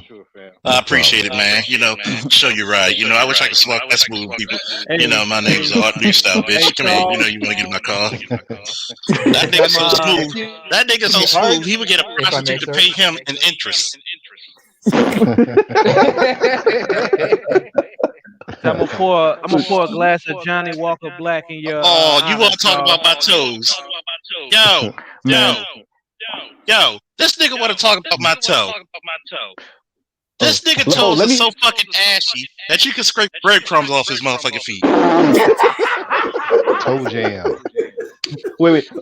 Before you leave, Charles, let me ask a quick question. I gotta ask the resident drinker here a quick this question. Nigga is so fucking ashy that when he wears black pants, it looks like a Klan rally about to start.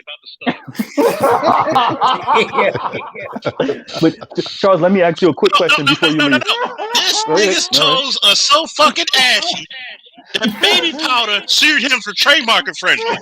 That's the name of the new music group is White Feet. Ladies and gentlemen, White Feet. This nigga toes are so fucking ashy. In one shoe alone, he has my left foot of furry fungus. Ashy Larry. Hey. This nigga's foot is so ashy, he can do a frown house kick and light up 20 black and miles in one swing. Ashford and Somebody Simpson. put me out like a tail over here.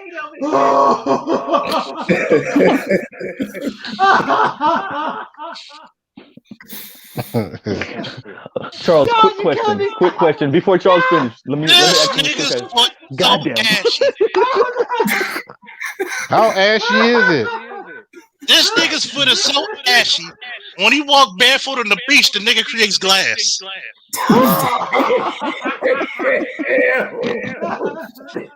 Oh, shit, I'm crying. I'm crying. This nigga's foot is so ashy. Dust bunnies dust his feet.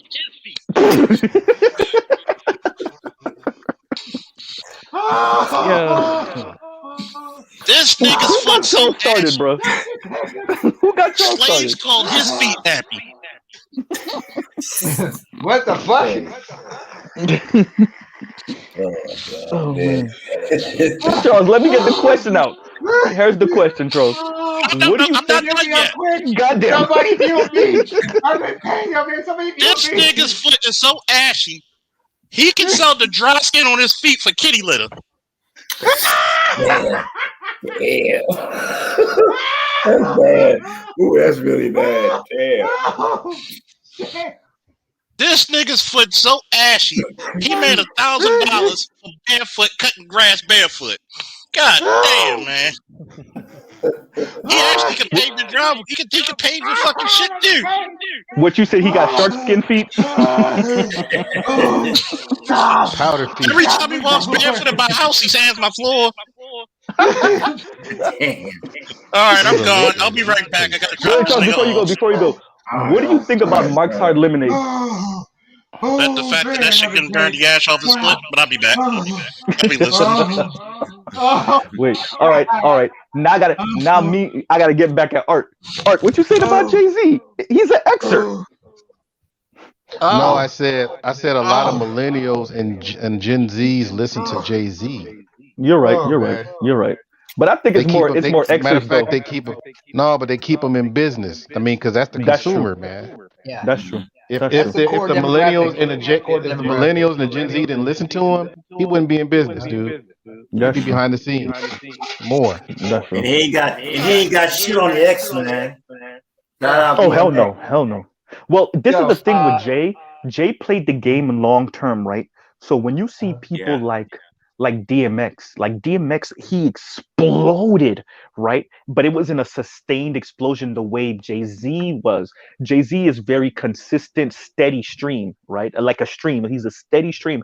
That's why he got 10 platinum albums under his belt, more than that now, right? And he actually Multiple. cheated a little bit by counting the albums he was putting on those Samsung phones as Rock and albums. Familia. Right, the exactly. reason- So The Go ahead. reason we listen to Jay Z and the reason why he's so relevant because he has strategic collaborations. And somebody has Yep. an echo. Somebody has an echo. Yeah, somebody echoing like a mug. Hold on, let me mute up. Um, See, let's Hello, see if it's me. England. Yeah, I Okay, think it's that not was you. working anymore. Okay. Hello. Yeah, that was. Yeah, go ahead, go Jesse. Okay, so yeah. No, that wasn't him. Yeah, everybody mute up real quick. Let me see. That might be me. It's going now. Hello.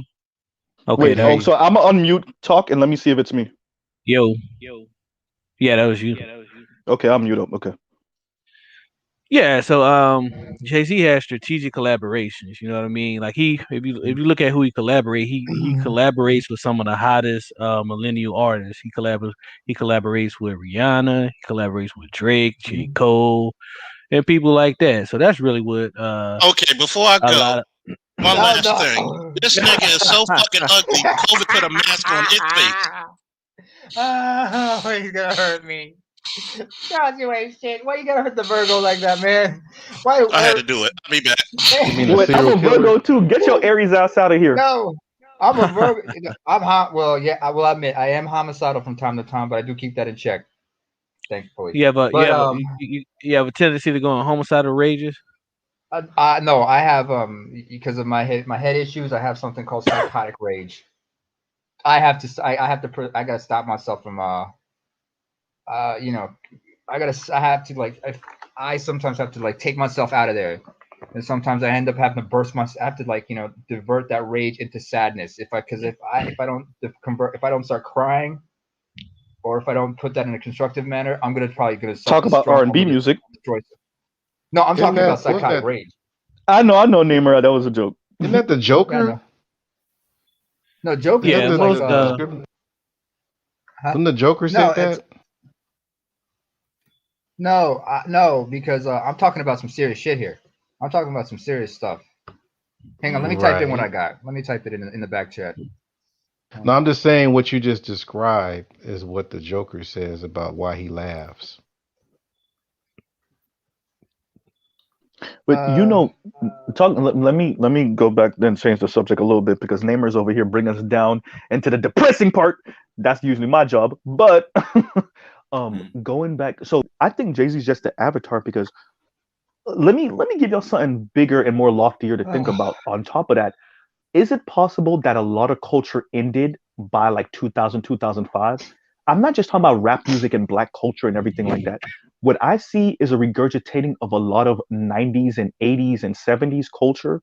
And I think, and y'all tell me if I'm going way too far with it, I think the way capital works, it ate up dreams and culture, and now we got nothing left. It's almost like you have nothing left in the gas tank, Oh, and so we're so just again, regurgitating over and over again some of the culture from the 70s and the 80s and the 90s and the well, 60s. this is the issue.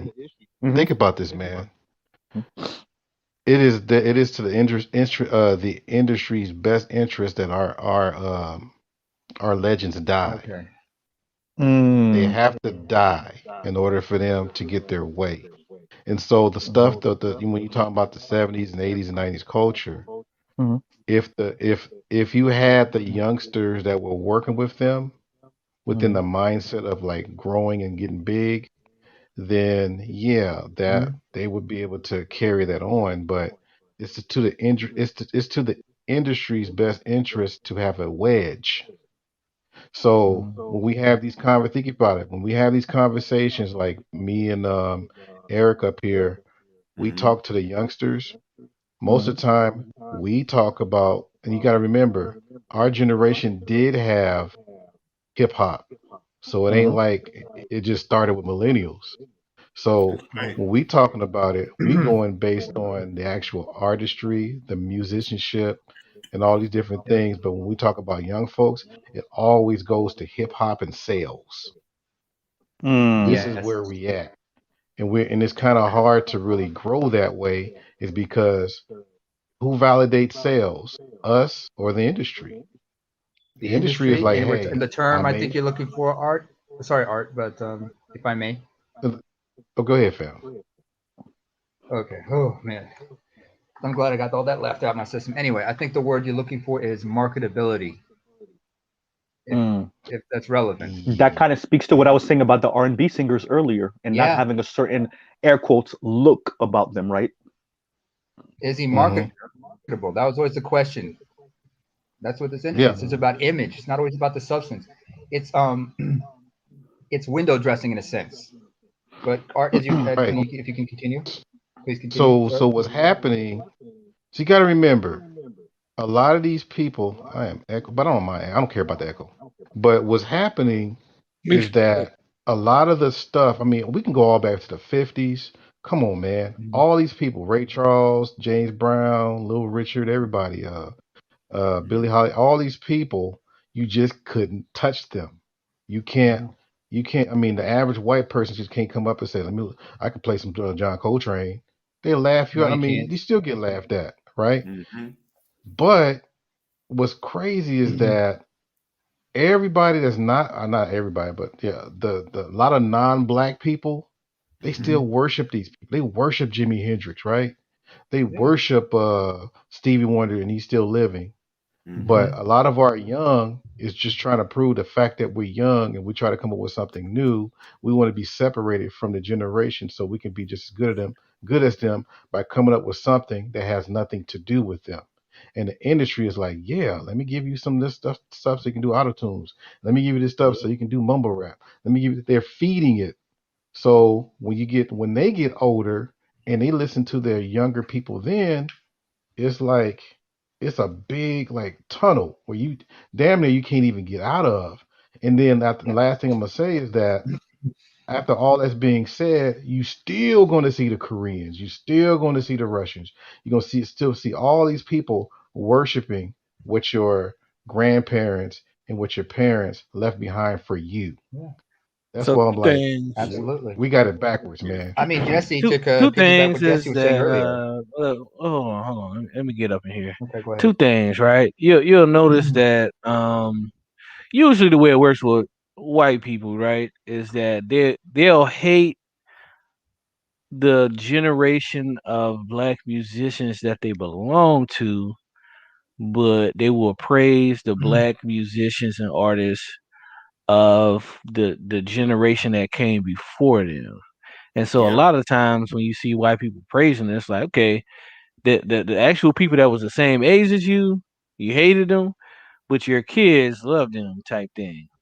And the second thing is that there's a lot of issues that we have as ADOS black people or African Americans in general that just link back to the gynocracy. You know, you can't. The reason why, all right. So when you look at other people, that are patriarchal people, what they do is typically they usually build on top of what the men that came before them did. Whereas in our culture, a lot of times, I mean, we do have that to some degree, but a lot of times, like Art said, it's like you want to do the exact opposite almost as younger men. Like, okay, what they was doing, oh, that's that old stuff. We ain't gonna deal with that. As opposed to building on top of what they've already Mm, done, type thing. mhm. Mm. Hmm. Yeah, yeah, because I want y'all to look up. Keep mentioning his name, Mono Neon. He's probably, I think he's 28 right now, How do you 29. spell his name, Art? Is MNO, I mean MONO Neon. Can you type it in Mono the chat, Neon. sir? Oh, more neon. Mono Neon. He's pretty young. He's a bass player, Got it. and the thing is that he plays. I can't even type it in. I can't type it in, y'all, because I'm on StreamYard. Um, and I'm on my Oh, let's phone. see. And Wait, the on the back thing chat is of that, StreamYard, I mean? I mean, a backstretch, oh, the back to backtrack. the back Oh, chat of okay. StreamYard. Yeah, that's what And I the was saying, thing sir. is that the way he plays, it's not even a total imitation of the past. He did exactly what brother Jesse just said. He took some of the stuff from there and then he went beyond. This stuff is like way beyond, but at the same time, it still contributes to the new generation, the young generation, as far as growing to be great. I can say, like, if you listen to enough of his stuff, I can say that if somebody listens to his stuff 10 years later, it'll still be relevant. See, this is what So this is basically, what he's I'm carrying the trying to. tradition. He's carrying a tradition to where it's still his name. It's not an imitation, so to speak. It's still his name. It's still from that younger generation, and it's still considered great. Whereas Soldier Boy, I'm running into a lot of young folks that saying, "No, man, I never listened to him." No, I'm like, dude, I saw you doing the whole dance and everything. No, that wasn't me, man. Everybody's trying. Well, Yeah. you know Everybody what, try Art? to All If right, try so to check this deny out, it. Art. Check wait, this give me out. 1 second, Jesse. Give me 1 second, Jesse, because this is important.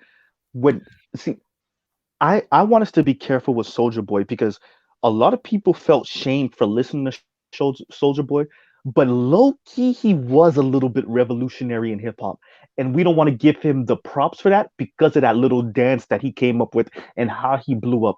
But best believe a lot of your favorite artists that came out of about 2010 ish and up, a Uh-huh. lot of them copied a lot of Soldier Boy techniques. The way he blew himself up, he was one of the first hip hop artists to really take advantage of social media and blow himself up. So yes, his music may not have been the best. It was very gimmicky. He was very gimmicky, but he did take advantage of the media of the time to make himself something. He is Okay. in many ways hip hop's Justin Bieber, right? So He how? used Well, that was social media to blow So himself up. that's a question. A question to you on that is, if that's so great, then why you have to sell it? But see, and that's the I see because I know the history a little bit. I don't feel as ashamed for listening to some of his songs as others. So I don't know how to answer that necessarily because I'm not of one of those people that are like, oh no, I'll never listen to Soldier Boy. No, that he got a Bruh. couple of songs that But wake up in the I but was morning, one it's of not those just people. that Soldier turn Boy my So though. swag on. That so turn my swag on was kind of catchy. I listen to It's not just what I so Soldier was Boy. what I It's was a lot of saying is people around funny that time. because Go ahead, Jason. I was like the opposite of Mr. Z, right? I was one of those millennials that like really like lyricism and old school hip hop and stuff like that. And so I was one of those millennials. I remember it. I wanted to bring that up because when you brought up Soldier Boy, it made me think about this time I was in high school, right? When one Hmm. of my partners, because Ooh. like most of my peers love Soldier Boy, right? And one of my boys, he was like, My Soldier son Boy was had a this super song, boy. he had this dance called a Superman. He was like, man, I give you I remember $20 if that. you bust Superman right now. And so I had a conflict in my heart at that. I was like, but Jesse, I was one like, caveat on yeah. what you're saying, Jesse. I do listen to. You gotta remember, I have everything from Immortal Technique Integrity, money. to to Integrity, to money. yeah, but I have everyone from Immortal Technique in his song 1%, which is one of my favorite songs ever. I have everyone from Immortal Technique on my iPod all the way to Soldier Boy, right? So my iPod ranges the gamut. And it's not just hip hop music. Like I told y'all, I listen to, but I got classical music on my iPod. So I How it's old is that classical I music though? I mean I'm talking like 1500s, 1600s classical music, like Yeah, classical. that's what I'm saying. Because you Yeah, got people that are young playing classical music that we don't talk about. You know That's what I'm right. saying? yeah, But we Indeed. yeah, talk about Soldier Boy. But Let yeah. even me just though, say, let me just say one go more ahead. thing because this was on a point that you made a few minutes ago. Hmm. Um, if you notice, the best musicians, because you were talking about, how one artist you were speaking on how they use a little bit of this, a little bit of that. But if you Hmm. notice, best musicians, they all, if you listen to their interviews, you will see that they all draw and grab from all different places. And it's the same Hmm. thing in other areas as well. Like even if you look at like Kobe Bryant and a lot of his interviews, he was like, "Yeah, I watched all of the Jordan's games and I emulated moves." So the process of evolving as humans, man, the best people typically like fuse things that they get from different people. And that's the type of person I am. Like when I was a musician or when I produced something, like, oh, okay, I like what Jay Dilla did right here. I like what Manny Fresh did right there. And maybe I'll put a little bit of that, but I will make it my own. And that's all a part of evolving to be the very best person. And I always, Mhm. people talk about Drake, right? One thing I give respect to Drake for is that he is into all these different forms of not only hip hop but different genres of music. So Hmm. this I don't know anybody maybe besides Prince that has really tapped into all these different genres. I mean, this dude trapped in Hmm. like hip hop, the English hip hop stuff, what they call drill. He did New Orleans bounce music. He did what's the African Jesse, I got the West answer for African you. word? What's the West Afro beats. Afro Yeah, beats. He Afrobeat. Yeah, did Afrobeat, yeah, yeah, like yeah, Fela Yeah. yeah. Kuti, Fela Kuti, Fela yeah. Kuti. But Mhm. Jesse, there is another artist that we don't want to name him because he out here messing with the kids. But Kels, R. Kelly. R. Oh, Kelly, okay, okay, same okay. thing. You know what I'm saying? He. If you look at some of his discography, this man he done did everything. He He's a done and master. when I I would never yeah. take that away from him. I'm one of the guys back in the '90s that I didn't buy into him. I didn't. I never Mm, did. As a you was in a musician, I never did. No. you wasn't a fan. But I mean, everybody. Oh hell no! But everybody else was Mm, into it because my whole mhm, thing, like I said, I was still following the Prince formula: mm, instrumentation, writing mhm, music, playing guitar, playing bass, playing drums, and Mhm. so. For most of the stuff that he got was mainly, mostly computer and digital mhm. type stuff. Wait, But he you sung over it, you so I I mean, give him but that. you But put bass I at don't it. think it You was put hey, just bass in Namer, Creepy, if you don't damn, mind. nigga. If it wasn't just the songwriting because you okay, so this is me going off of my limited understanding of R. Kelly, but it I wasn't would just have the gave you the full songwriting. one if I would have finished. Oh, Oh, okay, I'm sorry, sorry. Go ahead. Go ahead. sorry. But the thing was, as he progressed, he started adding more things in there as people started playing stuff for him because he had to perform live, more and more. But because remember, he was using that. I mean, he was using the formula like Uptown Records and all them. He was kind of using that formula. He was mirroring them. So I already know that. And then later on, he brought in Aaliyah and all that other kind of stuff. Memories from Public Announcement. But the Mhm. Ah, thing yes. too is Yep. that the thing that I was touching on was I think what ruined our conversation that we have is when Hammer came out with Can't Touch This. Is Yeah. Mm, because he was the one that literally, I kid you not, just had like a simple beat and just Yeah. played Super He Freak sampled Rick all James. through the song Yeah, and he then did. just rapped over it. And Mhm. so now Yeah. to this day, we're having conversation about how good. That's why, like, if you notice, that's why most people talk about bars as far as rap and all that, but they don't talk about the full production of hip hop. If you Well, hear you the know what? conversations, I think that Hey, I think Art. Sorry to uh, interrupt you, man, but let's go to the two roots though. separate things. Well, I wanted to ask Art this because he mentioned Prince. Obviously, I feel like that's probably your favorite artist, right? well, yeah, that's well, I mean, I can go further into it, but go ahead. Okay, so my favorite band of all time is Earth, Wind and Fire, right? Being a Um. horn player, being a horn player, that shit is just fucking bliss for me with them Hmm. damn them horn lines and charts and shit Hmm. like that. So what Mm. I was gonna ask you, what do you think about what do you think about D'Angelo and Kanye West? Okay, so D'Angelo, the most unique part about D'Angelo was that he was riding a wave of a movement, and he used the Prince vocals in there, which nobody else was doing. Because remember, between him and Erica Badu, they were championing that because it wasn't popular. Mm. You know, because before that it was Sade and the Loose Ends. They were Yeah. holding it down. Then you had Yeah. Groove Theory. Remember, so you Mm-hmm. had all those people that were real. I mean, that stuff Hmm. wasn't Groove popular. theory. You had to really have a job to enjoy Loose Ends. Okay, you had to have a business card to enjoy Sade, for the most part. You know, for Mm. if you were really into it, because I mean, they're very international. But Yeah, when they you are. had, but the thing was, and then that's where Eric comes in because he wants to put the roots in there Mm. when you start mixing, because that was a thing that was so unique. You had the hip hop elements, but Yep. then again, you had to keep bringing in jazz, funk, fusion, all these different things. So they start bringing in the whole Grover Washington Jr. They start bringing in the George Duke elements, the Herbie Hancocks, and they had it Mm-hmm. to a hip hop beat. Jay Dilla came in there later on. I mean, Mm-hmm. you had all of those things to where now all of a sudden I got a Prince vocal, so you pop a Prince vocal in there, Mm. it completes it. That's the stuff that I'm saying that look, when you have that in there, it's hard for people to like the industry. That's why if you notice the industry don't really push neo soul like they should because Yeah. it's hard to control because the artists have the control of the music and it's hard to replace. Yeah, because they're So making Excuse me, it. Art. Excuse me, They're Art. making the music. Excuse Hmm. me, Art. I was gonna say something Could you real be so quick. kind as to repeat it for the brothers in the back? Say that one more time. which part? I said a lot. That last bit you said about neo soul I not said being Oh, neo soul in before I you control. say said that, well, go ahead. I remember what I I was gonna said say. it, if you make the music yourself, it's hard for the industry to control it. Mm. That's right. Oh, Exactly. what I was gonna Because you say have, was about D'Angelo. Shit, go ahead, man. I forgot what the hell I was gonna say. Yeah.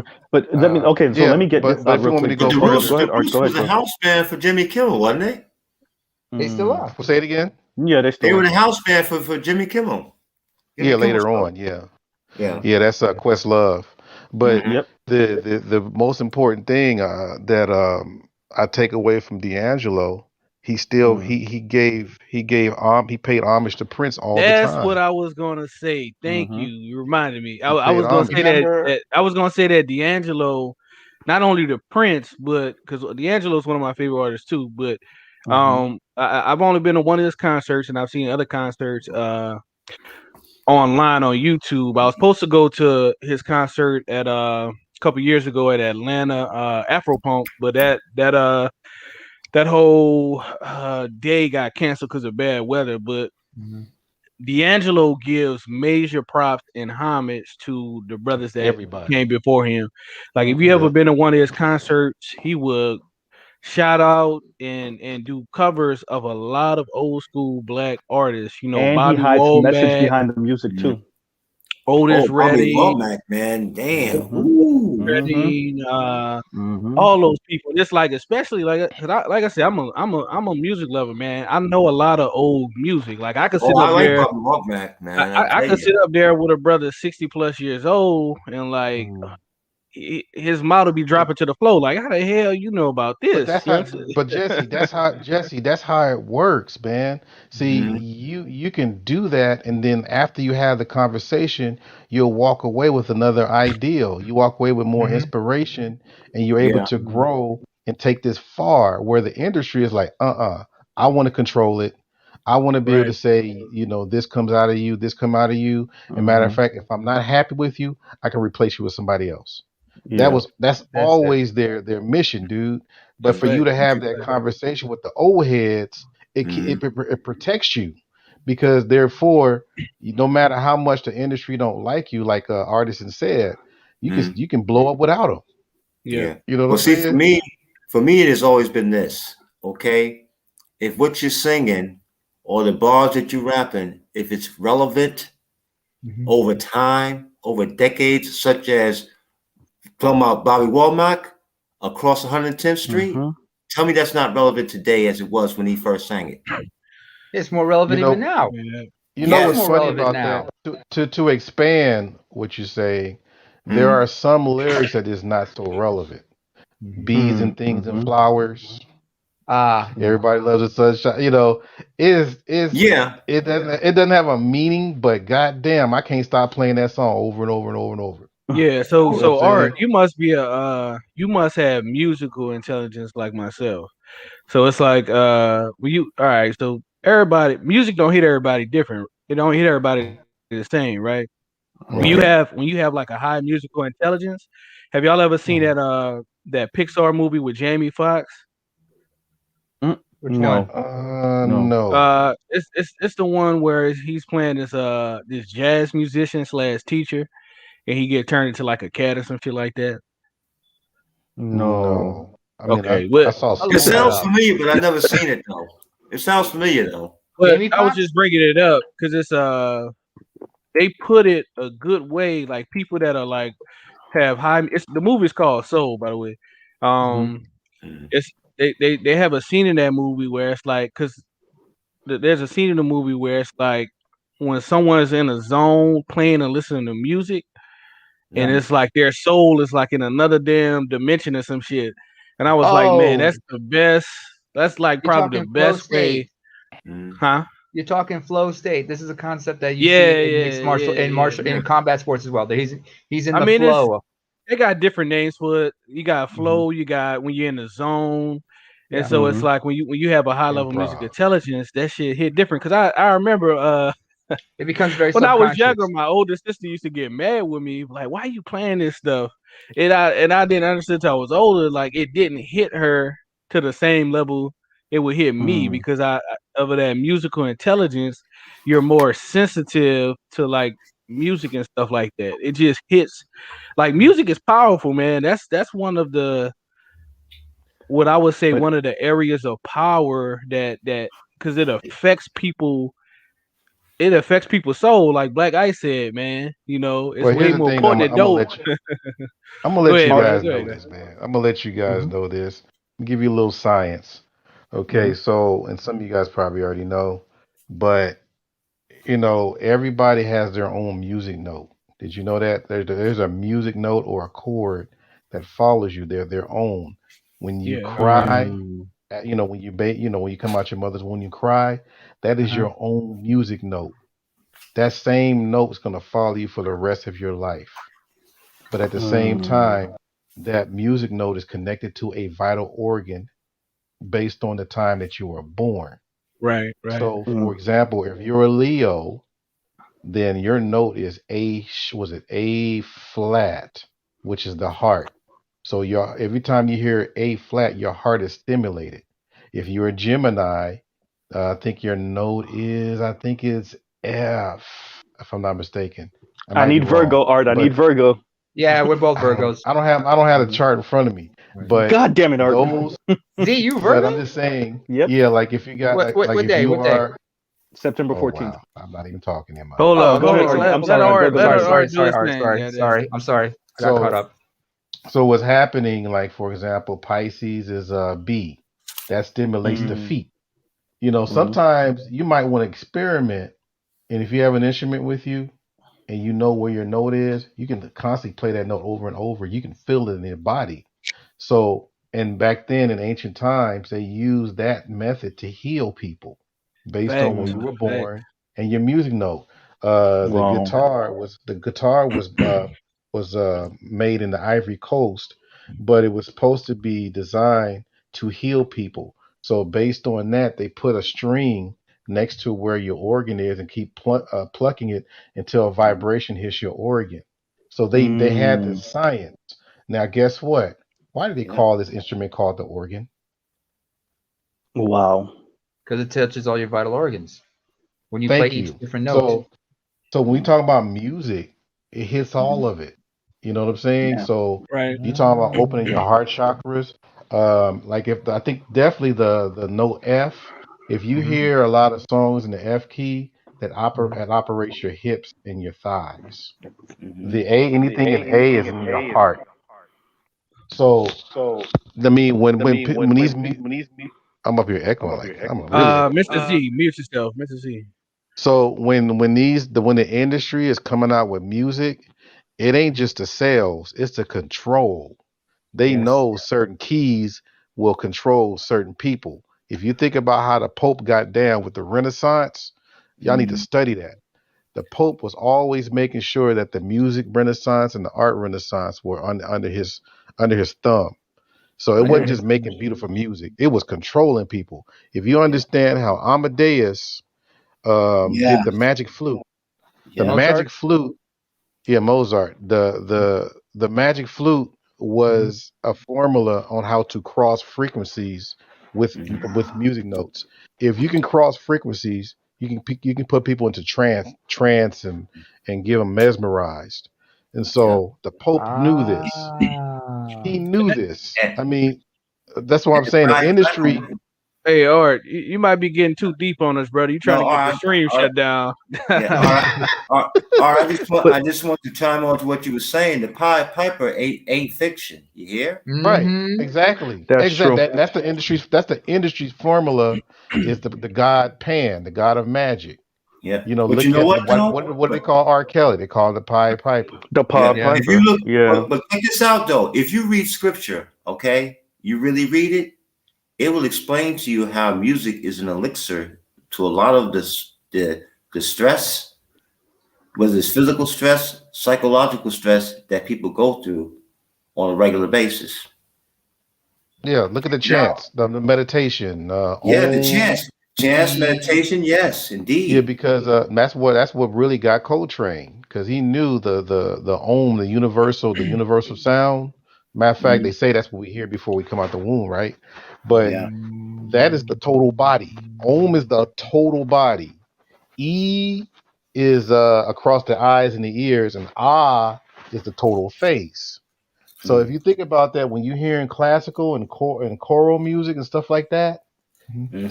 Yeah. they have that for a reason. If you go to some of these like real classical concerts, what are they Yeah. wearing? Most of them are wearing black and white, even in the Yes. audience, Yeah. because the colors have a vibration too, Ah. Hmm. right? Hmm. So everything, everything from marketing the album covers or CD covers to actually people on the stage or what have you, is all vibrational for control.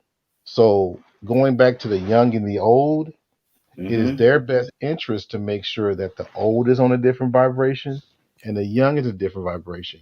But when the young and the old is coming towards the same vibration, then the young, you can't even stop the young. The young will be able to shake the world up. So they're And then always trying to find a way to keep the young You do. from growing that way. I you're just wanted 100% to. right, brother. And, And the way that you know that what Art is saying is the truth, you could just look at how the different types of music evoke different emotions out of people, right? yeah. Hmm. Like when you listen to gangster rap or metal music, what you want to do? You want to fight and hurt somebody. Yo, Kill Not somebody. metal. You You just want to know, rage out. you listen to. I mean, well, shit. All of my the metal stuff that I've seen, this motherfuckers, walking around punching and hitting on each other. You know what I'm saying? Yeah, it Oh, is you mean violent. As like? far Oh, It is. as I think I know what you mean. You and mean you like listen to well, hold there's on, like stomp dancing let and me finish stuff. this. I know what you mean, Like sir. if you listen to love music, you listen to love songs, you get them butterflies in your system. Like, damn, Mm-hmm. I feel like getting on the phone and kicking up with my lady right now, that's the hugging heart up, chakra. Hmm. And and so The it's heart if it's a you chakra. real it and was So a I just wanted real to add this real science quick. in Oh, I'm ancient sorry. culture. It was a real science that maybe they know some of it, even to the point where you could use like vibration with sound. They have this one company I was looking at where they're actually using a vibration of sound to like move things and lift up objects and stuff like that. So but go ahead. No, I just listen wanted to to the add this real listen. quick to Art. Give me 1 second, Art. I mean, Eric.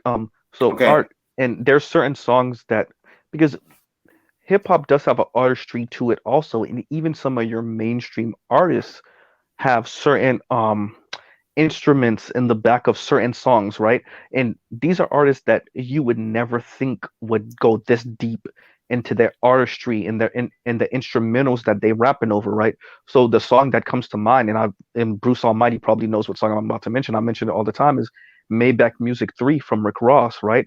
Or The Devil in a New Dress, who and by the way, Maybach Music 3 was produced by Justice League.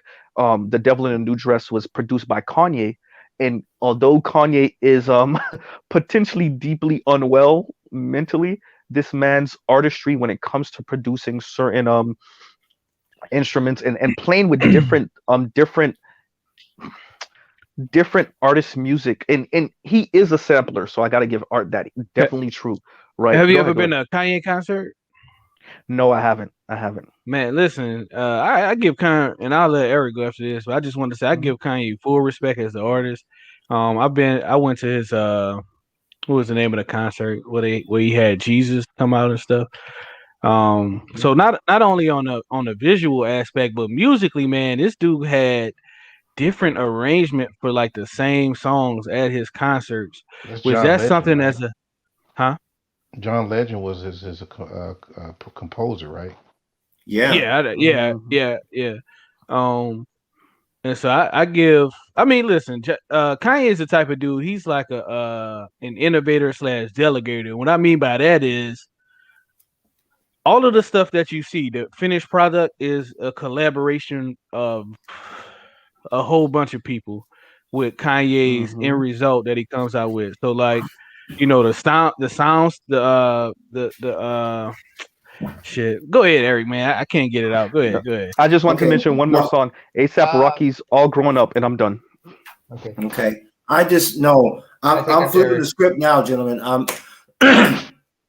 going back back into classical musical history. But if you think about if you hear military march songs, okay, Yeah. it will put in your heart a sense of patriotism. Why? You know what the background of that music is. You know the purpose of that music being played, and it's a march song. And guess what? Military troops march, March. and they do their drills to the music, to the cadence of that music. If you look at the orchestra, I think it was Art who was saying about how people dress in black and white when they perform live. Okay, look at the orchestra. Look at look at the conductor. He's wearing he's wearing the tux with the tails, right? Yeah. And when he's in the zone, you see his body is bouncing all over the place. I don't give a damn if he's 5'2" or 6 feet. He's bouncing along, and that wand he's got, it's like okay, it's like when he's got in the orchestra, it's like okay, play that music. Come on, more intense, more intense, more intense, more intense. You know? Or softer, because you see how his hands move and Yeah, everything, trying to guide them. Well, yeah, he's. I exactly. mean, the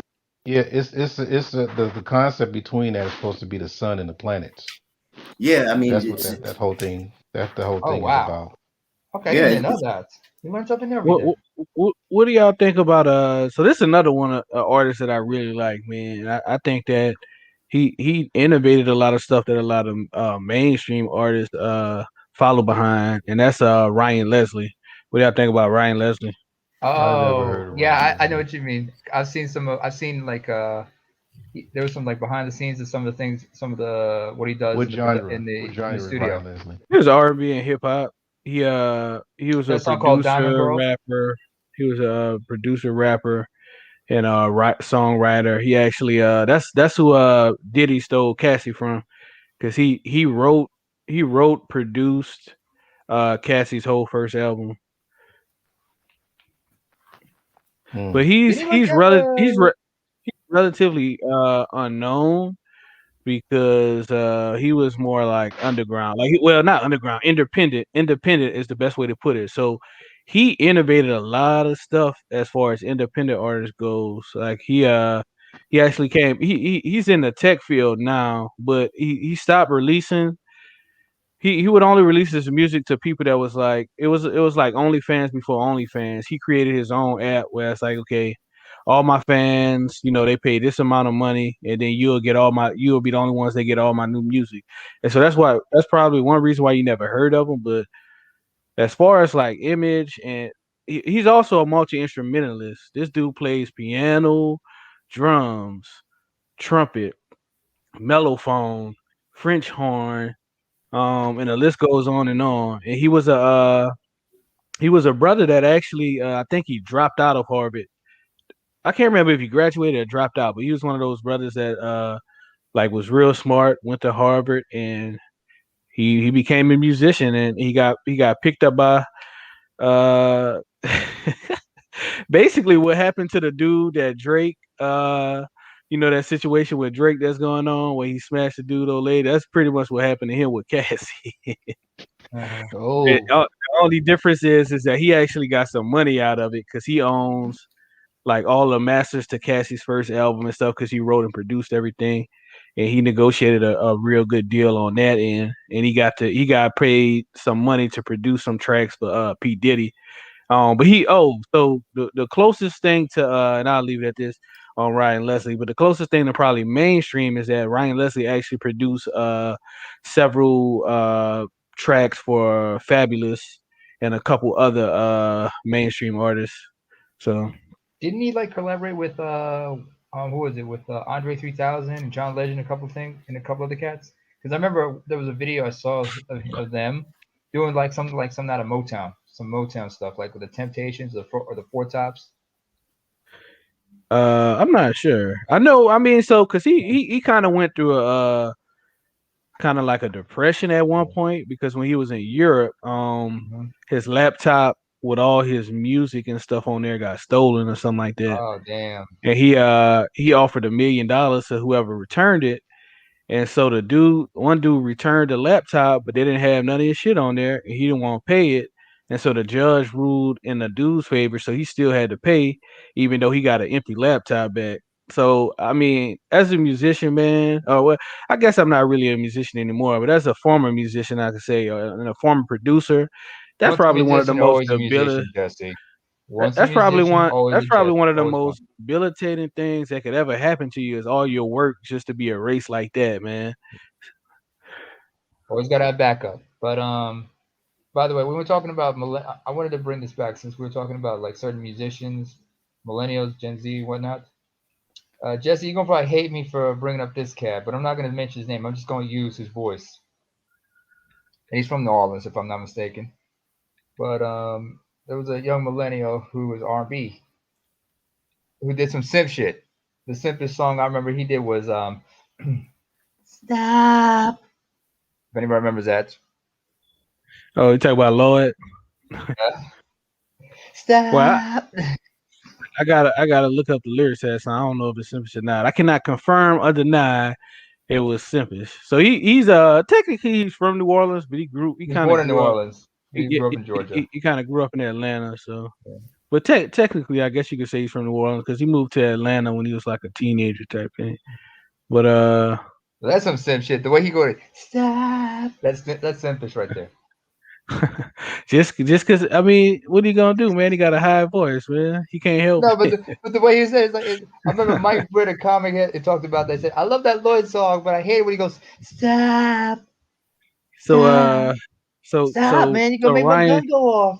So Ryan Leslie produced songs for Fabulous, Kid Cudi, Jim Jones, Mary J. Blige, Usher, The Game, Red Cafe, and P Diddy. Oh shit, he produced something for Britney Spears. I didn't know that. Oh come on, he's got to cross over. He's got to make his money. He's gonna go. I didn't know you had that crossover money. I mean, what's his name? Kells. He was crossing over, producing songs for like Celine Dion and Michael. Yeah, he did Lady Gaga. Yeah. Who? People Who did? understand that. Kelly. He did. Oh he yeah. produced, Lady Listen, Gaga. R. Kelly wrote my favorite Maxwell song of all time, and that's a simple ass song, but that's a cold blooded ass song. Fortunate, man. I fucking love that song, man. That's some simple shit, lean more low key, to but Get to Know You, but yeah, I hear what you're saying. that's some sipping ass shit. I ain't gonna lie, but that's a fire Know You. song. Most Maxwell songs are kind of simpish, isn't it? Yeah. I mean, I'm a so all right. So I'm as much as I love lyrics, melodies hit me harder than lyrics do. Way harder. I'm an instrumental guy harder. mostly. Yeah, mostly instrumental. So when I listen to songs, I first listen for the instrumentation, the production, and the melodies, and like the syncopation Yeah. of the melodies in conjunction with the production, and then I listen to the lyrics. That's just I how I mean, process music. yeah, that may know that makes logical sense for you, but which we're talking about like how music can be used for healing and whatnot. Yeah. Hmm. There is Phonation. an art new style might know what I'm talking about. Well, definitely would know what I'm talking about. I don't know what is it. In some cultures, they have something like these like musical bowls. Hmm. You just like you take a type of hammer or with it, and you just drag it along the outer rim of this bowl. Because I've seen that like in there was these chiropractic videos I watch, and one of the people he did that. He was using he was just using these Oh, music tuning bowls forks, and whatnot. sound therapy with strings. Yeah, string. No, it was Yeah. no, it was just a bowl. These metallic bowls, and Balls or bowl? Oh, oh, Talking about bowls. Tibetan healing bowls. bowls, Yeah, They're healing called bowls. healing Tibetan bowls. bowls. Tibet. They're Yeah, called Tibetan bowls. yeah, And yeah. you Tibetan hit bowls. you hit the outer rim, or sometimes you can go in between, You and no grind matter what along it it. touches, Yeah. no matter how much you touch it, it still holds the vibration. Mm-hmm. The There's I bigger used also to that have one of is, the those. wider it takes. I have one right now. mm-hmm. Whenever my wife has a headache, I put the bowl in her stomach, and then Mm-hmm. I go ahead and rotate it, and she's like in deep sleep, man. It's very hypnotic. Arigato, mi Uh, amor, as she'll probably say afterwards. yeah, she falls right to sleep Mm-hmm. because Buenas noches. Buenas noches, mi because amor. Buenas noches, amor. what it does, it definitely massage the brain. Remember, the brain is made of copper, and so is the bowl. Yeah. Most Yeah. bowls are made of copper. So So what I'm saying, it's but I've also Yeah, I realized got like into all that in theory and stuff, hold on, like with the Jesse, copper Jesse, gold bowls and the Jesse, like the please. tuning forks and stuff like that. Yeah, tuning forks. Yeah. But Mm. what I wanted to say was like you're starting to see like in certain parts of the world they're using musical therapy for people with mental disorders and such, and people with Mhm. disabilities, or Ah, some I've people seen with that. Yeah, Yeah. sound or people with therapy. who have like certain special needs. No, So Hmm. the one interesting thing I've seen the musical therapy being used is people with like dementia. mhm. That shit is weird. Is that that very that Remember what interesting I that told y'all triggers because it's earlier? memory, like triggers it's like memories. yeah. Because it's like I've seen like a patient where they do it, and it's like the dude is all sad and he's low energy, but when they start playing that music, it's like he just He get lights him energy up. out of nowhere, like I mean, it's look at the plant. changed. When you play music around your plants, it grows faster or it grows in different directions. Right. Yeah. So Yeah. That's true. that's what you're looking at. We're plants. We're just like the plants. I mean, a matter of fact, we're planetary. So Ah, certain planets that are in different positions, that determines who you are. That's mhm, why if you look at if you read the back of a box or a bottle of a multivitamin, yeah, a lot of those vitamins come from different planetary energies.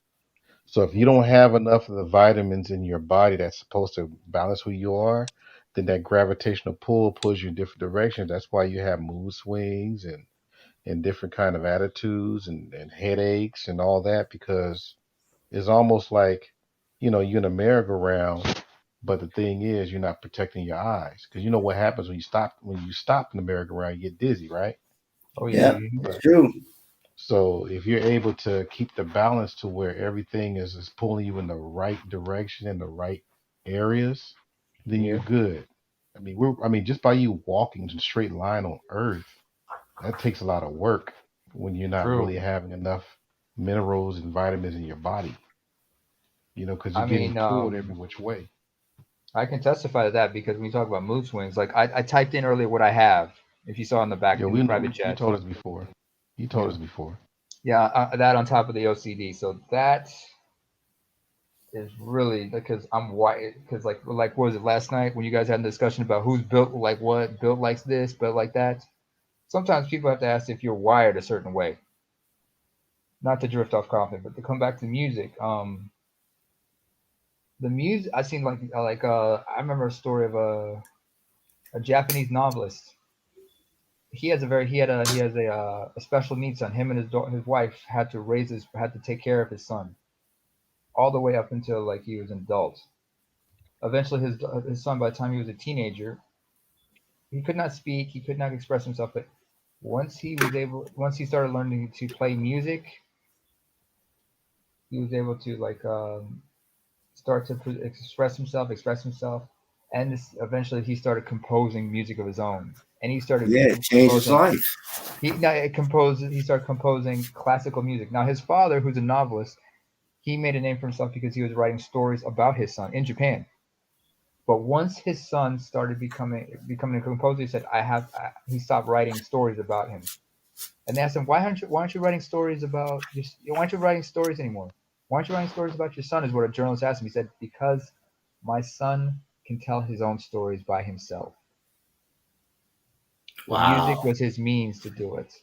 Yeah. His son still has special needs. He still lives with his parents. The boy still lives with his mother and father, because in Japan they don't have really a it's that kind of culture.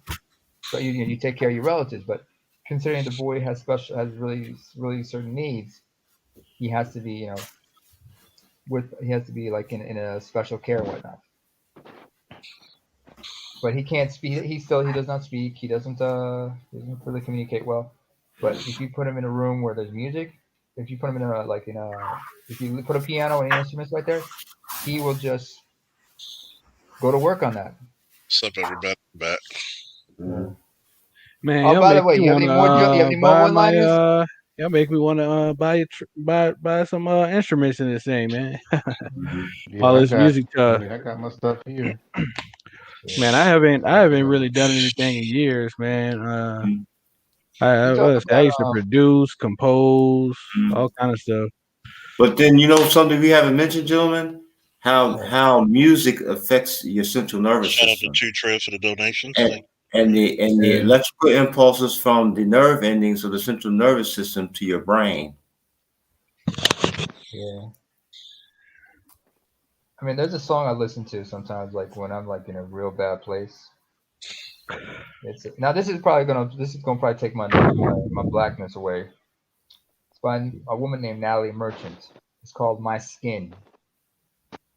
Really Mm. depressing song, I but mean, it reflects my disorder and whatnot. But I it don't know helps me why to take your overcome black from card away, man, because it's my like there are blackness. some My your blackness. blackness.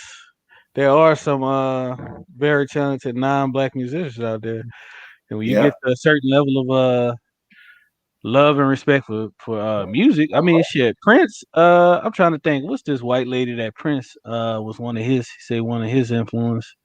Well, Joni Trying, Mitchell. yeah, Joni Mitchell. Yeah, yeah. Yeah. You know, Mm. Yeah, but I mean, let's go and let's dig into our white bag here. There's a lot of white musicians that kick major ass. The Doobie yeah. Brothers, Michael McDonald. Yep. Um, Eric you know, Clapton. Eric yeah, Clapton, you "Change have the World." You Tom. I mentioned don't a know few if you, times. We've I all don't done know if that. you Yep. know about Even Tom Phil Scott. Collins. Phil See, Collins, Tom yeah, Scott and David Sanborn.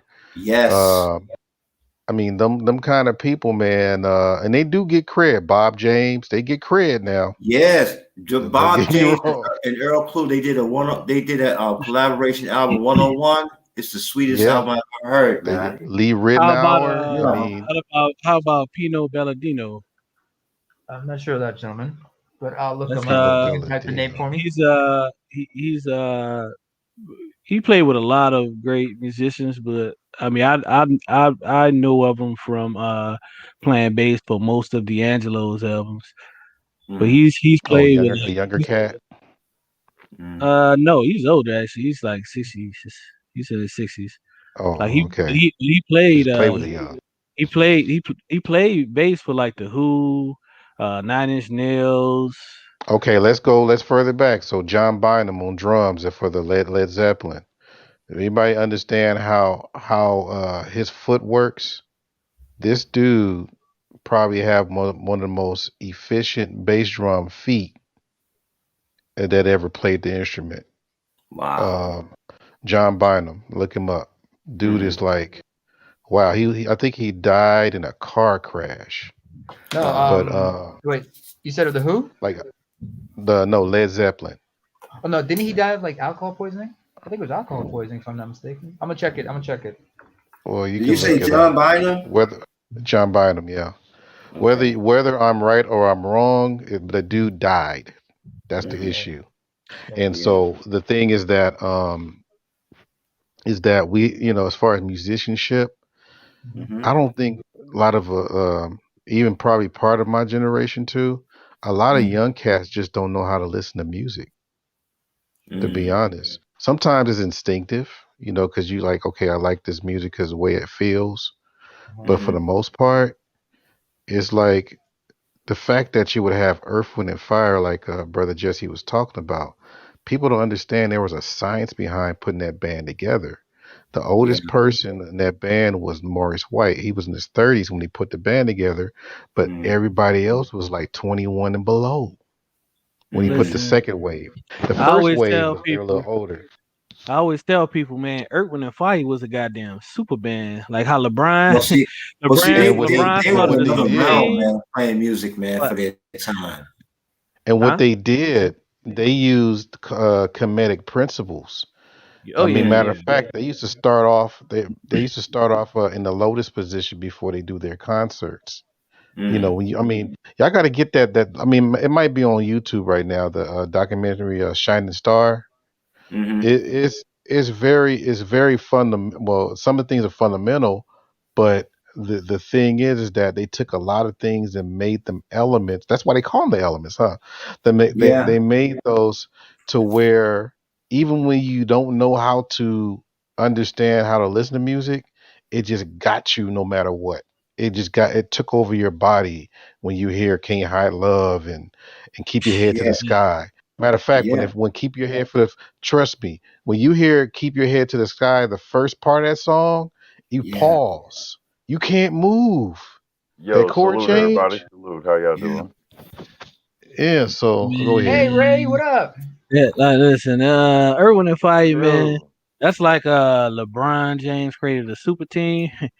Them they created a super band because just Yeah. dude, that horn section is just Yeah. you got the Yeah, horn Jesse, section, the And you know background what? singers, And you Jesse, you know gotta what? hate me for this, On but that, oh, go ahead. Sorry, Art. Phoenix on horns. that, just on Jesse's point, it still goes back to what I'm saying as far as the young connect. God damn, can a brother talk? Oh fuck! That was Go ahead. Charles. Damn, I accidentally cut my phone. but But the thing is, Maurice used to work with Ramsey Lewis. He was part of Ramsey Lewis trio, and also he worked with Ah, Charles Stepney. Charles Stepney was the composer of Chess Records. That was Wow. he looked up to his elders, okay, Mm-hmm. to come up Right. with that band. Because that's what I'm saying. The industry knows what they're doing. Yeah. That's what they don't want. They don't want people to make that connection because for Maurice White to make that connection, he was unstoppable. That's Yeah. why they don't want the young folks to have that kind of lineage or to have that kind of story. That's why I keep trying to tell people, you ah, know, I Well, listen then, real good when young folks say things. yeah. But go ahead. But think about this also though. They don't want groups either, like the OJs, like the Temptations, like the Stylistics, like the Delphonics. They don't want groups like that anymore either. Because OJ's once again. I haven't heard a group like those groups that I just mentioned in a long See, time. once again, you had Gamble and Huff. Yeah. Okay, they took Yeah. the young brothers along the way to saying, Yeah. "Hey, I'm gonna get you a nice horn arrangement, violins, whatever. You just sing the Mm-hmm. songs. I show you the ropes." And then later on, he showed his son. He showed his son Gerald. I mean, it's like this is what they're avoiding, y'all. It doesn't matter about as far as what's better as far as old and new. It's how people are trying to fuck over each generation. the craft. It's all about the That's Mm-hmm. craft. That is my issue. It's like I don't care about what's old and what's new. I'm Mm-hmm. saying it's like you need to grow to greatness based on what you were born with, not what the industry said was great. It's what you Yeah. were born with. I Mm-hmm. see. You're You not know born with what? auto tunes. Hmm. Which is Yeah. true because you I mean, bastardize the music. yeah. I This mean, if you think about Motown, right? Motown in the 50s and 60s was primarily feel good music, if you will. And then what happened with Marvin Gaye? Marvin Gaye took it to it. Marvin Gaye flipped the script. I'll put it this way at Motown. What he was singing about. He was Okay. underrated. Yeah.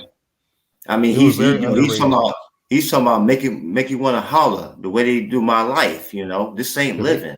because I they mean, You thought know. that not he was only did just a he, pretty boy lyricist. He didn't like that. They tried to coin him in a corner to make him a pretty boy lyricist with little soul.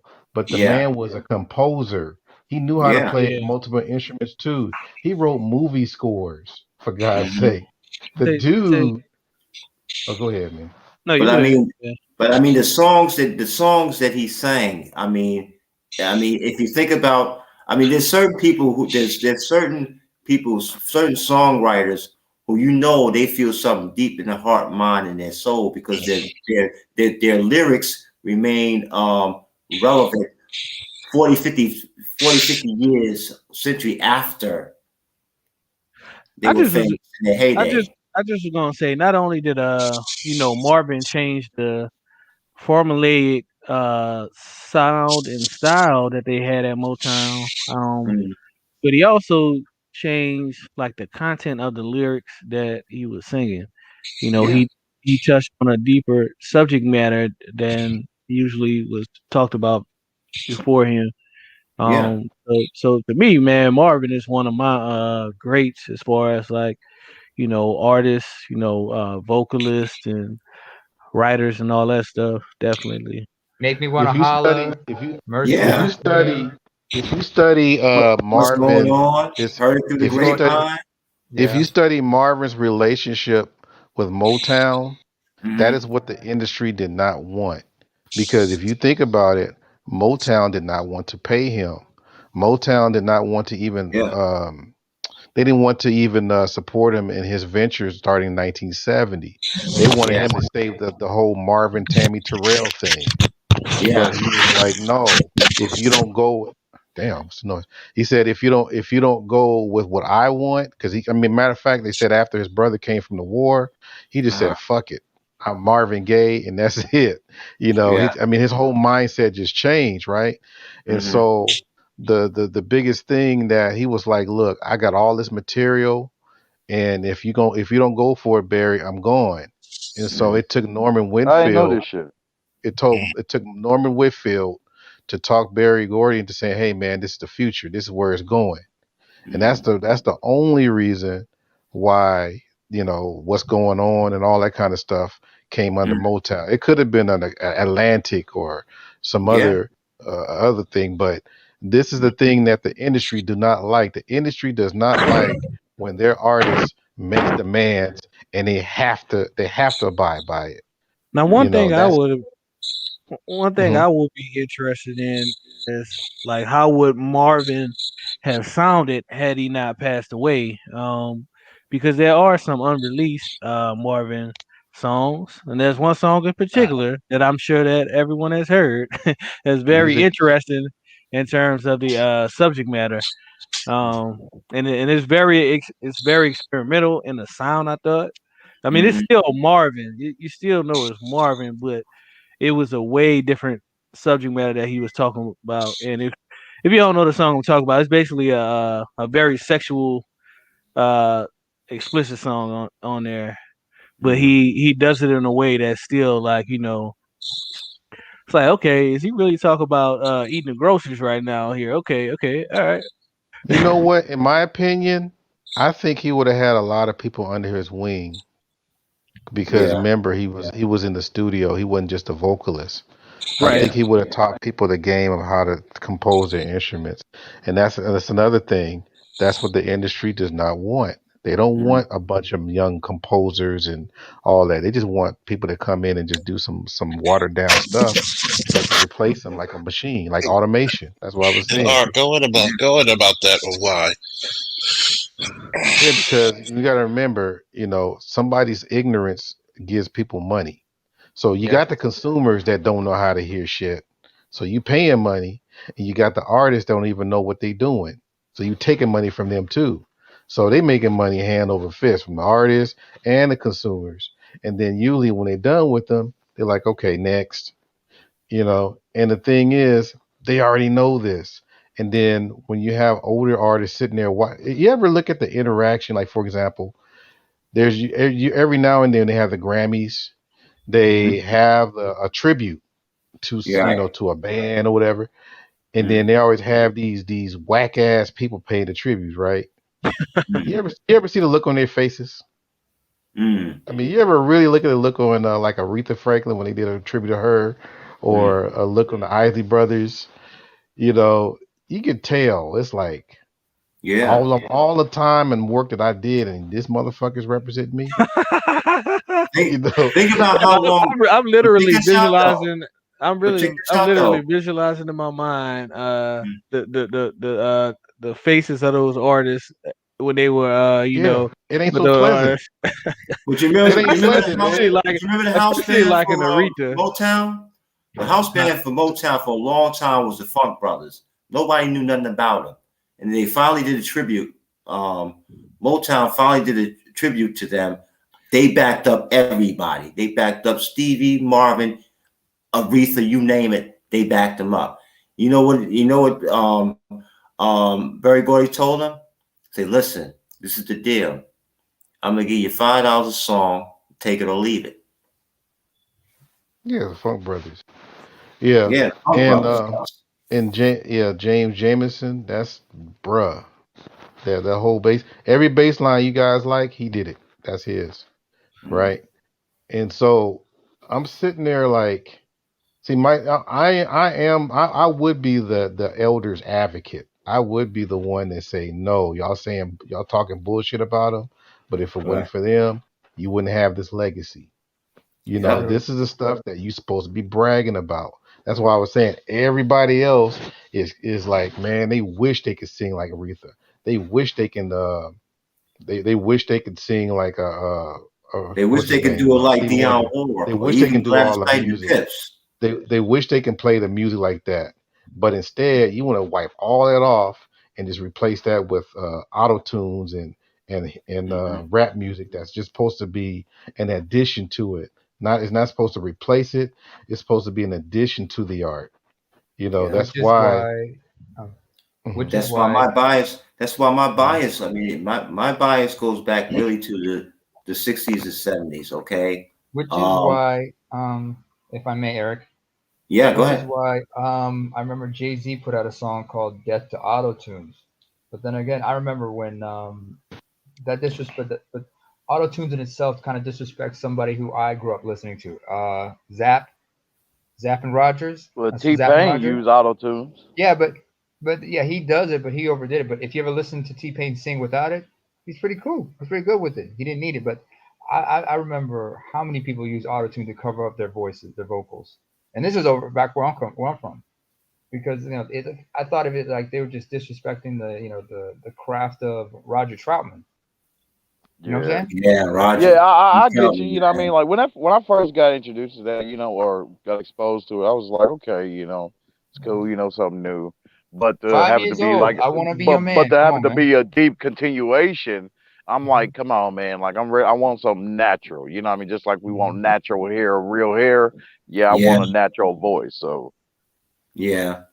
Hmm. But Man, I I gotta think give stuff it like Ronald that. Troutman though. I did like that. I even like Cameo when they used the sound Man, enhancement thing. I've I mean seen because Cameo live, man. There's some yeah, wild I boys mean right there. yeah, I mean come on, Cameo. They had talent, man. You know they had a Yeah. voice behind those instruments they were using to enhance their voices. You You know what, know? Eric? And I was Eric. gonna say I don't have a problem with auto tune if it's used correctly. Hmm. I don't really have a Right. like one of my But favorite DJ Quick. sounds, man. One of my favorite sounds is like a nasty 80s synth on the keyboard. That is one of my favorite sounds, and Oh, you that's mean not no the Moog or the uh stab sound, the stab. Talking yeah, about the stab. those Bow, bow, stabs. bow. Oh my Yeah. goodness. I remember. I Ridiculous, remember. bro. What was it like? Was it Sly and the Family Stone? Didn't they use a guitar on? They use a guitar vocoder on "Don't Call Me Nigger." The Whitey. Yeah. Because you know with Oh, the crybaby. the Not crybaby. a Yeah, the not not a vocal and not the a not a crybaby. craziest thing that I think, what is this instrument called? I think it's called a therm something. Yeah, I know Art probably know what I'm talking Describe about. it It's for me. like Describe it for me. I know where you're going. It's probably a Describe it. prophet, but go ahead. it's the one where it's like they you using temperature, but you play it with your hand, so it's like a long pole, I guess, like a kind of like a little thin metal pole, and you Pitch put your control. hand around it. You put your hand like around it, and so you're when you go up and down is how you're playing the notes. What is this thing called? Hmm. I gotta look A it up because thin metal pole. the guy from Wishbone played it at a D'Angelo concert because he was a special. They did. It's it's an Australian instrument. It may be. Uh, Does it go like Yeah, I this? think Does it's the sound go like Australian. this? yeah, basically. Yeah. Hey, Art. Oh, the Juju, the Juju, It's Juju. called a didgeridoo. Yes, I studied Didgeridoo. Yeah, they abroad play in that for the Australia. Aboriginals. Say that again, Toy. It's called a didgeridoo. I actually studied abroad in Australia. Oh, nice. Look at you Awesome. all well Where's that? traveled and shit. We Yeah. bet I we play Australia. this Where though. we I at? don't know. Hey, real quick. So the term I was looking for is it's called a theremin. Theremin. So I don't know if What's it's the the place of same. origin? What's the place of origin? Let me see. History. It was created by a Russian physicist. Okay, it's European. Okay. Oh, Russian physicists. Music and physics, right there. Who Well, says I could drop art and the science can't go link hand in to it hand? in the back chat. But that was cold as hell, bro. Yeah. Now I want to know what a dick is. Yeah, that's Uh, Didgeridoo. who's Australian. next? It's this Oh, you, long. That's that long wood instrument that they use by the Aborigines. you turn it, and it makes the sound. I Yeah. remember it. I used Hey, to mess with that it in could have been college. worse. It could have Yeah. been worse. It could have been talking about the vuvuzela. Yeah. You know, it's Yeah, funny when it, George Zukov, Officer Faulkner. Yes, I'm you familiar know with that's that brother too. that's Yeah. a guy. Eric and Art. That's a guy you don't hear nobody from the new generation talk about. Really, You know you how much don't. music he wrote? He has a master's in composing, Mm. and Yeah. he would Yeah, in between tours he would teach at the college. And Wow. you know who he did? You know he wrote for so many shows. I yeah. can imagine. Oh yeah. He wrote for the Tonight Show. He wrote for, I think he wrote for Mike one time. Malcolm and Eddie. I Malcolm, mean, right? he's got an extensive history. Oh man, of course he wrote for Parliament. Yeah. Yeah, I He met did. him 3 times. I was so proud. I mean, I was so blessed, man. I mean, So blessed. just so talented. Like, oh, And, oh my and I didn't goodness. Hey, realize how short. He's short. He's very short. I God was rest like, his soul, wow. man. The Dookie stick. And he Reach sounds for. goofy, man. Him and Stanley Oh yeah. Clark. You They can like, tell yo, what's they have. up, man? What's yo, up, shout man? out to Oh, Stanley What's Clark, going on, man. man? You talk shout, about a guy who can play a guitar. God damn, Stanley Clark. Mhm. I guess like he makes love hey. to that motherfucker. I don't know about y'all though, but I'm constantly discovering new and different music out here, man. That's my thing. I love listening to music that nobody heard before. I like listening to like Yeah, old stuff. my I'm my tired of my all music, the mainstream my stuff. my so music arsenal is vast, Well, if you like, and it's well, constantly so building. so are y'all fellow crate diggers as well? Hell yeah, Yes. do Yes. y'all, Great, bruh. Absolutely. great diggers. I'm so bad. I have an 8-track flashback. yeah, do you all Man, like, violinists at Check all? out. I'm gonna give y'all a song. I want y'all to look up. Oh, I like violin. I'm getting on who's playing it. No, what's it called? No, damn. Let me Can get you back. describe It's it? by Sugar Otis though. I think it's Okay. called No Title or Untitled or no, Not Available. It's called Not Available by Sugar Otis. Check that out. I don't think anybody would be able to discover that one. It sounded like some of today. I Yeah, even And that like the shit was Japanese flute. that shit was 1975. yeah, And you were but like, oh fuck. yeah, It's the called brother Not who say he Available. likes, the brother who say he likes violin, look up John Luke Ponty. I got all of his stuff. Yeah, Yeah, yeah, you gotta put it in the Hell private yeah. chat. I love I got it, all man. of his stuff. You I know, got all Richard. the 70s stuff. I got the first stuff when he was with Patrice Rushen. Yeah, She and you was know on what? his first album. Go ahead. Oh Yeah, my God. I learned of him. This white boy who was my roommate when I was in Pendleton. He introduced me to Charles Luke Pond. He said Ingram. He said Ingram, turn off that jungle music for a minute and listen to this. He pissed me off when he said that, Yeah, but he got that collaboration with George Benson yeah, What's the name called of the but song? Open. but when I heard him though, I mean, man, the guy's nice. The dude is nice. I think it's On called Open violin. Mind. Yeah. What's the name of the It's song on the that Red Shuggy? album. Excuse me, Shiggy Art. Otis is Not Yeah, Available. That's the name of the song. not Not Available. That shit is hard as hell. And you like, damn, it's not even famous? Dude, it's a lot of songs out there, man, that's undiscovered. That's just like, wow. I even Yeah, listen to man, a that's lot of different crazy when you come uh across that stuff. You're like, oh Okay. man, I never heard of this before, and Hey, this didn't become a hit. Like hey, that all shit. right. I One just more. listened to that Shiggy Otis though, man. Shout out to you for that, cause that shit is fire. Hey, Yeah, I'm all gonna right. Yeah. listen to that right now. One more time Uh, for not available. What's the artist's name again?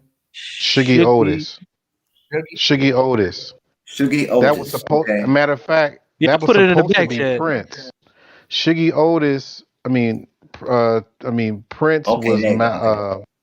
they made, if you look at Shiggy Otis's pictures, that's Mm-hmm. Prince. Those are like, that's the Prince look. And those Wow. pictures that Shiggy Otis took, that's in the early 70s. If you look at those Wow. early 70s Shiggy Otis pictures, you're like, shit, that's Prince. He I Wow. mean, does the look like Prince. mustache, the hair. The mustache, the hair, yeah. Because I always tell people, say, who's this picture? Like, that's Prince. Like, no, it ain't. Wait a minute. He also did Strawberry Letter 23? Yeah, he Oh, did. he He's the was the one who original did. Strawberry Letter 22 to 22. Yeah, that was him. Then George and Lewis Johnson did the cover in Yeah, later on. after. That's Quincy. Yeah. hey, So who said that music massages the muscles in your brain? I That was didn't, Art. but I mean, I probably said something towards that, but yeah. But yeah, I would agree with that. But I that's he said If the healing bowl. I think. yeah, it That was the me. music That was me. is the one that stimulates your organs that you're born Basically with. have healing properties in his own. Okay. Oh hell yeah, yeah. All most right. definitely. Okay. Yeah, You I know, would agree with that because, and I feel that, man, like instrumentals do that for me. Um, Female vocalists, do it for Yeah. me, Mm-hmm. especially too, like depending on how it's arranged, what I mean, if it's in perfect Mm-hmm. harmony and sync with the I mean, melodies of the song. Um, mhm. and I don't know about y'all, I listen to like different, people abroad, Yeah. like Well, I start out with I rap listen and to a all lot that, of what I mean, Brazilian that's my music. core, rap and R&B, but Who in after that, particular? it spread it. So, but you know what uh, though? Art. You said Brazilian, like I When I listen what? to want to get into my Huh? Batucada. when I want to get into Batucada, okay. when I, yeah. When I want to get Because into my fight the power mode, mhm. I'll listen to Fight the Power by PE first, and then I go back to the originators, the Isley Brothers. Ah, Well, I listen to Hot Pants Roll, the sample that they used. Mm. You know, Hot Pants by that's by the JBs, Hot Pants Roll. Yeah, That's what they used and to yeah, fight the and it power and it with. depends on a nigga's mood too, man. yeah. It That's what depends I'm on what saying. mood I want to Yeah, be in. you know what Like gets me yeah. working fucked out, up? like for an example, like what would y'all use during workouts? I would, me personally, I use, like I said, Brazilian music. Like they got the Brazilian chill. I listen to Hmm. a lot of music. I Like mean, during but like like the during your heart, but workouts, like but jogging, heart, running, yeah, like you're in the gym. yeah. I listen to that kind of stuff because it keeps the brain circulating. Sometimes Mm, if I'm doing an intensive workout with the weights, whatever, I definitely mm, got to put in some old Ice Cube or some yeah, Public Enemy or some X yeah, Clan. You Body know, count. I get into mm, that kind yeah. of Like stuff. me would be rock music, but yeah. Yeah. Who, I who, me, who, me Yeah, I myself, could do I that can't too. do it. I mean, if they're playing music in the gym, then okay, I can do it. But for me to plug in, and listen to music, with headphones or something like that, I can't do it when I'm in the gym. It distracts me. Oh, I need it. Oh hell It, no! It it, helps me be in the zone. I don't mm, even. There's I got females two there, people boy. out. They're like bodies are like on 9 or 10 mm, level, and I'm not paying them heifers Instagram no mind. shots. I mean, nah, nigga, I'm in my own zone. Like when I got Yeah. Even when Instagram I got that shot. rock Yeah, the when I got chicks that be rock taking them music in shots, there, getting on the gram and in the gym. and I'm listening to a brother, a black man, you know what I mean, like yelling through the mic, you know what I mean, on some spitting some real shit though, you know what I mean. I'm in the zone. Cypress Fuck these Hill. hippos, yeah. fuck the dudes and all I that could shit. just kill You a know what I mean? man. You Hey, know. hey, But You need but that but I, but aggressive hey, instrumentation, you but know. dig Thank though, you.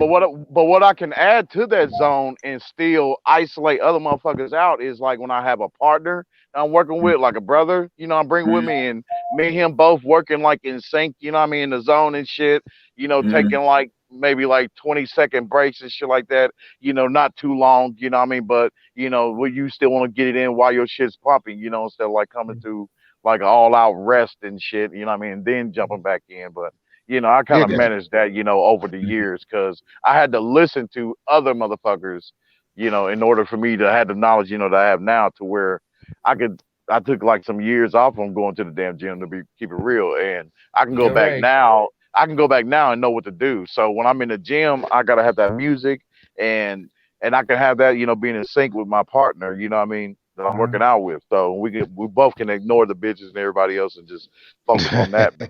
Yo, But Ray. yeah, you know what I mean? But like I said, I gotta use rock music, man. Rock music for me, man. yeah. Who in I mean, Well, particular? see, yeah, Give me me, well, give me, see, too. give me Rock. yeah, specific. Give me specific. Who are we talking, Ray? What rock bands What do in you mean, particular? rock music? I mean, Yeah. hell, the I'm whole talking Led about I like mean, Zeppelin I was asking catalog, Ray. I was dude. asking Ray. Oh, okay. Oh, Go okay. ahead, fam. Yeah, I'm talking about like Howard Jones, All right. my dude from who I just got exposed Oh, new to a few wave. years You listen ago. to new wave rock. Uh, yeah, I mean, yeah, Howard Jones. Yeah, he was with Kill Switch Engage, and now he's with Things could be better. Light. That guy. Yeah, it's called Light the Torch now that he's with. All right. Uh, mm, and yeah, dude from Thomas Fire, Dolby, Fire from the Gods, or Fire of the Susie and Gods. the Banshees, right? I forgot his name. I forgot his name, but the name of the band is called Fire from the Gods. Um, Okay. and yeah, and that was decent. And Crowy, Um, Crossfade, Stain.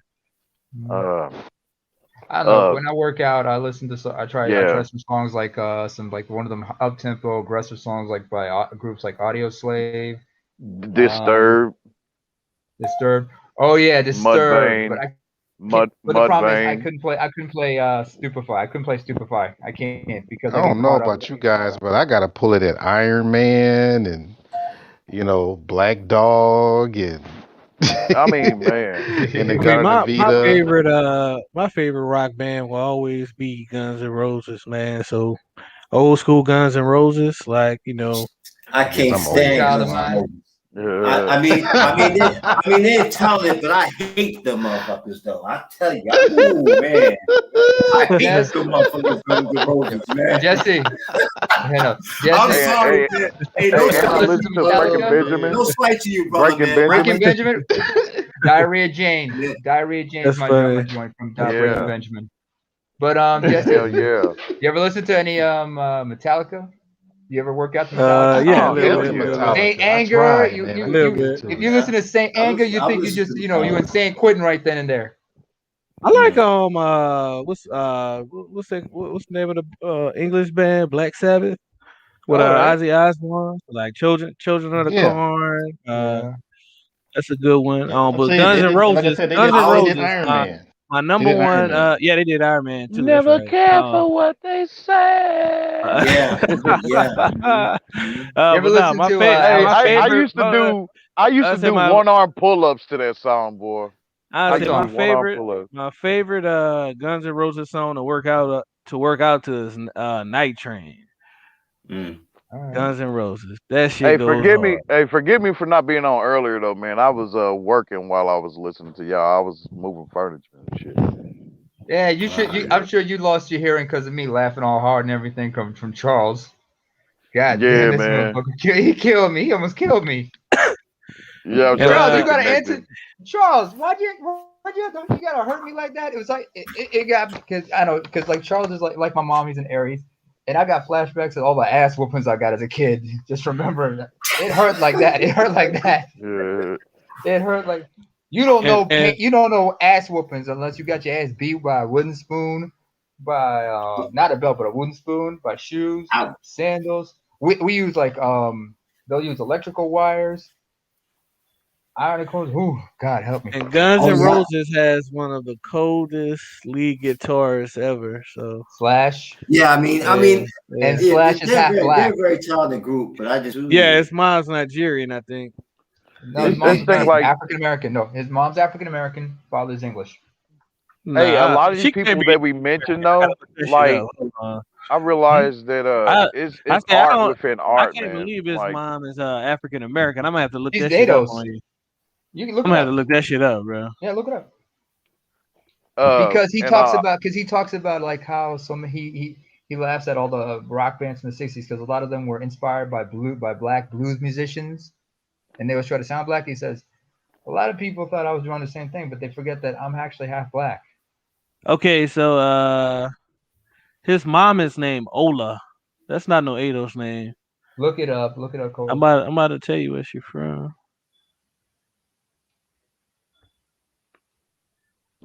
damn boy, my neighbor big as shit. How big we talking?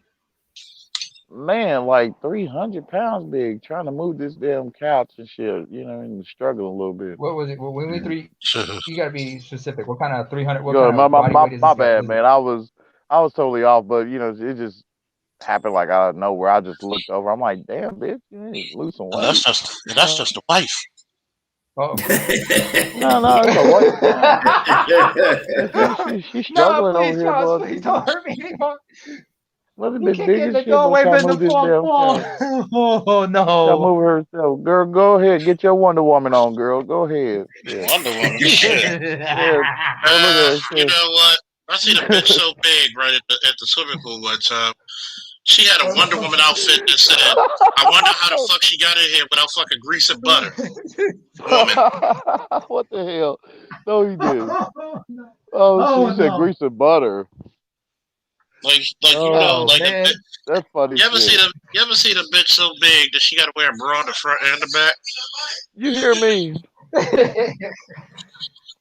Oh, You, hell you, no. It's you, like, you, need, you do We know. need Artie It more up in here. We need Artie It more in here. You guys need to go Sam and Ralph on this one.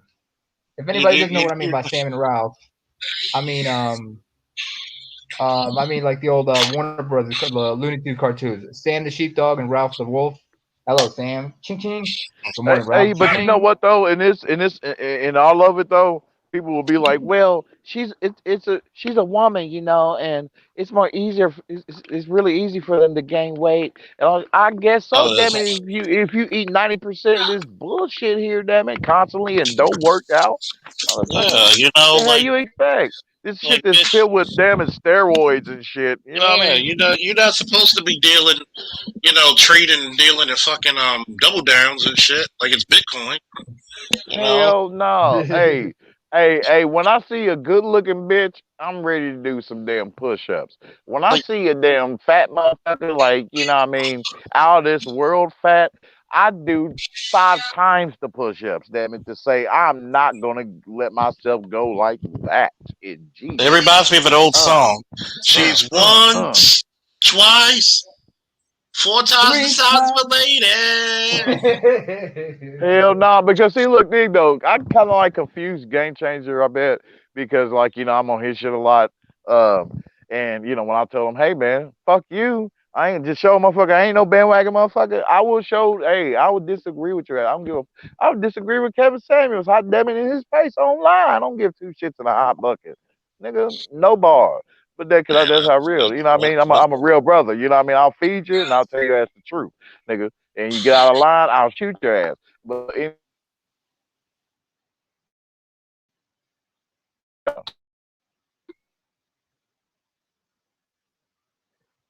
Hello, I'm still here. I mean, Oh, Ray, you kind of Ray, broke you I out a cut bit. off. told You what broke out a side bit. What though. happened? You know what I mean? I got a certain I got a Ray, certain Ray, range, Ray, huh? Ray, you cut Yes. off a Can you hear while me? ago. We lost See, that's communication. what happens. Yeah, we can See, hear you that's what now. happens when you. That's what happens when you get on when you have a Nokia phone on YouTube. God Oh, damn. come on.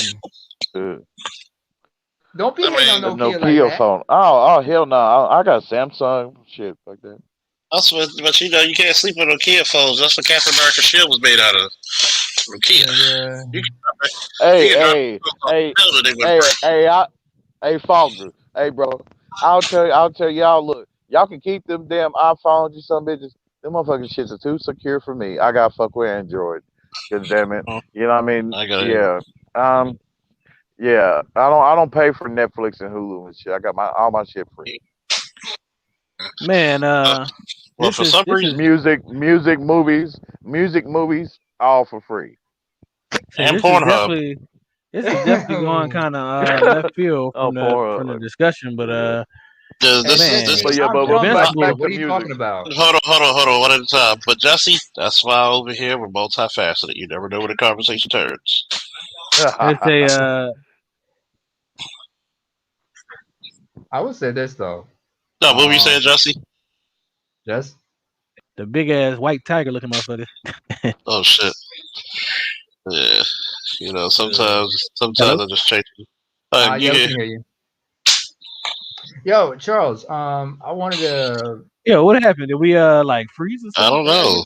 It's a weird connection, but I mean, hey, Charles, can you I'm hear here. me? I just put my shit on Yeah, I mute. can hear you. Yeah, I Oh, wanted to talk okay. to you about something earlier.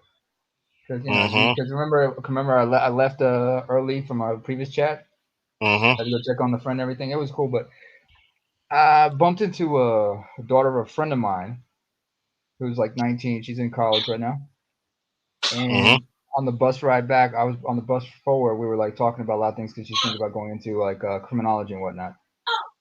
But when we were coming back, because she's got exams on Tuesday, she asked me about. She told me that her teacher told her to do a project on police brutality. So I thought, the only way I could tell it, police brutality in America. So I told her, listen, if you want to know about it, you might want to look into slavery, Jim Crow, Reconstruction, all that, to get a backstory. So you get the backstory of everything. From there, you might understand it a little bit better. Yeah, it's like a book that I wrote that it's called "Everything Started from an Ass Whooping." Yeah. No disrespect, brother, but I had to tell her like it is. But on the flip side, I did kind of red pill her. Well, if she wants to learn about police brutality, tell her to come on the show when I give her first-hand experience. Oh, I don't know if I could do that. That's gonna like put me in a bad spot. My own safety and everything. Of course. I mean, hey. But she's not black. She's not black. She's Dutch. Oh my god. Say, But fellas, yeah, I went to sleep on y'all talking this morning. I woke up and y'all still talking. Y'all the most long-winded ass good friends I got. Shit, just keep talking, goddamn it. Just keep talking, keep talking. Just keep talking. hey nigga, I just hopped on, nigga. Shit, hold on. But no, my nigga, I you don't understand. Me and Charles was on our shit last night with BGS. We killed that noise. Marathon Man called himself waking up this morning, banging the good beats and the good rhymes. Helped me win a NASCAR race on PlayStation 4, by the way. Thank you, Charles. Appreciate that good music. I was rolling, boy. I say, these rednecks ain't finna catch me. I'm gone, boy. I was just rolling on that NASCAR heat. Yeah, I race, I play golf, I play tennis, I play football, I play basketball. Just call me Sport Billy. I ain't playing that first person shooter shit. I ain't playing that anime shooting shit. You ain't playing No, soccer I ain't playing that's foosball, goddammit. That ain't football, that's foosball. No, I don't play that. That's my alley. I'll tell you one thing. When I was in Iraq, you know, the storyline sucks, but the graphics were great. Hey, yo, you got echo. Oh, my bad, fellas. I said when I went to Iraq, the first person shooter game I played, I'll tell you what, the graphics were great, but the storyline sucked. Oh man. Yeah, it was called Dick Cheney's. It was called Dick Cheney's War. Yeah, and they tried to send me back for a sequel, so I came and I went out. Oh man. They were like, shit, we sent you back to Iraq. I didn't forget shit. Shit. They were like, what about democracy? What about these nuts? Oh yeah, what I was gonna say earlier, before the power went out, this motherfucker. Yeah. Invincible had some fire ass fight scenes, man. God damn. Oh yeah. That damn fight Oh scene man. when that white tiger creature beat everybody. You talking about Battle Beasts. Okay. Hey! I like good fight scenes when, and also they have like good fight scene music, to match with it. Like it's Oh not yeah. off and shit.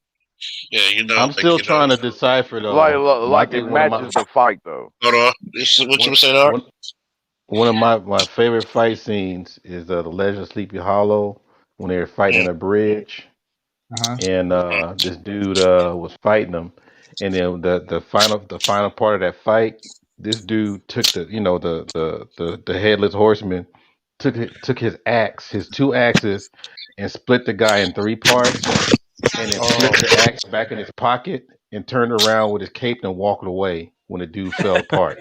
That shit was tight as hell, dude. I was like, I had to keep rewinding it. It's like, damn. I don't know. I mean, I don't know if anybody really noticed that whole sequence in that movie. I Anybody gotta, see the movie? You I said gotta, Sleepy I gotta Hollow watch it. with Johnny I haven't Depp. seen it in a Yeah. long time. I Yeah, gotta watch that. he Yeah. literally Well, like split him in three, and then flipped his axes back into his holster, and then Mhm. his cape like swung around, and he just started walking away like with a Nothing limp. cool. But see, Art, That shit nothing was cooler than tight. this. Just fuck a vampire.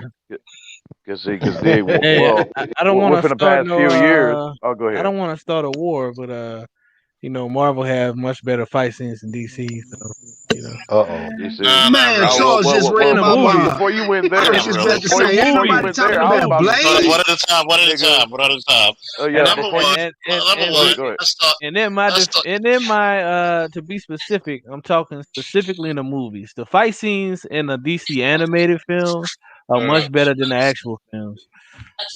the fucking DC animated films are better than most Marvel films. I don't know about all that. Yes, it Never is. mind, never mind. I don't know why. I don't know why I Either brought way, this they up because nerfed them Yes, I don't know motherfuckers. yes, why it I even is. brought this up because Okay, I'm gonna I tell you. forgot that Charles was I'm gonna tell Either you. way, both of them are a nerfed. DC guy. I'm So gonna tell you. I'm gonna tell you. Number one, everybody think every movie put the goddamn shit back where I told you to put it. God damn, it brings some money. Y'all be bankrupt right now. Come on, boy. Oh, Y'all smarter than are this. are you in your background? Yeah. God damn. Hmm. Damn it! Like, tell Before we them. get into Marvel and shit, can I say this though? Uh, like one of my favorite fight scenes within the past few years. Yeah, because it's been that long since I first seen it. Was when Ip Man fought Mike Tyson. Oh yeah. oh yeah, That it was was a good good. one. That That was a was good good. one. But again, my favorite ones are like You gotta go to the Ray- raid. my favorite one. My most of my favorite fight scenes they usually like they're kind of comedic because it's like I remember the old Bud Spencer, Terrence Hill movies, fight scenes from like Jackie Chan and whatnot from back in the I knew he day. was gonna say that. I thought about it. That's like that's what he means. Because remember, Jackie Chan was a It's stunt was a stunt double, it's so he knows how to it's too Yeah. choreograph and shit. it's too related to his personality. Yeah, yeah. Yeah. He was the king of the stunts. You know what I mean? Of creating his own stunts. But hmm like keyword was, because a motherfucker came in and took his place, and he's from Thailand, and his Who? name is Tony Jaa. Tony Jaa. Yeah, Tony Tony Jaa. Tony Ong Bak. Jaa took his Ong place Bak. in that. Yes, Ong sir. Bak. Yes, sir. Yes, sir. Yeah, In yeah. fact, The that's what Ong Bak, inspired the Israel first Adesanya one. to go into MMA. Yeah, the first one, second one. And he played in with some shit with some big stars too. I think one of the Fast and Furious movies probably. Yeah, Uh, probably. Okay, I might yeah, make some of cause y'all mad. I might make some of y'all mad with this one. Well, go ahead. I didn't mean that. I thought you go ahead. oh no, just that. But back to like when you're talking about like Marvel and shit, man. Either way, they nerfed them motherfuckers, man. Like according to the comics, like my boy Comics Explain, like salute to him, Rob, um, and check him out, y'all, because he got some good shit, and he ain't gonna waste your time because most of his videos is like at the most is 20 minutes. And there's some some that are like way longer than that. But in its own right, because like he said, damn hell, he can make you an expert comic like in a very short amount of time. Well, And I'll people shit don't you not, realize. to where I know where the mutants came from, and there's 7 Celestials, and I know which one of them created the mutants. What people don't realize about Marvel or the MCU is the reason they nerfed their superheroes is so that they could actually have a much better character arc. So one of the things that, in my opinion, with the DCU, Like the I mean, Anti-Monitor in the TV show, he should have been way more powerful than that. The um, Anti-Monitor. so DCU, everybody pretty much come out like, damn, super genie, everything Who, is unlocked. who's that? It's like, what's that? Oh, Here's the you talking about here's that? the cra- But I said here's, like DCU, all the characters pretty much come back like they pretty much reach their full potential from the moment they go on screen. oh, they Whereas did. MCU, you actually have a character arc where it's like, okay, You know, Iron Man started with the first Iron Man suit all the way till he got his best you, you, Iron you, Man suit at the end of the you do movie. know that number one, Superman couldn't fly till like halfway in the fucking movie. Number two, Batman has been Batman for 20 years. If you're at a job for 20 years, you should know what the fuck you're doing by now. Number three, Wonder Woman's been traded for 800 years. So you all you got to do is speed up the training montage. Number four, Yep. Aquaman took a L. Couple of them. So I go on. Yeah, Wait. but What you're none doing of is them, but justifying why they do it. none of them amount to the power of this one dude that took out like basically all the forces. Motherfucker, this dude named the villain Chaos King, and yeah, to where this motherfucker had like he was killing gods and shit like that. No demigods, gods. They always do that bullshit. Hercules, he's part of DC. You know what Well, argument I hate when there's a DC versus Hercules in DC MCU? about The DC argument versus I hate when Yeah, there people is try to Hercules in argue DC. about which characters are stronger. You know why? Because it don't even goddamn matter. I Because mean, the character's gonna be as strongest as a stroke of the pen of the motherfucker that I'm write talking it at about the end like of the day. well, cosmic power, bro. like, Cosmic power. I'll just say this: rule of thumb, in any universe, Superman's going to be one of the strongest beings. Hell, they even had Superman fight He-Man. I actually had the comic, and this is not post-crisis. This is pre-crisis. Superman, by the way. So, Okay, I'm listening. Ooh, you said crisis. Okay, I'm listening. like, Post crisis. Okay. this is post-crisis, like pre-crisis Superman. You know, the motherfucker sneezing and planets are fucking blown away. That's that. You That's just like proved my point, Charles. I think that's too. I think you're talking about Superman 1,000,000. Like after he no. comes, This is after he comes out of no. the sun. This is. And He when we went in. say pre-crisis, that's pre-86, So like Charles, around 85. you just kind of brought evidence to my point. These characters are going to be as powerful as they're written at the end of the day. Like, come on, you could sneeze and destroy your Well, planet. that's why they did the content. That's why they did the retroactive continuity of the retcon to tone down the heroes. Because it's kind of hard when you're basically writing about gods. Even the Bible had to tone itself down. Like, man, we could need a revamp. Exactly. How do we do that? We could either do new international version. Retcon. But the way they did Darkseid in the DCU Dark animated, Darkseid in the animated stuff. I ain't gonna lie, man. A lot of those DC films was just boring as hell to me, man.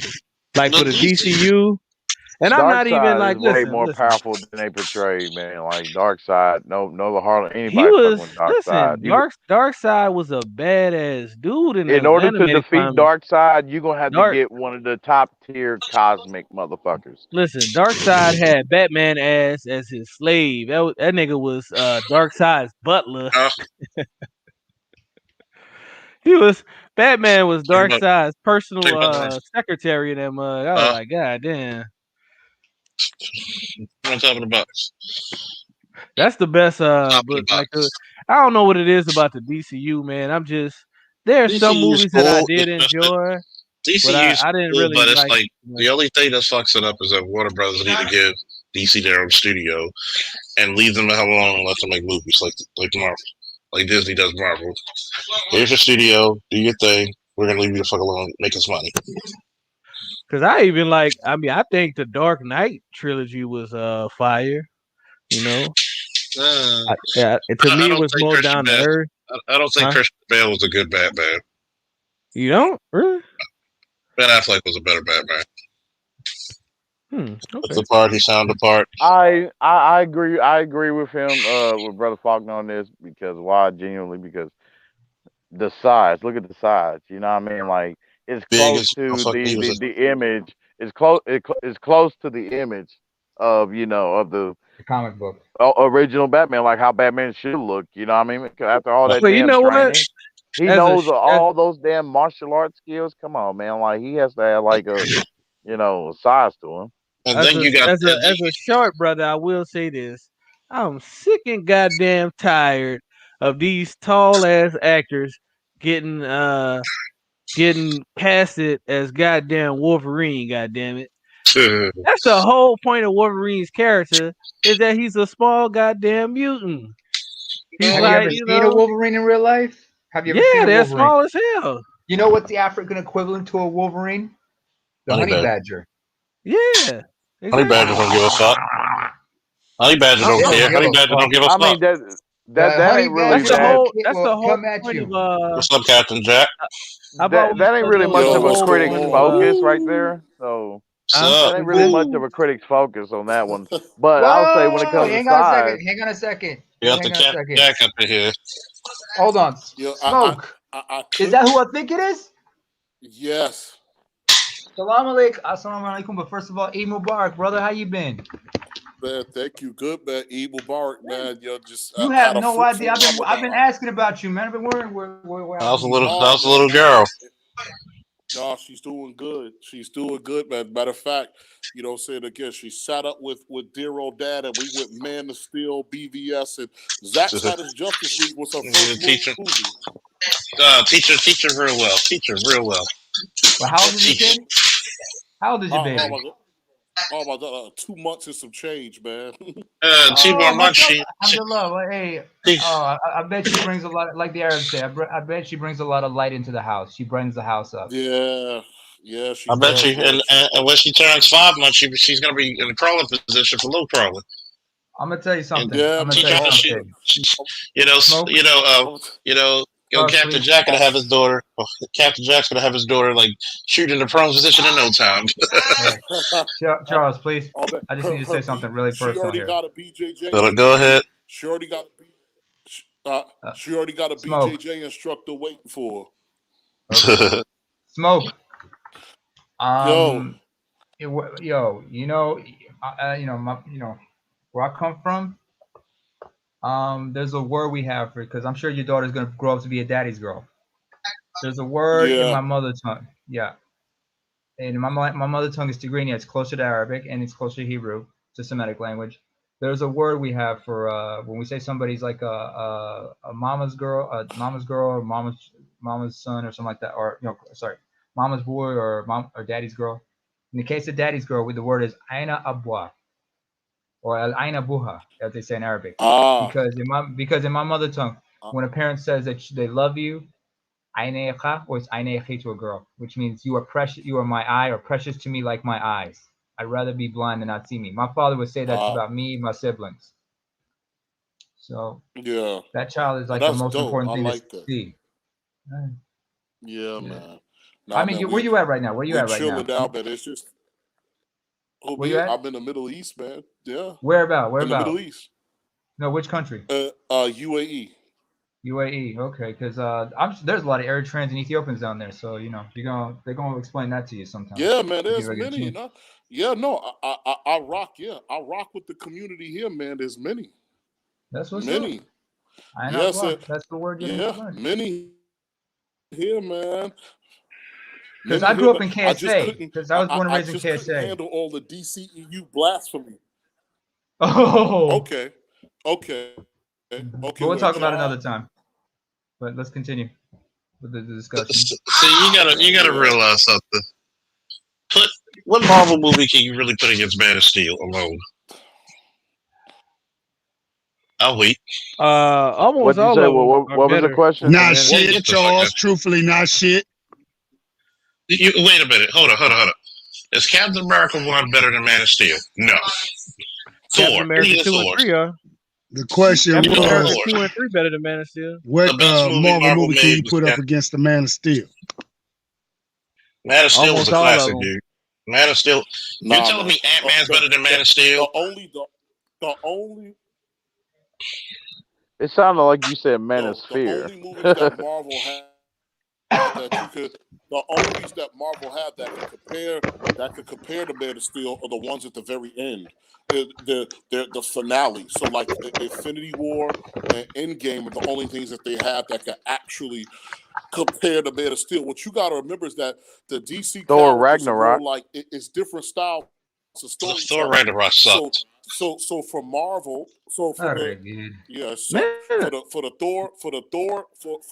for your Marvel characters, the way the MCU took them, they treated it like Lethal Weapon, action comedy type characters. Where the Mm, DC characters are more like tragedy, more like Roman Greek tragedy type characters. So it's different uh-huh. types of understanding. So remember, in Roman and Greek tragedy stories, gods are interacting with human beings, right? And Mm-hmm. then for Marvel, it's the reverse, right? So you have human beings that are finding themselves up to somewhat of a godlike scale in a sense. So what happens is that if you are a comic book fan, so for example, if you let's go beyond DC and Marvel, let's go Image, Top Cow, Boom Studios. When you go from one publisher to the next, although it may be a superhero genre, they're all completely different experiences. And the problem with the mainstream audience is that the mainstream audience looks at the title superhero film and they think you should have the same experience across the board.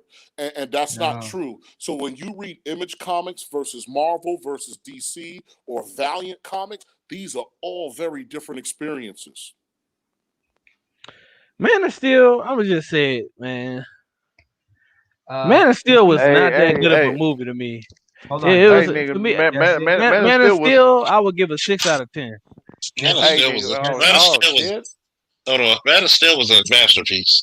All right. Yeah. Oh That yeah. was Jesse. Thank you. Oh man. It's a Oh man. Yes. masterpiece. Oh, that's a Jesse. masterpiece. I really like Charles, you now. Charles, Man Oh of hell Steel is a yeah. you don't count, Hell yeah. Charles. You're a huge Superman fan. You Man, I'm a biased. Superman. So Jesse. guess what? I'm Jesse. Charles, gonna put it. Hold Charles on, is the One shit. at a time. One at a time. I'm gonna tell you how critical of a Superman film was. I hated Superman Returns. I still do. Oh Okay, yes. Amen to that. Yes. I Yes. hated it. So Yeah. DC wanted my dollars. They had to come up with something great. Two things I love. They made the suit look unique. I love Christopher Reeve, but Christopher Reeve's time does not translate well today. Oh Right. yeah. I will still watch it, but it Correct. does not translate. Number one, when people talk about, well, Superman doesn't kill, this is Superman's beginning. Number two, he has godlike abilities against a guy who's the equivalent of a fucking Navy SEAL or Green Beret, actually a general who was once a Green Beret or Navy SEAL, and he's developing those powers as well. Mm-hmm. Zod forced his hand. He knew that Zod would not stop trying to kill those people. Well, he could have flew him up. Guess what? What if he got away? The longer the fight went, Yeah. the more it was in But Zod's but favor. here, yeah, To go correct. I ahead. mean, But here's my he beef, had to Charles. kill him. But There was here's no my beef. choice. He wasn't gonna stop. Superman, Batman. Correct, but it's not that though. Here's the thing: superheroes are averse to killing, but they do it on a need basis. Because here's the problem: when people say that they sit and they know these characters, comic books have had a golden age, a silver age, a bronze age, a modern age, the whatever age that we're in now. So again, did you know at one time Batman carried a flashlight and pistol? Yeah, he carried a pistol. And that was So, the so what I'm trying golden to say, age. so for when you, yeah, so Wow. And I didn't know that. today we're in the correct. That was the age. So what modern happens age. is that when you the thing about it, Yeah, you're in the modern age. So what happens is that if you're just a fan of Krista, the issue that the reason why everybody's fine with Marvel now is because prior to the MCU, the mainstream audience didn't know who Iron Man, Thor, and a lot of these people were. You know, so for example, if you look at Superman, right? Everything from the George Reeves era, right?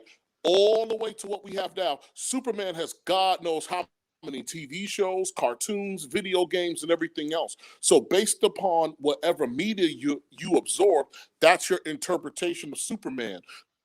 So every time you reboot Superman or Batman, what you're going to have to do is you're going to have to bring the audience on board because you have decades of media, right? You have decades of media that people have absorbed where they have ownership of these characters. Now, what's going to happen is this 20 years from now, when Marvel reboots Iron Man and you get a director who says, I'm gonna adapt the Iron Man run of Demon in a Bottle page for page, you guys are gonna shit the bed because your perception of who Iron Man is what Robert Downey Jr. did. So for example, people like Robert Downey Jr., but the Iron Man in the comic books is a womanizer, a sexist, a drunk, a drug addict, and he's a defense contractor with loose morals.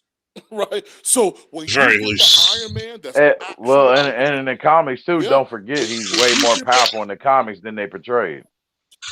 You know why I don't like when people say in the comics? yeah, but Because what there's I'm so saying, many iterations of those But characters he just said what I'm on that. the based on He, the different runs. but he just said that because but really that's what this I'm run is but based that's on what the I Ultimate said. Universe. That's what I Well, yeah. the characters in the MCU right now, it's You're a little like hokey. it's not really based on one single run of a character. Yes, It's it like a is. fusion. They're All based right, on the so Ultimate Universe.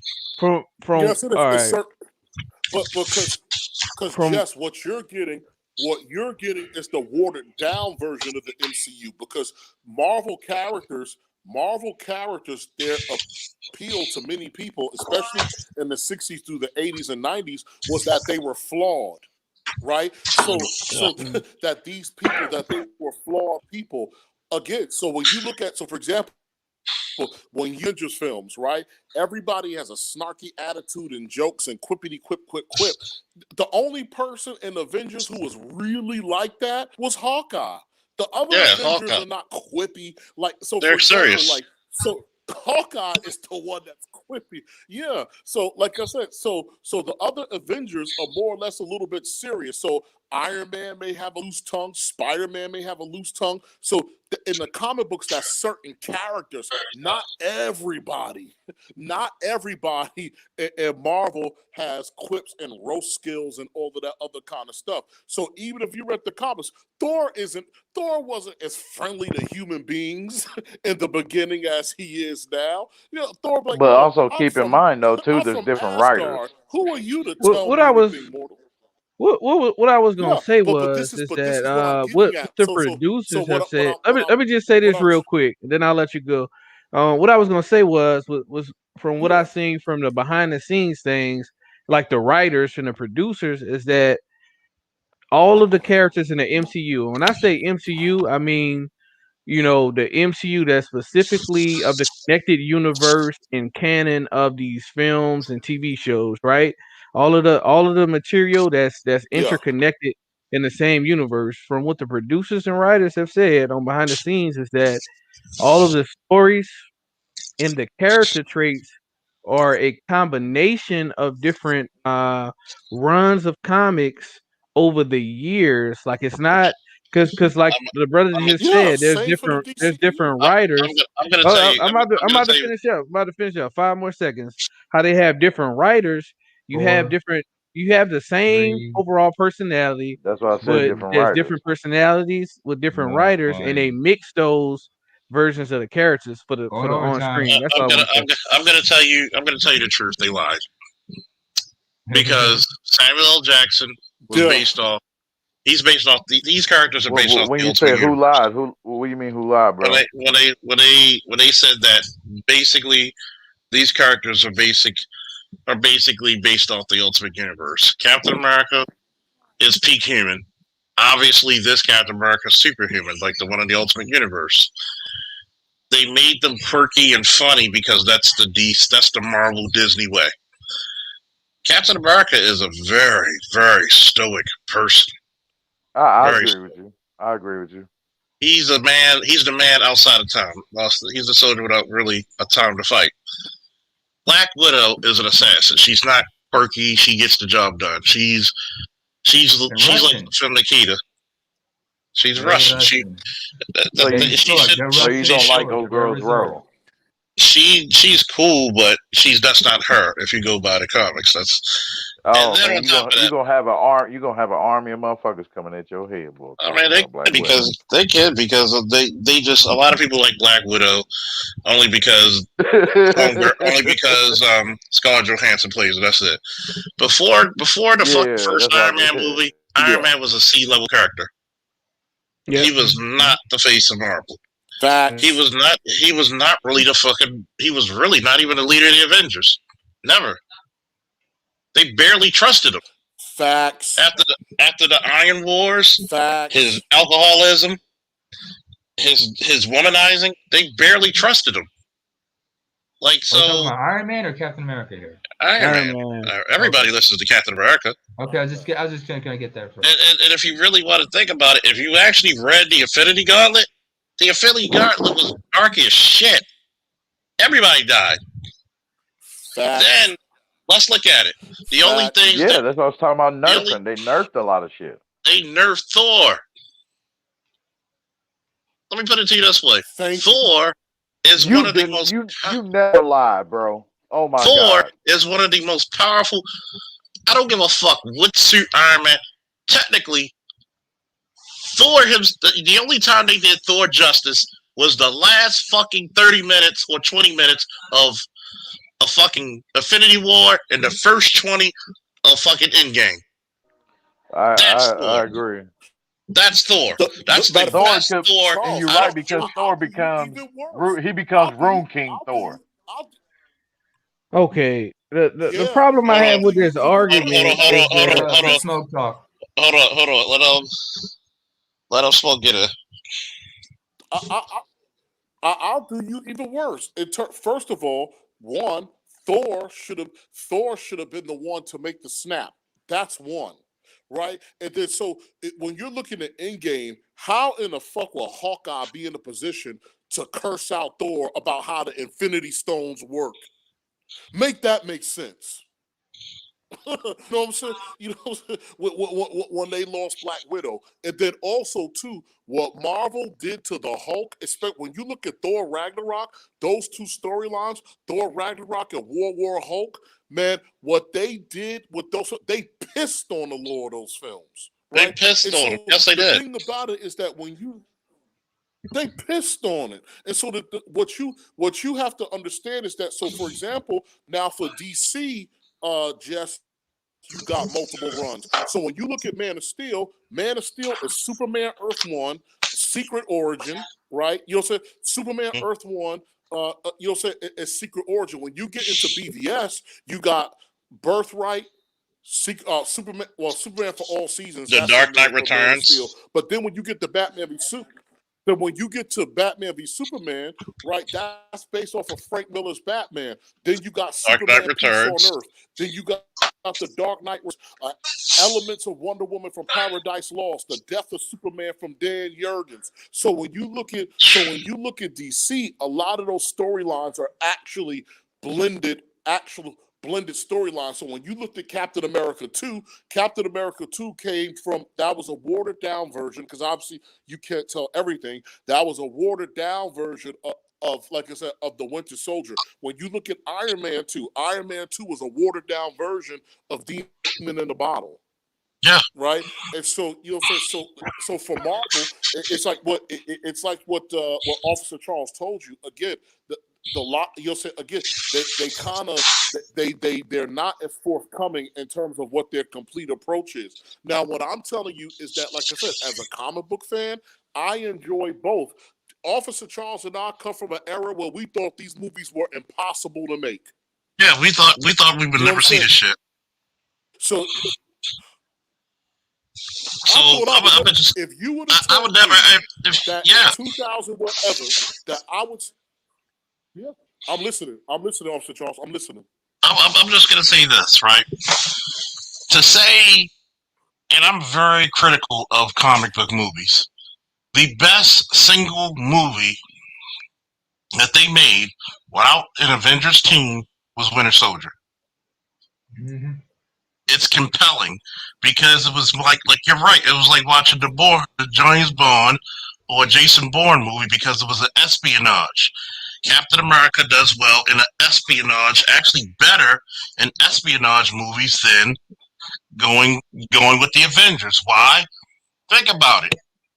The most incredible fight scene of any fucking movie Marvel made was that goddamn elevator scene.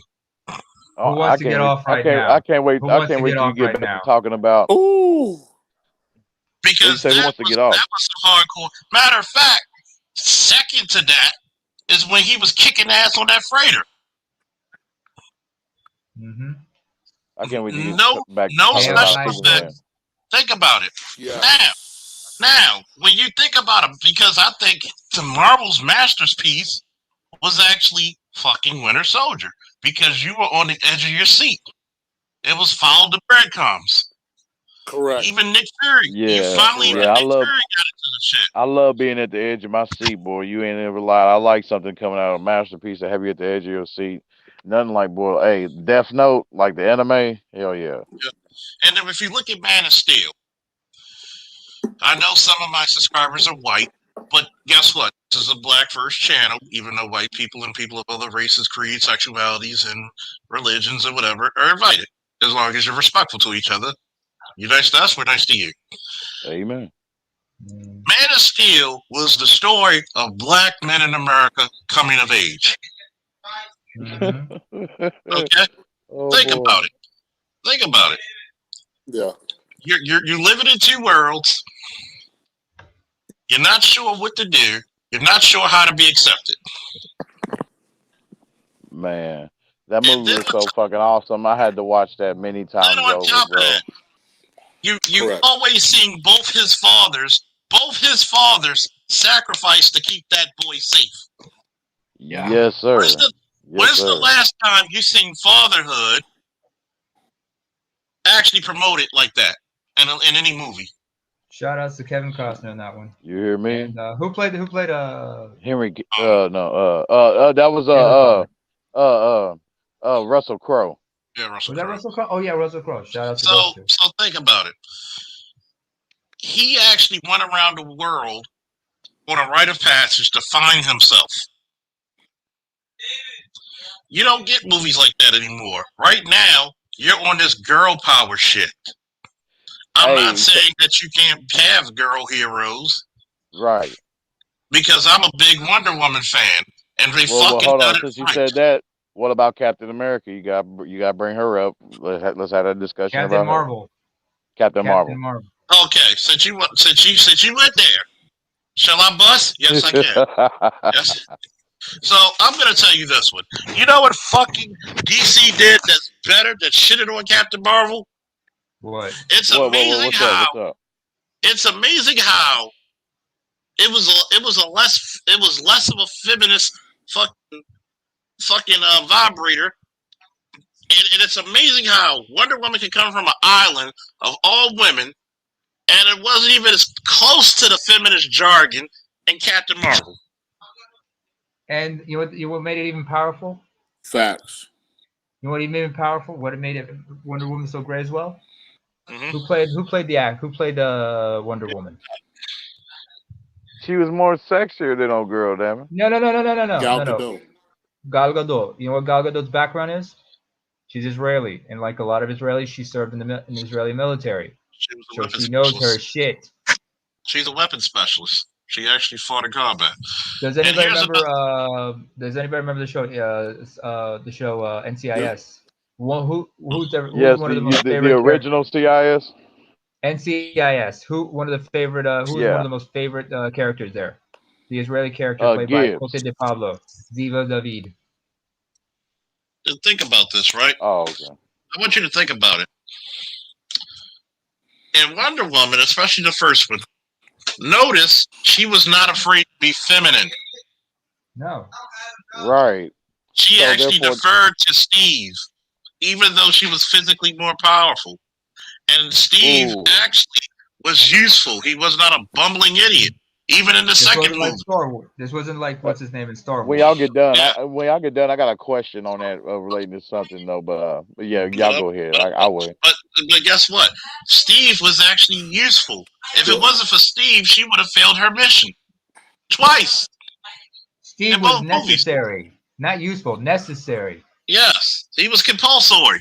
Let's use the big words today. could I? Compulsory. Compulsory. But Yes. go, Compulsory. but go ahead. But Yeah. with I gotta with say that this. though, but when you said that though about with Wonder Woman, right, that she was able to be feminine. Now, which brings my question is, a lot of cats believe that all of them are masculine, but do you believe that all of the UFC women, are all masculine? Do you think they can be feminine? I know a couple that are pretty Like feminine. Say that, like David. according to their like according to their interviews and shit like that, when you see them and shit, like all the women that fight in the UFC. I'll give you one female I can think of who's pretty feminine in her own way, but she fights in Bellator. Her name is Valerie Loretta. Little thing. She's a little Cuban American. Yeah. Black belt in Okay. little black belt in TKD, but she likes to twerk. But she likes to have fun, dance, and twerk up in those things, and she's ultra feminine. Yeah, but you also gotta look at it. Yeah. But When would you I see? asked that. I asked that because would you mind for your woman, if she had some martial arts skills to her, but she was able to still be That's feminine probably and submissive to you. yeah, that's man. probably okay. See you later, Shonda. Well, that's pretty much an requirement to date me. Most of my women were athletic or combat service. Okay. See, I'm not afraid of a woman who can handle herself. Hold on. Yeah, though, but a lot of cats though in the space will say, "Oh, nah, she's masculine as hell. Nah, she's too masculine." No, it doesn't work like that. I mean, do I gotta put up? Do I gotta No, put up the that's just avatar? no. Do I gotta put up that avatar? Charles, should I put up the avatar? What avatar? Yeah. Charles, I never seen it. Hmm? you remember that avatar I put up every once in a while? Do I gotta bring that up? You want to talk about feminine and shit, and still warrior like? Please. All right, Hey, let me cause bring it Yeah. up. boy, I'm gonna have to But bring that up. hey, I and just want to especially say when they this got a before. six pack too. Oh I just Lord. want to say this to. Yeah. I just want to say this before I go. If say for Officer Charles, if he Officer Charles, is he there or is he still Yes, muted? sir. Yeah, Sir. Okay, Officer Charles, did you notice? And here's the thing: I warned everybody of this back after BVS came out. Mm-hmm. Did you notice that? And I was telling everybody when Star Wars hit, when Marvel hit, and I told everybody by pissing on the Snyderverse, what you're not gonna like what you get, because what happens is that by pissing on Zack Snyder, what a lot of people didn't realize was that they were getting rid of traditional storytelling, especially from a Mm-hmm. particular masculine or whatever perspective. Because now that Zack Mm-hmm. Snyder's out of the way, you got nothing but, if Fox is gone, you got nothing but girl power coming your way. Yeah. Nothing And guess what? but girl power. And I'm gonna add on to that. Disney. And I'm gonna add on to that, right? I like diversity in my comics. Do I want to see? Look, none of you motherfuckers supported the Black Panther comic book. Hardly any of you. It's good that you supported the movie, but if you really want to support the character, you support the goddamn book as well, especially That's more the so. hell I'm. Well, let That's let what me the hell ask I'm you this, talking about. Charles. Though, is it the good Black Panther comic book, or is that bullshit that old Nah, the boy Black wrote Panther in the comic book, You man, talking he about the contributed with the to it. Ta-Nehisi lesbians and all Coates. hold that on, with the Dora? hold on. Well, hold on, You talking about the old get woke, get broke? See, the problem with this is that Don't no girl become Black Panther? Yeah, but but the Shuri panther. in the comics is totally different than the one in the movies. Yeah, Number she one, actually fight in the comics. she's Correct. Shuri is nearly damn near the equal of fucking Black Panther. She's the next. When In Shuri line. becomes Black Panther, she deserves it because she earned that bitch. But see, though, Okay, I'm And wondering let if me Black say this: Panther. like I wonder if Black let me Panther just say gives this them the real quick. ability to defend hold on against one at a all time. Most forms of let me just martial say this. arts. Let me One just say at a this real time. quick. Most Black Panther runs don't even have Shuri as a character. She's a Yeah. fairly new character. She's a very new character. Mhm. Like So, yeah, Hey Charles, I got the she avatar wasn't in up. the original runs of Yeah. Black Panther. but All guess right. what? And not A even lot that. of Yeah. go Because ahead, go ahead. I have the old Black Panther comic books. Matter of fact, I'm about to Yeah, pull them out right now. All right. Excuse me. By the way, Yeah. Yeah. if I can Shuri interrupt, is a if I can witch in the interject. comics, not a tech genius. already got you, boy. Yeah. Already got you. All right. All right. By the way, before I continue, Jesse, you know I got to pull you aside right now because when you mentioned Ragnarok and everything, I had to pull you aside, get you, and have to put you behind me because all them Scandinavians are giving you that side eye. You don't want that side eye from them Vikings, my dude. You see Wait, this, Ray? what happened? Ray. I said I had to pull you aside because I don't want you catching that side eye from the Vikings. Because I'm up here, remember. Anyway, you see this avatar I got? Ray. This picture. Ray. You see that avatar? Look at Yeah. my avatar. You know what you know what you're looking at? What is it? This is what I come from. Okay. This is the tradition I come from. These are all women. This was set in the 1980s because I come from Eritrea. This is during our independence war from Ethiopia. These are all women. The woman on the far right, you see what's tucked underneath her shawl? You Or see what's what? tucked underneath her shawl? That's an AK-47. Yeah, I noticed. She was part of the local militia, but her job was mostly and all these other women, these are mostly rebels. Her job Oh was yeah, usually they got them overseas. Yeah. Yeah, yeah, I've been a peep game. yeah. These women are my mother. These are my aunts. This is my mother's generation. This is my father's generation. You talking about this in relation to women who are able to Military keep up background, a everything. household and feminine and also warrior at the same time when Not shit just get that. real. When my parents, Like yeah, but like when shit get real, they ain't gonna run under a damn no, table. not only that. My generation, I'm a millennial, and when independence came and it was our time to go serve, we had to serve, men and women alike. I've got a bunch of cousins and aunts who did not who were too young to go to fight in the independence war. They all served in the 90s. Hey, I came that's after one them, and thing they I'll prepared say me. about That's dope. That's the actually dope. Ethiopian and the Eritrean. Yeah. Those women out there, man, have a history of actually putting in that work. I just Oh say yeah. when motherfuckers talk that shit in Black America and they ain't really putting in that work Jesse, like that. You know what I'm Jesse, I'm saying? gonna tell you this. I'll take a Chun Li Those real women who quick, fought, boy. Jesse, I'm I'm gonna tell you something. Oh, that's what's up. That's what's up. But let me tell you something. All my aunts who fought in that war, in the independence war, they met their husbands in the war. But a lot of them put off having families until after independence. So the most of them had to wait till late 30s, early 40s to have their kids. Oh, Jesse, that's what's up, man. That's some dope comics right there. and I'm gonna tell you something else about this, right? Peace. Hey, peace, Okay. Smoke. Good to hear from you. Peace, Smoke. Thank you. And I forget what the term is for people who are from the Islamic faith celebrating Ramadan. Eid Mubarak. It's Eid Mubarak. Bar. And see, you gotta I got understand you, man. something. You gotta understand something. Little boys get their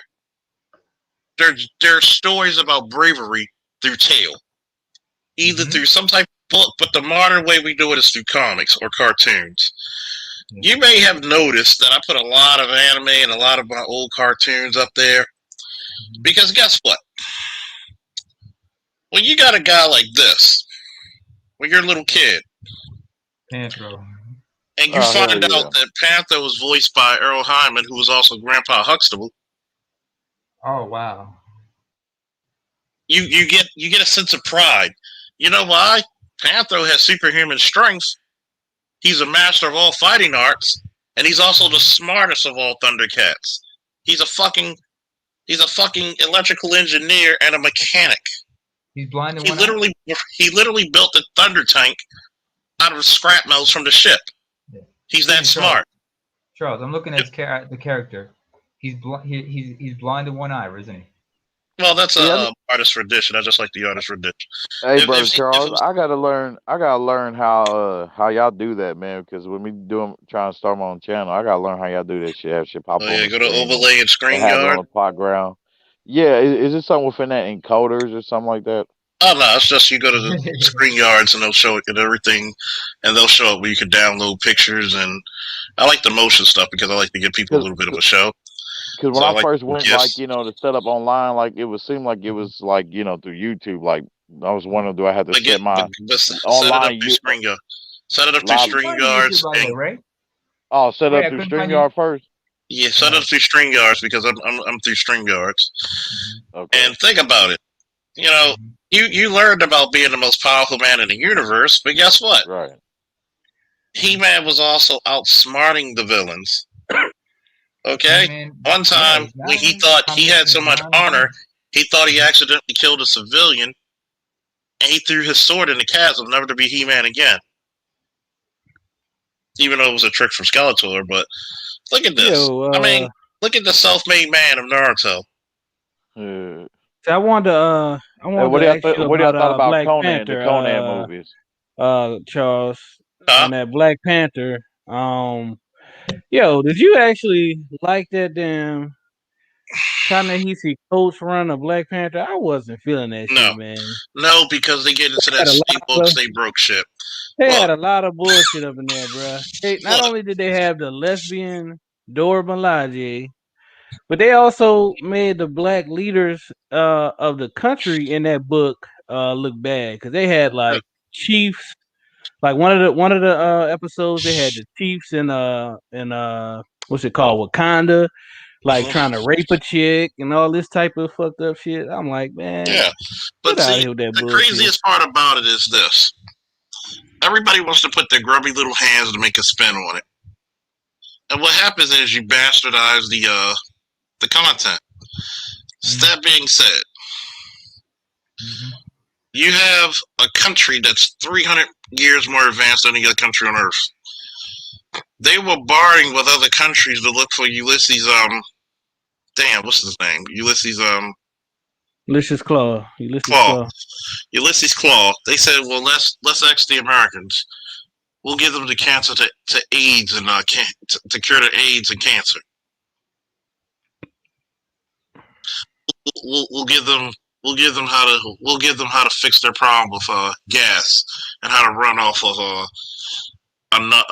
always refreshing Renewable fuel energy. system. Renewable fuel energy. Yeah, renewable fuel. They were that advanced. See, the Dora Milaje, I'm glad Ego said this shit. We're supposed to be his ceremonial wives. They're the king's bodyguard, not the entire Wakandan army. Okay? Yes. There's some bad motherfuckers. I'm glad they showed that they're bad motherfuckers. But it's only like 5, maybe 20 of them at the most. Not the entire army. Like the border tribe is actually the bulk of the army. They're the first defenders. Okay? One thing I did not enjoy about the movie, and I love the movie. You talking about the ape tribe? No, the border tribe is like the people with blue. That's the people with blue. With the rhinos. The rhinos, yeah. The one thing I did not like about the movie is that you did the equivalent of giving Lois Lane what's Superman's pinnacle power? When you think of Superman, what's the one superpower you think of? Superhuman strength. Say it louder for people. Superman 1 million. Super strength, superhuman strength. Think about it. Yeah. If somebody calls you Superman, what are they referring to mostly? Superhuman strength. Yep. So, would you give Lois Lane Superman strength and then he keeps the rest of the powers? Hell no. You pretty much nerfed him. Like, yeah, we know he could fly, but Superman's supposed to be the strongest man. Guess what you did to Black Panther in the movie? You gave his ultimate weapon, which was his intellect. He's smarter than Tony Stark. And you gave it to fucking Shuri? and he's a master of all martial arts. He's basically Batman of the Marvel universe, only richer. You talking about some feminist shit going on? I wonder who was behind that bullshit too, because we talked about that on BGS stream years ago, like when the movie first came out. I wonder who's behind that bullshit. You're right. They respected the king, but they feared the panther. And see, you got to realize something, right? Why? I'm gonna say this real quick, Namer, then I'm gonna give you the floor. The reason why I hold these near and dear is because it was a guy who said one time when I was a little kid, I was watching Kermit the Frog, and he was the sheriff of a town. Yes, he's an intellectual competitor to Reed Richards. He doesn't defer to anyone to make decisions. He makes decisions. Thank you. So, number one, and yes, his nose was a black man's nose. If y'all like comic books, you need to share this with your friends who are comic geeks because we going into comic book overtime. Shit, I gotta get my little brother onto this shit. Hell, motherfucker need. Hey, you need also to share this. Share this shit and send it to your friend because we're gonna do some. I'm gonna connect comic books with esoteric knowledge real quick. Number one. Remember to check out my boy Comics Explained too. Oh yeah. We love Rob. let me break it down for you. Courage is Comics Explained? Yeah, Comics Explained. That's 2 words. Comics and Explained. Rob. The Rob Core. What's up, Mel? What up? What's up, Mel? Let me explain courage, right? See, cowardly dog. Huh? No. I'm talking about being courageous. Oh, okay. Not that courage, even though that was a funny show. See, being courageous is something that's actually necessary for your boys to be. Do you hear the pride that Neymar always talks about his mom's, his aunt's generation of having to be docile but warrior women at the head of a dime is necessary? They got to be like lionesses because they are like the last line of defense, but they also got to protect us. They had to protect us until we were old enough to go out and fight for ourselves and defend. Have you noticed that? Hey, what's up, Josh? In fact, there's a song. I sometimes get upset because sometimes we're a little gynocentric.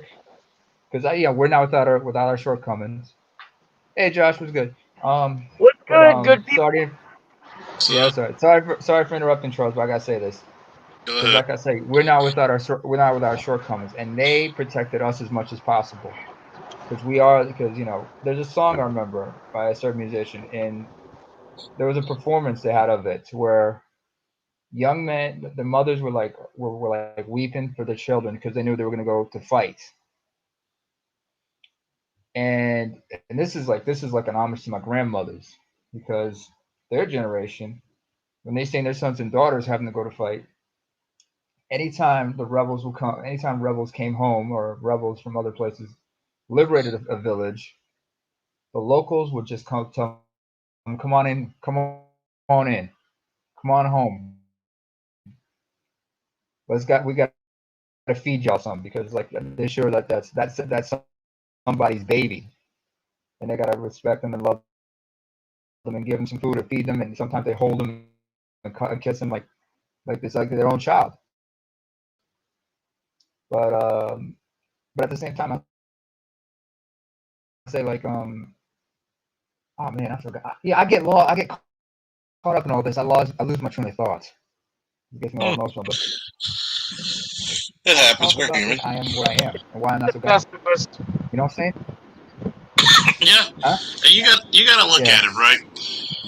When I talk about being courageous, but I don't take pride in it. I look at it as a blessing, though. I don't take pride. I look at it as a blessing. You should take pride in it. It's your lineage. It's your legacy. You should. I take pride in my legacy. I take pride in my legacy of being a warrior. I come from a generation of warriors. I come from a lineage of warriors. I beget warriors. Okay. Though I may be retired in some aspects of my life, I shall forever remain a warrior. I mean, see, until a lot of these females, that ain't enough. You gotta make above 6 figures. I guess I guess it is enough because they got liberties, right? Yeah, Point yeah. taken, point proven. That's They why I want them to create get my their hair and own nails done. legacy But Charles, and not give some a of fuck us, about our others. battles are not always on the battlefield. Ours is in the halls of leadership, halls of Academia. politics, academia, Yeah. in the And that's or like my case in the mental health world, hmm. in the education system, in agriculture, in infrastructure, and everything, Think everything. That's about why it. I respect bravery, man, to the core. That's why I like shit like Kratos, God of War. Mhm. That's why Yo, you got to being give props to courageous. yo Ray. You got to give it up first and foremost. We got to give it up to T.C. Carson, the original, the main voice of Kratos. Yep. But we also got to Oh give it up yeah, for Chris yeah, yeah. Judge because we got to give it up for Chris Check out, Judge. Anybody who ever yo, does anybody remember the show Stargate SG-1? Yeah. Yeah. yeah, hey, He plays Kale. that was the same guy that played Miles in House Party 2. Little fun fact of the day. Don't forget also one of my favorite games. But he also Def But, Jam Vendetta and Def Jam Fight for New York. He played the voice of D Mob. It was a good classic. I'm gonna, but I was gonna say this about being courageous. Yes, please. Being courageous was always pumped out to boys because boys had to one day grow up to be men. You had to grow up to be providers, protectors, problem solvers, procreators. When you take away the duty of being courageous and some form of discipline, you get wanton, uncouth violence like you see in the black community today. Number one, Because they can't receive that from the mothers. The mothers cannot teach them that. the mothers cannot teach a boy to be a man. They try so So hard to though. That's the mess. they don't even try hard to. They just break them. They just break them. Why do you think? Why do you think they don't want to put them in martial arts? Because they know if the boy knows how to fight, they can't beat on him anymore. They fear. They fear power. See, these feminists, and we don't have feminists on my channel. The ladies are very submissive, very lovely, who deserve protection. Guess what? They try to break their sons like the system will, because they're afraid. They're afraid of power. It's like I was saying about the guy who said when he was little, he watched a story about Kermit the Frog being a sheriff of a town. And this mean ass desperado came up. Kermit, if you know the character of Kermit, he was scared shitless. Scared shitless. But you know what he did? What? He still faced them. You can see his legs buckling. He could have ran out in the middle of the night. But because he had a sense of duty to the people, he swore to protect. He was shaken, but he went to face the fear. Mm-hmm. How many boys out here now are afraid to go to school because they're scared somebody's going to talk about them? How many boys out here now who dropped out of school at 14, 15, and now they're 21 or 20? It takes courage to walk back in them halls. Yeah. It takes a lot of courage to do things. It takes courage to be on the straight and narrow. Hell, even if you made a mistake and had to do jail time, it takes courage to try to dust yourself off and try again. It takes courage to join your military. It takes courage to actually protect your neighborhoods. Rudyard Kipling. If anybody knows that poem,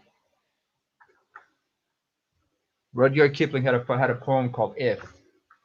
There's also he also had another poem he wrote dedicated to his son Jack, who he lost in the First World War.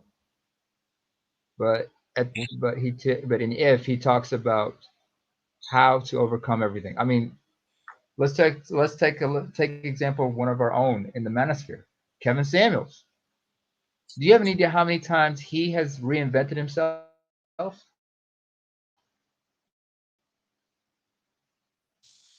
Oh, you bored out. How many times he's had to go from one end to another? Yeah. You're good now. Oh, can you hear me Yeah. now? How about now? Okay, like I said, Kevin Samuels. That's a prime example of somebody who's not afraid to reinvent himself or rebuild himself from scratch. How many times Think has he about it. been Think called about all the out? accusations. You hate women. You're phony. You're fake. You're gay. Mhm. Why? What is the? Let's say if he was gay, does that kill his message? No. Why is it that when I critique, if I love my women so much, I can't critique you? When a man critiques a woman, he's gay? Fuck out of here. But go ahead, That's just Josh. David tactics and the need to be. Oh, he's gay. He was doing suspect shit in high school. Shut up, bitch. But You yeah, know what I say to that? You know what I say to that? First of all, I'm not insecure about my sexuality.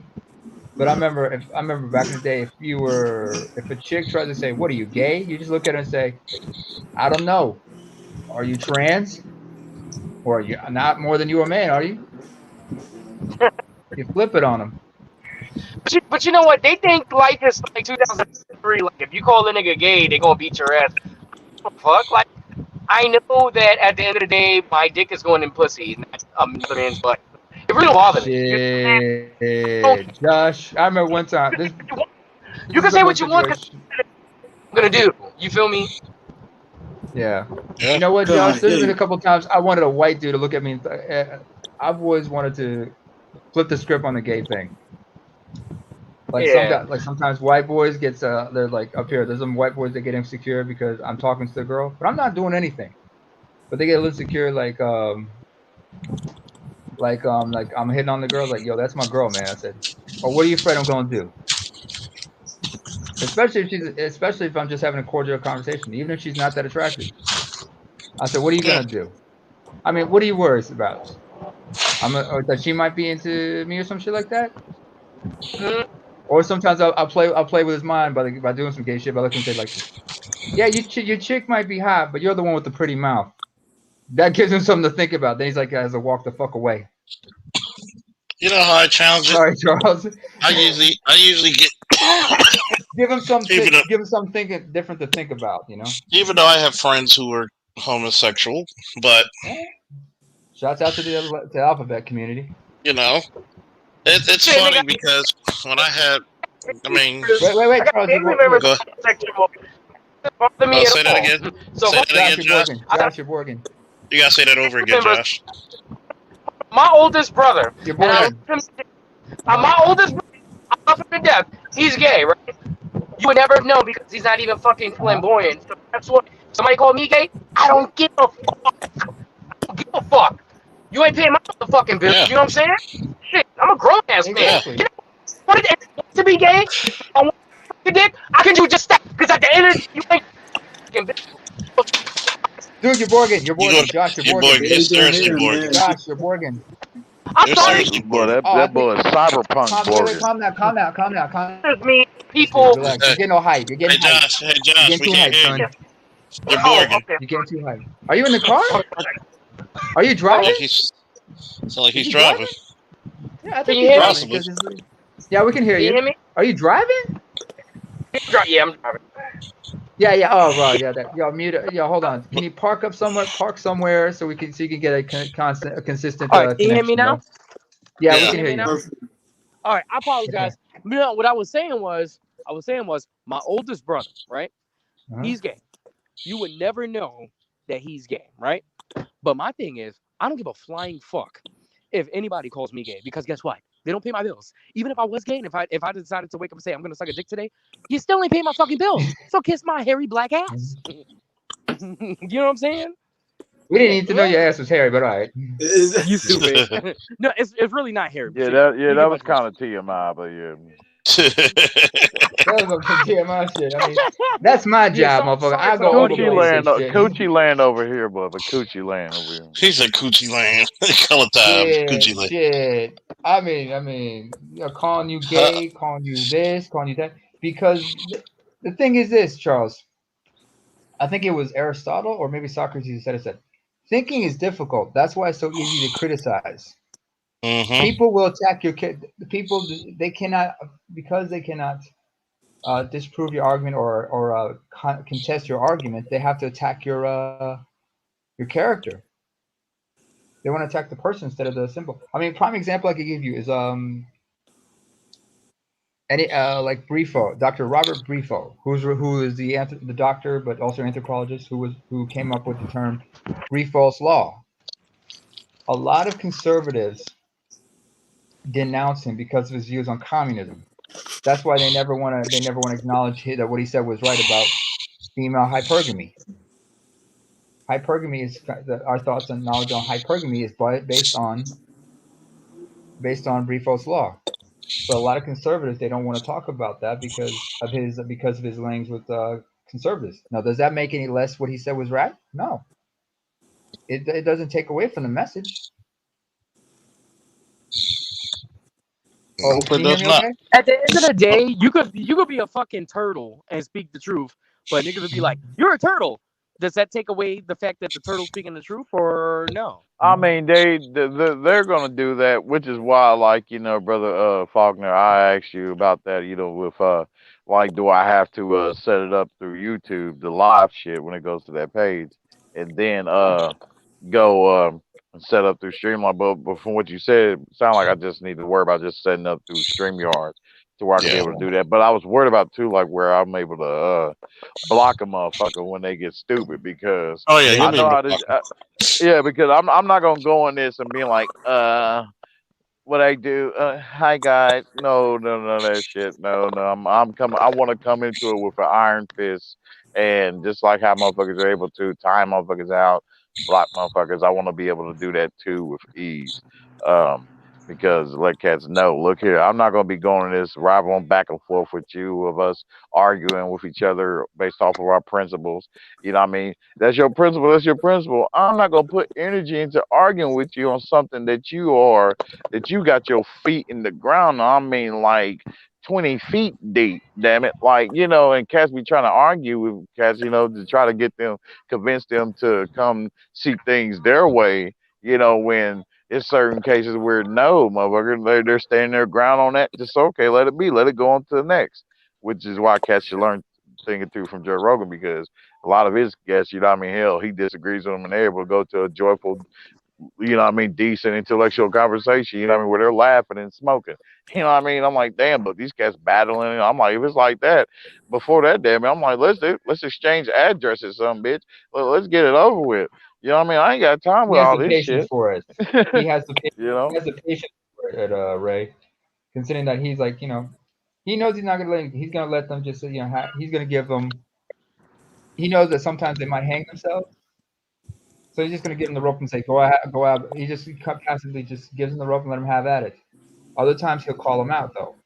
I mean, there've been times where he's had like confrontations with certain guests. I remember, was it like I think it was Steven Crowder. I think he was. Yeah, it was Chris Steven Crowder because Crowder said something and he was like, and he called him out for, what are you talking about? And he was saying some shit and like regarding certain facts about. He said like he claimed it was a fact about marijuana, and then when he disproved it, he just like he tried to sidestep and everything. But I see your point.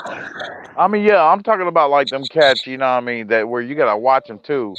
Them cats that Yeah. can come like so uh philosophical with their shit.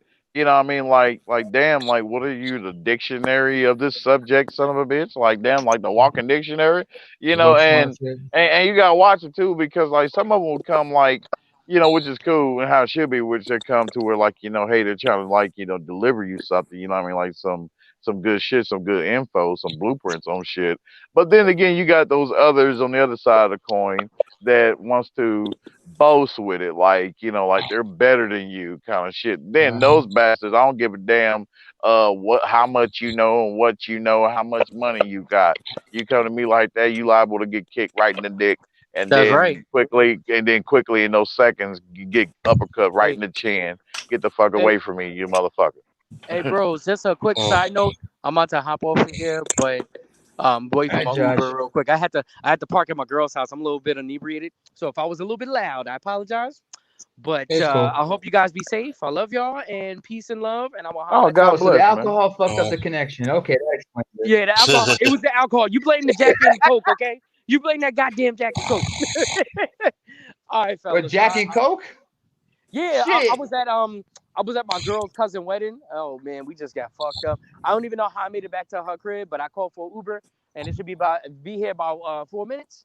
And we're gonna go to the Oh, restaurant and chill for the rest of the day. Well, I just Oh, got work. I'm drinking a beer. Salute to you. God bless. I know that's right. Peace and love, y'all. Be safe. man, I got. peace. You know what, Charles? I will admit you are a bad influence because for the past year and a half to 2 years, I've been fighting this urge to pick up a stogie, even though I don't smoke. I have my hand. Sometimes I look at my hand and notice it's like curled in the way like I'm holding a stogie. What the fuck am I doing? Fuck that. I'm smoking all the way till I see my Lord in heaven. You hear me? Till I upgrade to better weed, and that's when I get to heaven. Damn it. I'll stick to the edibles. Thank you very much. Yep. Shit. I mean, I've always one thing I realized is I gotta be careful with with certain types of when I'm baking brownies and shit. Normal brownies, not the special ones. I As realize long as the motherfucker ain't doing that, as long as the motherfucker ain't doing that other crazy shit, you know what I mean? And yeah, but but yeah, there's yeah. a recipe I found because I get I get the hookup because I have celiac disease and whatnot. Like I get that gluten free shit. But I remember there's this Australian company called Organic, and they had like caramel brownies with caramel fudge in it. You want to talk about it? And a friend of mine told me that caramel is an aphrodisiac, and I realized, oh shit, because after I had a couple of those, I was like, I had to fight the urge to call up an ex because I would have smashed the shit out of her. I was raging hard. Wow. TMI. TMI.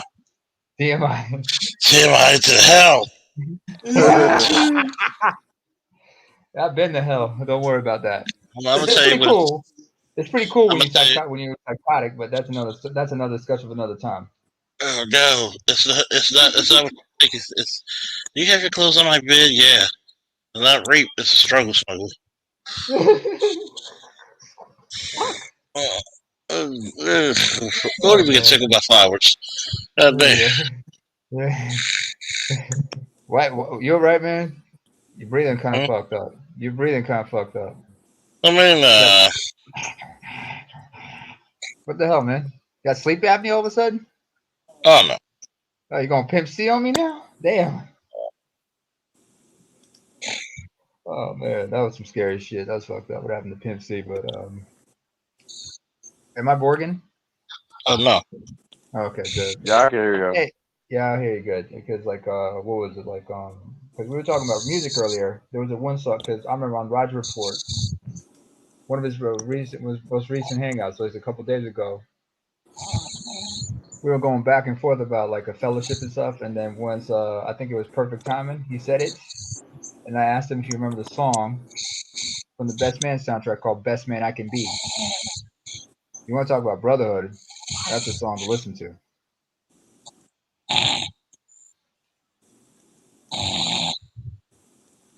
Somebody Charles, sleep, them motherfucker. I think it's Charles. Not me. Wake up. Are you, I'm up. are you up? What's that? Oh man, you having problems breathing, huh? No, I The blow my allergies? nose. Oh, I okay. forgot to mute myself. Yeah, you forgot to mute yourself. Hey, wait a minute. But Excuse the me. point that I'm making, Oh, go. go ahead. No, go The ahead. point that I was gonna make it is that about to shut down in a minute. Oh, It's all gotcha. fun, Oh yeah, fun, but fun, before you fun. do that, back to Superman. Yeah, hey, bro. Since you felt deeply about that about Superman, can you blame me, bro, for hanging up on a bitch right when the subject shifted to movies and shit? And I was talking about, hey, I just got done watching Man of Steel. You know what I mean? That's my shit. You know what I mean? It's just badass. And she's like, so what's that? Oh, I don't watch that bullshit. Nigga, I hung up on that motherfucker. Abundance mindset. Bitch, I don't need bitch what? Because that bitch, you know what I mean, gonna be who wants a chick like that around is gonna diss, you know what I mean, the shit you're hip to because she's not hip to it because she'd You, rather watch Tyler Perry shit. you don't need that. You don't need that negativity in your life, brother. Good. No, you do Hell not. no.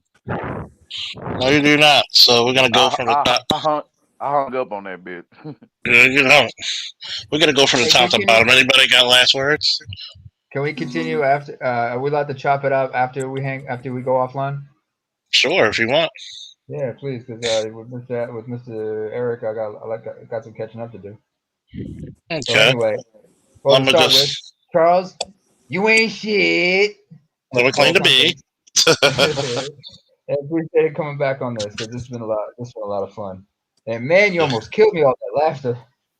See, my only I got last 6 pack words abs. is 6 pack from I that. have a couple cigars and a bottle of Johnny Walker Black with my name on it. God damn it!